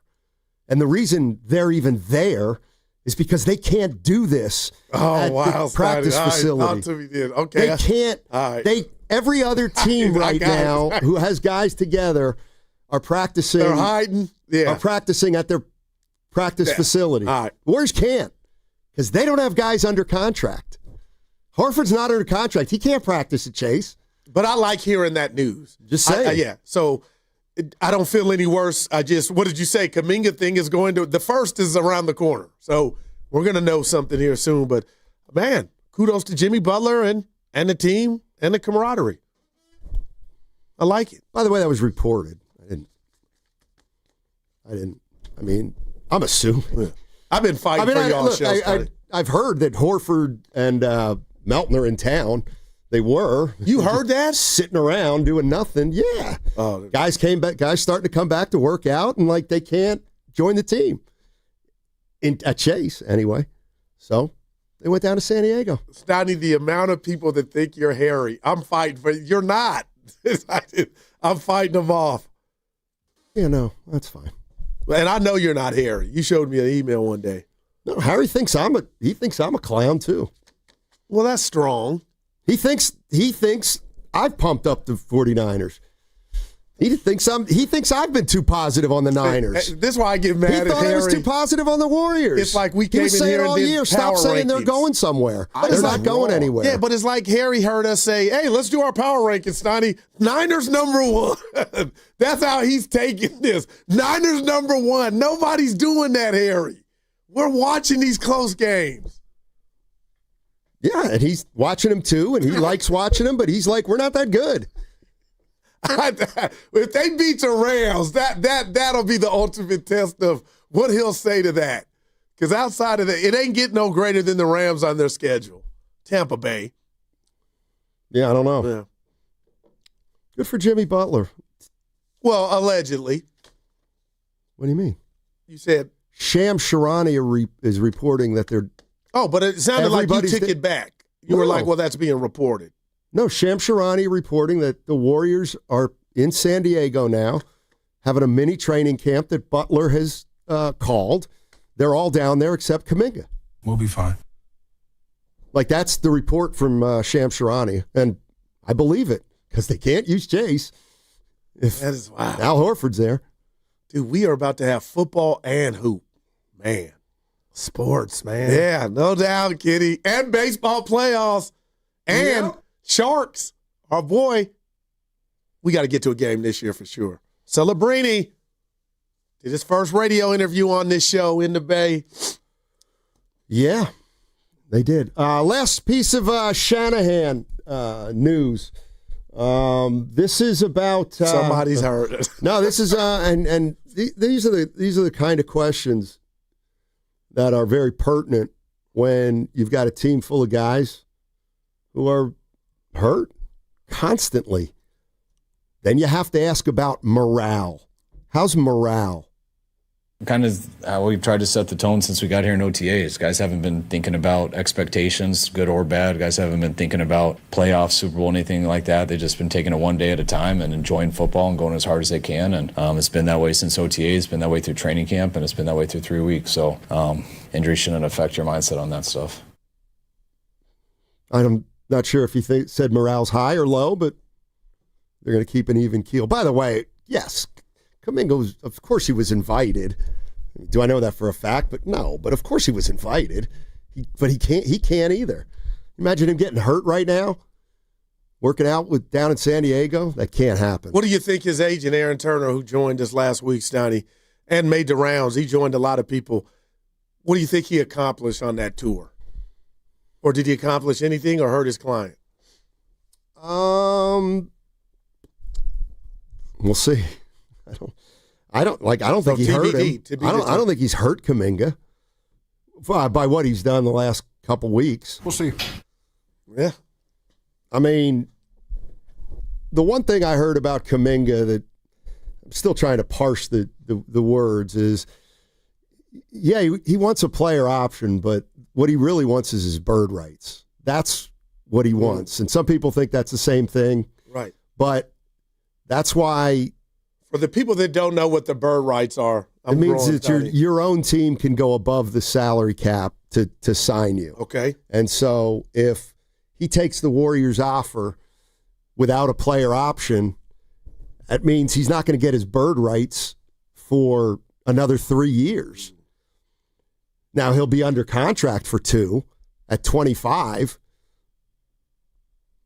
but he'd have to wait to get his bird rights till then. So I think that's a big part of it. I bet. So it's coming to a head, though. Yeah. And I believe, I'm starting to think the Warriors may give in on this player option. Ooh. Changes every day, but I don't know. And then he would have won, like Ayuk. He got what he wanted. Yeah, I think in a way he's put It's funny. I look up at the TV study. It says just what you said. Reported Shams, restricted free agent Jonathan Kuminga, not present at the Jimmy Butler. It's not mandatory. He's doing right. It. That's just he's doing it now. Yeah. So, all right. He would be a fool to be there. Of course. Yeah. Yeah. That's why he can't participate in that. I mean, that could be a nightmare. Enter the Draymond said, where's Evan? He's in San Diego on vacation. He'll be back. Yeah, they will be. This 3-0 start, 18% of the season is over in the NFL. And the Niners are 3-0. So at what point, like when's the early season over? You know what I mean? Like when can we say we're starting to figure out who teams are? Or do you think we're doing that right now? That 0-2 thing is real to all teams. Steiny, so just imagine if the Niners are 0-2 or 0-3. It's over. You're done. You're not going to the offs. Just think about that. Some people are living that life. And I'm with you. I don't believe the loser can. You didn't ask. Baltimore and Kansas City, they'll be 1-3. They won't make the playoffs. Both those teams, I think, are still making the offs. But, Steiny, this is when you develop those trends and those attributes to be able to find out how to pull out games when your back's against the wall. And the Niners, Harry, are just doing it without being at full strength. That's all. So you got to tip your cap, not just to the 3-0, how you're doing the 3-0, basically handicapped. All right. That's all to me. Okay, so this is from, you got to tell me where Matt works because Matt Lively is KPIX. CBS. One of those two. Anyway, he covers the Niners, and he apparently talked to Pearsall. Yeah, same thing. He talked to Ricky Pearsall, and he said, Ricky Pearsall says, if there was a game today, he'd play. Well, then. See? Thanks, Matt. Worry is an investment. I'm sorry, worry's a down payment on an investment you'll never make. You can't get that 20 minutes of worrying now out of your head. It took its toll. We worried about Pearsall for 20 minutes. Now he's fine, but the worry has taken its toll in a way that we won't be able to measure at this point. Yeah. Can you help me out real quick? Chicago Jason on the YouTube chat. Like, I really need an answer, Steiny. Guru, nobody waving the white flag yet. Stop. I have no earthly idea what he is referring to. I've been Captain Positive. Warriors and Niners. What could it, real quick, help me decide. What does that mean? When have I waved a flag? On what? I don't know. I'm not Jason. The Giants. I don't know. I'm not who? I'm not Jason. Oh, whoever this guy is. Dude, now, what's he here? Get a Q-tip. I mean, ideally, he's heard what you said, and he'll enter the chat again. People are different, man. What he ends up meaning. I want to hear Bob Melvin. Tough season. Like I've been describing it for a while now, pretty frustrating. And everybody's none too happy about it. So this is a day we were not looking forward to, and it's here. So it's disappointing. Get out the way and let me run through that wall, Steiny. Well, it's over. Why would you run through it?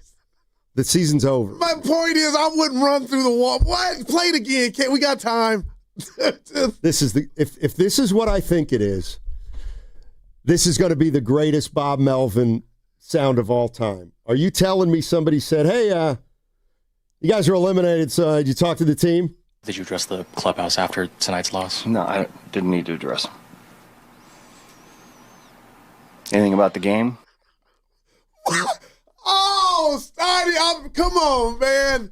Telling you, just another indication what was that? We think we know what's going on with teams. No. We have no idea because we're still under the impression that a team like the Giants gets eliminated. And Bob Melvin goes into the clubhouse and talks for 10 minutes about the lost season. That's not how it goes.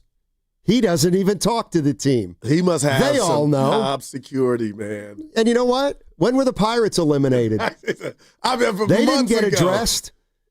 I'm sure that manager didn't address them back in July. And to be fair, that when they didn't have Devers or Adames. Somebody asked Shanahan if he addressed the team about the Nick Bosa injury. He said no. They know. Yeah. What's there to say? Well, that's normal for them. Dude, that... Yeah, but even so, he would have said, even though he would have addressed the Bosa injury by saying, we've been here before. We just got to win games. You got to play that for Willard and Dibs. Yeah. Oh, boy. Here you go. Like I've been describing it for a while now, pretty frustrating. And everybody's none too happy about it. So this is a day we were not looking forward to, and it's here. So it's disappointing. I don't know. Steiny, come on, man. It's here. Oh, boy. But we're not going to talk about it. Wow, man. He's not getting fired. It don't sound like it. You think he's getting fired, Ken? No. I don't either. Would you be shocked, though, Ken? If we were in New York and he got ran, would you be like, I can kind of see it? If he was in New York, I think he'd get fired. Okay, all right. But I don't think he gets fired in San Francisco. Funny thing is if Posey were the GM in New York, he wouldn't fire him. Posey would be like, I hope they keep asking me because I'm going to love telling him he ain't going nowhere. It was weird when he gave him that extra year, though, Steiny. That did come as they were losing. Oh, Chicago Jason said, Steiny, I'm panicking on the 0-2 teams. No, I'm just giving you the numbers. It's not you can make it. It's hard. All right, we got the crossover coming up with Willard and Dibs on the other side, and that segment was also brought to you by Moderna. mNEXSpike COVID-19 vaccine mRNA by Moderna has arrived. To learn more and find it near you, visit mnexspike.com. That's mnexspike.com. When I inherited my grandmother's house, it felt like too much to handle. At John Buys Bay Area Houses, we helped Lisa sell her inherited house and start fresh. We take care of everything. No cleaning or repairs, no fees or commissions, no hassle. I sold Grandma's house and finally felt free. Call 510-800-JOHN or search online for John Buys Bay Area Houses to get a fair cash offer today. Start fresh with John Buys Bay Area Houses. Score big by saving lives with Stanford Blood Center. Donate blood between September 1st through the 30th and be automatically entered for a chance to win 2 club-level seats to the ultimate Sunday night showdown, San Francisco versus Atlanta at Levi Stadium. It's your chance to make a difference and experience the game like never before from premium seats with an unbeatable view. Every donation helps patients in need and brings you one step closer to the end zone. Learn more at StanfordBloodCenter.org/touchdown. Toyota, the MVP of MPG. With class-leading MPG and more hybrid models than any other brand. Toyota, let's go places. Celebrating 40 years with extraordinary rewards. Since our humble beginnings, we've believed in setting the standard for luxury, entertainment, and hospitality. This year, we invite you to be part of a defining moment in our story.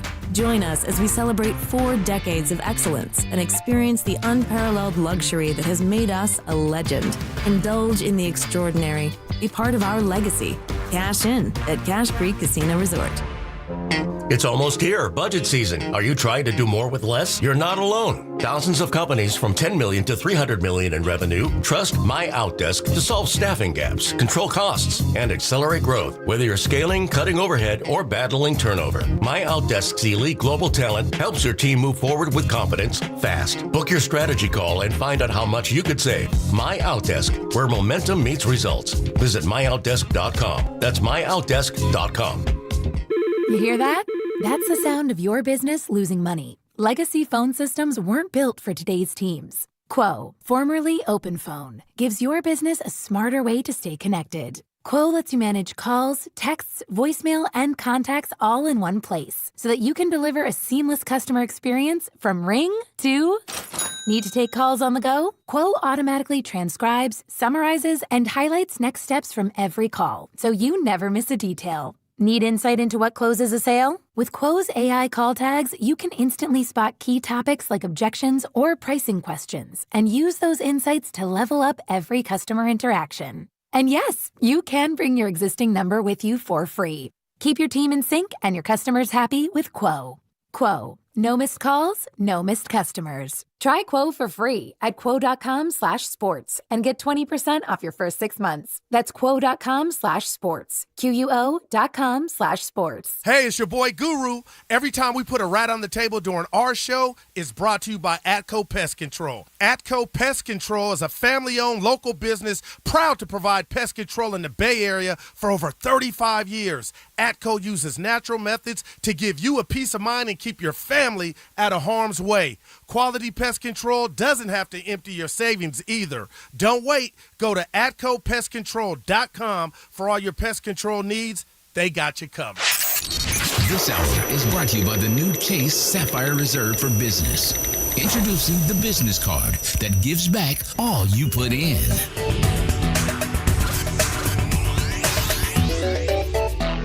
Brought to you by Stevens Creek Subaru. Custom order your next Subaru at StevensCreekSubaru.com. This is the story of the one. As a maintenance supervisor at a manufacturing facility, he knows keeping the line up and running is a top priority. That's why he chooses Grainger.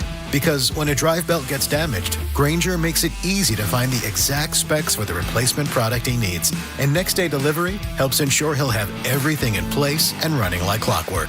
Call 1-800-GRAINGER, click Grainger.com, or just stop by. Grainger, for the ones who get it done. Your cold is coming. Your cold is coming. When you feel a cold coming, shorten it with Zycam, the #1 cold shortening brand. Oh, no, not before my big trip. The big trip you've been planning is coming up, and so is your cold. But Zycam can shorten your cold and get you back to planning sooner. Thanks, Revere. We really should keep Zycam in the house. Shorten your cold with Zycam. Take it from America's most revered messenger. Shorten your cold at the first sign with cold shortening products from Zycam, the #1 cold shortening brand. Available in stores or see where to buy at Zycam.com. Tulsa is my home now. Academy Award nominee Sylvester Stallone stars in the Paramount Plus original series, Tulsa King. This distillery is a very interesting business, and we gotta know the enemy. From Taylor Sheridan, co-creator of Landman. What are you saying? I'm a rat! If you think you're gonna take me out, it's gonna be really difficult.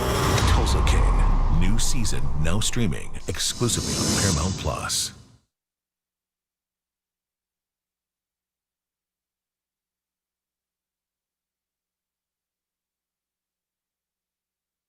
Now, back to Steiny and Guru on 95.7 The Game. All righty, crossover time. That means we're joined by Willard and Dibs, and Dibs not a fan of the 2-drink minimum. That's shocking to me. Well, which is why, you're going to do that anyway. Right, you just have a good time. You just don't want to be told what to do. I don't like constructs, exactly. I don't like to be told what to do, and so if I'm at a comedy show and it's going on, and maybe I went pregame. Maybe I'm not ready for that first one yet. And, I took BART or I Ubered, whatever. Get off me. Get off me, text line. Yeah, but comics got to eat, too. The tickets to those shows, you go to Cobb's, you go to Punchline, they're not that expensive. You get you and your date in there for under $100. But you got to play the game. You can't go in there and just be like, I'm here to laugh. Give me 4 waters. Well, how about like a 2-laugh minimum? If I go in there and your comic stinks, how about a 2-laugh minimum? Well, then you can. If you're not funny, then I don't need to I don't need to liquor up to laugh at your weak sauce material. If you can't laugh in an hour and a half, that's probably a you thing. It could be a them thing. I mean, it could be a them thing. How long has Goo ever gone without laughing? 4.5 minutes. Yeah, I do try to work on it. Yeah. Yeah. What do you mean? I'm the hyena. Much? Yeah, I laugh too much. No, don't ever. You can apologize never for a laugh too much. smile. Yeah, come on. No. I can't believe I'm asking this, but how do they employ the 2-drink minimum? The ticket's $28, but we're charging $40. No, they'll come around and be like, hey, 0-0. Somebody's keeping a scorecard? No, you have a server. Yeah. You have a bill. Yeah. They'll be, and it's kind of crazy, too, because these clubs. You get 2 right at the start and say, well, there it is. You can do that. Oh, okay. You can do that. You can do it's that. all done on a QR code, but these tables are like, first of all, there's like a foot in between each table. Right. You got 4 people sitting around a table that's the size of 2 hands. And then there's a show going on, and servers are walking in and out, bringing people nachos and old fashions. It's dicey in there, man. Dude. That's the server job I would never want. So it's dark. You're I'm with you. My God. Tight quarters. Yeah.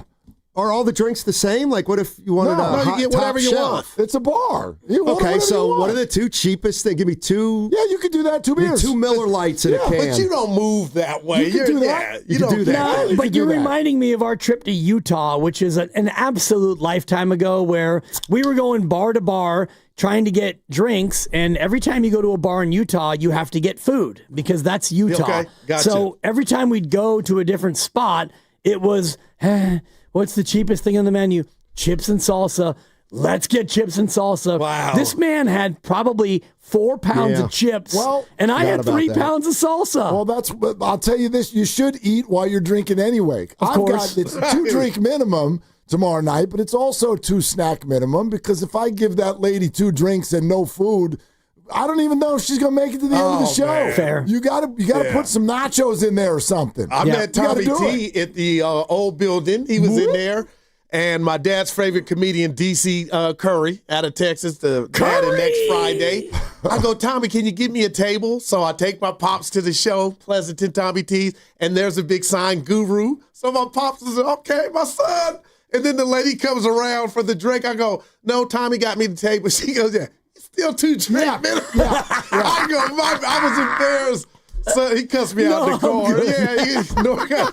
Like, man, you got free tickets. You can't get the drink. Yeah, my bill's all taken care of. Actually, no, it's not. Oh, my goodness. It's about to be.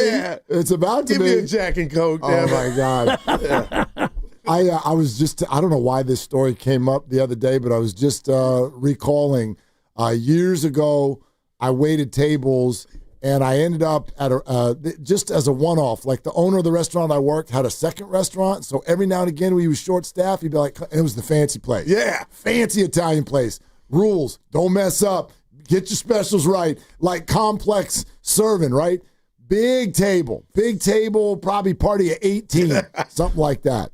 And as it turns out, it's all Dodgers employees. This is down in L.A. They all work for the Dodgers. Who's right in the middle of the whole table, holding court the whole time? None other than Tommy Lasorda. Oh, come on. You get to the end of that meal, and Tommy was under the impression in L.A. that his signature took care of the bill. That's the way you paid for a bill. Oh, yeah, I'll take the – don't worry, I got the bill, honey. Bring it right on over here. I can hear him. And he just flipped that sucker, signed it. There you go. That's from Tommy. And then they would all head out, and the Dodgers had employed someone in these meetings to go back to the restaurant afterward and take care of it. Now that's awesome. We're talking at a fancy place at a party of 20. This is like, we're into 4 digits. And nobody can tell Tommy the signature wasn't nobody's good enough. like, lady needs a tip, dog. Like, who do you think you are? Anyway. That's a scoop and score is what it is for a Dodger employee. Some third intern twice removed. It's like, all right, your job is to take this company card. the Dodger and card, wait for Tommy to get all the way toward the exit and then just go in there and do right by the Dodgers. Wow. There you have it. So that's what you need, Goo. You just needed an assistant. Yeah. That go was in there and take care of it afterward. For some reason, the Scarface scene where Pacino's in the fancy restaurant the bad guy scene where, you never see a bad guy like this before. That's what and then he walks out and stumbles out, and the last scene is his bodyguard, like, slipping the maitre d' like $5,000. Yeah. Thanks, buddy. Thanks. Because everybody else in the restaurant's mortified. It's tough. Oh, gosh. Anyway, All right, so 2 drinks. Giants eliminated 49ers injuries or Jimmy Butler holding a mini camp. I like all three, but for me, the Giants eliminated it's a quick one because the way they got eliminated was so Giants. Oh, man. Like up 8-3? Yes, 8-3. 8-3, and I had that on. I went in the office because my wife was watching The Real Housewives of Salt Lake, and I'm good on season 5. So I'm like, you know what? I'm going to watch the Giants and see what they're going to do. And it's Ramos, he hits it high. Adios, pelota. Look at him. And it's like, okay, Giants, you stay alive. And then, no, Nope. Lucchese and Bivens, friend of the program, and then Ryan Walker, do me a favor, face the plate. Like your whole point toward third bit is so tired, you stink. Well, it's only tired because he gives up runs.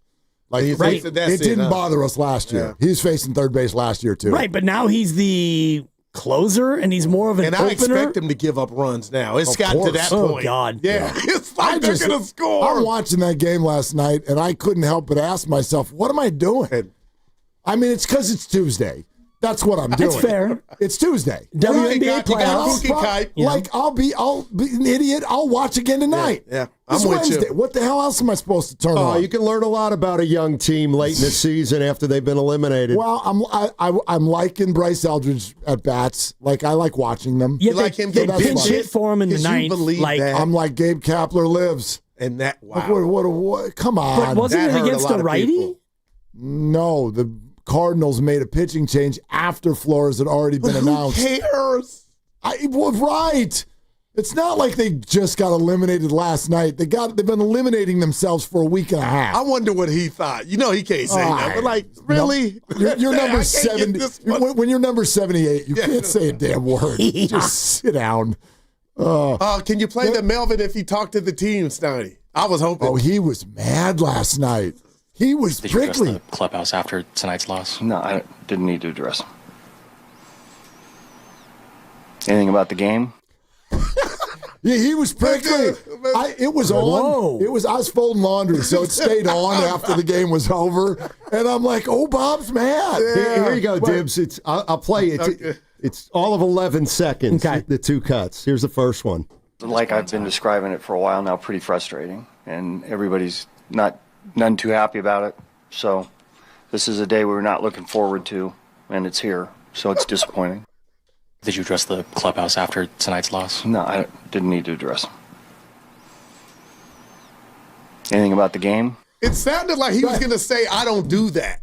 No, he does that. Okay, all right. The season's over. What do you want him to say? What does he want I him to was say? bad, Willard. I didn't have my guys ready. Gather to round.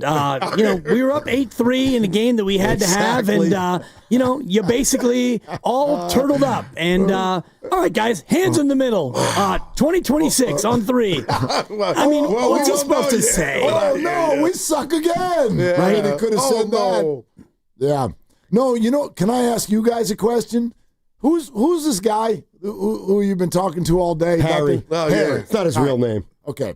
I'm People glad. think it's Steiny. It's really not. I've been trying to figure it out because I know about 80% of the people you know. This is nobody that anybody knows, but Guru knows he's real because I've been talking about him for years. And he showed me an email. I didn't get the name. Yeah. Okay, but he exists. Okay.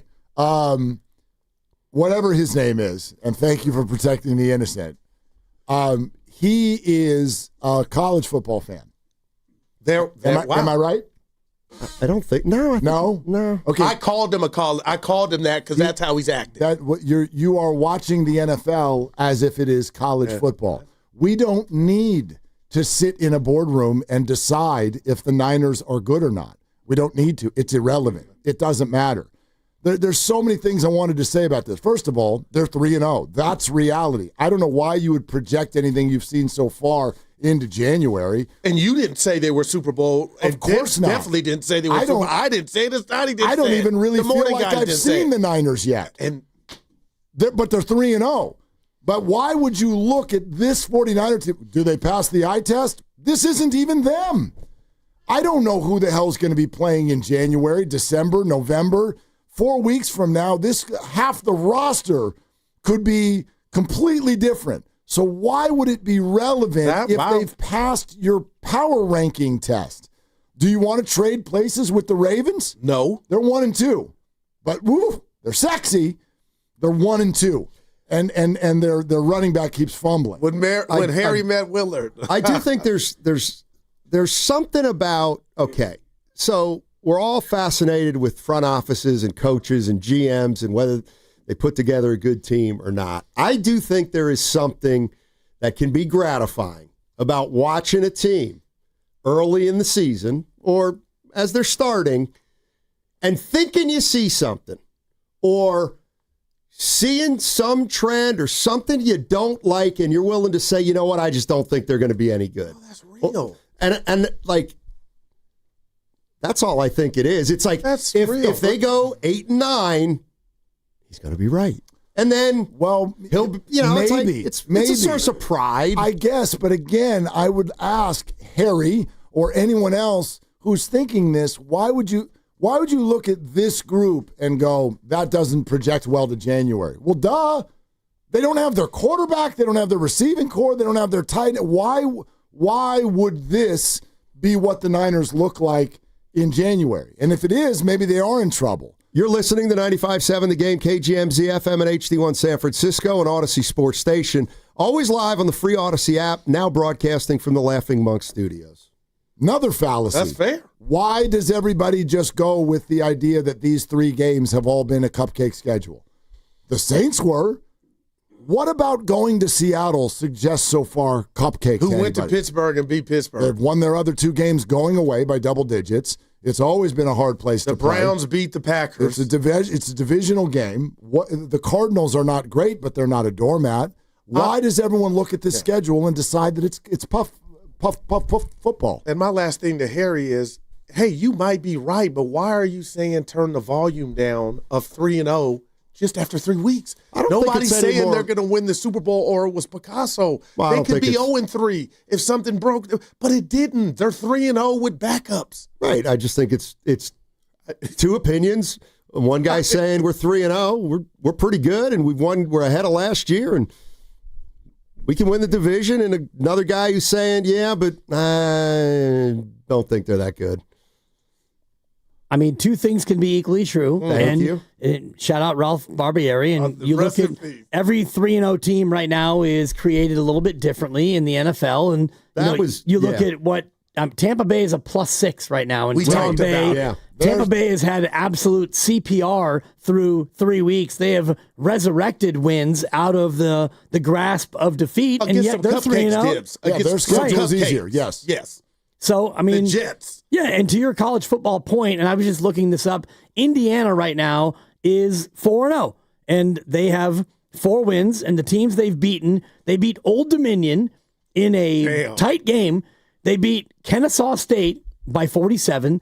They beat Indiana State 73-0, and then they beat Illinois, another ranked team, 63-10. Air quotes, ranked. Based on what? They were ranked based on Illinois' start or whatever. But Illinois in this conversation would be akin to the Niners beating Arizona because it was at Indiana. And so Indiana University is 11th ranked. They're 4-0. And if you look at their schedule, you want to play the schedule game, they've got Oregon and Penn State, and that's it. The rest of their games are not against ranked teams. So if you get to the end of the year and they are 12-2, you're not going to think about Indiana as a national championship contender. Well, every time, college football comes up, I always, to me, I this is where I land. Sports is not about who you think is good. Sports is about who wins. So it's completely irrelevant. It is totally irrelevant. And we can have fun with it. We can power rank it. We can make predictions and all of that stuff. And I'm like, I would more rather do that kind of the way you're doing it, Dibs. Like, let's do this week. Like, you got to pick tomorrow night. Let's do that. I have no clue what December's going to look like. I mean, 2 weeks ago, we thought the Niners' defense was healthy. Now it won't be ever again. But Trey Hendrickson might be on the team, or he might not be. Or Bradley Chubb might be on the team, or he might not be. So whether or not this team is dominant is, for me, very TBD. And whether or not they're dominant right now is irrelevant. No doubt. All right, here's the other way that I would, and I'm trying to figure out. Give me Harry's number. What's Harry's number? I'll give you his email. All right, okay, so here's how I think he would be looking at it. Bear with me here. You know I love Tulane. All right? They're a group of 5 school. You know what that is? That means they're not in one of the big conferences. Right. And so one of the group of 5 schools gets a bid. It'll be either them or Army or Boise State or somebody like that. So they started 3-0. Okay? They played Florida, somebody, and this team and that team. All right, they just got beat by Ole Miss 45-10. Oh, boy. Okay? Now, Tulane's going to run through their regular schedule and probably go 9-2 or 9-3. But they're not going anywhere. And I think that's kind of what he's talking about. Like, I think what he says is, let's just, for the sake of argument, say the Ravens, KC, the Bills, the Packers, the Rams, one other team are the class of the NFL. Okay. So the 49ers are like Tulane. They've taken advantage of these non-teams. But when they play these kind of teams, we're going to see that they're not as good as we thought. That's like what I think he has. That's his thought process. It's a fine opinion, but I just don't, to me, it's a flimsy one because I don't know who's going to be available when those two teams play. We don't even know if those teams are going to play. And I also think we run around sometimes with just ideas that are based on total fallacy. Like, for instance, if you still think the Chiefs are good, I'd argue you're not watching the games. Okay, would you make this bet with me? That's a Notre Dame ranking preseason. You are basing that on reputation and what you used to know. So if the Chiefs lose to the Ravens and go 1-3, okay, would you bet against them to make the playoffs? Yes. I already did. Did you? I already would. Okay, so you think they weren't good before? I don't think they're very good. But it's not about what I thought before the season. I've watched them play 3 times this year. They're not very good. Okay. But they could change. This is going to. But They hold got on. reinforcements This is coming. interesting to me. All right, you've done enough homework. You're like, I don't think the Chiefs are good this year. Okay, fine. I haven't. The Chiefs are the Chiefs. I know they're not quite the team. But I'm willing to make a bet right now that if they go 1-3, I bet they still make the playoffs. How come? I'm with them. Because they're the Chiefs. That's my only answer. I'm being honest. For the first time in the history of this show, I would like to then get in on a bet with the two of you. Okay. How about this? I'll take. They're going to beat Baltimore, so they ain't going to beat. But the premise is that they don't. You clearly won't make the same bet if the Ravens lose. Because I'll take either of the. The Ravens are going to win that division. 100%. No, okay, even if they lose. Even if they lose. And 1-3. Yeah, absolutely. Okay. My bet was 100%. My bet was whoever loses that game and goes 1-3, I'll bet they still make the playoffs. Yeah, the Ravens are still a good football team. They've lost twice to 2 of the other best teams in the league, and one of them, I'm not going to call it fluky, but very ill-timed fumble. Again. And then all he does is fumble. No, but they got outplayed by Detroit. Yeah, but what about Kelsey, the interception at the goal? Like, they could easily have won that game. I'm just saying. I'm putting a fork Well, in the point is, last year, if you look at Kansas City, they won all those games. And last year, the Niners lost a lot of those games. And so if you want to look at the sustainability of one-score games, you don't get to go 10-1 in one-score games every year. Last year, Kansas City did. This year, they're just not. And the Niners last year, they didn't. They blew 3 games in the fourth quarter. This year, they have 2 fourth-quarter comebacks. So I like everything is different. And I'm fascinated by the Kansas City-Baltimore game. Both are making the offs. Kansas City will not make the playoffs. I said it on our show. Kukush, I locked it up. I put it in the before bank. the season started? Show bet. Oh, yeah. Show bet. Show bet. Let's do a show bet. Your show versus show our bet show. Ohtani. And it's as simple as Kansas City's not making the playoffs. The Chargers are good. Let's do it, Dibs. Denver is better. Let's do it. It is done. Let's do it. What do you want to bet? Let's come up with this. Dinner. I agree. Dinner. I agree. We should make this bet. Yeah, so there's no doubt. I feel like I won already. So Chiefs make the playoffs. We win. Chiefs don't. You win. Yep, that's it. All right. Dinner. And we don't have to do college. Like, we don't have to sit in a room and decide, should the Chiefs make the playoffs? No. Well, we think that they had a strength of schedule. Well, hold on, though. Hold on, They either make it if or they go don't. 12-5 and they don't make it. You gotta make it. Steiny. You gotta make it. Last thing for me about Harry, and I feel like I know Harry, I don't know him, but the San Francisco Giants, when they were the wild card, parlayed that into a World Series. Eli Manning, they were the wild card, went and won on the road 3 games and won the Super Bowl. Sports are not what it looked like. What you can never say, oh, this is how it's supposed to look, and rob teams of getting hot at the right time. For sure. But Harry hates baseball. Okay, but football. I'm He using hates the it. New You York know- Giants. When Eli Manning, Steiny, they were wild card. You know why you know he's not me? Because he hates baseball for a really weird reason. Why? He hates baseball because he says that if an umpire misses a call that should be a strike and it's a ball, it changes the entire game from that point. Well, yesterday was a wonderful day for him. He just can't stand it. I don't like it. You guys like it? Next year, they and can the just review manager it. doesn't control when you. Nope. Well, they will. There's going to be some sort of a quick wink, like. Yes, because the way Kid and I talked about it, it was like the players batter will blow catch. both of the challenges in the top of the first. That's what I was saying. Yeah, there's got to be rules. There has to be rules. You can't do it when there's nobody on and 2 out. Do you guys like it? I do not. I don't either, Dib. I do not. The only way I can answer that is I think I'm going to. I don't know if I like it yet. I haven't seen it. Oh, game's over. No. Hold on. They're using it was a strike. But we already do. We do. Why? It's okay in football. We review things at the very end. You know what I mean? Yeah. Maybe it should be more than dinner. What could be more than dinner? I don't know. Well, I mean, it's dinner and drinks. That's applied. How about if the loser does an 8-hour show and the winner gets a day off? Ooh. Let's really up the freaking stakes. Or a foot rub like you and Lowe. That was I'm not dinner. doing that. We're not. I'm not going to do it. I'm not going to be on the receiving end of Trying to it. embarrass anybody. The other side of that was $1,000. Let's all remember that. Either I had to rub his feet for 10 minutes or I got a grand. He would have paid you too. Of course, he would have peeled it off. You know, Low So Neal. you were right. You did. It was probably in the shoe. Hey, I like that 8-hour thing. That's that warrior, Double that's that shield. warrior bet I made Yeah. through an old I think friend. I think we have to get approval on that. Oh, okay, but right. I'm willing to do it. Maybe something like 6 hours to 2. No. 8 I don't hours. even want to have to come in. Oh my God! I'd pay to hear you do. Let's turn up dinner, steak, man. How about both? The punchline would be, you know what? If we lose the bet, Goo, we'll just make it a Thursday show and have the producers do it. All right.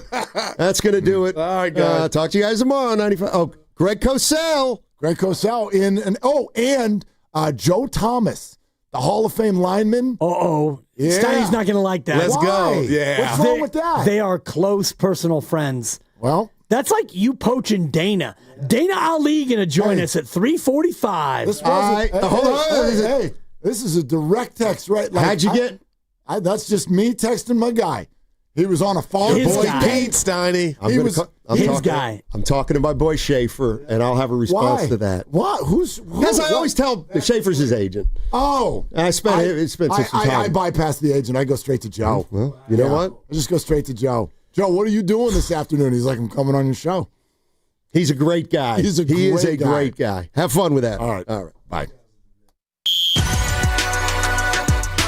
Are they the smartest show in the Bay Area? You guys are an intellectual feast for the smart sports fan in the Bay Area. Wow. You're pretty much the smartest guys on the radio. I agree. Good Lord, how big is your ego? Are they the funniest show in the Bay Area? Give it a laugh. Come on. You're a funny guy. Come on. Give me a laugh. You are funny, dude. Hit that S again. Are they the coolest show in the Bay Area? And no white boys. They're cool. That's what people are saying. You guys are phenomenal. This is one of the most perfect ways that I could end my day, getting a chance to talk to Mr. Mark and Dan, you know? We'll let you be the judge. Oh. All I know is it's a couple of Bay Area boys talking sports. I know nothing. Thanks. It's Willard and Dibs on 95.7 The Game. Yeah, let's go. Let's do this. Let's do this. Yeah, indeed. And apologies, kind of, sort of, but not. Joe Thomas is going to be on today at 4:45. Greg Cosell will be on at 3:30. How do you like them apples for a Wednesday? Let's get over the hump. Let's do this. Let's go. And this is the day we transition from what was to what is. I like that. I know part of our conversation will be not only about the power rankings, and we won't do the tedious thing of, where do you have them? But I did find it interesting that ESPN and NFL.com had them at 11 and 12 respectively. Even though they're undefeated, they're behind a couple of 1 and 2s and a couple of 2 and 1s. And so for me, it's not about where do you have them, although we can get into that. 8th. Right, and I think I have them about the same spot. 8th. I didn't really go all the way through it, but for me, it's more about, what do you think? 3-0, you don't apologize for 3-0. Nope. You don't champion 3-0, but 3-0 is better than 2-1, 1 and 2, and 0 and 3. So that's kind of where I am. I just, every single year, thank God for the holidays. Let me tell you why. Which ones? Well, all of them. We just had Rosh Hashanah, so we did. Score that. Once we get past Thanksgiving, that's the start of it. But then we get into December, and there's that void. There's that void from the college football schedule that allows people who are big fans to, go shop and stuff. Go to Amazon, go to Whole Foods so that you can return your Amazon, all that thing that we do. And then we get ready, whether it's Hanukkah, Christmas, Kwanzaa, New Year's Day, you're going to go on a diet, whatever the hell Shout it is. out to Wally. That whole deal. And thank goodness for that, because that, for me, serves as a distraction from what I find to be the most insufferable annual sports debate that unfolds every year. And that is, who should be allowed to go play for the college football national championship? Every year it happens, and every year I go, what are all of you doing? What do you mean who should go? There is no should in sports. There is and there is not. I am Yoda when it comes to this thing. There is and there is not. And they've done away with a lot of that. A lot of it, but not all of it. Right. On any level, even in college basketball on the back end. Don't you do it. You're going to have some sort of people in a boardroom deciding who gets in and who doesn't get in. And the whole thing is slanted and it's financially corrupt and all of these things, and I get that, and that's not even what I'm getting at. My point is one of the reasons, there's two big reasons that I am much more of a pro sports person than a college sports person. Reason number one is I grew up here, and that's what makes this city go. Yeah. But reason number two is I cannot stand, I have a visceral reaction to the idea that people get to go play at the end of the year based on some dude who thinks they should. And I can't stand the constant conversation where people go, well, Alabama is 10-2 and Boise State is 12-0. But Alabama, they played Auburn and Georgia and strength of, oh gosh, shut up. You're in or you're out. And that's the NFL. And so that's what I keep hearing today is a college football conversation that's based on strength of schedule and the eye test. It's irrelevant. It's irrelevant. They're 3-0. And I think a smart person can also look at these Niners and go, why would you talk about the eye test when half of their key players are not even playing? It's a rational thought to think that this is going to look like a different group sometime down the road. Well, the eye test is what you see with your eye, and the eye test is you've had Brock Purdy for one game, 2 quarters of which he was hampered, and Nick Bosa missed 3 quarters of the last game, and he'll miss the year. George Kittle played 1 game, so the eye test is the eye test. And in this case, the eye test is a team that has had parts in and parts out. No Ayuk, Demarcus Robinson gets to actually play tomorrow at practice, and will it be Mac Jones or Brock Purdy? I know Brock today was limited, so the eye test is in the NFL exactly what it is, which is this is your team, and you've got Luke Farrell and Jake Tonjes as tight ends, and you've got Connor Colby as a rookie who's now expected to be a good blocker. So yep. I disagree with the nature of the eye test because, if you do make the playoffs and you do get to January, will it be Brock and Christian and George and Brandon and Ricky? Or will it be Mac and Isaac and Jake and, whoever else? We don't know. And whoever it is allowed to win. And whoever it is also allowed to lose. Yeah, and so for me, course. The eye test right now in this moment through 3 weeks is what the eye test is. And part of that is you've got a backup quarterback who's 2-0. You've got a star running back who's not great at running it, but boy, what a receiver. He's one of the best receivers in football. You have a couple of tight ends who you never would have thought would play. Now you have your edge rusher, his down. You've got rookie defensive players who are flashing and making huge plays in huge moments. So the eye test is what it is. You've got a kicker that you love. You've got a punter that's quietly getting it done. No, you love the kicker. But you love the kicker because of who he's not. But you also love him because of who he is. Yes, but he made a 50-yarder in this last week. He's played 2 games, and he opened up his Niners career by missing an extra point. Fine. I'm not taking a shot at him. Well, but that's my point. It wouldn't have been fine if it was someone else. And it wouldn't have been fine if he would have lost the game by 1. Right. I get it. If it was Jake Moody, that would not have been okay. So very often, and I think that this is true, like that's why I asked that question the other day, like have you ever broken up with someone? Like when you start dating someone new, you don't even see any of the flaws. You are so thrilled that that person is not the last person that you love that person just for that. You're like, I'm not even going to get into whether or not we're compatible yet. I'm just thrilled that you're not her. And I think that's where we are with Pinheiro. A game-winning kick absolutely helps. How could I take a shot at the guy? I have no issue with him, but he hasn't done anything where you're like, oh my God, he's amazing. He hit a 35-yard field goal. You're supposed to hit a 35-yard field goal. Yeah, you are. Great. But Moody missed a, 28-yarder? Yeah, or? That's my point. That's right. My favorite thing about Eddie Pinheiro is he's not Jake Moody. That's my favorite thing about him. Yeah. That's all I'm saying. I mean, does Jake Moody have a walk-off game-winning kick in his career with the Niners? Oof. I mean, I'm not going to give him that preseason Raiders thing that everybody raved about because it didn't count, but technically that was. Preseason doesn't count. Does he have a walk-off kick? I don't know. I'm actually looking at it here, and he walked off Tampa 23-20. Oh, right. Last year in a game where they probably should have salted it away a long time before. Yeah. But that was one with 3 seconds left that he made the kick, and on the game he was 3 for 6.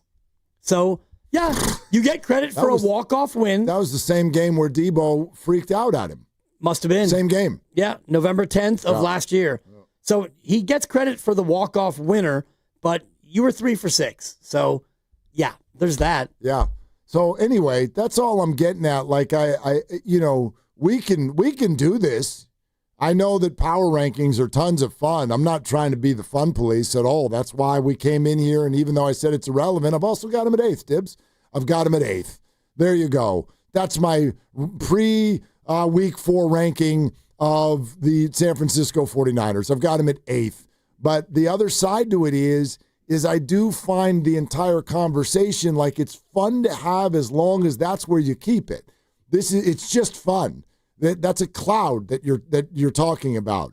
The Niners are 8th. Like it's not relevant, and it's not based on anything with substance.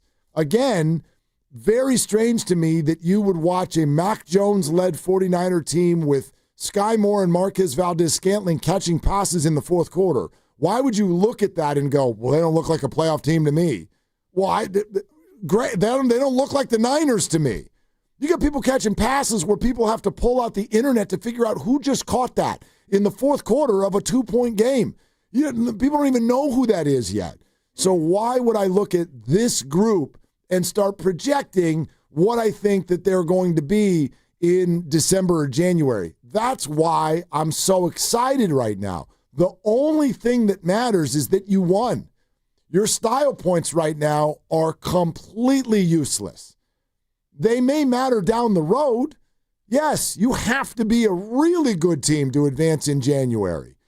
But a Niner fan should know better than anyone that, like, a roster can change in the blink of an eye. It seems to happen to the Niners every week. Yeah, and a season can change in the blink of an eye, and that's just the way it goes. And if you want to talk about power rankings, you could look at teams like the Broncos, the Chiefs, and the Ravens, 3 teams that some people would have ahead of the Niners, and they're 1-2. So you've got a 1-2 team, and I think that both those power rankings that I shared with you, NFL.com and ESPN, they both have the Ravens ahead, and I think they both have the Chiefs ahead. I don't. I know you don't, but they do, and it's the national perspective. Yeah. And you and I think differently about the Chiefs. I think the Chiefs are better than you think. I don't think they'll make the playoffs, but I do think that they're a team that is probably going to wind up in that 9-8 sort of maybe even 10-7. I do think their defense is good enough to where they can be better than they've been so far. But the greater point is what you're saying.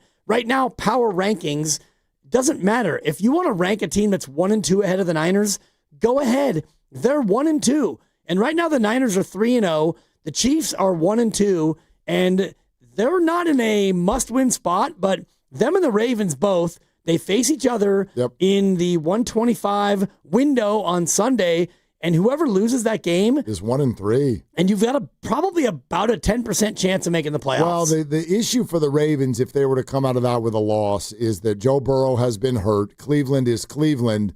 And Pittsburgh is going to also be that middling group. Like they'll be Ravens, 9-8. Yeah. I mean, Pittsburgh always has a winning record. The Ravens they had a wobbly start last year, and then they ended up winning that division. So I would still, even at 1-3, very much favor the Ravens to win that division. They probably even come out of a 1-3 situation. They might be a game out of first. We'll see what Pittsburgh does across the pond against Minnesota this weekend. That might be a little decisive, but Cleveland's not a threat to anyone, and I don't believe that Cincinnati is either without Joe Burrow. To your point about the Ravens, after the Chiefs game, they have the Texans, then the Rams, a bye, Bears, Dolphins, Vikings, Browns, Jets, Bengals. Okay, now, you want to talk about going on a run. By contrast, listen to what Kansas City is about to do and tell me who just got the better of who on the show bet. The Chiefs, I believe, are about to be 1-3. So that's a premise. They play Baltimore, as Dibs said, on Sunday. Then they go to Jacksonville. That one's, Chiefs will probably be a small favorite, little coin flippy. Let's say they win it. Week after that, they get the Lions. Then they get the Raiders. They probably handle that, though it is a division game. Then they get the Washington Commanders. Then back-to-back road games to Buffalo and Denver. There's a bye in between. And then after that, they get the Colts. Good Lord. Much tougher. This is not a team that is going to be above 500 at the end of that, and that's week 12, my opinion. That's not a team that's going to have 7 wins at that moment. Yeah, they might, and it depends on how you think about this game coming up. And I'll share my thoughts as we get to Friday on what I think about Baltimore and Kansas City. Mr. 12-2 over here. The pick is already in for tomorrow, and I'll share that one tomorrow as well. You don't get to pick that game, though. I don't get to. You can if you want. I'll share it. You want to do a bonus pick? You're 12-2. If any struggling gambler out there wants to hit me up for my thoughts, I'd be welcome to share it. All right. I'll play the role of struggling gambler. What are your thoughts? Don't say yet, though, because we're sponsored by Ceremony Ford. 888-957-9570. You want to weigh in on this? Do you think the Niners are a good team? Or not? Does it matter? What would you trade places with the Ravens right now? They're 1-2. Everyone thinks they're good. Niners are 3-0, and apparently people don't think they're good. So which matters more? We can take your calls right now. Greg Cosell in 45 minutes. This is Willard and Dibs. Serramonte Ford has hundreds of cars in stock for you to choose from before the federal EV tax credit runs out at the end of the month. Do not miss your opportunity to save big at Serramonte Ford in Colma and Daly City, or 24/7 at serramonteford.com, your Bay Area Ford store. Ready for the ultimate red and gold game day?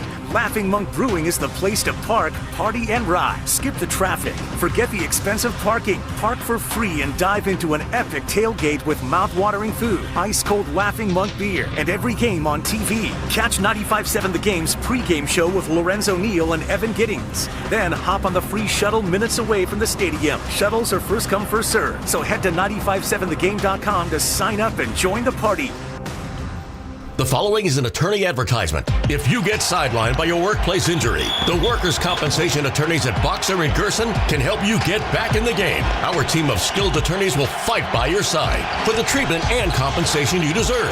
We care about justice for injured workers. That's what makes us Northern California's premier workers' comp law firm. Call Boxer & Gerson at 510-835-8870 or visit boxerlaw.com for a free consultation. Boxer & Gerson, your life is worth the fight. Save on organic best of season produce at Whole Foods Market. Get organic Honeycrisp apples for $3.49 per pound with Prime through September 30th. Try them in a fall apple tart or spiced morning oats. While supplies last, shop in-store or online. Terms apply. All right, team, it's game time. Blue 42, California Ace scratch right on one. Wait, what play is that? Keep up, man. He said play scratchers for the California Lottery. Oh. With the new Los Angeles Chargers, San Francisco 49ers, and Los Angeles Rams scratchers, it's always a great call. For sure. On one. Ready, set, hot. Play the new Game Day Scratchers from the California Lottery. A little play can make your day. Please play responsibly. Must be 18 years or older to purchase, play, or claim. When you own your own business, you need to keep things moving. Need to book a last-minute flight? Earn a $300 travel credit to cover that. Need to take a meeting before takeoff? Do it from the comfort of the Chase Sapphire Lounge by the club. Need to catch your breath before you board? Done. With $2,500 in annual value, the new Chase Sapphire Reserve for Business is the card that gives back all you put in. Visit chase.com/reserve business to learn more. Cards issued by JPMorgan Chase Bank, N.A. member FDIC, subject to credit approval. Terms apply. This is the story of the one. As a custodial supervisor at a high school, he knows that during cold and flu season, germs spread fast. It's why he partners with Grainger to stay fully stocked on the products and supplies he needs, from tissues to disinfectants to floor scrubbers. All so that he can help students, staff, and teachers stay healthy and focused. Call 1-800-GRAINGER, click Grainger.com, or just stop by. Grainger, for the ones who get it done. Okay, Bay Area, I've got a bigger team for you to join. The team that donates blood. Hot Yoga Republic in Mill Valley is teaming up with Vitalent for a blood drive September 25th and 26th. Roll up your sleeves, give blood, save a life.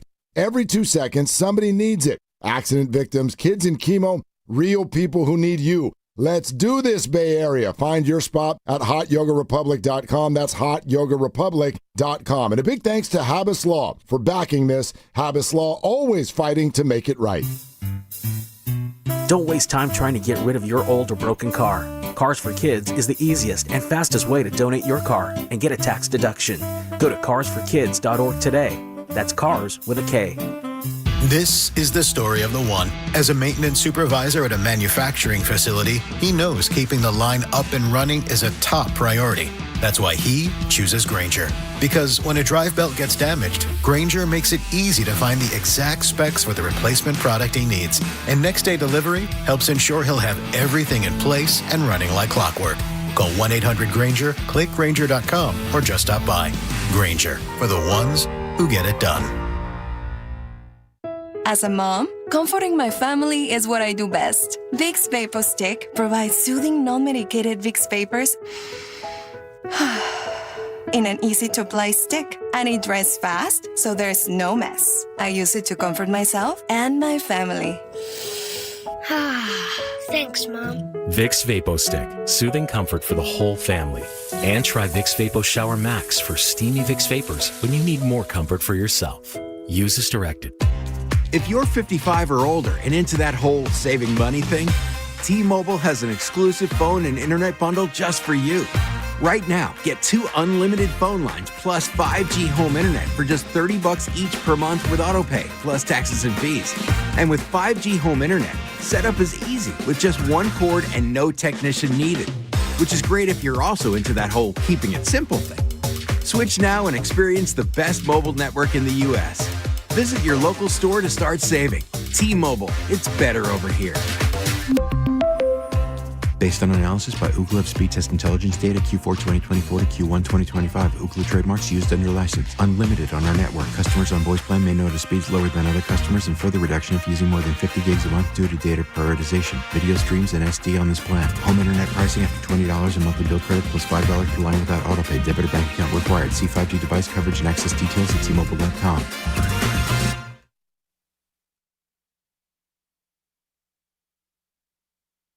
Now, back to Willard and Dibs. I want to give you guys an exclamation of my appreciation of listening to Dibs' agitation meditations about Butler's association, compensation, expectation, and Miami's expiration. Cha-ching! On 95.7 The Game. I mean, I could listen to that all day. Pretty awesome, yeah. That's pretty incredible. Something about this Wednesday feels a lot more awesome than most Wednesdays. Thursday-ish. Kind of. Yeah, it's got energy to it. Totally. You're absolutely right. Yep. I mean, Greg Cosell's coming on. We're going to have a nightcap after Greg Cosell with Joe Thomas. That's part of it. And also, we're going to do a laugh off today. We should. Not a laugh in. No. A laugh off. Laugh off. And yeah. Thank you. Well, he's So definitely good. a candidate. There's a reason for that, though. Grandy, do you have it? Today is the 7-year anniversary of the Kawhi Leonard laugh. 7 years ago today, the strangest laugh that has ever happened in sports took place at a press conference where a conversation, most people don't know this, kind of broke out about Kawhi being a close to the vest person. Like, he doesn't like to let people get to know him. And he was talking to a reporter about this, like who he is off the court, but then kind of what you have to do in order to get to know him. And he got the room going a little bit, and there was just a moment where then he decided to exhale and laugh, and the strangest sound that's ever come out of a human came out. And it is right next to Cheryl Bosa as one of your best impersonations. It's pretty good. Which you know what that is. It's an impersonation sensation. Yeah, so, I don't know. If you want to do a... Cha-ching! Like Farhan meets Greg Cosell meets Kawhi Leonard. We got a doozy from John Feliciano yesterday. We did. Randy, you might have to go find that. We got a grizzled, graveled, big farm boy belly laugh out of John Feliciano. We could put all of them side by side if you want and have a laugh off. I can't believe that the Kawhi is only 7 years ago. 7 years old. It feels like it's so much longer ago than that. And that's kind of fun because everything else, when you talk about, like yesterday, the Gundy, I'm a man, I'm 40, and that was, 25 years ago or something? Oh, God. Well, he's 58. So Right. it's 18 years ago. I mean, the fact that that's 18 years, it 18 felt like years more old. like 9 years, and the Kawhi, though, felt the other way. Like it's much older than that, but only 7 years. 7 years old. Okay. Kawhi Leonard in his 7 lap. years. Grandy, just because there's probably 3 people on planet Earth who don't know what we're talking about, do you have it or no? Give us 1 minute. Oh, you still need another Yeah, minute. yeah. 7 years old today. The oddest laugh ever. We could get Nick Friedel in there if you want. So many good ones. We could do Nick Friedel. Who am I forgetting? There's a lot of, Grandy, you've got all of them in there. Who are we forgetting on the... That's Uncle Nick, or Cousin Nick. And he also has the... How is... That's the one. How is Nick not working for a haunted house somewhere? We're a month away, and if you have not hired Nick Friedel to be the soundtrack of your haunted house, you're doing it wrong. He should be on Cameo just to holy smokes. Hi, I'm Nick Friedel. For $25, I'll scare your kids. You guys want to hear the full Kawhi from back in the day? Let's do Love it. to. Let's Ah, do here it. it is. 7 years ago. Obviously, I love the game of basketball. I'm a fun guy. Obviously, I love the game of basketball.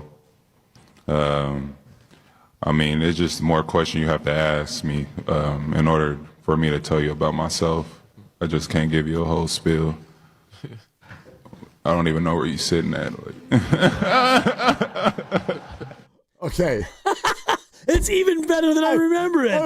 I don't even know where you're sitting at. Yeah, he's talking into a crowd and then realizes he doesn't even know. Because sometimes when you're up there under the lights, like you just get it's like a voice from the crowd. It's Let's like go to Mark in the back. There you go. And so he's like, I don't even know where I'm looking. And then weird exhale things started happening and noises took place. And that's what you got.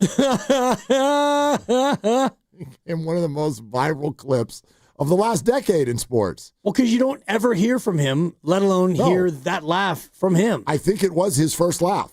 That's why it was so awkward. Pretty good. No one had ever heard him laugh before, and he clearly didn't know how to do it. Like when you drive, you're teaching your kid to drive. It's like when you drive for the first time. You hit that gas, and it's like, poof. The car just kind of jumps because you're like, I've never done this before. Yeah, that too was soon. Kawhi laughing. Today was a little rough, but we pulled through. Believe me, my daughter was driving behind me. We had to take her car in for new tires today. I almost watched her get in a wreck on the freeway. Oh, man. You ever, you're yelling in your car and honking your horn at someone who is 2 blocks behind you? Doesn't usually work. Look out! She didn't hear me. She didn't hear me. Anyways, they missed each other and everything's fine. Yeah. All right.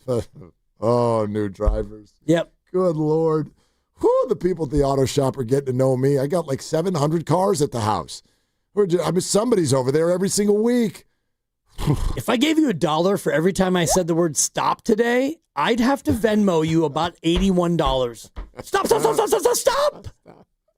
And he's doing great, but there were a few like, dude, stop. I'm so glad I only have one left. I have one left. Actually, well, yeah, might be two, but we'll see. Christy's got another driver coming. I've got one left, and when my baby girl is 16, I will be 70. Oh, so you should. Yeah. Well, I'm not going to do that, Joe. No, you can do it. I'm not going to do it because it'll make some people mad. No, you can do it because, I'm not going to be teaching her to drive. That's like two people who shouldn't be driving in the car at the same time. No doubt, dude. No doubt. Yeah. Let's 70-year-old Dibs is going to have no patience. None's. Yeah. It's pretty. We're already trending. Pretty light amount already. You're going to eat your pancake or else ... Oh, God. Yeah. Anyway. Anyhow. All right, 888-957-9570 is the number. It's like we're asking a question, and I'm freely admitting that it's not even really that much of a genuine question because I think it's based on a faulty premise. Do the 49ers pass the eye test? Well, I don't think that this is the 49ers. Then again, I could answer it a different way and also say, what part of winning games when you're not at your best and you're losing with 3 minutes to go, division battles, one of them on the road, what part of that is not a compliment? What part of that is not part of the eye test? I know what you think you're saying. I know you want dominance. I know you want Steve Young and Joe Montana to Jerry Rice and 55-10, and we're just squatting on people, and that's what a Super Bowl champion looks like. That's not possible right now. I don't think that is even the 49ers. Maybe it will be, but even if it is, it's certainly not possible right now. So what part of we are completely ravaged by injury, ravaged by some things that are circumstance, both within games and not. You got a kicker out here bonking things off of bars, kicks getting blocked. You're on the road for the first 2 weeks. You have a backup quarterback. Your star tight end goes out. You're meeting your receivers pregame every day. What part of then succeeding under those circumstances is not some sort of a passing of an eye test? Like, to me, that's amazing. Depends on how you look at things. And the way you're laying that out reminds me of having a round of golf. And I'm a 15 handicap, which means I probably am going to shoot 90 if I have an ordinary day at the office. And there are some days where you start out with 3 straight pars or maybe 2 pars and a bogey. And on one of those holes, you make a 45-foot putt. Another one where you hit a bad shot and it hits the rake next to the bunker and kicks 8 feet from the pin. It's like, oh boy, that really went my way. And I'm not that good of a golfer to where I'm going to start out with 3 pars a lot of the time. But when you start out with 3 pars, you take it. And I'm looking market there, the first game and the third game, because New Orleans, I do think that you were in control of that game for the most part. But go back to week 1 against Seattle. And Sam Darnold has a minute 34, and he leads you all the way down to the 8-yard line. Yep. 2nd and 4 from the 8. They need a touchdown. And, oh boy, Jackson Smith and Jigba beat Renardo Green for 41. Huff goes offside. They're down to the 9, and you're thinking, oh, God, they're going to find a way to lose it. And then Nick Bosa comes in, force a fumble, recover a fumble, shrug it out, you win. So that was a moment where you needed to make a play, and you made a play. And before that, there was the Tonjes catch, of course, which gave you the lead. And then against Arizona, similarly, 3rd down, you need somebody to get a stop, and they decide to pass it, and Upton Stout gets his arm in there, and it stays in there, and he pries that thing out. You get the ball back, you get a field goal, you win. So is it luck? I don't believe so. What it was, to me, was a game in the balance, and your defense, which is the better of the units, they came through big time. Nick Bosa in the deep red zone, inside the 10, you had to have a play. They made a play. And Upton Stout, they cannot get a first down there. If they do, they're going to kneel you out and you lose, and they made a play. So could they be 1-2? Absolutely. If Nick Bosa doesn't make that play and they score and you lose, it's plausible. Yeah, it's more than plausible. Of course. And if, Zay Jones holds on to that ball and then they kneel it out and you're 1-2, yeah, you could be 1-2, but you're not. And for me, it doesn't mean that you are not 3-0 worthy. You're 3-0 worthy because when you had to make a play, you made plays. See, that's how I would answer when someone, because you'll hear this a lot right now. This is fool's gold, or this is not real. This is a fake 3-0. And my answer to that would be, I get where you're coming from, but factually, no, it's not. It's not fake. In fact, it's the only thing that right now is real. Our projections for January are fake. That's what's fake. How the hell do you know that Jalen Hurts, Jared Goff, and Jordan Love won't all be hurt in January? You don't know that. Matt Stafford's back might fall apart. Jimmy G might be the quarterback of the Rams by next Thursday, in fact. That is all possible. And by the way, Mac Jones could be the quarterback, or Adrian Martinez, or whatever. I have no idea. Those are the things that are projections and not reality. What's reality is 3-0. That's reality. And you can say that it's a house of cards. I would argue back and go, again, I get where you're coming from. What you're basically saying is it's not sustainable like this. And I'll go, I agree with you, but they don't have to sustain it like this. In theory, I think it's doubtful that they're going to have to play the whole year without Brock Purdy and George Kittle and Jawan Jennings and Brandon Ayuk and Demarcus Robinson and Nick Bosa. Yes, Nick Bosa. That's the one we know. But outside of that, the idea that this won't sustain, cool, you win the argument. They don't have to sustain this. The only thing that's real right now is 3-0. That's actually the only thing that's real. And I hear a lot of people say it's fake. It's built on fluffiness. And it's like, it doesn't matter. Doesn't matter. It's not college football. Your style and strength of schedule do not matter. And I always say that you are what your record says you are. And right now, you're 3-0. And if you want to look at the eye test, have you been 3-0 dominant of your opponents? No, but it doesn't matter. And you can go out to Jacksonville and you could play your best game of the year and you could still lose to Jacksonville. Or you can play another kind of like offensively lopsided game and not do what you need to do and not be very good in the red zone, which you haven't been, and not being able to run the ball, which you haven't been able to do. And you could beat Jacksonville 18-17 on 6 Eddie Pinheiro field goals, and you could be 4-0. And we can come back on Monday and we could talk about how, oh boy, this team is yet to really, dominate, and Grandy's grades can be B's, C's, and D's, but you're 4-0. So it doesn't really matter in the NFL, especially. You are in the NFL what your record says you are.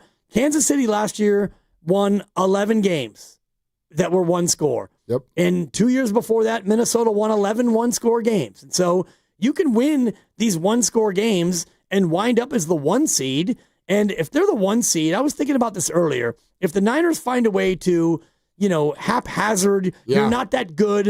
All right, 14-3, whatever. You're the 1 seed. Yeah. So you get a bye, and then you'll play the worst of the other teams. Whatever's remaining. You'll be favored. And then in the next round, when you have to play in I guess that'd be the conference championship game, you might be underdog, but it would be at home. Everything will be. So will the Super Bowl, by the way. Exactly. If the Niners get the 1 seed, you can go ahead and drop shop and set it up right Open there. up shop. Yeah, you don't need a suitcase. You're here for the rest of the year. And so I guess my point is that it doesn't automatically mean that you'll be the best team, cooking with gas going into it, but you will be home and you will have a huge advantage, even though you might be doing it with smoke and mirrors. And I would not project that they are going to be the 1 seed. But again, it doesn't matter because, in fact, I think we're having an evolved conversation that's similar to the one you and I had about Mac Jones leading up to New Orleans. And you and I saw it very, very differently. And to remind people kind of where that conversation came from, because I found it to be an interesting one. You believed in Mac Jones, right? Yep. You're like, I expect him to win this weekend. And my response to that was like, I can't tell you you're wrong, but I just don't have any idea why I would know what to expect. All I know is that when I've watched him play quarterback before, it wasn't very good. It wasn't awful, but it wasn't very good. How does it look with this group? I don't know. People will go, oh, but it's with Shanahan. And I'm like, right. And there's no Kittle, and there's no receivers. And so and you're on the road in what I'm told is a difficult place to play. So I'm not going to sit here and tell you he's going to be awful. I just don't know how I can say he's going to be good. So now let's do the Niners. It's the same thing. What we're basically talking about collectively here is, do you believe in the Niners? And my answer was, I don't know how the hell you can even answer that. These aren't the Niners. They're this week's Niners. Right. They're last week's Niners. I don't expect them to be their Niners all year long. And even those Niners, all that they were missing, those Niners had Nick Bosa. And the next Niners won't have Nick Bosa. So I know it's cliche and maybe annoying a little bit, but when coaches say it's a week-to-week league, my God, it is. So what do I expect from the Niners? I have a healthy, better than 50-50 expectation that they'll beat the Jags. That's as far as I can go. That's right. I don't even know who the quarterback is this weekend. They were both limited today in practice. And to your point, like, these are the Niners. Whatever they have for week 4, this is the Niners. And so we can think about the Niners, and we can think about Nick Bosa. Well, he won't play. Brandon Ayuk, well, he hasn't played. Demarcus Robinson, he hasn't played. George Kittle, he's going to be out for probably 2 more games, if not longer. Jawan Jennings, he might not play. We can go all the way through all the names and all the people, but at the end of it, these are the Niners. If it is Michael Williams and Yetur Gross-Matos in Niner uniforms, well, that's the Niners. And if it's McCaffrey and it's Garendo and Robinson, whoever else, that's the Niners. And so ultimately, in football especially, whoever you have available for that day, that's who you have. And so these Niners also have Shanahan and Robert Saleh. And I'm hoping that they aren't going to be on the injury report, because they are. McVay is. Is he? Yeah. Because he got. Yeah, he ripped up his leg. Yeah, it's a shame. Still going to coach it out next Thursday. Of course he is. Yeah. And was it Brian Dable who also got run over? Some other coach got absolutely run over. Oh, no, it was Washington. Thank you, Dan Quinn. He got smoked. Quinn was bleeding from the nose right away. Yeah. That was terrible. Yeah, he got crushed. Yeah, he did. And so, ultimately, the Niners are whoever they can put out there on Sunday. And if it's good enough, then you'll beat Jacksonville. And if it's not, you'll try again on Thursday. Like, check this out. Listen to this. I thought this was interesting. Manti Te'o. You remember Manti Te'o now, right? Oh, yeah. He's had an interesting life. But anyway. Former boyfriend of Lene Kukua. Yes, also known as Air. Whatever, I pulled the name. I'm proud of it.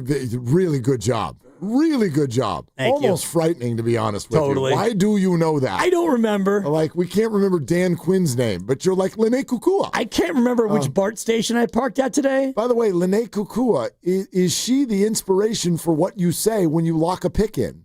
Kukua. Yeah. Cuckoo. Anyway. Nakua. Thank you. Too much. Yep. Too much. Too soon. Anyway, Manti Te'o was on Good Morning Football on the NFL Network.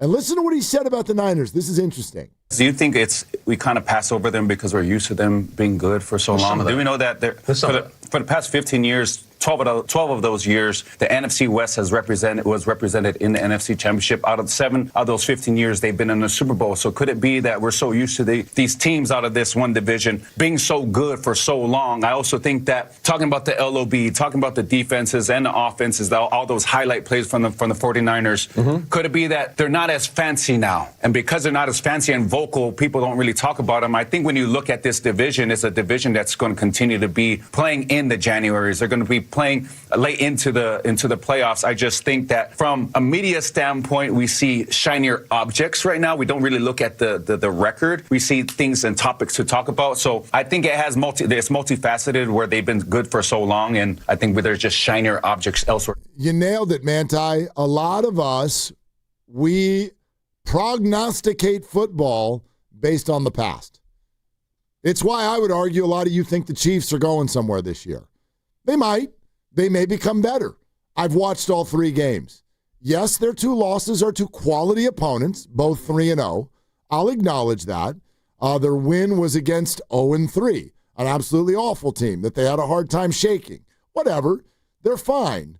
I'm not saying that they're suddenly a doormat, but I look at their first place schedule, and I look at their roster, and I look at the way they're playing, and I think to myself, that's not going to be good enough. They could change. I'm allowed to be wrong.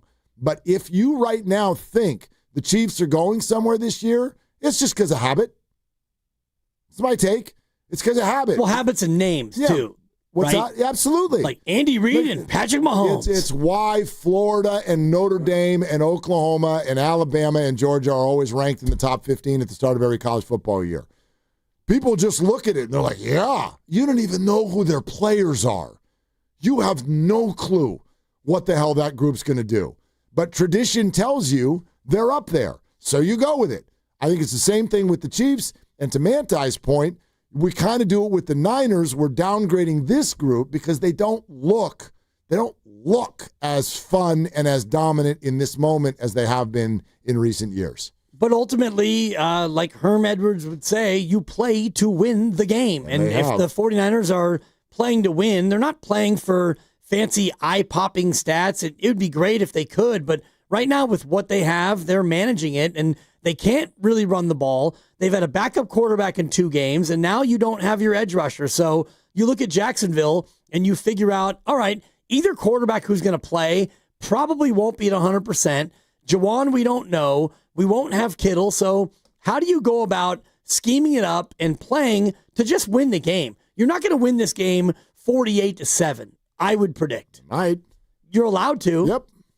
You also could lose 48-7. You're allowed to. But I mean, if you're Shanahan and Saleh, you're trying to figure out how to win like 20-19. You're just trying to figure out how to win. Exactly. We're brought to you by Fremont Bank. Here for you, here for good. We're sponsored by Moderna. Greg Cosell in 20 minutes. We'll take your calls right now. What's your belief level on this group? But more importantly, why? Is it even relevant? We could talk it all out. 888-957-9570 is the number. Joe Thomas later in the show. He'll be about 2 hours away. It's Willard and Dibs. Mnexspike, COVID-19 vaccine mRNA by Moderna, is now available and easy to find near you. To learn more, visit mnexspike.com. That's mnexspike.com. Hey, Dan Dibley here to talk about Fremont Bank. You know it's my bank. If you've been listening for a while, you know I've been a customer for 7 years, and I love this bank for what they provide me as a customer. They provide the family-owned feel because they are a family-owned bank. And if you want to go into a big box bank, any of those branches, you won't get the same sort of personal touch, the customer service that I get at Fremont Bank, because they've been doing it now for 61 years with 21 branches throughout the Bay Area, and they're a local bank. And so they've got that local feel. When you deposit your money with Fremont Bank, it gets reinvested into home ownership and philanthropy and businesses and everything else that makes our Bay Area so strong. It's a local ecosystem, my friends, that is built on those relationships that I have with the bank manager and the tellers and all the other people connected with Fremont Bank. They support nonprofits and they make meaningful grants for the betterment of the Bay Area communities. You should shed your big box bank and get into Fremont Bank and realize what full service banking is all about. It's Fremont Bank, here for you and here for good. Hey, it's Mark Randy, and I want you to join me and Evan Giddings at Friedman's Appliance in Pleasant Hill on Saturday, September 27th from 12 to 3 for their fall clearance sales event and to take advantage of one-of-a-kind opportunities. Now is the best time to save on new appliances for your home. Grab the keys to a new Toyota. Fall's calling. Time to own every mile, every trail, every turn. Take on California's wildest outdoor adventures with Toyota's proven reliability backing you all the way. Get a low-cost lease on the dynamic 2025 RAV4 or shop the industry's best lineup of fuel-efficient hybrid SUVs like the 36 MPG Grand Highlander Hybrid and the 38 MPG Toyota Crown Signia. Toyota, let's go places. Offer available through TFS to buyers with premium-rated credit ends 9/30/25. For all contest rules, go to 957thegame.com/rules. You hear that? That's the sound of your business losing money. Legacy phone systems weren't built for today's teams. Quo, formerly OpenPhone, gives your business a smarter way to stay connected. Quo lets you manage calls, texts, voicemail, and contacts all in one place so that you can deliver a seamless customer experience from ring to...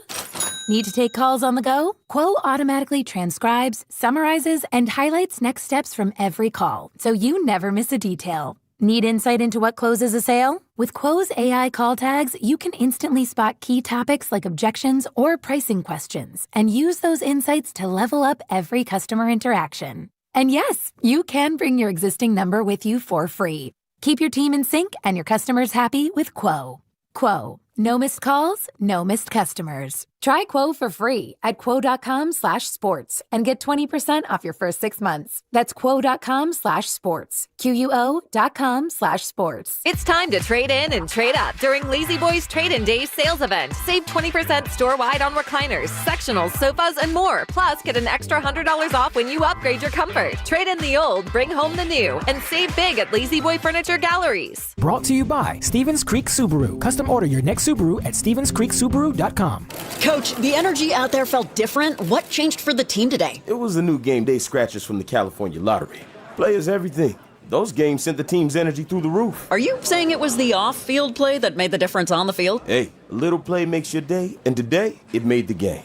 That's all for now. Coach, one more question. Play the new Los Angeles Chargers, San Francisco 49ers, and Los Angeles Rams Scratchers from the California Lottery. A little play can make your day. Please play responsibly. Must be 18 years or older to purchase, play, or claim. eBay has reinvented vehicle buying. From click to curb, everything's covered. Ever try to buy a car online and end up in a parking lot with a stranger and some blind trust? That era is over. Now with Secure Purchase, eBay isn't just where you find your car. It's where you buy it, start to finish. Title, financing, registration, delivery, it's all built in. This is the modern way to buy your next ride on eBay. eBay. Things people love. Secure Purchase is powered by Caramel Dealer Services, LLC, an eBay subsidiary. Let's go! You're still glowing, flirting, grooving. You still got it. But your immune system weakens as you age, making it harder to fight flu, pneumococcal pneumonia, RSV, and COVID-19. Vaccines are a key part of any health routine and help strengthen your immune response. Ask your doctor or pharmacist which vaccines you need. Schedule in minutes at vaxassist.com. Sponsored by Pfizer.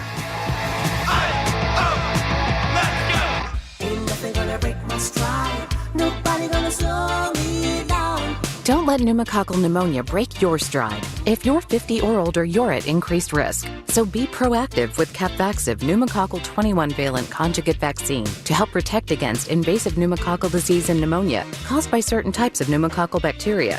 Capvaxive helps protect against the strains of bacteria that cause about 30% more IPD cases than any other pneumococcal conjugate vaccine in adults over 50, according to national-level CDC stats. Regional variations may exist. Don't get Capvaxive if you're allergic to the vaccine or its ingredients. Tell your doctor if you have a weakened immune system. Common side effects include injection site reactions, feeling tired, headache, muscle aches, and fever. Capvaxive does not protect against all strains. For more information, call 1-800-927-8888 or visit capvaxive.com. Ask your doctor or pharmacist about Capvaxive. Need help paying for your Merck vaccine? Visit merckhelps.com. Sponsored by Merck.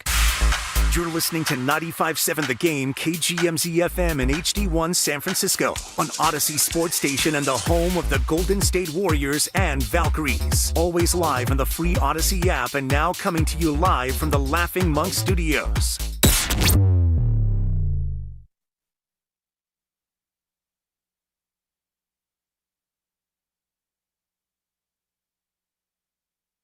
Now, back to Willard and Dibs. Not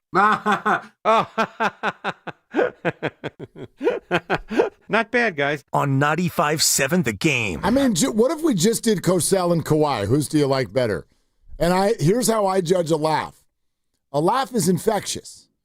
So how much does someone else's laugh make you laugh? You know what I mean? Yep. This is why, we talked earlier about going to see stand-up comedy. This is why you go see it with a live audience, because other people laughing makes you laugh. Definitely. So I'm into it. So whose laugh makes you laugh more? Probably Cosell for me, because it comes across as much more unexpected. And he's like a good pitcher. He's got 3 or 4 different pitches. He's got he's got the 2 quack duck laugh. That's the one. Yeah, that's his off-speed pitch. Well, that's when you go up to a clown and squeeze the nose twice. Yeah. And then he's got the he's got the one where he has to inhale because it's really that funny. It was. Anytime you get a that to me is next level. So apologies, I don't know which one is which because they're all just labeled Cosell. Whatever. Randy, you're doing so great. Doesn't matter. And you worked overtime yesterday. Shout out overtime this Sunday after the Niner game. Yep. But yesterday was a midweek edition of overtime. The Kawhi one is iconic just because it was so unexpected, and no one has ever laughed like that. No one has ever in the history of laughter with those 6 noises. 1, 2, 3, 4, 5, 6. And hopefully no one ever will again. Right. It's very unsettling.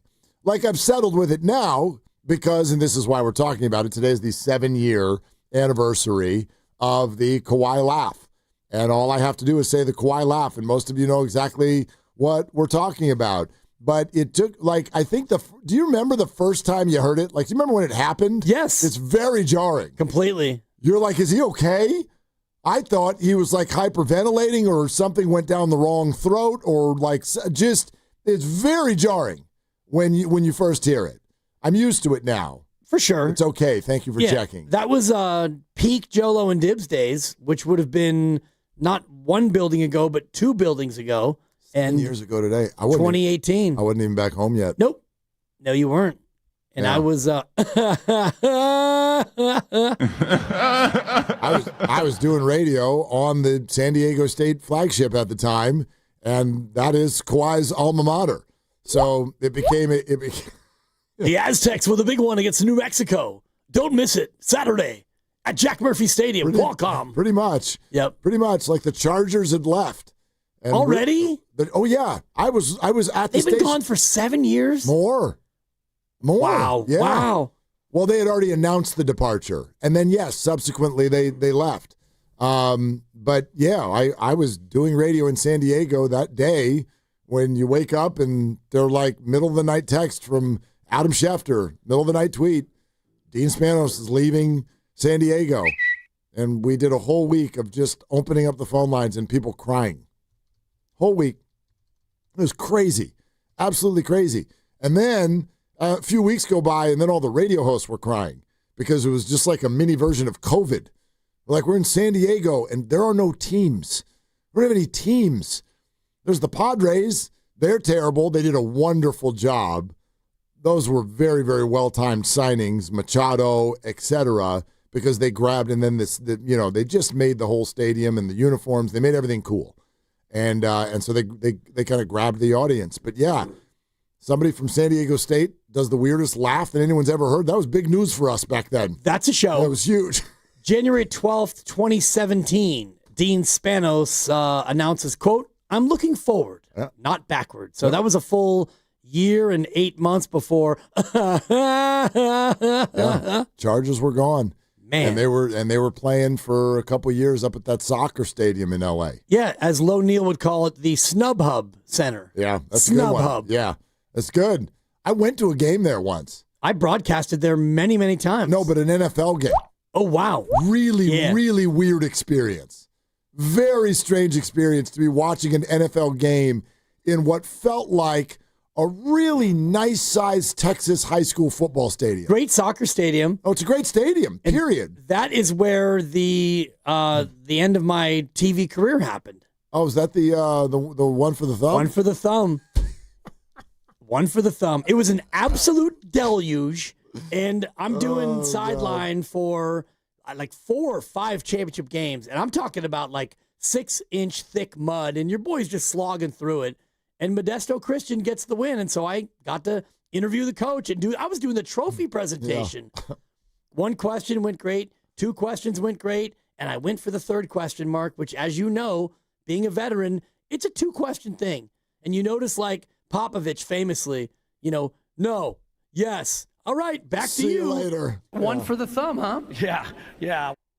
That'd be great, but I only got 4 fingers, was his response. And I looked down at his hand, and he was right. If things go your way, we'll see you back here. 1 for the thumb, huh? Yeah. Well, I don't need one. I only got 4 fingers, so I'm good. That was at the Home Depot, a.k.a. StubHub, a.k.a. SnubHub. And I don't know if I did much TV after that. Actually. Back to radio. Considering the way he answered that, I think StubHub is totally accurate. That's a 4. But anyway, sorry, Grady. That's a 4, Grandy. Yeah, sorry if that made you uncomfortable. But anyway. Anyhow, yeah. Not only was it a 3rd question, but also it was kind of not a question. It was, huh? Like, yeah, 1 for the thumb, huh? A lot was wrong there. A lot was wrong. I had a nice-looking trench coat on. What's more awkward, that exchange or Kawhi's laugh? Yeah, it's tough. But all right, anyway, Greg Cosell is going to join us here in about 7 or 8 minutes. We always love when Greg comes on, not just for the laughter. The breakdown, there's a lot of questions to get to with him. It's another Mac Jones start. There's also mystery, I think, with regard to the 49ers opponent this week. Somebody explain to me, and we will ask Greg, what in the world is going on with Brian Thomas Jr.? And I got a special shout out to each and every one of you out there that used a late 1st or an early 2nd round fantasy pick on Brian Thomas Jr., who has 115 yards in 3 games, 7 catches on 25 targets. Yeah. What in the hell is going on with that connection? So we've got some things that we want to figure out, and we'll definitely do that with Greg. One thing we won't do, though, is kind of like continue the conversation we've been having, which is about the eye test of the 49ers. And I don't know about you, Dibs, but I'm sort of trying, and I guess trying is the wrong word because everybody can look at this however they want. But I'm looking for maybe an alternate perspective to the way the 49ers have started the season. And I'm trying to figure out why so many 49er fans, you're either concerned with style points, or I think a rational thought is, well, no, like Nick Bosa's out, and as much as you think reinforcements are coming back, I don't know.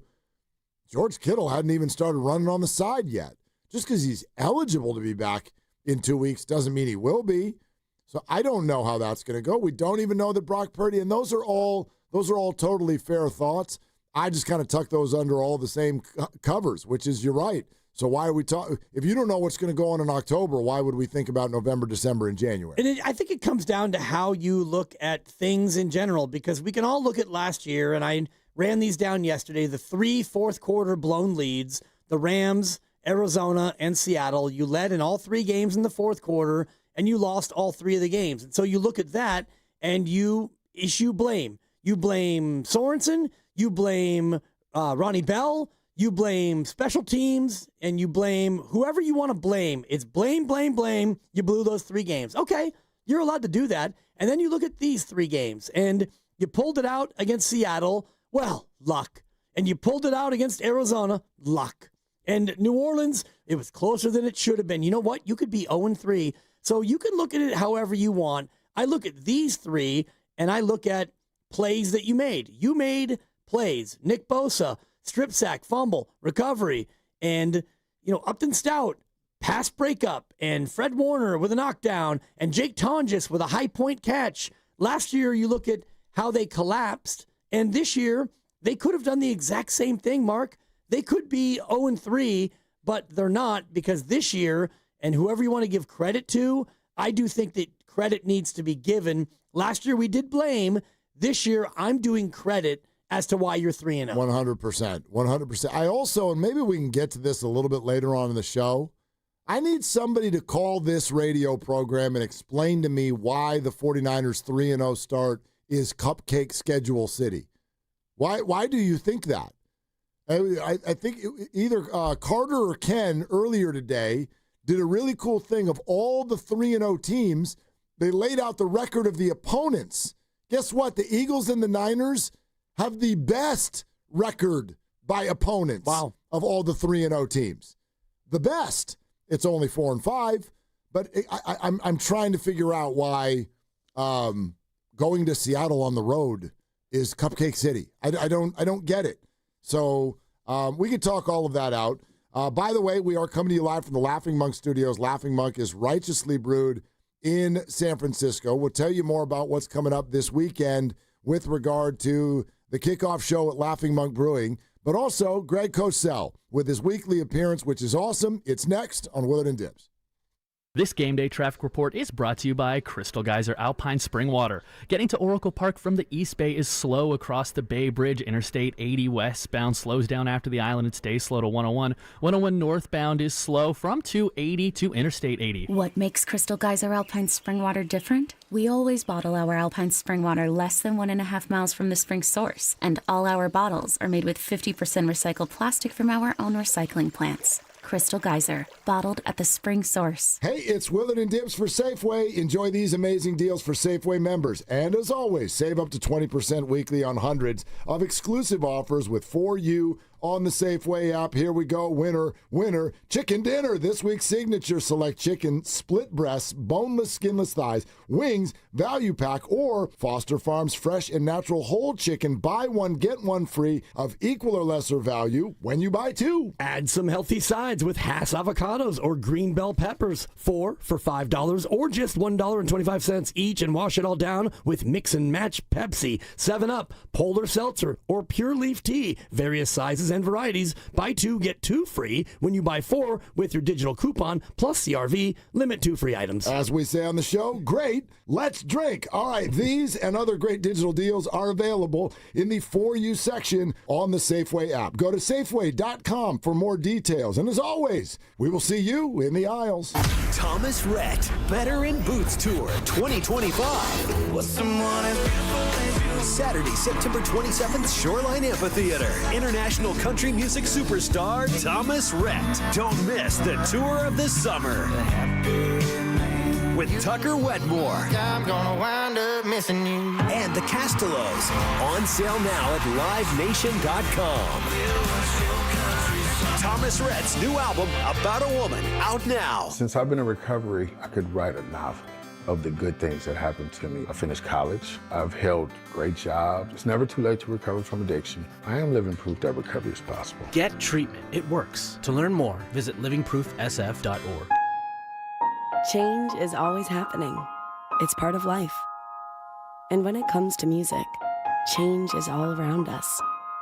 Songs are rewritten. Classics are remixed. Bands and artists come and go. Even our taste in music changes.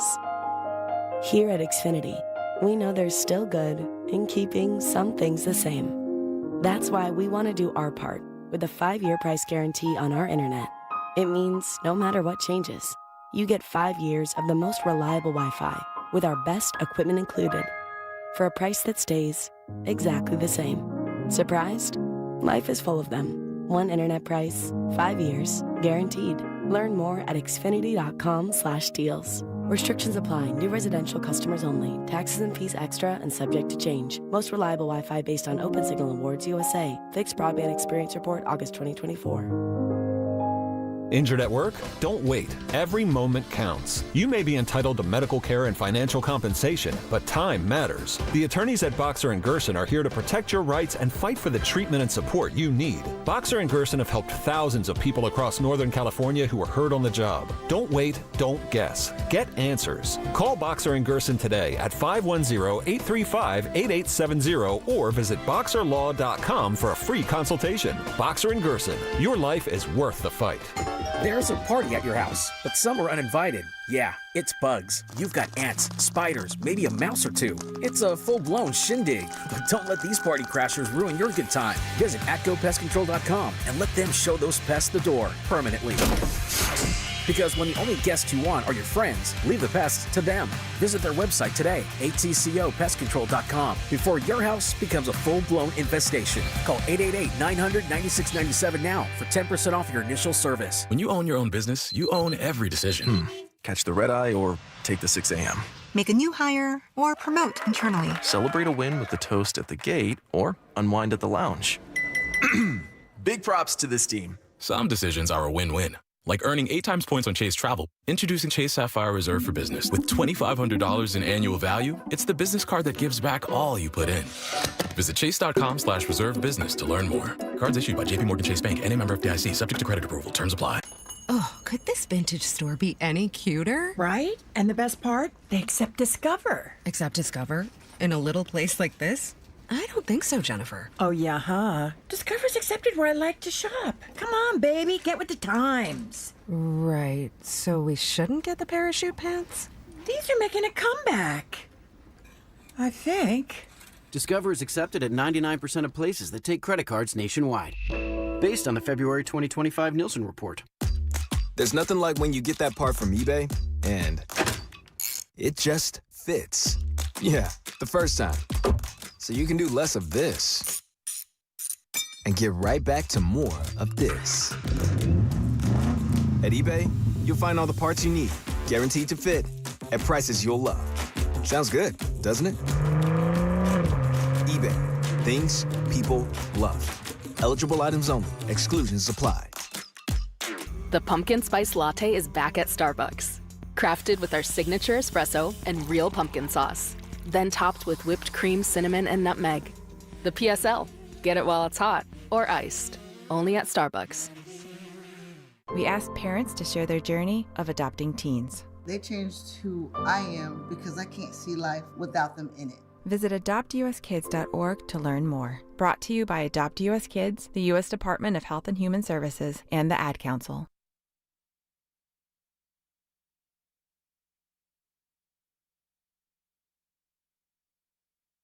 Now, back to Willard and Dibs. Yeah, that's a great question because I think that, it's a great question and a hard question to answer. On 95.7 The Game. Sometimes we get to this moment on Wednesdays, and I just want to sit and soak it in for a minute. Yeah, it's kind of our favorite.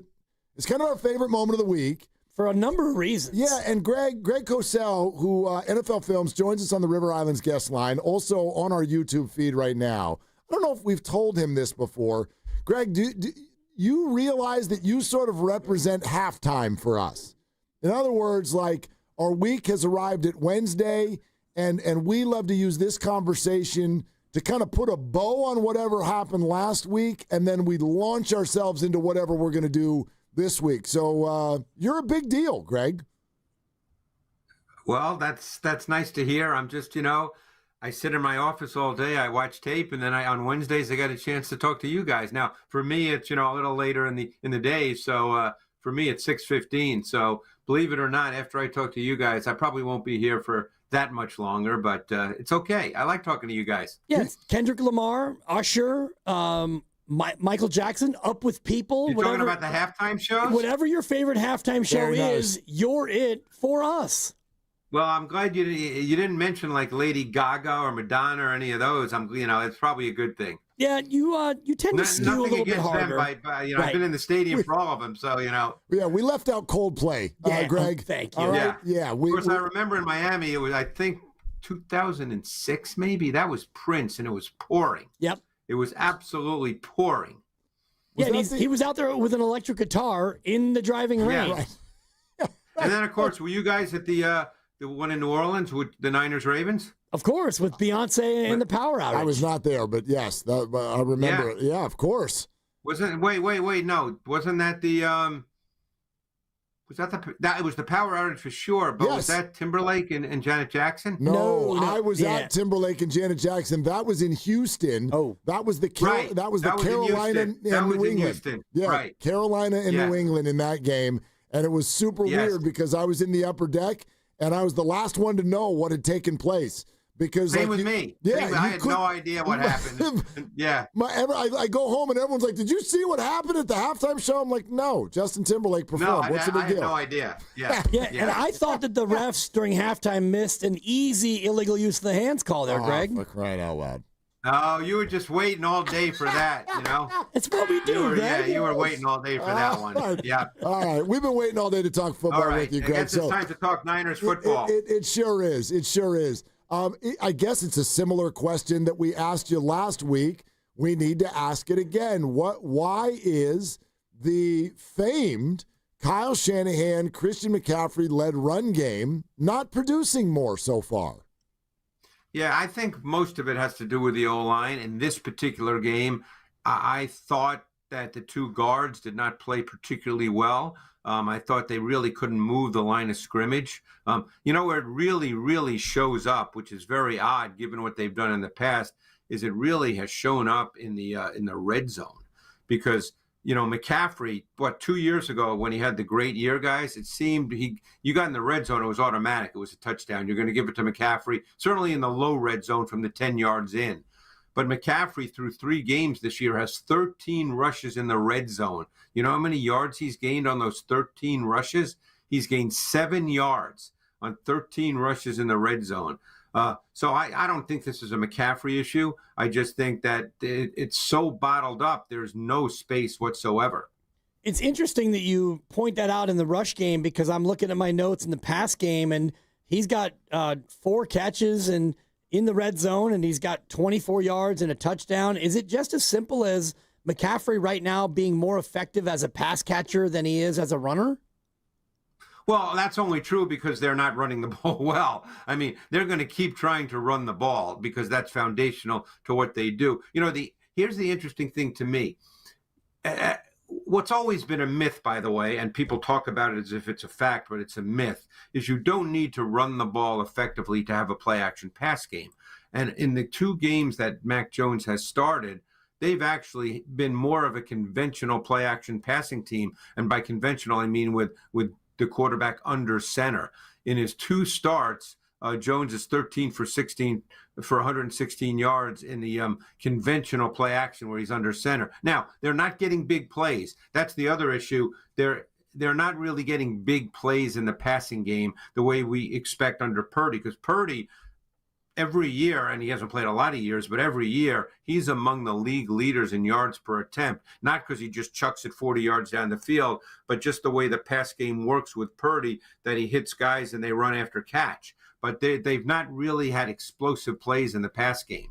Greg, let's keep our focus right here on McCaffrey because there's a little bit of a conversation going on in the Bay Area with regard to what version of himself does he look like, especially when compared to when he was last at his healthiest in 2023. When you're watching him on film, do you see kind of the same old McCaffrey in terms of how he's hitting the hole and what choices he's making when he does get there? Well, the choices he's making are always hard to know because in this particular offense, backs are actually coached, certainly for their initial path, for their first 2-3 steps. So I don't know exactly how he's being coached in every run game scheme that they have. So that's a hard thing to know. You can't just, let's say, watch a game on TV and think, oh, it looks like there's a hole there, he missed it. You really have no idea if you're watching the game on TV if that's true or not. And I'm uncertain even watching the tape. I don't think there's anything meaningfully different about McCaffrey. I mean, that's always hard to know. I mean, the good runs he's had, look, he has had some 10, 11, 12-yard runs. He looks the same to me. To me, there's just not a lot of space. It's funny. I get the same conversations now about Saquon Barkley, and he's averaging 3.3 yards per rush, and McCaffrey's averaging, I think, 3.4 or 3.5. And, there's nothing wrong with Saquon Barkley. It's always everybody wants to point to the back, and I don't think that's really the case here. And if you look at McCaffrey in the pass game, and I'm thinking about the big play that set up the game-winning field goal, that 20-yard screen pass. What did you see not only from McCaffrey, but the blockers on that play. Did he look fine to you? He looked fine to me. Yeah, it sure looked good. He almost broke it for a touchdown. Exactly. So, I mean, when you see that and the play design and the blocking, what really stood out for you on that play, which ultimately set up the game winner? Let me ask you this. I'm sure when they lose, a lot of fans call and say it's bad play calling, right? Do you get that a lot? Always. Of course. Of course. Did anybody call and say that play was a really good play call? I bet you didn't get that call, did you? Not yet. You probably won't. You're tapping into a human sort of an element here, Greg. Right. Yeah, you probably won't. Because for the most part, fans have no idea about play calling because you'd have to be sitting in the meetings all week long to know anything about play calling. But, it's funny. The first thing I thought of, not just relating to the Niners, but I knew I'd be talking to you guys, when I saw the play live on TV on Sunday, the McCaffrey screen, I thought to myself, gee, I wonder if they're going to get calls about that was a really good play call in that situation. And I said to myself, I bet that's not going to happen.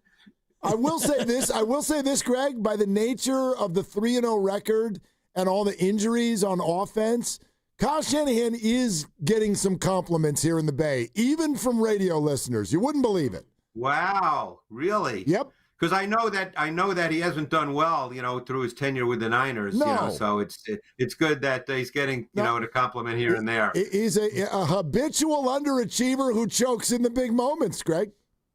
Well, of course. I mean, we know that for sure. I mean, that's just a given. Yeah. That's written on stone.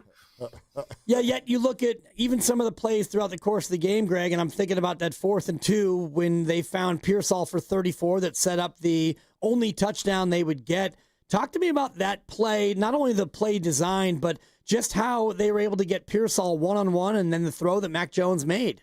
Yeah, there was no genius to that play call. I mean, they lined up Pearsall in a plus split to the wide side of the field, and Clark almost didn't seem ready, the corner. But the point is Pearsall got on top of him right away and made a great catch on a pass that was just ever so slightly underthrown. So there was no magic to that play call or to the dynamics of the play. They threw a fade route to Pearsall. It's a gutsy throw. That's the thing. I mean, to throw a fade on 4th and 2, that's a gutsy throw. So, you got to feel pretty good about that when you turn that loose. But there was no, it wasn't as if it was a really cool concept, three-man route concept, cool stuff. He just threw a fade ball to Pearsall. And, I do remember that last year you guys asked me about Pearsall literally on a weekly basis. And I told you I really liked him as a receiver. And, he's clearly coming on. He's doing what I thought he could do in this league. No doubt. He looks absolutely fantastic, and everybody's noticing it now. I mean, I would love to hear maybe an even more sort of an expansion on that conversation, though, based on what we have seen in these 3 games with this offense, with 2 different quarterbacks. Like what are you seeing right now from Pearsall that feels kind of sustainable?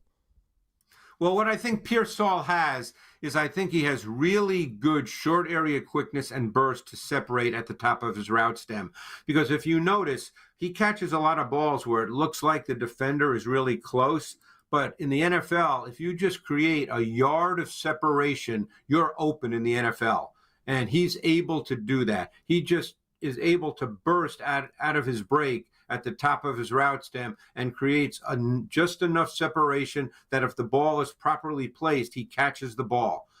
And I would expect him to continue to get better and better. It wouldn't surprise me if, depending on the route concept and the throw, if you start to see even a little more run after catch. I mean, think about, it was last year, I think, was it against Tampa where he caught maybe a 45, 46-yard touchdown, if memory serves me correctly, where there was run after catch? Yeah, that sounds right. I think it was Tampa. Yeah. I know it was last year. But, I mean, I think you might see more of that as he continues to progress. Don't forget, he's, what is he, in his 2nd year? Yep. And his and obviously, had the tragedy. And so, he's just, to me, developing as a player. We saw Marvin Harrison Jr. with a little yards after drop on a big play that could have, I think, changed the course of the game. What happened to the Niners coverage-wise on that big play where Marvin Harrison was wide open and couldn't catch the football? Yeah, well, they came back to the exact same play later in the game, by the way, and he caught a 32-yarder, as you might recall that play. It was the exact same basically the exact same play call. What it was, just so you know, is they ran a double post deep crosser combination. That was on the on both of those. The second one was a single post, but the bad drop came on what we call a double post, 2 post routes opposite Harrison, and he ran the deep crosser, and they were playing cover 4, and there's a void in the coverage there. It depends, how you choose to play the coverage, but what happened is Green and the corner Pinnock, they reacted to the 2 post routes because they had to react to the 2 post routes in cover 4. So you're really asking your underneath coverage to get involved in that, or you're going to ask your other safety to the side that Harrison started from to match him and run with him. They may not play it that way. If they don't play it that way, then he's in a void. If you do play it that way, and I don't know the answer to that because different teams play it differently, then that other safety who would have been Siegel, then he would have to match him. But I don't know that. But the point is he's in a void in the coverage. That's a stress point in the coverage. Every zone coverage has stress points, guys. So sometimes when you see a big play like that, it always looks like, oh, my God, they screwed it up royally. But every zone has stress points, and coordinators know that, defensive coordinators know that. They try to prevent the stress points from being a problem, but sometimes you get the right play call, and it just defeats the zone coverage. Greg Cosell, NFL Films, with us as he is every week. I'd love to dive even deeper into this 49ers secondary, Greg, because not just plays like that. There have been receiver drops by the Saints, by Cooper Kupp with the Seahawks as well. I'm also noticing, and this is just a stat, but the Niners don't have an interception yet this year. If I just ask you on tape, how does the secondary look? How would you answer that? Well, I think it's a work in progress because you have different people playing different positions. You're playing someone you brought in Pinnock as a free agent. You're starting a rookie in Siegel. Okay, Green is playing for the first time. He always plays on one side, and Lenore plays on the other. Lenore is playing on the outside full-time for the first time, really, in his career. He's played on the outside before, but this is full-time. So I would view it as a work in progress. The interceptions are not necessarily a reflection of whether you're playing well or poorly. So I wouldn't look at that as a meaningful number right now after 3 games. But I think it's going to be a little bit of a work in progress. You have to work together on the back end, particularly when you play zone. You have to understand how to, sort of match, carry, deliver. That's a term that's used by coaches in zone coverage a lot, where you match routes, you carry them to a certain point, then you deliver them to someone else. So all those things have to be sort of worked out as you play more and more and see different route concepts. So I would view the secondary as a little bit of a work in progress. And they might have a tough task coming up against Jacksonville, where Brian Thomas Jr. He's a good receiver, I think, but he's only got 7 catches. What have you made of Jacksonville this year with 11 different players getting a target last week against Houston? Yeah, I would look at their offense much more as Lawrence. And I think Liam Cohen is finding out what Lawrence is and what Lawrence isn't. They work a lot to the 2-man boundary side with routes, 2-man routes to the boundary. Lawrence is not necessarily a great progression reader, so you've got to work to what he is.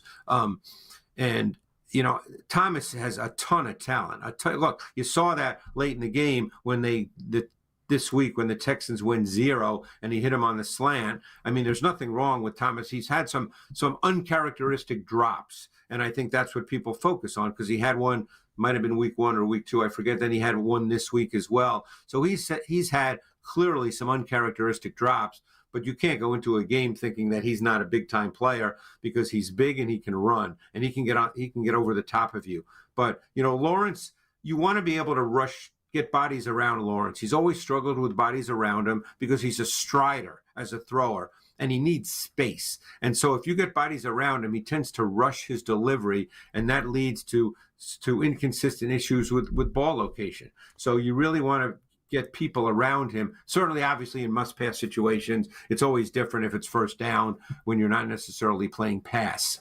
Greg, we might have buried the lead too, but it's relevant to what the Niners are going to do next. Like Nick Bosa's gone. So for 3 quarters, what did you see the Niners pass rush do, and kind of how effective was it? What can they do going forward now without him?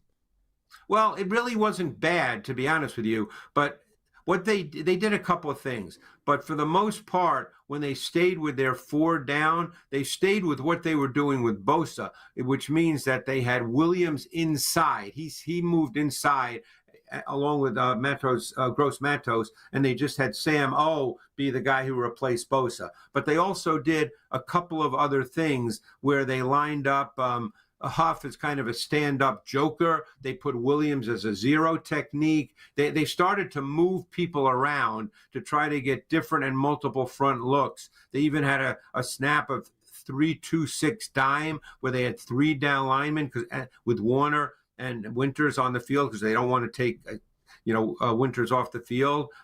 So they can. I think you'll see Saleh do different things that just try to show different looks and create better pass rush opportunities. But I think when they line up in a must-pass situation with their down 4, I think it'll just be Sam O replacing Bosa, and they'll stay with the general concept of rushing the quarterback. And when you look at the Jacksonville rush game, and Bashal Tutin has been really impressive, and Etienne's been able to get some yards, how do you think the Jacksonville rush game will match up against a Bosa-less Niner front? Well, the Niners have actually not played the run poorly this year. They've played it much better than they did a year ago. I mean, they're giving up, and they played close games for the most part. So, they're only giving up 140 yards rushing per game, which is not a big number by any means. And I would say that the run game for Jacksonville, sure, you've got to defend it, but last week against a good Texans defense, they didn't rush for a lot of yards. It's not a dynamic run game, although obviously Etienne can break a long run because he's fast, and so is Tutin. So obviously that's a potential concern, but their run game hasn't necessarily been consistent. It's not the kind of run game where you think, wow, that's the foundation, and if we don't stop the run, man, we can't win this game. They're not that kind of run game. What is the foundation for Jacksonville? That's a great question. I'm not. Don't forget they got a new coach. They got Liam Cohen. Yep. So you're seeing a lot of principles of he came from the Rams initially, and what the Rams offense looks like. So what you're seeing a lot of is you're seeing reduced splits. You're seeing pre-snap movement. You're seeing play action. You're seeing the things you're used to seeing with the Rams. Lawrence has been really bad on play action, really bad. So they're working through all this. It's 3 games. But, you're going to get a ton of pre-snap movement. In 3 games, they've had pre-snap movement, meaning shifts or motions on 75% of their offensive snaps. So, you got to decide how you want to play that. Do you want to adjust to movement? Do you want to stay static? Robert Saleh's got to decide, and he's got a lot of experience, playing pre-snap movement, how he wants to play it. So, but their offense right now is clearly kind of an up and down, inconsistent work in progress, and Lawrence has been very inconsistent. Greg, great stuff, and there's a lot of football coming up here in this town over the next, week and a half or so. Like when we talk to you next week, it's going to be on the night. They play Thursday night the next week, right? The night before Rams-Niners. I can't wait for that conversation. Rams-9, wow, that should – well – the bottom line is there's 17 games that teams play, right? 17? Yeah, That's what I'm told. We've played 3, right? That's right. I believe the record's 3-0 as we speak right now. Also fact. Sounds pretty good. So, I mean, when you get all these injuries, I mean, you're playing your backup quarterback, the goal is to win the games. Coaches will never tell you, even if you win 40-10, do you know any coaches that will tell you they played a perfect game? No, coaches don't talk like that. So the point is to win the games, however you can win them, and then you keep coaching and you keep hoping you get better. We are told on this show that you play to win the game, Greg. I believe that's true. You play to win the game. Oh, so good. Hello. Yeah. Greg, thank you. Great as always. Appreciate it, guys. Thanks so much. Love being with you. Yeah, right on, Greg. We love it, too. Greg Cosell, NFL Films. All right. We'll react to that. We have some sound that y'all need to hear. Really, really important sound. Logan Webb talking about the Giants being eliminated. Shams Charania talking about what Jimmy Butler is doing with teammates and potential teammates. Pazemski. Yeah, you got to hear all this. And then Joe Thomas, the great Hall of Fame offensive tackle, is going to join us in just over an hour. We're brought to you by Fremont Bank, here for you, here for good. Don't forget that on Sunday, we're back at Laughing Monk Brewing in Sunnyvale for the kickoff show. They got great food, great drinks. You know that. In the morning, you can watch all the morning games. You got Evan Giddings and Lo Neal there to hang out with you as they do the show. And then also, if you're going to the game, free shuttle to and from the stadium. So park at Laughing Monk for free. Join the party, watch some games, then take the shuttle back and forth to the game. Got to go and sign up to reserve a spot, but that's it. Do it now. Space is limited. 957thegame.com. Click on the kickoff show graphic and then click on the Eventbrite link and sign up. So we'll see you all there, but stay here right now. It's Willard and Dibs. Hey, it's Joe Shasky here for Ceremony Ford, and let me keep it real with you. If you've been thinking about making the switch to an electric ride, now is the time to pull the trigger, because Ceremony Ford in Colma is ending the summer with some heat. So check this out. Slide into a brand new 2025 Mustang Mach-E for just $225 a month on a lease. That's right, $225 a month for 36 months. Or if you're ready to buy, lock in 0% APR financing for 72 months and grab a $2,000 rebate. Who else is giving you that? Only Ford. But here's the kicker. The federal EV tax credits on Mach-E and the F-150 Lightning are about to expire September 30th. You wait, you lose. Don't let Uncle Sam keep your money. Ceremony Ford has one of the biggest inventories in Northern California, and they're ready to hook you up. Find them right off at 280 in Colma or online 24/7 at ceremonyford.com. That's Ceremony Ford, the Bay Area's Mach-E superstore. Tell them Butcher sent you. You're on the list for Macy's Fall VIP Sale. That means you're invited to save big on this season's top designer looks at prices you'll love. Like an extra 30% off Calvin Klein, Steve Madden, Hugo Boss, and more. Plus, get 15% off beauty and fragrance from Estee Lauder, Lancome, and so many others. This only happens a few times a year. Don't miss the Fall VIP Sale tomorrow, only at Macy's. Savings off regular and already reduced prices. Exclusions apply. Discover Terra Madre Americas, one of the world's most exciting food events, coming to Northern California for the first time this September 26th through 28th. Dig into good, clean, and fair food for all with chefs Alice Waters, Sean Sherman, and Jeremiah Tower. Hear music from The War on Drugs, Spoon, Big Head Todd and the Monsters, Jade Bird, and Passion Pit Solo Acoustic. Savor the journey of Terra Madre Americas, only in Sacramento. Details on TerraMadreUSA.com. Terra Madre Americas is supported by Sacramento International Airport and brought to you by Slow Food and Visit Sacramento. Hey, football fans, tune in this week to kick off with Boomer and Valenti, where the guys break down the biggest headlines and stories from across the NFL. Kickoff with Boomer and Valenti is brought to you by Nationwide. For your insurance and financial needs, Nationwide is on your side. You hear that? That's the sound of your business losing money. Legacy phone systems weren't built for today's teams. Quo, formerly OpenPhone, gives your business a smarter way to stay connected. Quo lets you manage calls, texts, voicemail, and contacts all in one place so that you can deliver a seamless customer experience from ring to... Need to take calls on the go? Quo automatically transcribes, summarizes, and highlights next steps from every call, so you never miss a detail. Need insight into what closes a sale? With Quo's AI call tags, you can instantly spot key topics like objections or pricing questions and use those insights to level up every customer interaction. And yes, you can bring your existing number with you for free. Keep your team in sync and your customers happy with Quo. Quo. No missed calls, no missed customers. Try Quo for free at quo.com/sports and get 20% off your first 6 months. That's quo.com/sports. QUO.com/sports. Americans pay about $5 billion to control termites and repair their damage every year. Many people underestimate exactly how much damage they do. Call Pacific Coast Termite today at 800-PACIFIC for a free home inspection. Certain restrictions apply. No tenting, though. No double bagging your food. No pet sitting.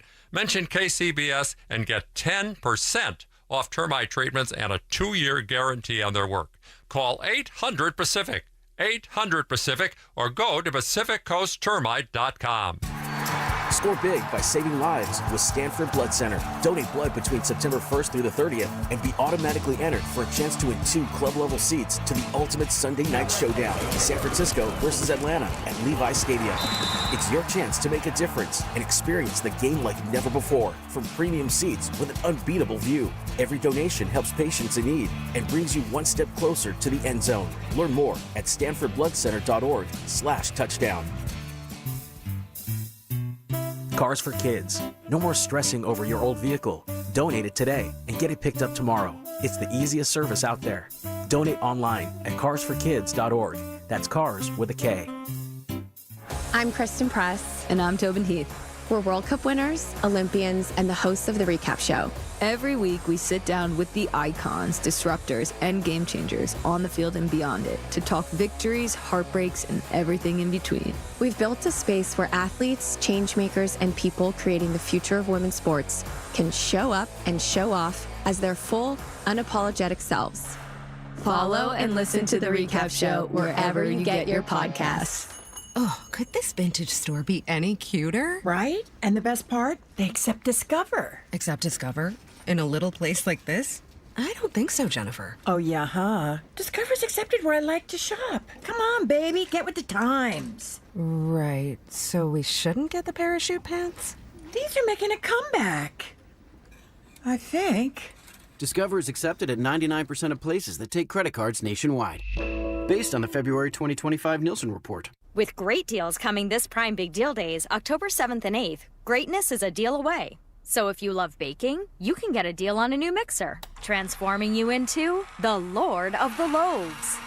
Hear ye, hear ye! Make way for the baron of brioche, the sultan of sourdough, the Lord of the Loaves, Prime Member Dave! Yeah, hi? Get up to 40% off with Prime Big Deal Days, October 7th and 8th.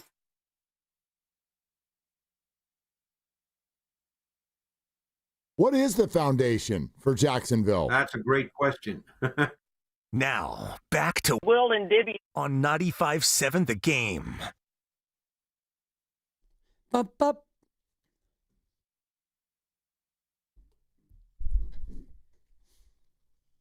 Have we really reached that time already? No, actually, I have it now. Okay, good. Because an hour ago, okay. I came in hot during the break. You had a thing, and I'm like, you yiked it. Yeah, that's interesting. We should talk about that.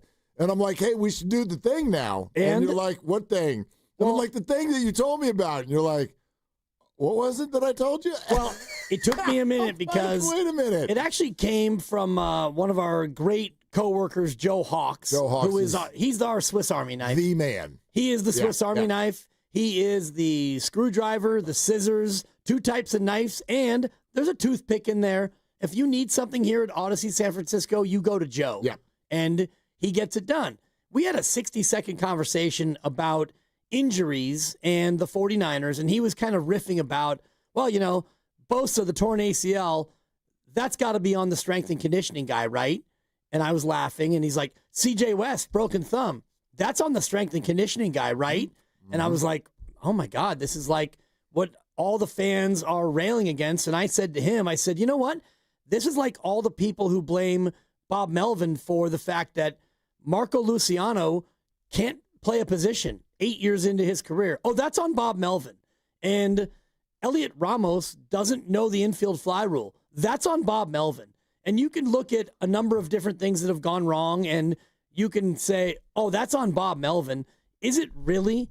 Is it really on Bob Melvin? The fact that, you know, professional baseball players don't know the rules, and your 17-year-old phenom who's quietly now 24 still has no position and can't come up to the major leagues because you've already got 4 DHs. So that was kind of the thing, Mark, is we look at Bob Melvin and we blame him for X, Y, and Z. And while maybe he's to blame for X, but certainly not Y and Z. And the strength and conditioning guy for the Niners, they're the most injured team year in and year out. Okay, there might be something to it.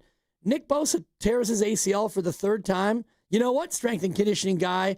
You need to strengthen his ligaments. Well, that's on you. And that's from somebody, but that's from somebody who doesn't even work out with the 49ers in the offseason. He works out in Florida. And ask John Feliciano about Nick Bosa's body. What about it? Yeah. He was all but like he was. He had a bromance. With Nick's body. Nobody takes care of themselves better than the Bosses. John yesterday was like, "Oh, have you seen that body?" We've talked to his mom. He won't eat anything different from one day. Like he won't. That would be too fatty. Yeah. What was the thing? Babe. What was the thing he wouldn't do? He used to, allow himself a slice of toast.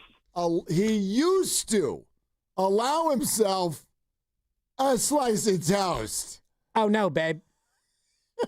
Used to. Yeah. So yeah, like I have, like we all do. We got the old friends text thread. There's a WhatsApp deal with all my high school buddies. Oh yeah. And there's one of them who does this every single time a Niner gets hurt, which by the way is like twice a weekend. Mm-hmm. Every time somebody gets hurt. Who is our strength and conditioning coach? Like, who is it? Now, here's the thing. I'm going to split the difference a little bit on your comment because what you're saying is fair, but in another world, so is what the fans are saying because what else are they supposed to say? In other words, there are all kinds of reasons going on inside these teams that lead to success or failure. And we don't get to know 99% of those things. How could we? We're not there. And that's even those of us who have some sort of like sometimes access, right? There's that famous quote from David West after the Warriors won the title. And he's like, you don't even know. Y'all don't even know what the hell went on this year. How about when Draymond Green punches Jordan Poole?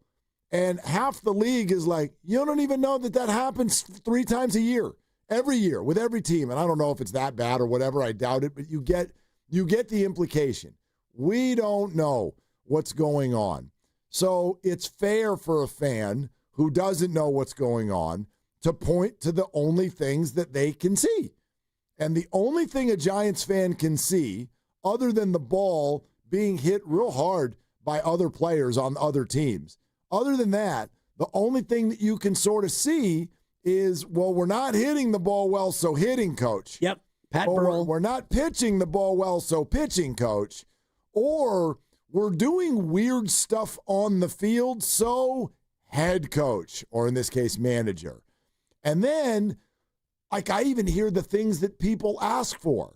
Guru does this a lot. Flip the spread. Well, how do you don't even know that he's not. I don't even know that people flip the spread anymore. But Logan Webb admitted a few weeks ago, he goes, Bob yells at us. Bob yells. Like, go in there and yell. He does. He does.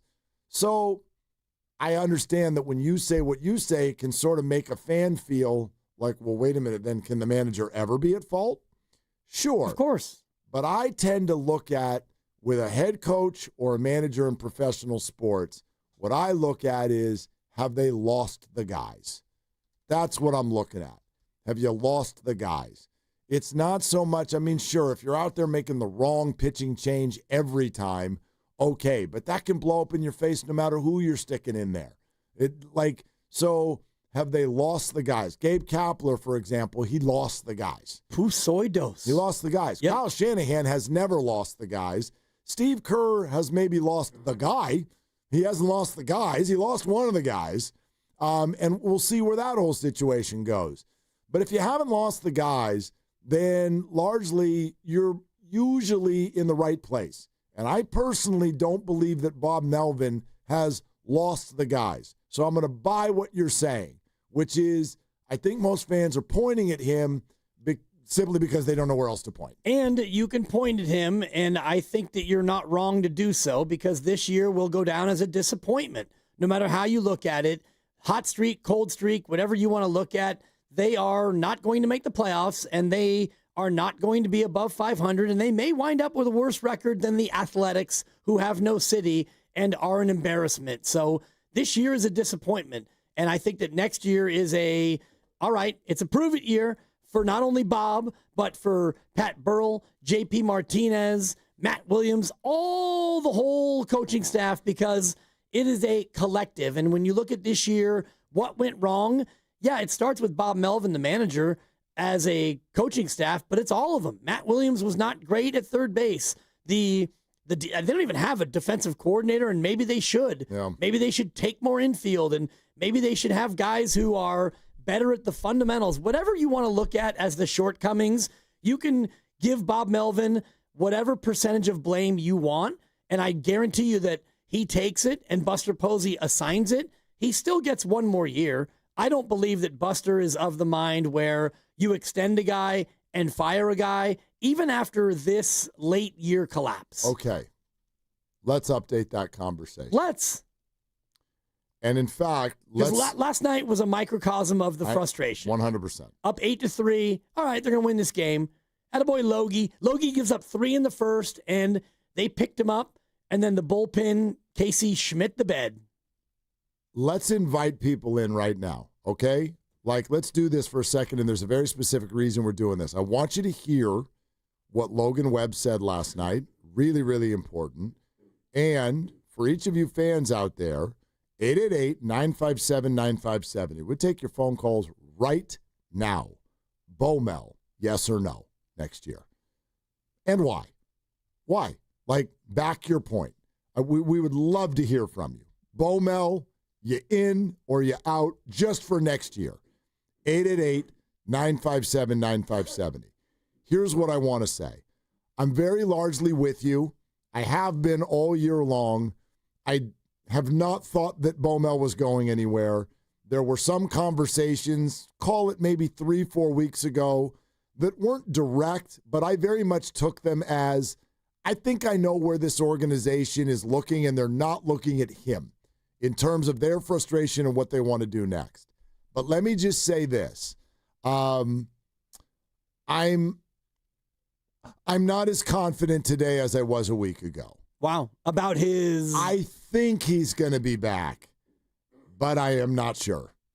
I am not sure. And it goes way deeper than what we're about to play for you, but you listen to this and you tell me. This is from the clear and present leader of the clubhouse. I know Adames and Chappie, they're the day-to-day, they're the everyday guys, they're leaders. But there's the homegrown dog, ace of the staff, man who's been in charge, vocal leader of the San Francisco Giants for a while now. And it's Logan Webb. And I want you to listen to what he had to say on NBC Sports Bay Area yesterday. First of all, he's talking about this particular group, these teammates. This is what he says. Every year's different. I think for this year's probably the most frustrating. I definitely, no offense to the teams we've had before, but this is the most talented team I've been on. And yeah, I think there was a lot of expectations, and yeah, it sucks. You know, you trade for, looking back at that, was it May or June? When that first came in LA to go up. And it's June, right? There's so much baseball. I mean, you see what happens happening all around baseball right now. It's a crazy sport, but we trade for a guy like Devers, and we were excited. It's not that it's kind of hard to pinpoint. You know, when things go wrong, it unfortunately just seems like we've let it stay wrong for a long time, and that's not a very good recipe for success. And unfortunately, it seems like this is 4 straight years where it's been the exact same thing. So yeah, it just sucks. Okay, so to me, I focus on, coming out of that comment, 2 things. 1, Logan says this is the most frustrating playoff miss of his career. And 2, no offense to all the other teams, this is the most talented team on which I've played. Interesting that you latched onto those two, because I heard both of those and they were up there for me. But the one that really struck me was we had a lot of things go wrong and we let them stay wrong. That's what he said. And for me, the we is not just the players, it's everybody. For sure. We had a lot of things go wrong and we let them stay wrong. And that's where we are right now, where you blow an 8-3 lead and you lose 9-8 at home and you're eliminated. Yikes. So file that for a second. We've got more for you to hear. You're listening to 95.7 The Game, KGMZ FM and HD1 San Francisco, an Odyssey Sports Station, and the home of the Golden State Warriors and Valkyries. Always live on the free Odyssey app, coming to you live from the Laughing Monk Studios. Again, back to NBC Sports Bay Area. This is what Logan said when he brought up Buster Posey's name. If there's one thing about Buster Posey is I don't think he's okay with losing. I don't think he's okay with even being 500. He wants to win, and I'm not going to play his job because it's not my job, but I don't think he's okay with this. I don't think there's a lot of people okay with this in this clubhouse. Okay. So let's stack those comments up. This is the most talented team I've ever played on. This is the most frustrating season so far. We had a lot of things go wrong. We let them stay wrong. And Buster Posey is not okay with this. Okay, add all that up, and I'm going to tell you, and again, I'm not just reacting to these comments from Logan Webb, but if you add all of that up, how can you firmly with certainty say that Bomel's going to be back? And let me add one other thing to think about. If Bomel was like certainly going to be back, why wouldn't have Buster Posey said that by now? Why wouldn't you come out and say it? I mean, now's not the time. Why not? Well, you already extended him, so do you really need to come out and give him another vote of confidence? Sure, because the question's being asked. I promise you, if Buster Posey is talking to any media member, it's the number one question being asked. So what's your answer? If the answer was he's back next year, somebody would have reported that, or that would have been broadcast wherever Buster was talking. They haven't done that yet. All I'm saying is the silence around Bob right now isn't very silent.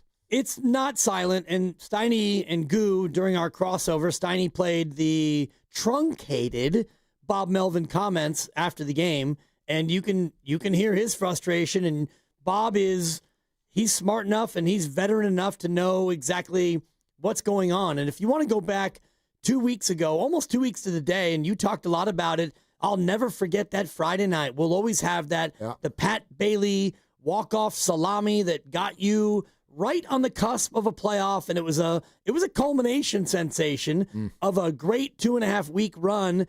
And since then, they have been absolute dog schmidt. And last night was just another example of that. And so Bob's not only frustrated with what's happened, but he also is well aware of what this means for him and for everybody. Let's go to Mark in Piedmont. Mark, thank you for the call. What do you think? Yeah, hey, guys, enjoy your show. I think Logan Webb just contradicted you totally, Willard. Melvin, did he have the best talent in the world at the Padres with Soto and Tatis and Machado? And did he do well there? No. So it's not about the clubhouse. But Mark, I'm confused. What do you mean Logan contradicted me? Well, I'm confused. Logan said we have the best talent he's ever seen. Yeah. Melvin had the best talent in the Padres. If Logan's correct, and they had the best talent that the Giants he's ever seen with the Giants when he's been here, and it's not the clubhouse. But you lose the clubhouse because you don't know how to manage.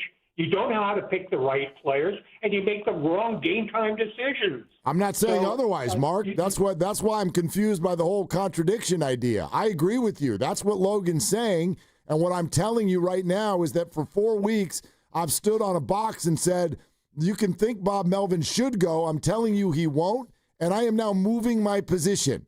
I still think he's a slight favorite to stay, but I am no longer convinced, and Logan's commentary is only part of that. But I agree with you, Mark. Well, that's fair then. I think he's gone. You can't have a season like they just have, like a roller coaster, and tell me that he's not gone. I mean, if they were to continue to win a few, but, 9 out of 11 or 10 out of 12 losing at the end of the year. The other thing is the manager's the one who decides to put the players on the field, right?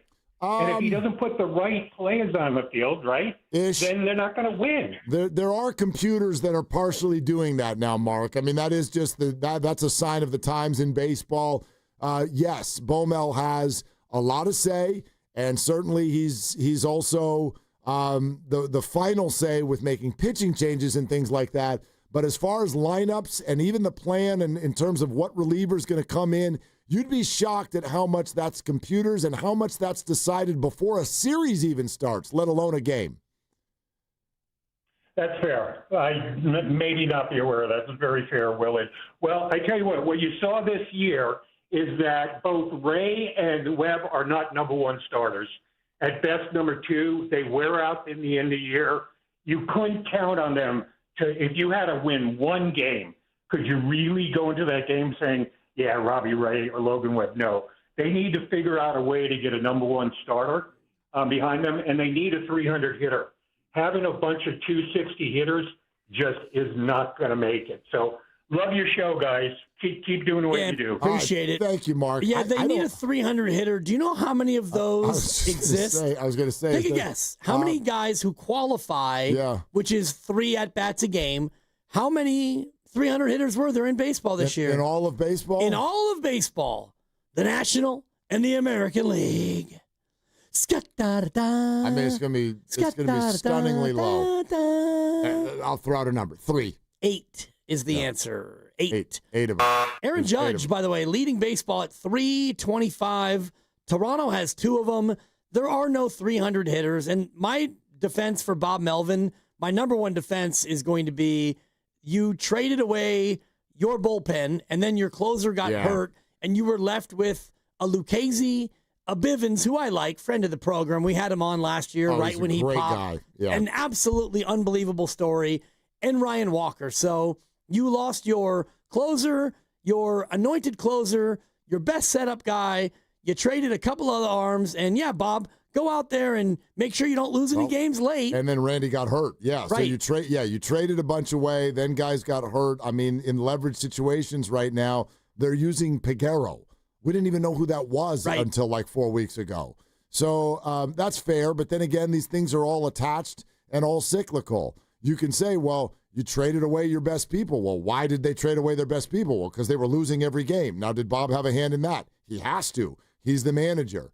So I'm at a point right now, I know a lot of people have Bob Melvin opinions.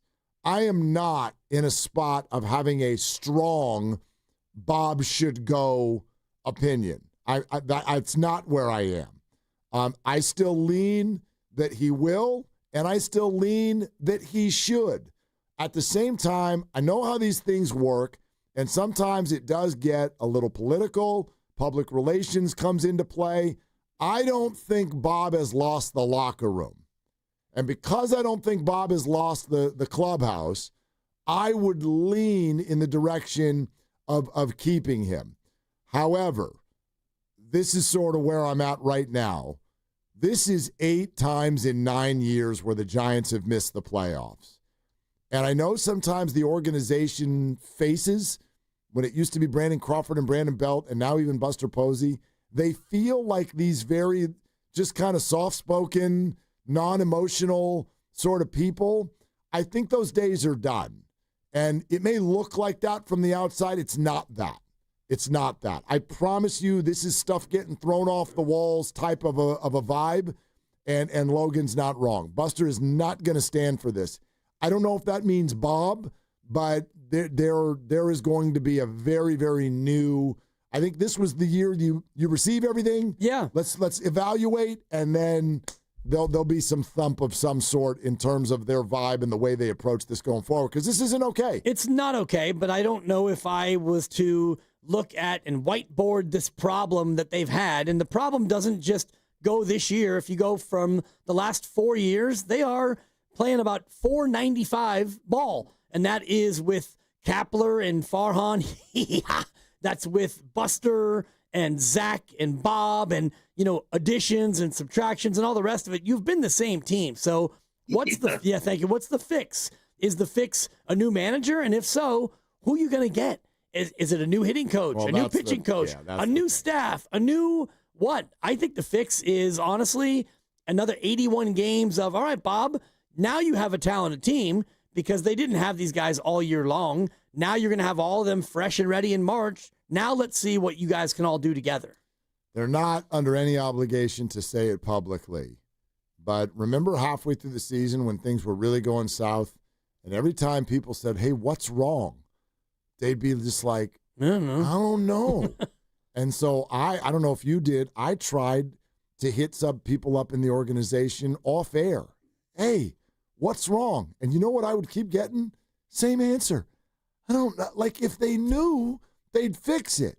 So the comment that you just pointed out is a significant one. That's a good question. That's a good question. I mean, Logan Webb's saying there's things that went wrong and we just let wrong stay there. That suggests to me, dude, you do know what's wrong. Wouldn't you love to know? And again, they're under no obligation. But what was it? It still doesn't make sense. How many things are broke? A lot.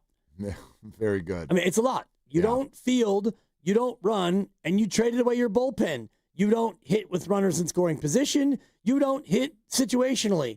And that's just a quick 5. Yeah. No, I obviously there are at least 3 jobs up for grabs. Catcher, second base, right field are all on notice. Pitcher. Well, sure. Closer. That's every year. Yeah. That's every year. All right, back to Laughing Monk Sunday in Sunnyvale, the kickoff show. Food, drink, great games in the parking lot. The show at 10 with Evan Giddings and Lo Neal. All the early games on TV. And if you're going to the game, free shuttle to and from the stadium. Park at Laughing Monk for free. Join the party. Take the shuttle back and forth to the game. All you got to do is sign up and reserve a spot. Do it now. Space is limited. 957thegame.com. Click on the kickoff show graphic and then click on the Eventbrite link, and you can sign up. We hope to see you there.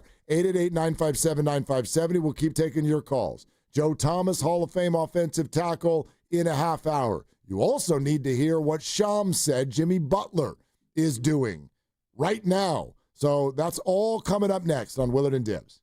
This Game Day Traffic Report is brought to you by Crystal Geyser Alpine Spring Water. Your drive toward Oracle Park on 101 northbound is sluggish along the peninsula, then very slow in the city from 280 to Interstate 80. Getting across the Bay Bridge on Interstate 80 westbound is sluggish from the island into the city, then slow to 101. What makes Crystal Geyser Alpine Spring Water different? We always bottle our Alpine Spring Water less than 1.5 miles from the spring source, and all our bottles are made with 50% recycled plastic from our own recycling plants. Crystal Geyser, bottled at the spring source.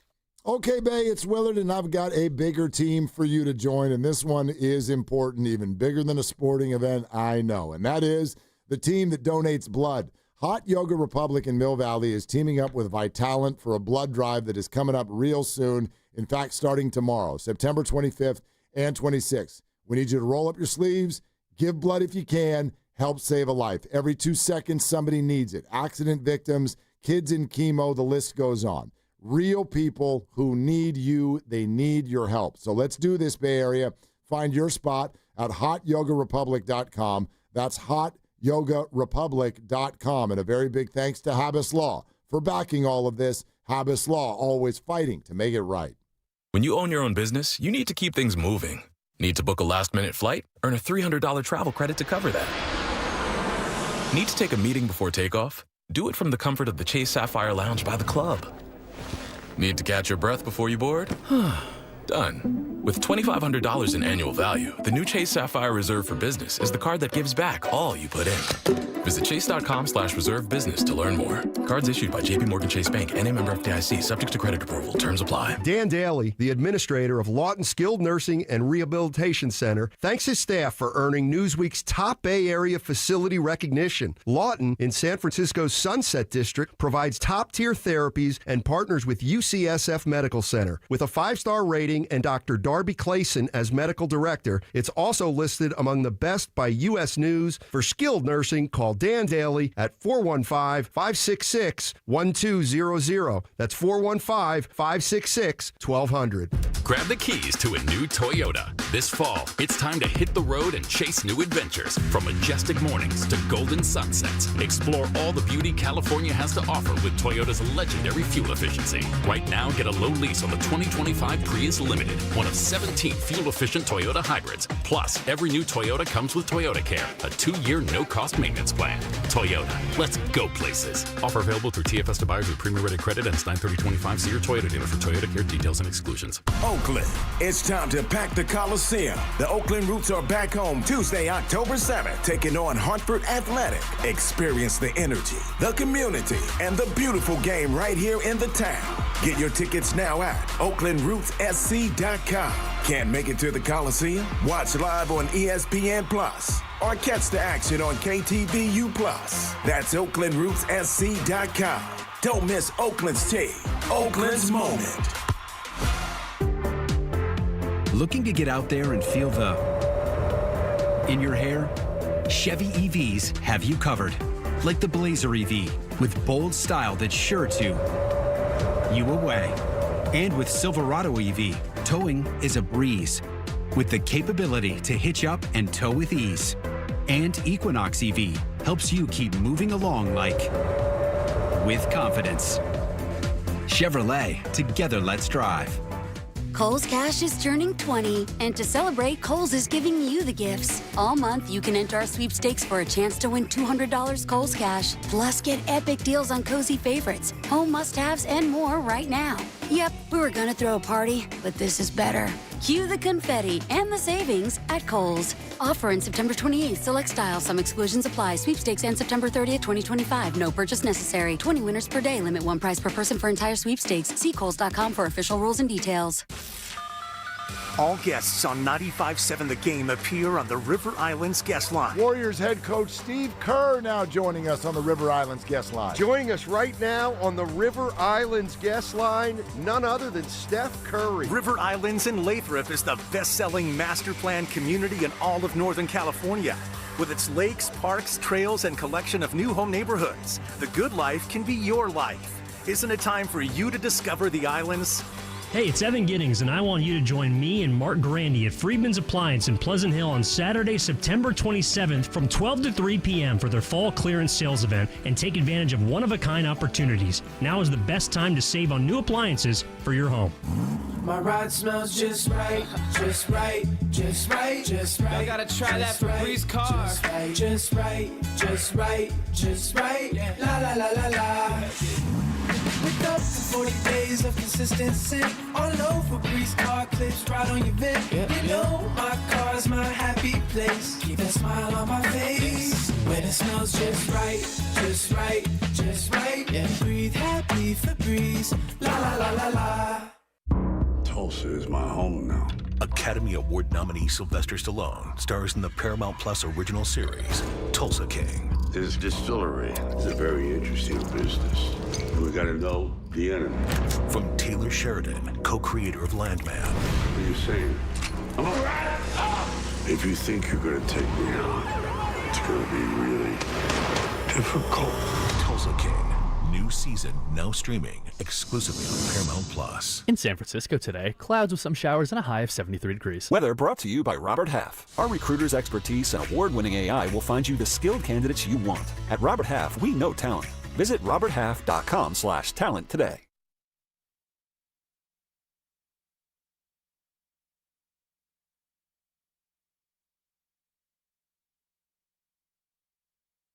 Hey, it's Joe Shasky from the Morning Roast, and you're listening to Willard and Dibs. And if you want to see their beautiful faces, you can check them out on YouTube. Search 95.7 The Game right now. YouTube is a very, very good place to take in the show. You get to see us. We get to act like we can see you. We can see your comments, even the mean ones. Yeah. Lots of mean ones. The old internet. All right, I'll get back on there. It's been yeah, get on there. Yeah, I've been doing deep dives and just trying to stay present with you and the nice content. Of you. Yeah, well, it's nice. You know, because there's so many things that can distract in here. We've got 3 TVs. We've got various maintenance work that's being done.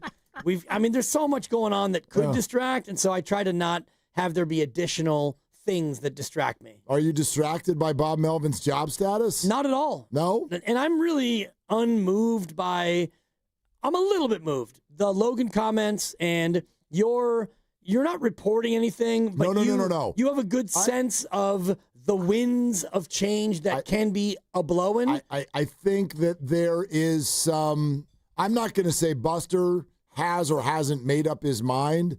I think there's some fuzziness to the picture, and I didn't think that. Yeah, 2 weeks ago you were definitive. Yeah, and now I don't think you're putting it at 50-50, but you've definitely moved toward a 65-35. That feels more like it, and I think about a couple things. One, how much of this is on Bob? Well, none of us really know. We can all think what we think, and Guru runs hot on Pat Burrell, the hitting coach, and I can see some of that, and Matt Williams, the third base coach, your favorite, your boyhood idol, and Bob Melvin and this and that. But a couple things. One, has he lost the clubhouse is always the biggest one, and I don't believe that he has. And number two is, all right, so you're going to move off of Bob Melvin. What are you going to do about it? Are you going to elevate Matt Williams?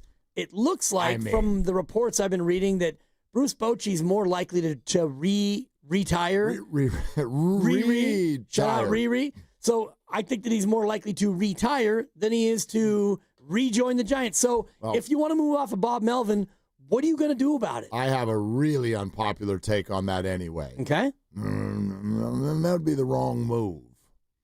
I could not love Bruce Bochy more. Hey, Mark, happy birthday. Okay, gotta go. Thanks for calling. Hey, Mark, this is Boch. All right, Mark, happy birthday again. Right. Yeah, see you later. 34-second interview. I love that man. I could not be. He called on your birthday. I could not be a bigger fan of that man. Some advice was given to me by somebody who I really, really trust years ago after a job was kind of taken from me by a person who then had their job taken from them. And then karma. Then the job kind of started to come back and be like, whoops, we actually shouldn't have let you go. Can we maybe bring you back? And some advice was given to me about the idea of trying to redo history again. And something that was great once, and you go back and do it again, it almost never works out the way that you think it works out. I love that man. That's not the right thing, in my opinion, for the Giants to do right now. A, I don't think it's available. B, as you said, he's much more likely to retire. Second, and C, and this is the big thing, I really want to let that experience with Boch, I want to leave that right where it was. It was perfect. So Hall of Fame manager, he came here, brought 3 championships to the Bay when they had never been here before.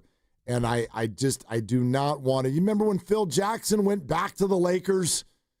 Ugh, it was a mess. I'd forgotten about that. It was a mess. Yep. Mike Shanahan went back, I think, to Washington. Maybe I'm remembering that incorrectly, but like there are great coaches who then you go back to it doesn't look the same.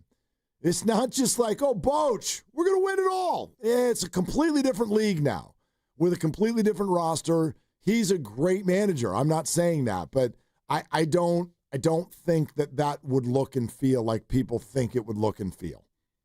I don't think that. Yeah, I mean, baseball is totally different, and he got another one in Texas, and this year they have kind of finished the year not unlike the way the Giants have finished the year. So that's always the thing that I look at. Okay, you want Bob Melvin out.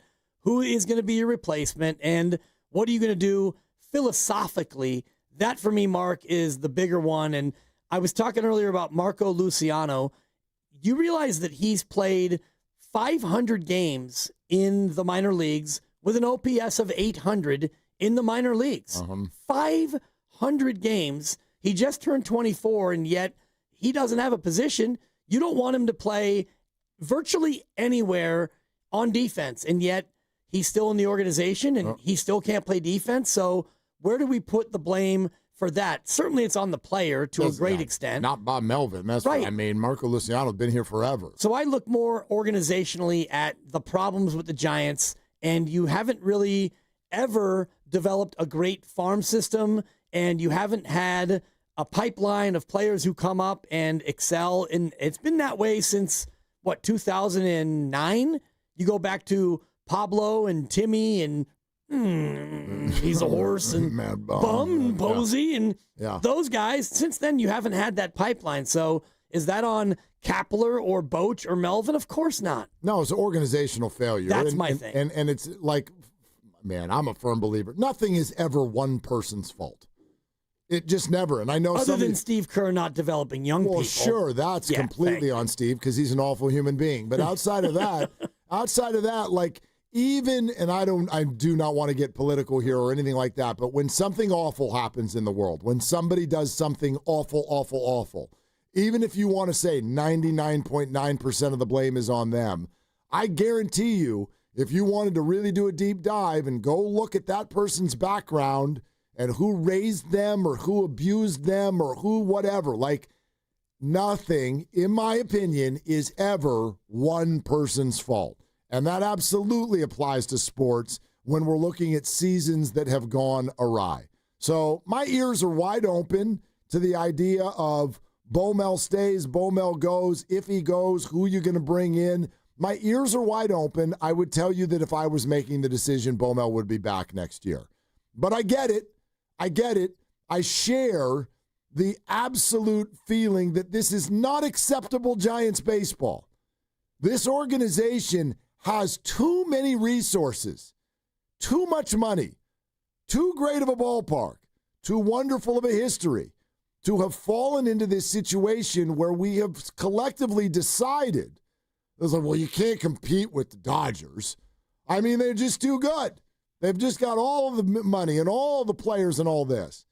Now, meantime, who the hell, raise your hand, is okay with a world where you also, as Giants fans, feel like you can't compete with the Padres? What are we doing? What on earth are we doing?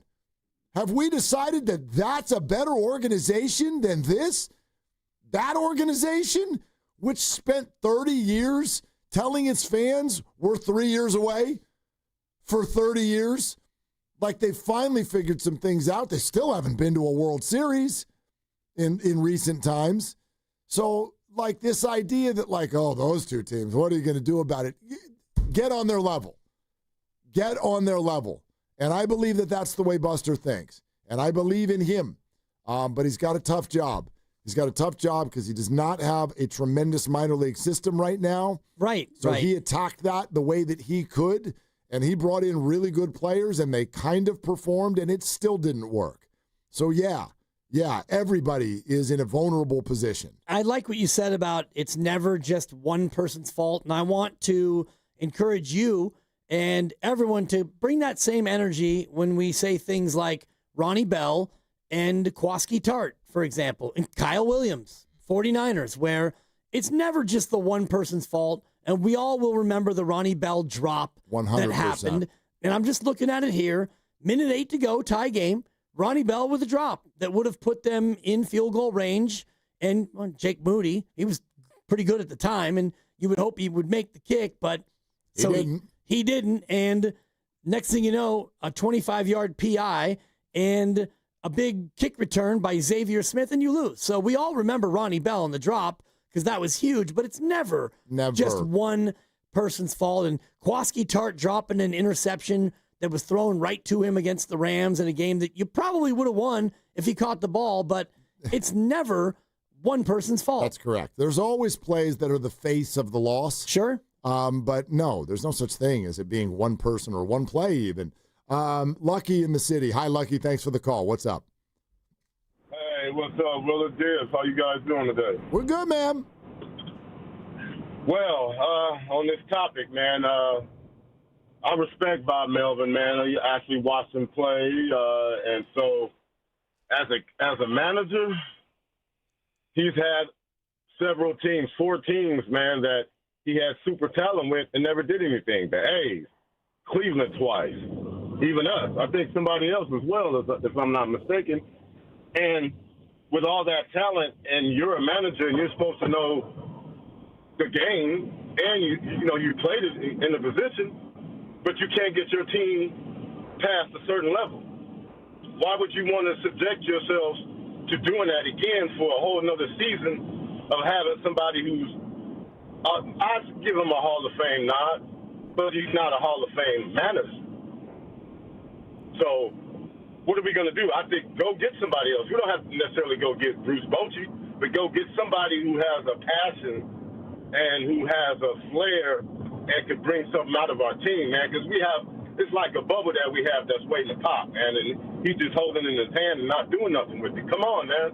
Let our talent explode on the field so we can start surpassing the Dodgers, Arizona, and the Padres, man. I know we're not better than them right now, but I feel we're better than them.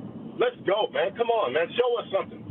Lucky, thanks. The only issue with what Lucky's saying, I think Lucky speaks for many, there's a premise in there that I'm not 100% sure is basically the case. And when he says that you're like, why would you bring Baumel back when you know for sure that he can't get anything out of these guys? I don't know that for sure yet. I know he didn't this time, although he did for a month and a half. And then he didn't for a month and a half.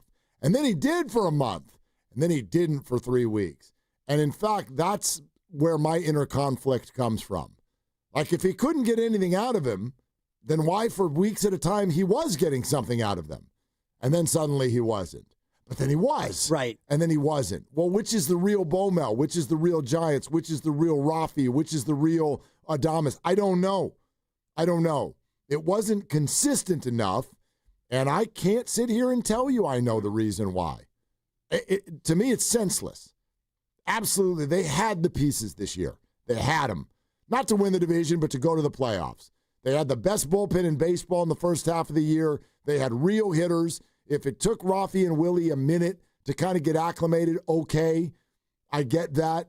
But you look around the rosters and whatnot, to me, the pieces were in place.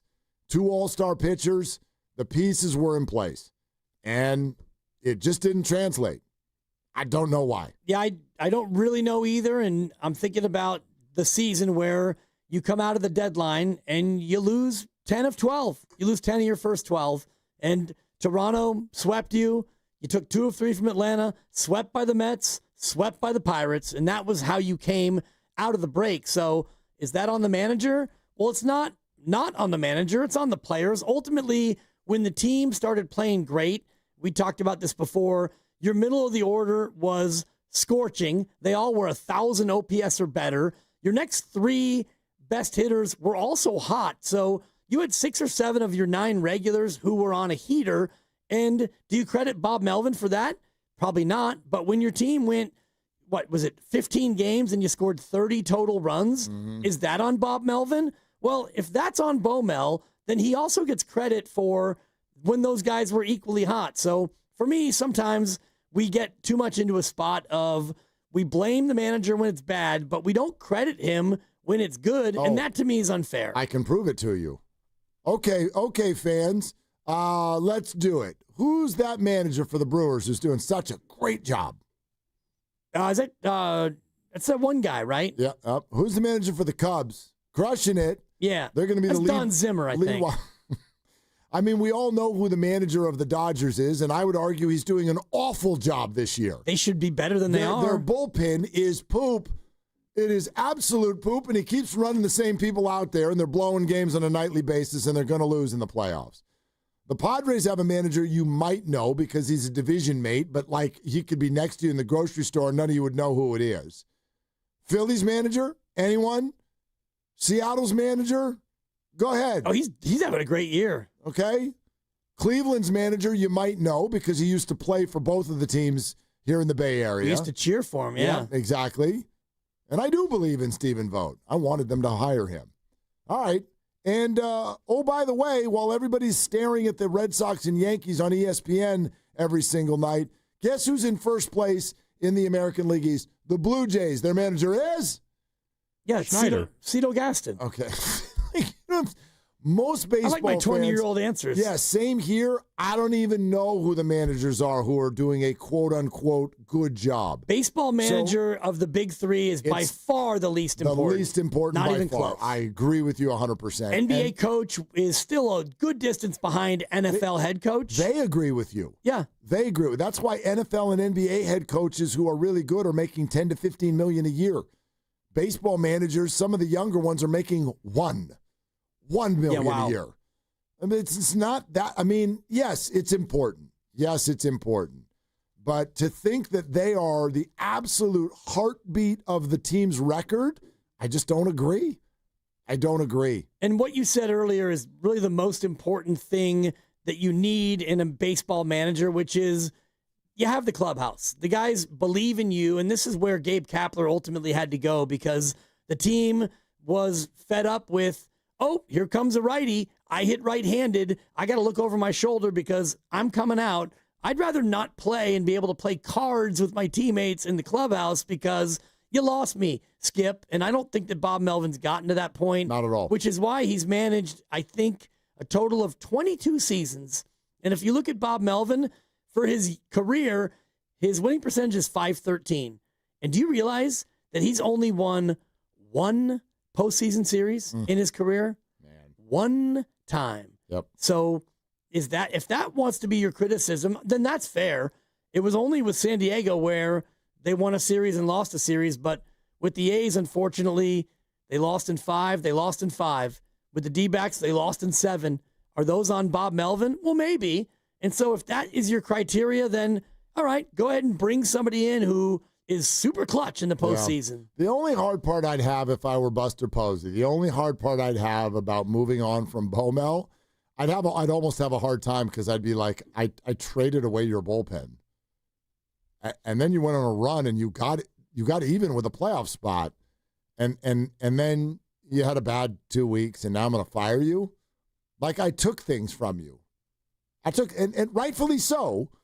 Like he shares in what got us to that point in the beginning. But I took things from you, and then seemingly now we're going to make a decision about Bomel based on what happened in the month of September. And it's like, dude, Bob was not playing with a full deck this month at all. You went in the fridge and you took the lettuce, you took the tomatoes, you took the salad dressing, and you say, all right, Bob, make me a salad. I got 2 cucumbers, I got some carrots, and I got some celery. All right, let's see what we can do with this. Well, this is about a whole lot more than September. For sure. But also, in the month of September, they drew even for a playoff spot. They were right there. So he also did that without a bullpen. And that's really good. And then you had really 2 awful weeks, and then that's really bad. Yes, what happened prior to the trade deadline is part of the conversation, too. If we're not going to necessarily blame Bob Melvin for everything that went wrong when it went wrong, why are we giving him credit for when it went good? I'm not doing either. You either have to do both or neither is my point. I'm going to do neither. Like, I don't think that he is the centerpiece of all this. I understand that when things don't go well, people sometimes have to lose their jobs. That's life. And so he might. I'm just telling you that if it were me, I'd probably do one more year. I think that it'd be fair to give him that, especially when, as you mentioned, you trade his bullpen, and then in September, your rotation featured Kai Wei Tang with a 7 ERA, Carson Seymour, super wet behind the ears, and an opener spot, a bullpen game. That's the other thing. You want to talk about the most undersold thing that happened this year is, okay, here's your starting rotation, right? Remember those guys? And you had Logan Webb and you had Robbie Ray. Yep, both top 10 in innings pitched. There you go. Justin Verlander went on some sort of weird, wacko journey all year long, and it took him at least half the year to figure out what was going on. And yes, he was hard luck in the first half of the year, but he also wasn't very good. And then he was really good, yet continued to be hard luck, but it was kind of too late on Verlander. Meantime, Kyle Harrison was underwhelming, then traded. Landon Roop was solid and then gone. He got hurt. I'm trying to remember. Jordan Hicks was sideways and then traded, but he started 9 games. Started at the beginning of the year, but that was, to me, that was never really it. Don't forget Hayden Birdsong was supposed to be a part of this, and something went haywire mentally with Hayden. Really good start to the year. Interesting prospect. Whoa, he doesn't know where the ball's going anymore. So that's what. Then we arrive at what you're talking about, where like everybody who had the name Carson was starting a baseball game every Tuesday, and it's like, how am I looking at Bob here? Not all of that is totally out of his hands. That's totally out of his hands. So what did you lean on? Well, we got this great bullpen. Well, we're trading all of them, but we'll leave you one really good one. Oh wait, he's hurt. So, not to make excuses, but that was a tough draw. It's a tough one. And the thing about it is, through all that, you went on a heater because your offense finally started hitting like you would hope they would, and even beyond that. And then the pitching regressed to the mean and the hitting dried up, and as a result, you've lost 10 of 12. Night.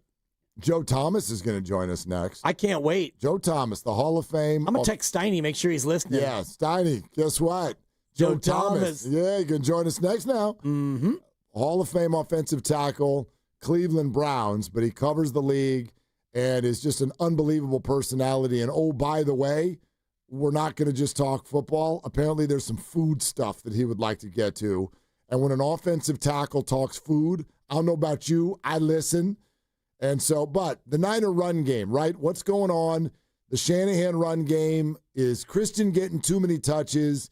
He is uniquely qualified to talk about all this, and he will do that next. And then we promised you also, Sham's talking about what Jimmy Butler's got going on. Think it's very, very important. So into the 5 o'clock hour, we'll talk about that too. We're brought to you by Fremont Bank, here for you, here for good. This is Willard and Dibs. Ready for the ultimate red and gold game day? Laughing Monk Brewing is the place to park, party, and ride. Skip the traffic. Forget the expensive parking. Park for free and dive into an epic tailgate with mouth-watering food, ice-cold Laughing Monk beer, and every game on TV. Catch 95.7 The Game's pregame show with Lorenzo Neal and Evan Giddings. Then hop on the free shuttle minutes away from the stadium. Shuttles are first come, first serve. So head to 957thegame.com to sign up and join the party. All right, team, it's game time. Blue 42, California 8 scratch right on one. Wait, what play is that? Keep up, man. He said play scratchers for the California Lottery. Oh. With the new Los Angeles Chargers, San Francisco 49ers, and Los Angeles Rams scratchers, it's always a great call. For sure. On one. Ready, set, go. Play the new Game Day Scratchers from the California Lottery. A little play can make your day. Please play responsibly. Must be 18 years or older to purchase, play, or claim. You hear that? That's the sound of your business losing money. Legacy phone systems weren't built for today's teams. Quo, formerly OpenPhone, gives your business a smarter way to stay connected. Quo lets you manage calls, texts, voicemail, and contacts all in one place so that you can deliver a seamless customer experience from ring to... Need to take calls on the go? Quo automatically transcribes, summarizes, and highlights next steps from every call, so you never miss a detail. Need insight into what closes a sale? With Quo's AI call tags, you can instantly spot key topics like objections or pricing questions, and use those insights to level up every customer interaction. And yes, you can bring your existing number with you for free. Keep your team in sync and your customers happy with Quo. Quo. No missed calls, no missed customers. Try Quo for free at quo.com/sports and get 20% off your first 6 months. That's quo.com/sports. QUO.com/sports. Now it's time for the closer of the week. Presented by LiftMaster and R&S Doors. Turn your garage into the envy of the neighborhood. Visit rsdoors.com. This week's closer comes from Cliff from Richmond. The crew that came to repair our gate were amazing. So polite and friendly and helpful, they got us back up and running in no time. Their professional attitude kept our team and fleet of vehicles operational. Thank you, Fred and Sal. Recently, my garage door opener was not working. I was in need of a closer. I was put in touch with R&S Doors, and they hooked me up with a brand new garage door opener from LiftMaster. With LiftMaster's MyQ connectivity, my garage door opener can be controlled right from my smartphone. You'll know when a door or gate has been left open and can close it with a tap, no matter where I am. Be one of the first 10 callers and receive 20% off a LiftMaster garage door opener. Call 1-800-FIX-A-DOOR. That's 800-FIX-A-DOOR. Or visit rsdoors.com. R&S Doors. Look for the red truck. You're on the list for Macy's Fall VIP Sale. That means you're invited to save big on this season's top designer looks at prices you'll love. Like an extra 30% off Calvin Klein, Steve Madden, Hugo Boss, and more. Plus, get 15% off beauty and fragrance from Estee Lauder, Lancome, and so many others. This only happens a few times a year. Don't miss the Fall VIP Sale tomorrow, only at Macy's. Savings off regular and already reduced prices. Exclusions apply. Losing weight shouldn't be a struggle, and with Jumpstart MD, it doesn't have to be. Start today for just $99 when you join Jumpstart MD's medically supervised weight loss program today. Licensed clinicians create personalized plans, including GLP-1 medications. No insurance? No problem. Jumpstart MD has options to meet your individual needs. With 13 Bay Area locations and online visits, expert support is always within reach. Call 855-JUMPSTART or visit jumpstartmd.com to start transforming your health today. The John Deere Gator XUV lets you cut, pack, drive, scout, weld, stack, feed, pull, load, tow, spray, and haul, all in a single day. Because with the highest cargo box volume in its class, customizable features, and a towing capacity of up to 4,000 pounds, it gets the job done. You just have to get in the seat. Learn more at your John Deere dealer or visit johndeere.com/GatorXUV. Introducing the new Dell AI PC powered by the Intel Core Ultra processor. It helps do your busy work for you, so you can fast forward through editing images, designing presentations, generating code, debugging code, summarizing meeting notes, finding files, managing your schedule, and responding to Jim's long emails. Leaving all the time in the world for the things you actually want to do. No offense, Jim. Get a new Dell AI PC at dell.com/AI-PC. How those ahead stay ahead. This is the story of the one. As a custodial supervisor at a high school, he knows that during cold and flu season, germs spread fast. It's why he partners with Grainger to stay fully stocked on the products and supplies he needs, from tissues to disinfectants to floor scrubbers. All so that he can help students, staff, and teachers stay healthy and focused. Call 1-800-GRAINGER, click Grainger.com, or just stop by. Grainger, for the ones who get it done. Some people just know you can save money on car insurance by checking Allstate first. Like you know to check if they're going for it on 4th down, before going to the concession stand. Yeah, give me 3 hot dogs, 2 jumbo touchdown, baby! What? Hey, buddy, you want cheese with those? Yeah, checking first is smart. No. So check Allstate first and see what you could save. You're in good hands with Allstate. Potential savings vary, including based on how you buy, subject to terms, conditions, and availability. Allstate North American Insurance Company and affiliates, Northbrook, Illinois.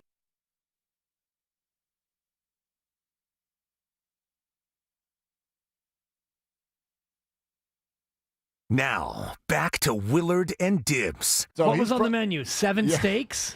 2 whole chickens? I went and got a giant Wagyu steak for him. So I'm ecstatic about that. On 95.7 The Game. Wagyu steak, you say? Yeah, You Wagyu said, steak. Wagyu steak? All right, hold that thought. I want everybody to think about a Wagyu steak. I have been all day. Just think about a Wagyu steak. I want you to hold that thought. As we get ready to not just hear from the Hall of Fame offensive tackle Joe Thomas, but we get to see him as well because he's joining us on the tube. So get over to youtube.com. You can see Joe. He joins us on the River Islands guest line. Thank you so much for coming on, Joe. How you doing today? I'm doing great. Just picked my daughter up from soccer and excited to be on with you guys. Look at that. He's a good dad. And also, I'm told, maybe knows a thing or two about putting together a great Wagyu steak. We talk about food on our show a lot, so we'll get to the football, but HallOfFameBeef.com, an offensive lineman who's raising beef on a farm. Do tell. I'm intrigued. Well, I grew up in the suburbs, drove by some farms as a kid in Wisconsin, but never actually thought I would own a farm. And then in 2012, owned a farm, which was awesome. It was pretty cool. I had my own little space. And then when I retired, my kids said, "Hey, Dad, you got nothing going on. Why don't you put some cattle out there? We'd love some pet cows." And I was like, "Okay, that sounds cool. These are some pets. It's okay. We get away with eating these ones. So let's really do this up right. Let's get some Wagyu out there. Let's get some premium Angus." And really, I dove into it. It became just a huge passion project for me. Now my kids are involved. They help me feed the cattle. They get in the skid loader with me. And it's just really been a lot of fun just diving into that whole world and kind of taking the passion from my football game and the detail that I put into that to try to put it into my cattle and the food that you raise and kind of the health journey that I went on after I retired, trying to lose weight and figure out, what makes me feel good, what type of food maybe is not so good for me. It doesn't make me feel so good. And trying to raise as much of it as I possibly can on my farm. And then now transitioning to being able to offer to friends and family, and then now through our website, halloffamebeef.com. So it's been a lot of fun, big learning process. I'm still a rookie, but I think we're putting out some pretty awesome stuff right now. And you look great, and you don't look like an offensive lineman. Seriously. I just wonder, though, about the awkwardness of the kids where farm to table is one thing, but pet to table is another. Is that a tough transition for the kids? We're not putting that on the label exactly, but, the kids got over it pretty quick. I figured that they need to understand right away. And so, the very first steer that we had, we named him Jack, which is my son's name. And so we had Jack burgers and Jack steaks early on. And he was a little sensitive, but we made sure to have it done when he was 4, and he's 9 now. And so they got over it pretty quick because Jack was pretty tasty. Wow, that's amazing. By the way, speaking of that, Joe, you said your health journey, and Joe Thomas is joining us. And I know that this happens sometimes in football. I've joked before, the offensive linemen get smaller, the running backs get bigger, and you all meet in the middle after retirement. But I used to work with Nick Hardwick. You may know him. He unrecognizable, the idea that he was an offensive lineman. So we're dudes here, and I feel like I can ask you this. How much do you weigh now, Joe? Yeah, thanks. That's something you can't get away with asking somebody in the office. The HR is going to be knocking on your door in a minute. But no, I'm 250 right now. Nick Hardwick, I haven't seen him in a while, but I saw him after he retired. I mean, he looked like a yoga instructor out there with all the weight he lost. He looked fantastic. He had to feel incredible as well. And, that was a big motivation for me, just retiring because of a lot of injuries that just kind of built up, and the soreness and the swelling, the wear and tear. I mean, I was sliding down the stairs on my butt my last season in the NFL. I played half the year, tore my tricep tendon, but I only got to practice 3 times the whole year because I was so banged up. So it was really a journey of health that kind of led me to losing the weight and led me to raising stuff on my own farm and the farm to table approach with the cattle, and then trying to educate other people. A lot of people in my life wanted to lose weight, and I kind of helped get them started. And then now it's all about, understanding where your food comes from. And that's the great news, is I know where my food comes from. It comes from my farm in Wisconsin in the Driftless Hills. So I don't have to ask that question anymore. And I know why I'm feeling better and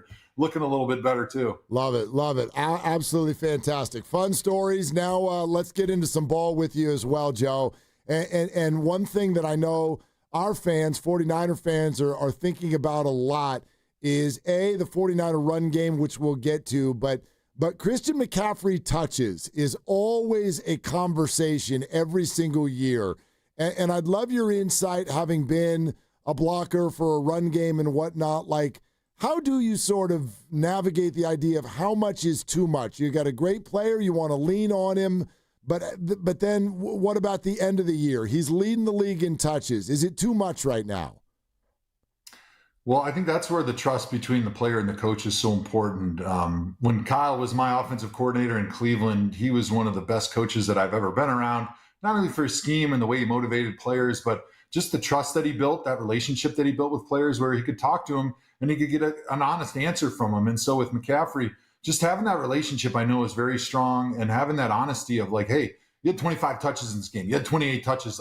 How's your body feel? How do you feel from a freshness standpoint? The measurements that they get with the GPS monitors, seeing that explosiveness, that acceleration, which really will tell you a lot about his central nervous system. We talked about my health journey. I got really nerdy on the biomechanical side and the human science side of stuff, where if you're measuring your reactivity and your ability to accelerate, and you see it's the same or it's better than it was in training camp or at the beginning of the year, his central nervous system is recovered and he's going to be able to handle all those touches. When all of a sudden that reactivity, that acceleration that he has, maybe not the top end speed as much as just how quickly can he get up to that speed, how quickly can he suddenly change direction, you see that dip. Now, from a sports science standpoint, that, all right, that central nervous system is taxed. We need to dial it back. We need to find a way to have him recover more, maybe during the week. And then think about, okay, he's more susceptible to injury when the central nervous system is not recovered. So now maybe this is a game where, even though we really need him, because obviously he's what we got on offense right now because of the injuries,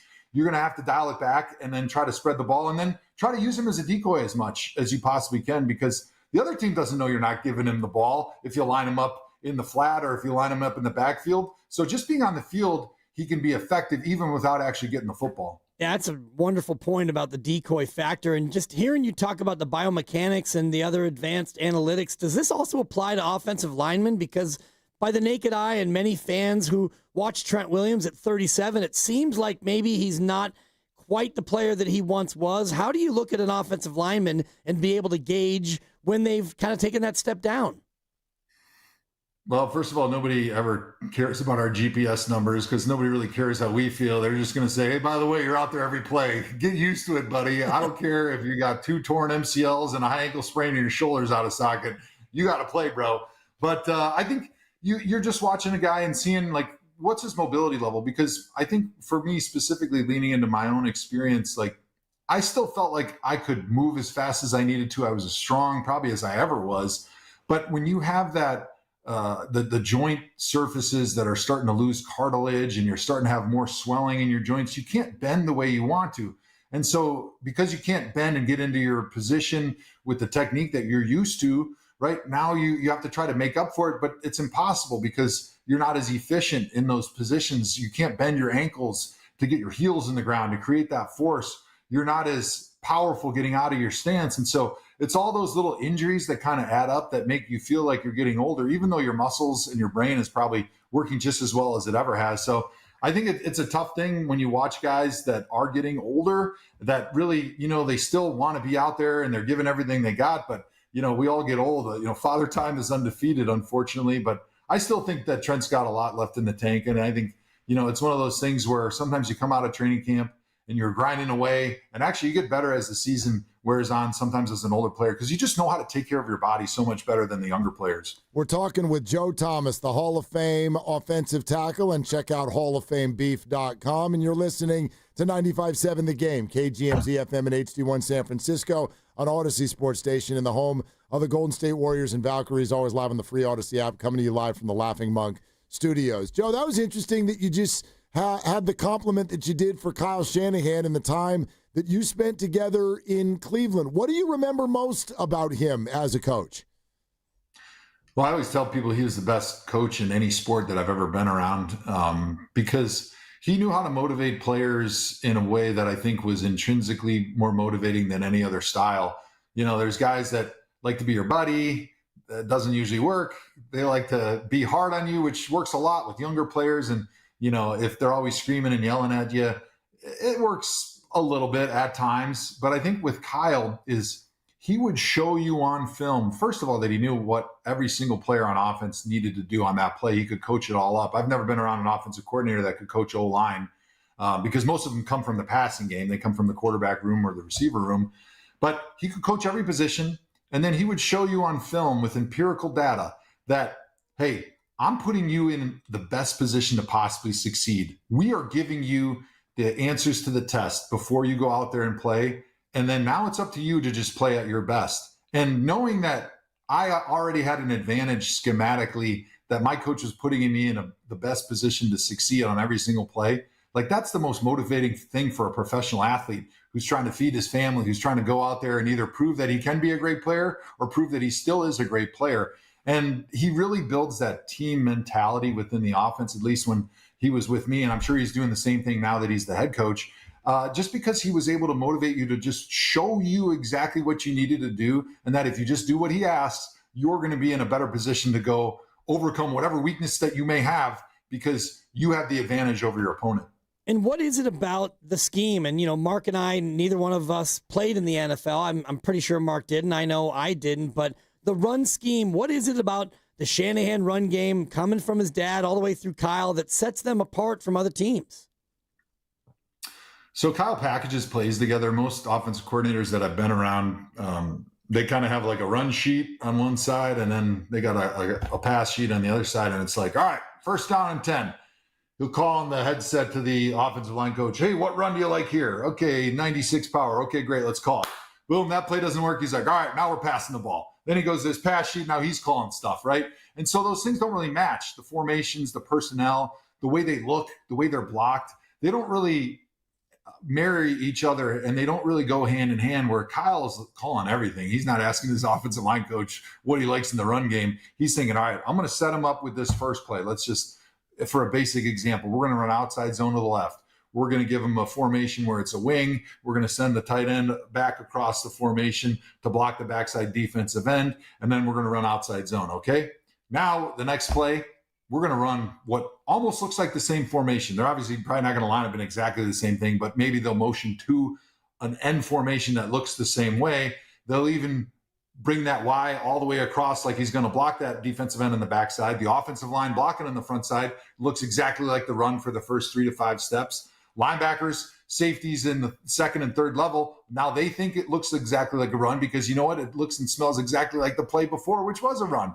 And so now they're coming up and they're making their run fits and their eyes are in their position where it needs to be in the run game. And all of a sudden that backside tight end who has a slice block, who's going to block the backside defensive end. Now, he just slips past the backside defensive end. Now he's wide open in the flat because everybody on defense sees the exact same picture that they just saw on first down when they ran a run play.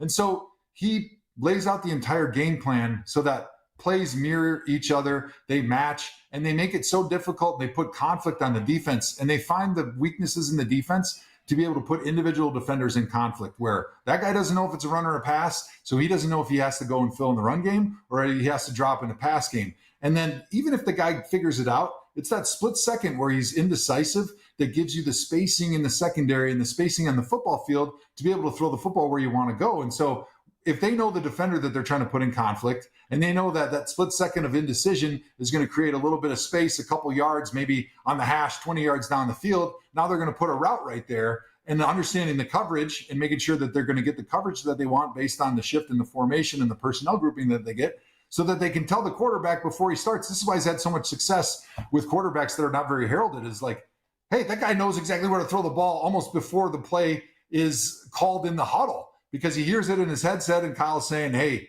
20 yards down the field on the left hash, that's where the hole's going to be, right? And so as long as he's seeing everything pre-snap like he expects, he knows exactly where the ball's going to go. Maybe he looks off the safety to start, but he knows exactly where he's going to get back to. And so he really simplifies things for quarterbacks and for an entire offense because all these plays are packaged together and you know where the holes in the defense are. Woof, that's some good breakdown there. Wow, that's some Hall of Fame breakdown. Joe Thomas is with us. Hey, Joe. Sweaty. Yeah, I bet. Okay, so after we all eat our turkey on Thanksgiving Thursday, 3 days later, the 49ers are going to be in Cleveland. And you don't need to remind our fan base that weird stuff can happen there. P.J. Walker beat the 5-0 49ers just a couple of years ago, and then there was last weekend with the whole thing against the Green Bay Packers who were swaggering into town. What is it, man? Why is that place such a difficult place to play? Well, it's a hostile environment. It's cold. The weather's often pretty crappy on the shores of Lake Erie. The stadium's right there off the lake, so you get a cold wind that blows off. A lot of times you're getting moisture, you're getting snow, you're getting rain late in the season. You're coming in a lot of times from a warmer climate, and you're maybe overlooking the Cleveland Browns a little bit because the record's not so strong. And so you got all these factors that kind of play into it.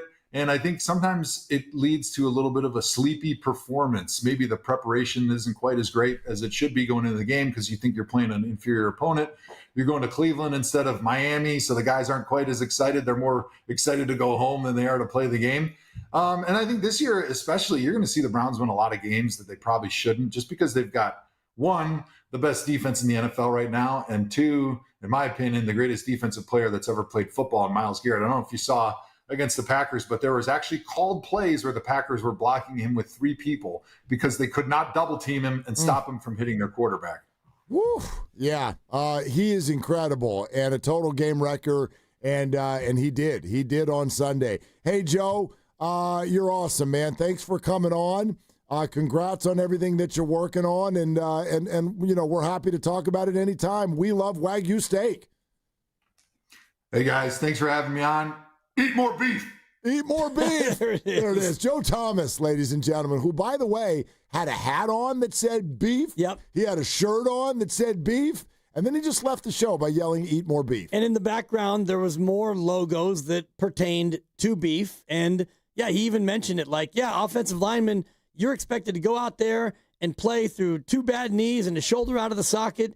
You look at his career, and he played 11 years. The first 10 years, he played in every single game. Yep. He was a Pro Bowler every single year. Oh, he's a phenomenal player. And he never played a playoff game because he played in Cleveland. Because he played for the Browns. 10 straight years, you play all 16.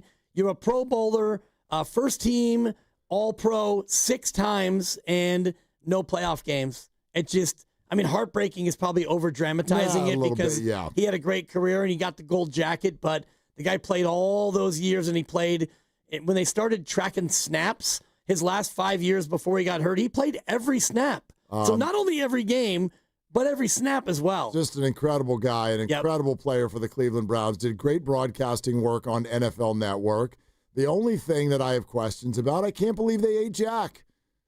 I can't believe they did that. Yeah. They named the cow Jack after his son, and then they're like, yeah, Jack was pretty tasty. Very tasty. Wow. And that's why I was asking, because I was thinking, whoa. You go farm to table, but it's one thing to go pet to table. Like, hey, kids, here's our pet. We're going to name him Jack. And then, 3 months later, Daddy, what happened to Jack? Oh, he's on the barbecue right now. That was a little medium rare. That was a little uncomfortable. I'm not going to lie. That was a little uncomfortable. But honestly, I love beef as much as and the we're next just a couple Cali kids. Like, the idea of having a farm and raising beef, and then they're just going to go ahead and slaughter that thing, and then we're going to serve it up.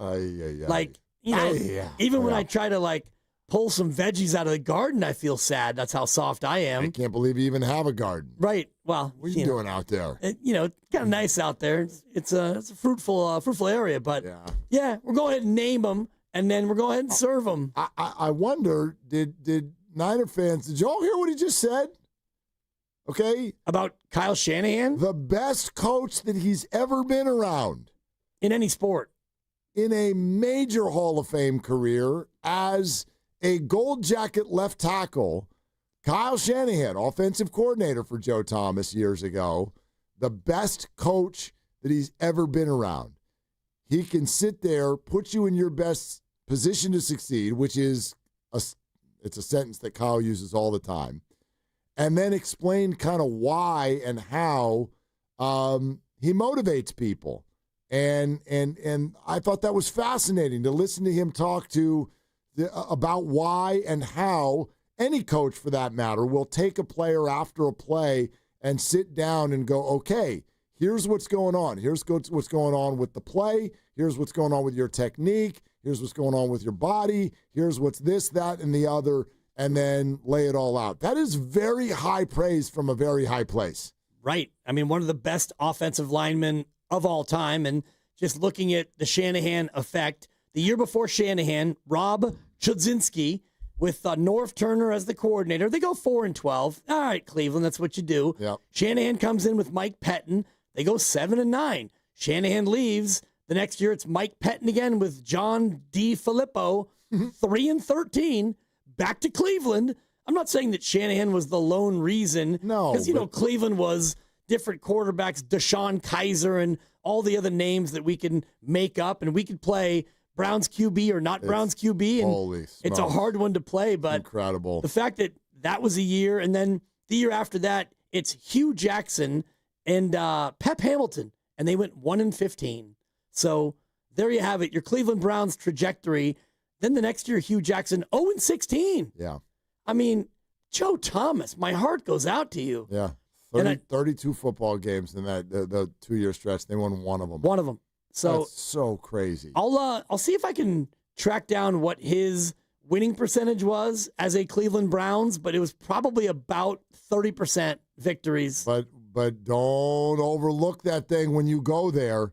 We were looking at this because holiday plans are starting to come into place and families are talking about where we're going to be and everything, and we were looking at Thanksgiving week. And we were struck. Lovely Christy and I were talking about this last night. We're like, ooh, that's a weird week for the Niners. The Niners play on Monday night of Thanksgiving week. So 3 days before the holiday, the Niners will host the Carolina Panthers.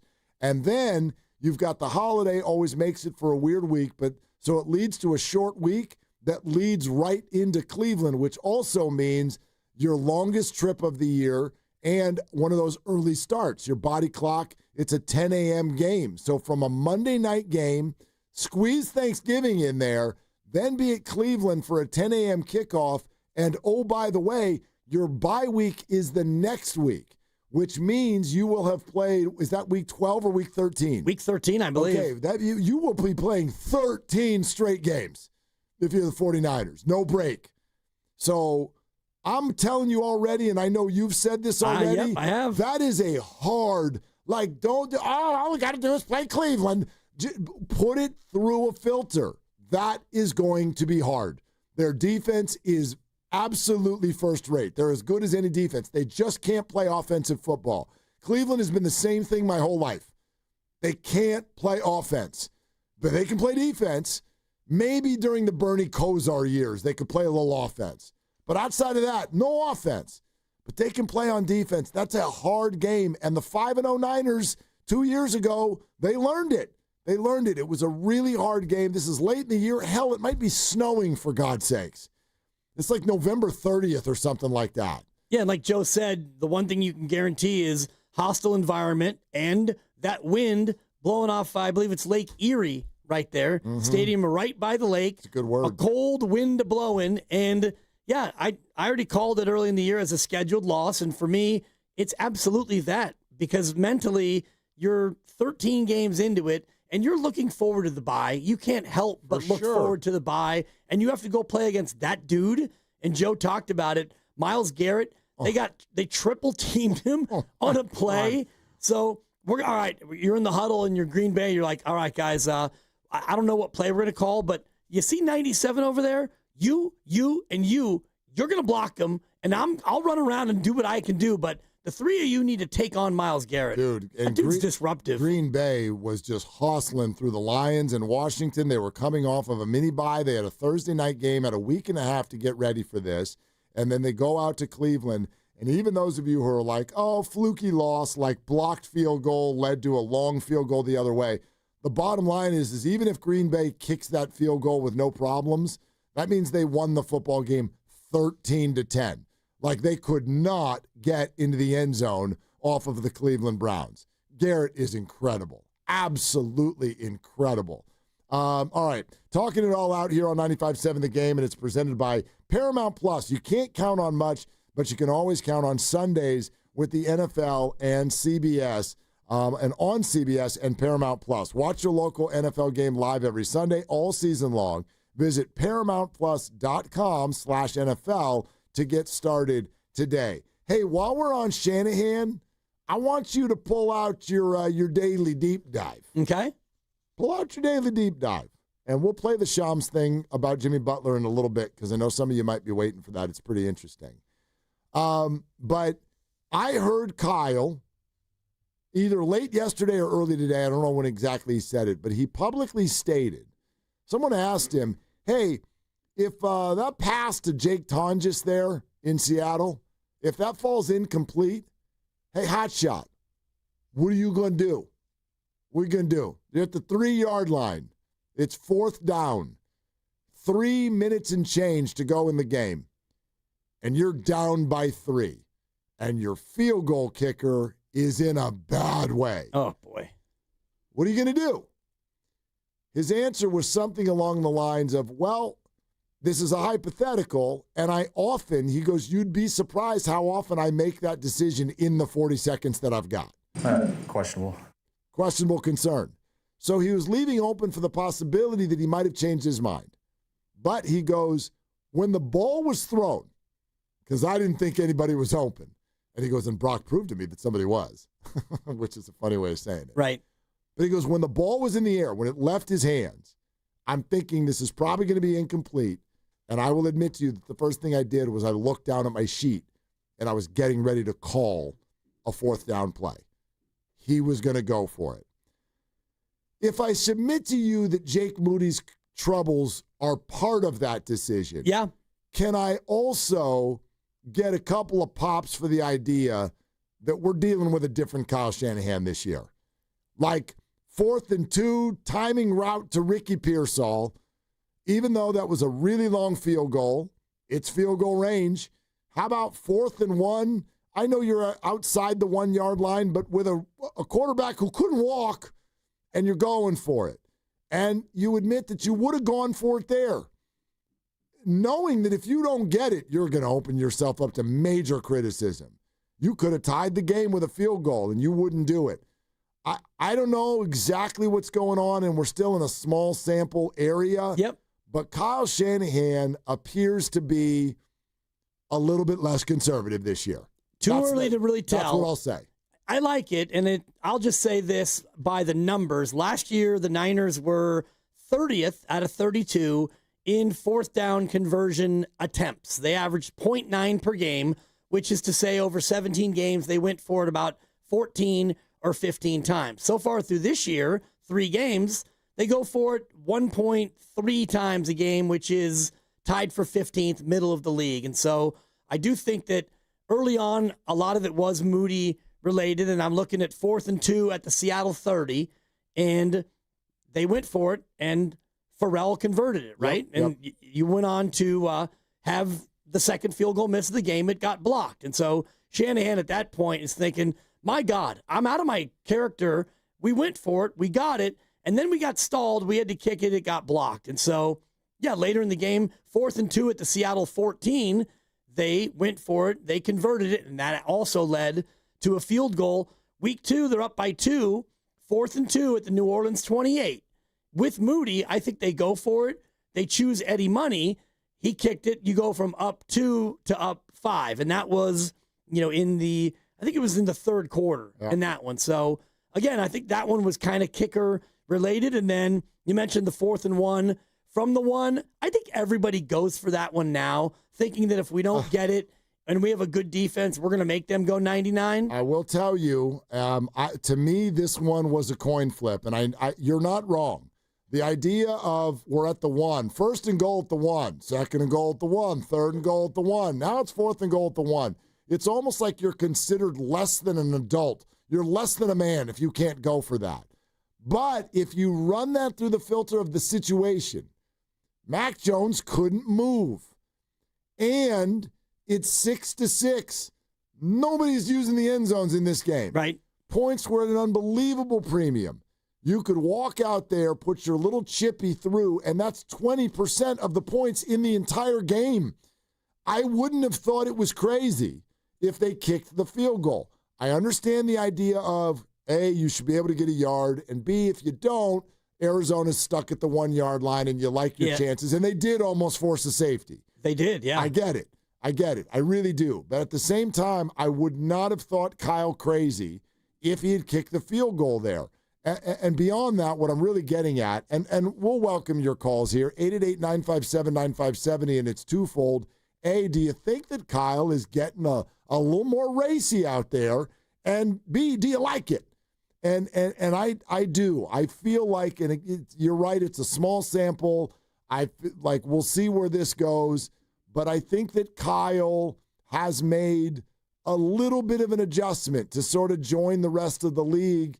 It's like, okay, if you're all going to go for it on 4th down and we're going to really push the end zone and try to get an edge that way, man, I got to at least be a little bit more open-minded to those kinds of situations. That's what I see so far. I think there's a third piece of it, especially when it comes to that 4th and 1, and that is, all right, you take the chippy and you make it. Well, the touchback rule is so punishing to the kicking team, so you kick the field goal, you get it, you're up 9-6, and Eddie happens to kick it in the end zone. Well, now they get it at the 35. Sure. So you got the 3 points, but you gave up 34 yards for Arizona, and the negative is you go for it, you don't get it. Well, they're at the 1. So if they can work their way out to the 35 and they eventually punt from there, well, it's still a tie game, and you get the ball back. And the other piece of it was the final 4th down, 4th and 2 from the Arizona 40. They went for it because that would have been Eddie Money's longest field goal make of his career. And that's when they threw it to Ricky Pearsall, which if I'm going to give it to you that he is showing a little bit more cojones, and I do think that it's trending in that direction, the fact that they went for the deep throw, the deep shot on 4th and 2, that was like, yeah, I'm going to give my backup quarterback a chance to make a play on a bum leg, as you're saying. He's got a knee brace. It's 4th and 2, and we're going to throw a deep shot down outside the hash down the right side. Might have been one of the reasons he did call that play was the bum knee, because it was a snap, drop 1 foot, throw, just like get the ball out of my hands. I'm not gonna put Mac back there to maneuver around in the pocket. I don't know. In fact, we talked about this during Grandy's grades. yesterday. Like, what I hated about the 4th and 1 play down at the goal line was not that you went for it. It was the play that you called. I mean, Mac couldn't move. Mac couldn't move, and then you drop him back, and he clearly needs to get rid of the ball as quickly as possible. He does so before Christian's ready. And by the way, thank goodness Christian didn't catch the ball, because if he did, there very well might have been a fumble that returns fumble six, I mean, you're my right. gosh, he got eaten alive out there in the flat. So that was a tough exchange and a tough sequence. Tough sequence, yep. But I like, again, Kyle has got a little bit of a gunslinger thing going on where it's like, no, we're doing this. We're doing this, and if we don't get it, great.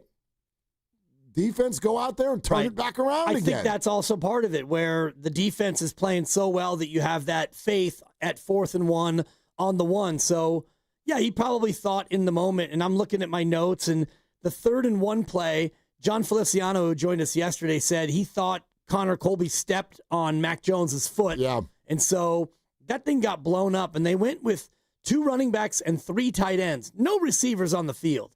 And it was our 10 guys against your 11. Let's see who can man up, and can we get this yard? And Colby steps on Mac. Mac gives it to Christian, and the strong side where they had all those different tight ends. Braden was out there, and you had your Tonjes and your Farrell, and you had Juszczyk, and you had all the big fellas out there, and you couldn't get anywhere. And so, all right, now it's 4th and 1. Well, we're not trying that again because that didn't work. So I don't mind the pass there, but like you're saying, quarterback was hobbled. You didn't have Kittle, and so your red zone efficiency has been a big problem. But I liked it because, all right, now you're at the 1, Arizona, and checks notes, you are yet to score a touchdown against us. So go ahead and go 99 yards. And at that point, it was almost the end of the 3rd quarter. So you're thinking, all right, Arizona, if you can go 60 yards and kick a long field goal, fine. It's 9-6. I don't think you're going 99 yards against us. So probably not. In unless that spot, Marvin Harrison catches a ball. Right. I mean, which that very next sequence, it was Harrison for 6, Benson for 3, intentional grounding, which was almost a safety. Yep. And, 4th and 11 from their own 1. All right, you get to punt now from the shadow, and that was a time where Niners got it in plus territory, and they went on to score. And it turned into a touchdown. Right. Yeah, no, he played it right, 100%. But your point is well made. Like, it's just a little bit of a shift. Well, think about it back again to not what they have done, but the hypothetical of what they would have done. Because to me, that's actually that's the hammer in this conversation. Imagine, and yes, Jake Moody's a part of it, but you're also at the 3. Like, even Jake might have made that. Like, it's a 20-yard field goal. Sometimes the close ones are tougher because the angle, The angle a little bit, but I mean, if you're going back to Seattle, you're down 13-10. This is your last chance. You're down to a couple minutes left to go in this game. Brock Purdy is injured. That's probably factoring into your thinking as well. And I think it factored into why Brock threw that ball to Jake Tonjes when he wasn't open. The Niners decided in that moment, we're either going to win the game or we're going to lose the game right now. We are not doing Jake Moody anymore, and we are not doing overtime because I'm hurt, and he can't kick field goals, and we got to get up out of here. That's how they played it, and that's interesting to me. Brock gets the touchdown, but if he doesn't, Kyle goes for it, and I don't think there's any question that would have been an unbelievable discussion for all of us to have for a week. If they get to 4th and goal from the 3. And the 4 even, yeah. Down by 3 points. Minute 40 to go. And you go for it. That's super cojones area. It is, but that's crazy. I do think we all would have understood after what we had seen, which was Moody misses a chippy, and then the second field goal was blocked. And I think you even said this, like, if he would have not completed that and the Niners were able to keep the ball, you would have wanted them to go just so you wouldn't have to see Jake Moody go out there and try to make a 21-yarder. After he missed, what was the first one, 28 in the first half? I don't even remember, but it was a chippy. Yeah. It was a chippy. So, yeah, I think that we all would have understood much more than, let's just say that same scenario comes up this weekend where, all right, it's 4th and goal from the 4-yard line, and you've got Eddie Pinheiro with a chance to tie the game. I think we all would want Eddie to go out there and kick it, knowing that he's probably 95, 97% sure to make it, as opposed to with Jake Moody, you're thinking more like, I'd rather have him lose giving it up on downs than watch Jake Moody doink another one off the upright. No doubt. Like, you're probably right. That's at least a piece of it. At least. Right. At least a piece of it is after what they'd experienced. Hell, there might have even been a conversation. Hi, Brock, it's Kyle. Hey, Kyle, it's Brock. Hey, listen, no kickers. We're not doing kickers. I'm surprised they kicked the extra point. Go for 2, dog. Come on. Go for 2. Do it. You won't. And he didn't. But anyway, like, seriously, no kickers. And it's not even just that you're worried Jake is going to miss it. I've said this a few times. If he makes it, it's 13-13. There's a minute and a half to go. Again, you're kicking off, new kickoff rules. You're probably going to get a short field. Seattle can get 2 first downs and win the game with a field goal. Or they don't, and you go to overtime, which often becomes a field goal kicking contest, which you want no part of. Yeah, good point. So I think that might have gone through their head, where they're just like, we're just not doing this. We got to win this right now. Yeah, and earlier in the game, he basically had no choice because they pick up that 4th and 2. They're at the 14. 4th and 2, they go for it, and they pick it up with CMC, and then it's a no gain, it's an incomplete, it's a false start, it's an incomplete. Now it's 4th and 13 from the 13. I mean, what are we doing? We're not going to go for it on 4th and 13. I mean, you're allowed to. Maybe. You're allowed to, but at that point, you're like, all right, Jake, you missed one. You had one blocked. It's either you make this or you're cut. P.S. You're cut anyway. But exactly. Do me a favor and make it. And he did, and that tied the game. But I bet you if it was 4th and 5 from the 5, they would have gone for it. But 4th and 13 from the 13, that's one you absolutely can't go for that one. No, sometimes you have no choice. 888-957-9570. All right, we're almost to 5:30, and we definitely want to discuss this a little bit. This caught my ear because it's interesting. No, nothing is brand new, at least not in the conversations between the Warriors and Jonathan Kuminga. But let's do it. Let's all take a shot of Kuminga together. As we get ready, it's 5:28 somewhere. Bay Area is Jonathan Kuminga. Hi, Jonathan. So check this out.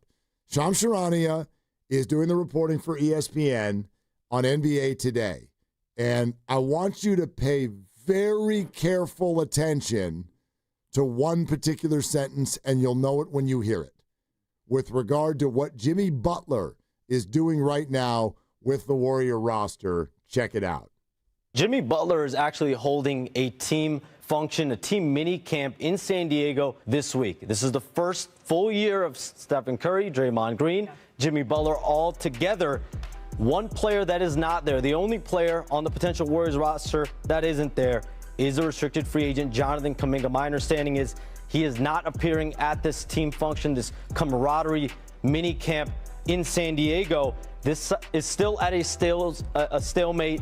I spoke to Aaron Turner, Kuminga's agent, today, and he told me the player option still remains critical in these conversations. We know about the 3-year, $75 million offer or a 2-year, $45 million offer. Both still have team options in them. Him, just like Grimes, has until October 1st. Okay, so few things now.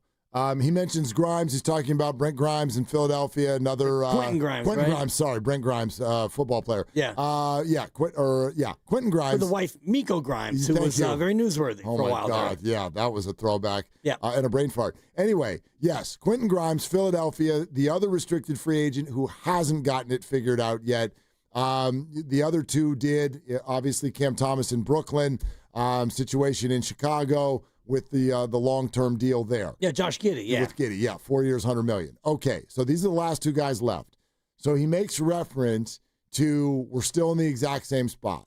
Warriors are offering these two deals. They both have a team option, and that's where they sit.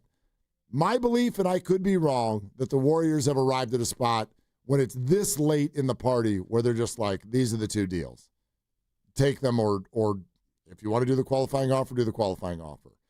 But did you hear the sentence where Shams says that Jimmy Butler is in San Diego hosting a team function, and everybody who is even on the potential roster other than Kuminga is there. Now, he didn't use names, but he used the word potential roster, which tells me, at least my perception, when you say everyone that's on the potential roster would suggest to me, at least, that Al Horford and Gary Payton II and DeAnthony Melton and Steph's little brother Seth are also all there. And you can do that because even though he refers to it as a team function, it's not. Right. It's Jimmy Butler hosting something in San Diego.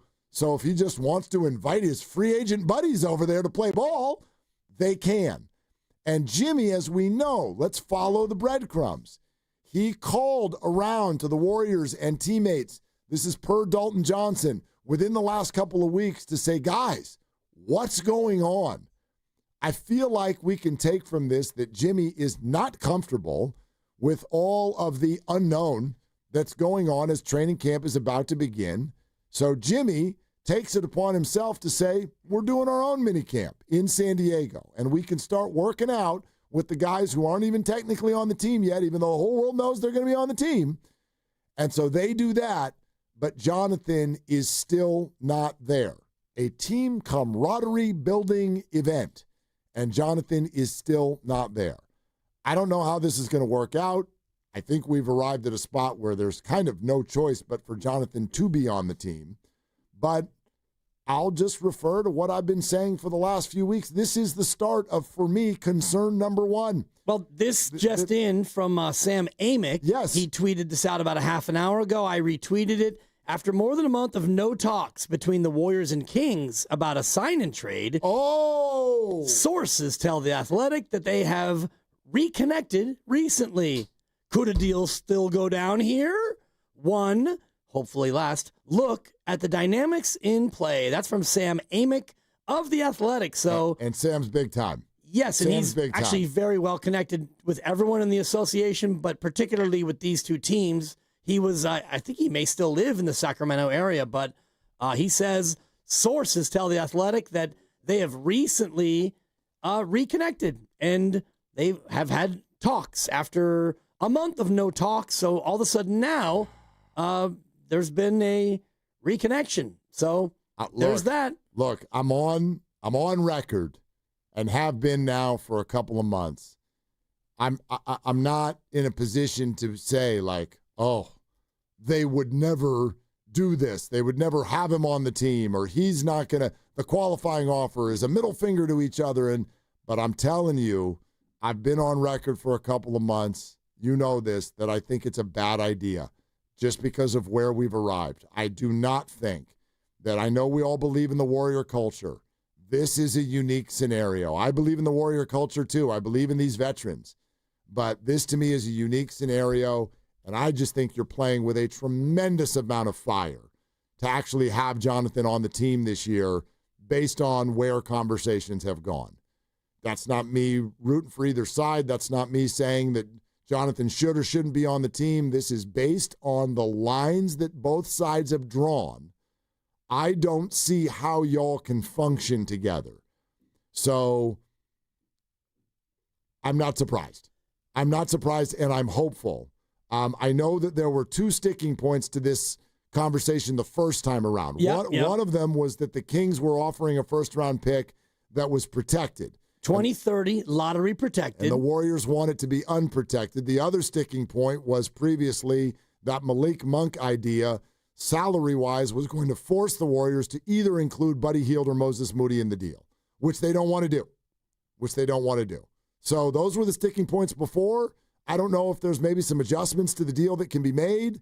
You heard Aaron Turner on our station last week actually name-check the Sacramento Kings.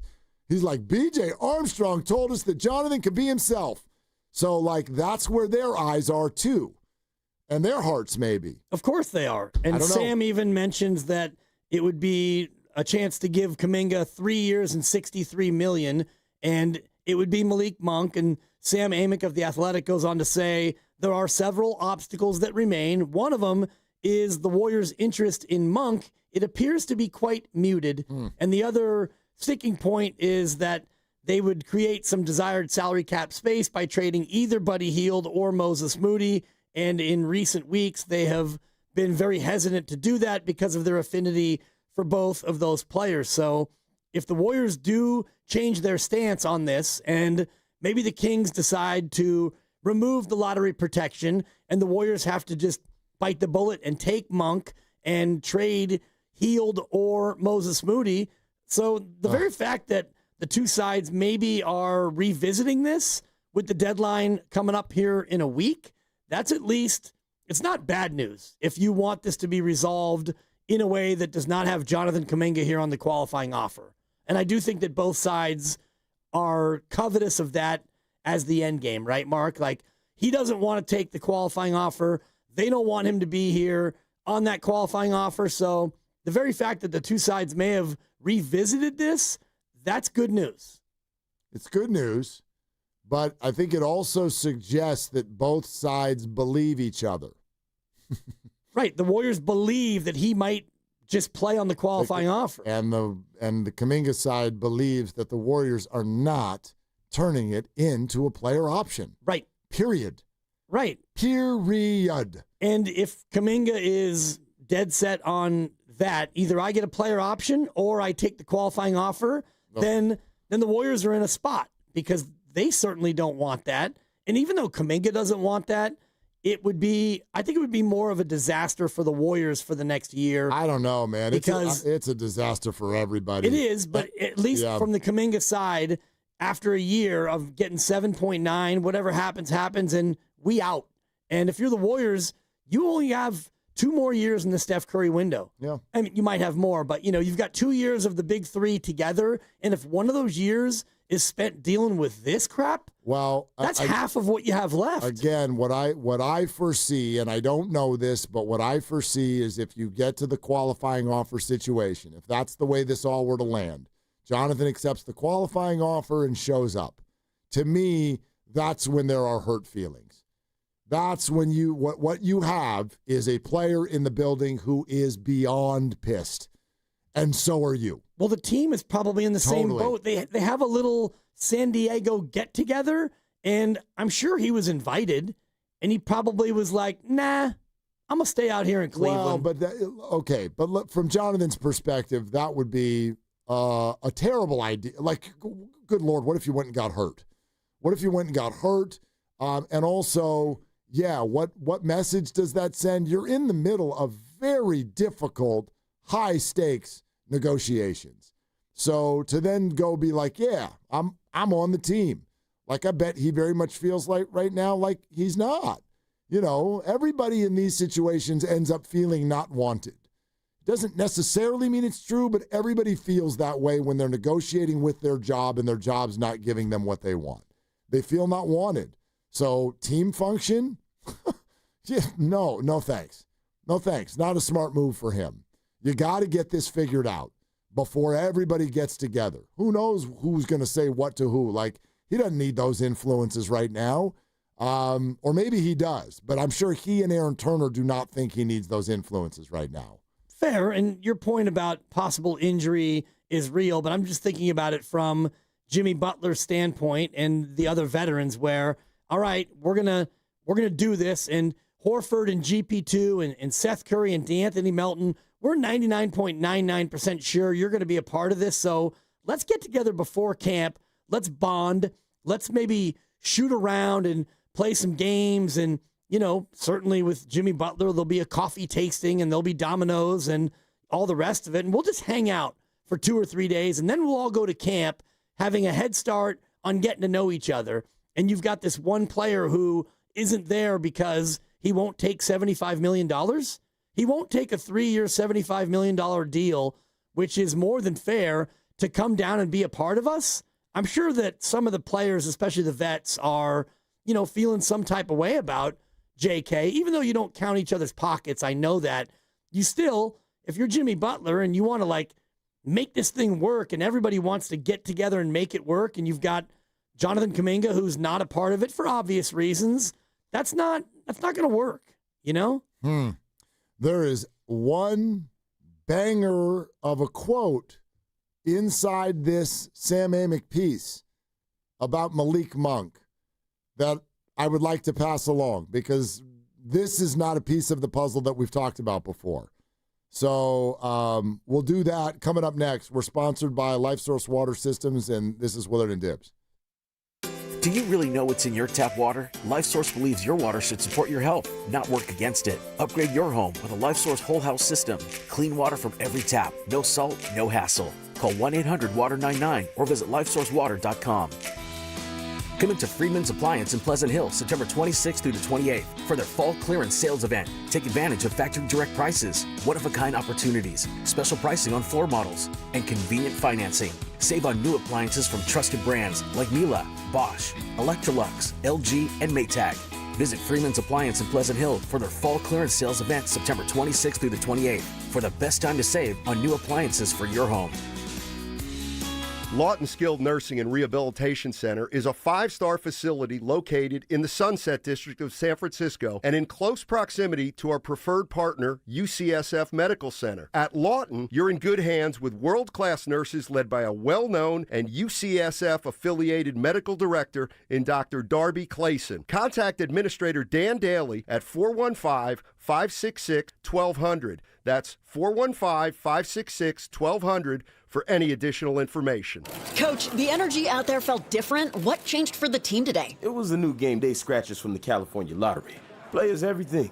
Those games sent the team's energy through the roof. Are you saying it was the off-field play that made the difference on the field? Hey, a little play makes your day, and today, it made the game.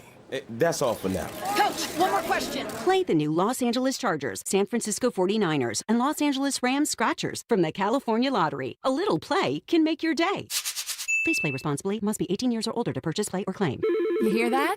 That's the sound of your business losing money. Legacy phone systems weren't built for today's teams. Quo, formerly Open Phone, gives your business a smarter way to stay connected. Quo lets you manage calls, texts, voicemail, and contacts all in one place so that you can deliver a seamless customer experience from ring to... Need to take calls on the go? Quo automatically transcribes, summarizes, and highlights next steps from every call, so you never miss a detail. Need insight into what closes a sale? With Quo's AI call tags, you can instantly spot key topics like objections or pricing questions and use those insights to level up every customer interaction. And yes, you can bring your existing number with you for free. Keep your team in sync and your customers happy with Quo. Quo. No missed calls, no missed customers. Try Quo for free at quo.com/sports and get 20% off your first 6 months. That's quo.com/sports. QUO.com/sports. If you could hear Old Spice Fiji Antiperspirant, what would it sound like?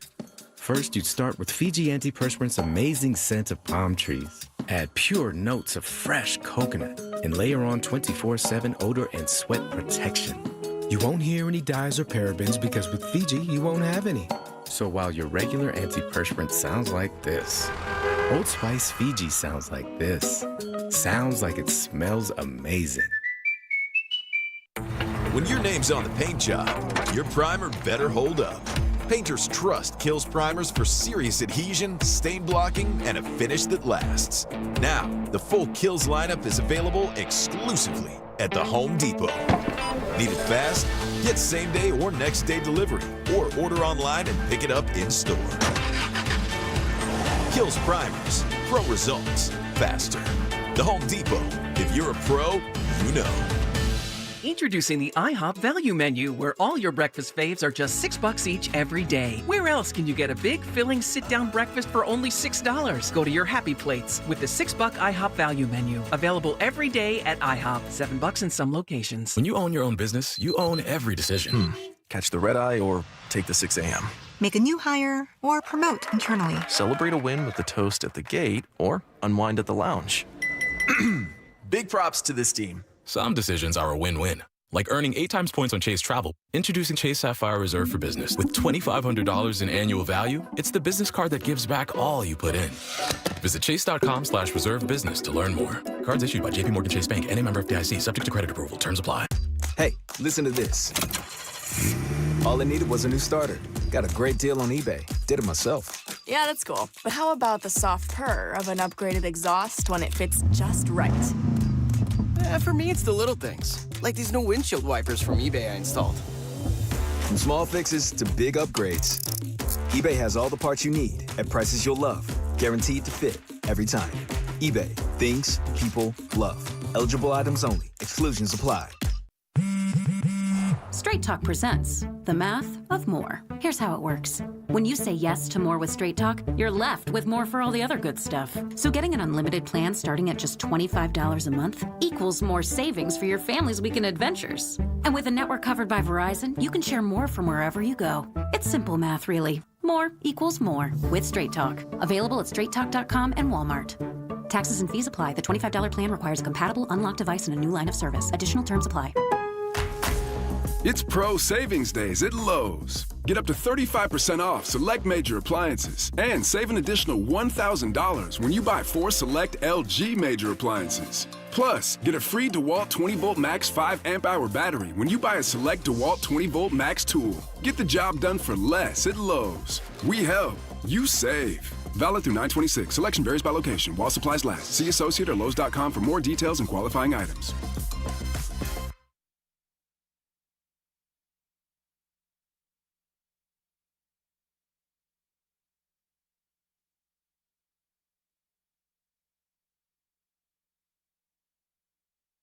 Now, back to Willard and Dibs. It's a fantastic question. It really is. It's the first time I've been asked it this way. Ooh, that's a good question. Well, that's a great question. On 95.7 The Game. All right, this is an important one, Warrior fans. Good stuff today. Joe Thomas on the show. Greg Cosell on the show. Yeah. A lot of Niners. You'd be wrong. No, I'm right. It was a good show. I picked the wrong one. I'm sorry. That's the one. Bop, bop. So if you're just joining us, always good. Yeah. If you're just joining us, we're talking about how Shams has reported that Jimmy Butler has put together a little soiree, a little clam bake, a little team building exercise in San Diego, his own personal mini camp. And Shams says every potential member of the Warriors roster was there. My name is Buddy. Yeah, I don't know this, but that tells me that I think he means that that quartet of Al Horford, Gary Payton II, DeAnthony Melton, and Seth Curry are probably all there as well. Mark Stein reported the other day those guys are in. Hi, this is Guy Santos. Yes. Yes. And that's another laugh we need to add to the... Not bad. Bay Area, it's Guy Santos here. Hey, Dibs, your pigs stink. Okay, it's good. Anyway, Thank you, Grandy. I'm sure Guy was there. And I'm sure he chuckled. But anyway, Jonathan Kuminga not there. And then Sam Amick of The Athletic with a report not too long ago that the Warriors and Kings have rebirthed sign and trade conversations with the deadline looming. It is exactly, let's see, it's a week from today, right? Isn't it a week from today, October 1st? Yep. Yeah, week from today. Camp starts, I think, 3 days before that. Yeah, so the deadline is coming real fast. Nothing has changed with regard to the negotiating stance of the Warriors, the negotiating stance of Jonathan Kuminga and his agent. So I saw this line, and I wasn't aware of this. We were talking a minute ago, and I know some Warrior fans are like, come on, Malik Monk. Like, that's a good player. We'll take Malik Monk. Here's the problem, and it goes beyond the idea of the Warriors might have to give up Buddy Hield or Moses Moody. Amick reports, and this is no surprise, that the Warriors are very hesitant because Malik has a player option for the 27-28 season. So this is 2 seasons from now at $21.5 million, and that does not fit with the Warriors' future flexibility plans. And then he says there's also concerns simply about his fit on the team. But then he drops this in a little bit later. If they did take on Malik Monk, here's the thing now, Warrior fans. If they did take him on, it's likely the Warriors would simply try to trade him too. So a lot of us have been processing this like, but then you'd have Malik Monk to sort of replace Moses Moody or whatever. And he's a good guard. He can score and he can shoot. Sure, not a great defender, etc. The Warriors don't like the fit, financially or basketball, to the point where it's highly likely that if they acquired him, they would simply try to move that contract to and turn him into player X, whoever that might be. So the idea of this working out and just Malik Monk ending up a Warrior seems highly unlikely. Right, and he goes on to add that it's unlikely that the Kings would lift the protections entirely, the protections around the pick that they'd send the Warriors, but it's fair to wonder if the prospect of them lowering those protections in the coming days might be enough to get a deal done. So if you're Mike Dunleavy and you're thinking about the worst possible outcome, the worst possible outcome to me is Kuminga signs the qualifying offer. He's here. He's miserable. The team's not happy. He's not happy. And he walks for nothing. So what would be the next worst thing that could happen? Well, you trade him to the Kings in a sign and trade. You get Malik Monk on basically a 2-year deal. You get a lottery protected pick in 5 years, 2030. And then you have to go about figuring out what to do with Malik Monk and how you trade him. And also, by the way, you would get rid of Buddy Hield or Moses Moody, which you don't want to do. You do not want to do. Buddy is a good glue guy, a chemistry piece. He plays every game. And he's a shooter. And Moses Moody is homegrown, and he actually, at $13 million a year, is a very well-priced role player. Might be your best defender. Yeah, it could be with GP2, depending on his health. Getting late in that career. It is a little bit, but getting a little long in the tooth. I mean, Draymond's your best defender, but your best wing defender. You're right. On ball. You're right. Like I was struck. I mean, this just stuck with me. Some of you all remember this game. Toward the end of the season, the Pistons were in town, and it was a close game. Came down the stretch, and they just flat put Moses Moody on Cade Cunningham. They're just like, do it, dude. And he did it. He did it. He picked him clean a couple times and won the game and helped win the game. And so, is it perfect? Is he consistent yet? Maybe not always, but I think he's got that in him. And we are very early in that new contract that he signed. And so I get it. I get the Warriors being very hesitant to give either of those players up. Yeah, and so what this would be Kuminga and let's just say Moody for Monk and a first-round pick, and then you would try to turn Monk into something. And just looking at salary matches, would you rather have Malik Monk or Marcus Smart on the team? Marcus Smart, a good defender and kind of a grit and grime sort of a player. Not a great three-point shooter, not a great scorer, but somebody who could come in and be, a glue guy, somebody who's not going to be high usage, and he makes about what Malik Monk makes, and he's expiring. So, but that's the caliber of player. Well, if you were looking for a 1-for-1, that's kind of what you're looking at. And then the other thing that I'm thinking about, because Amick mentions, is it's totally unclear how tradable Malik Monk is. So you may not be able to do that right away. And the thought comes up, it's like, I can tell you one of the reasons he's going to be hard to trade, because he has a player option. Right. Oh, by the way, why do you think the Warriors don't want to give Jonathan Kuminga a player option, knowing that what they would likely try to do next is try to trade him? The player option contract becomes markedly harder to trade, which is why I just don't think they're going to budge on that one. Well, you could always attach the pick that you just got. So you attach the lottery protected pick. I mean, if that's what we're doing. Yeah. The other player who makes about the same amount of money, and all roads lead back to this player when we talk trades, Nikola Vucevic. Vucevic makes about $21 million. So would you rather have Vucevic, Marcus Smart, or Malik Monk? Well, the problem with going to Vucevic is now you've weakened your guards.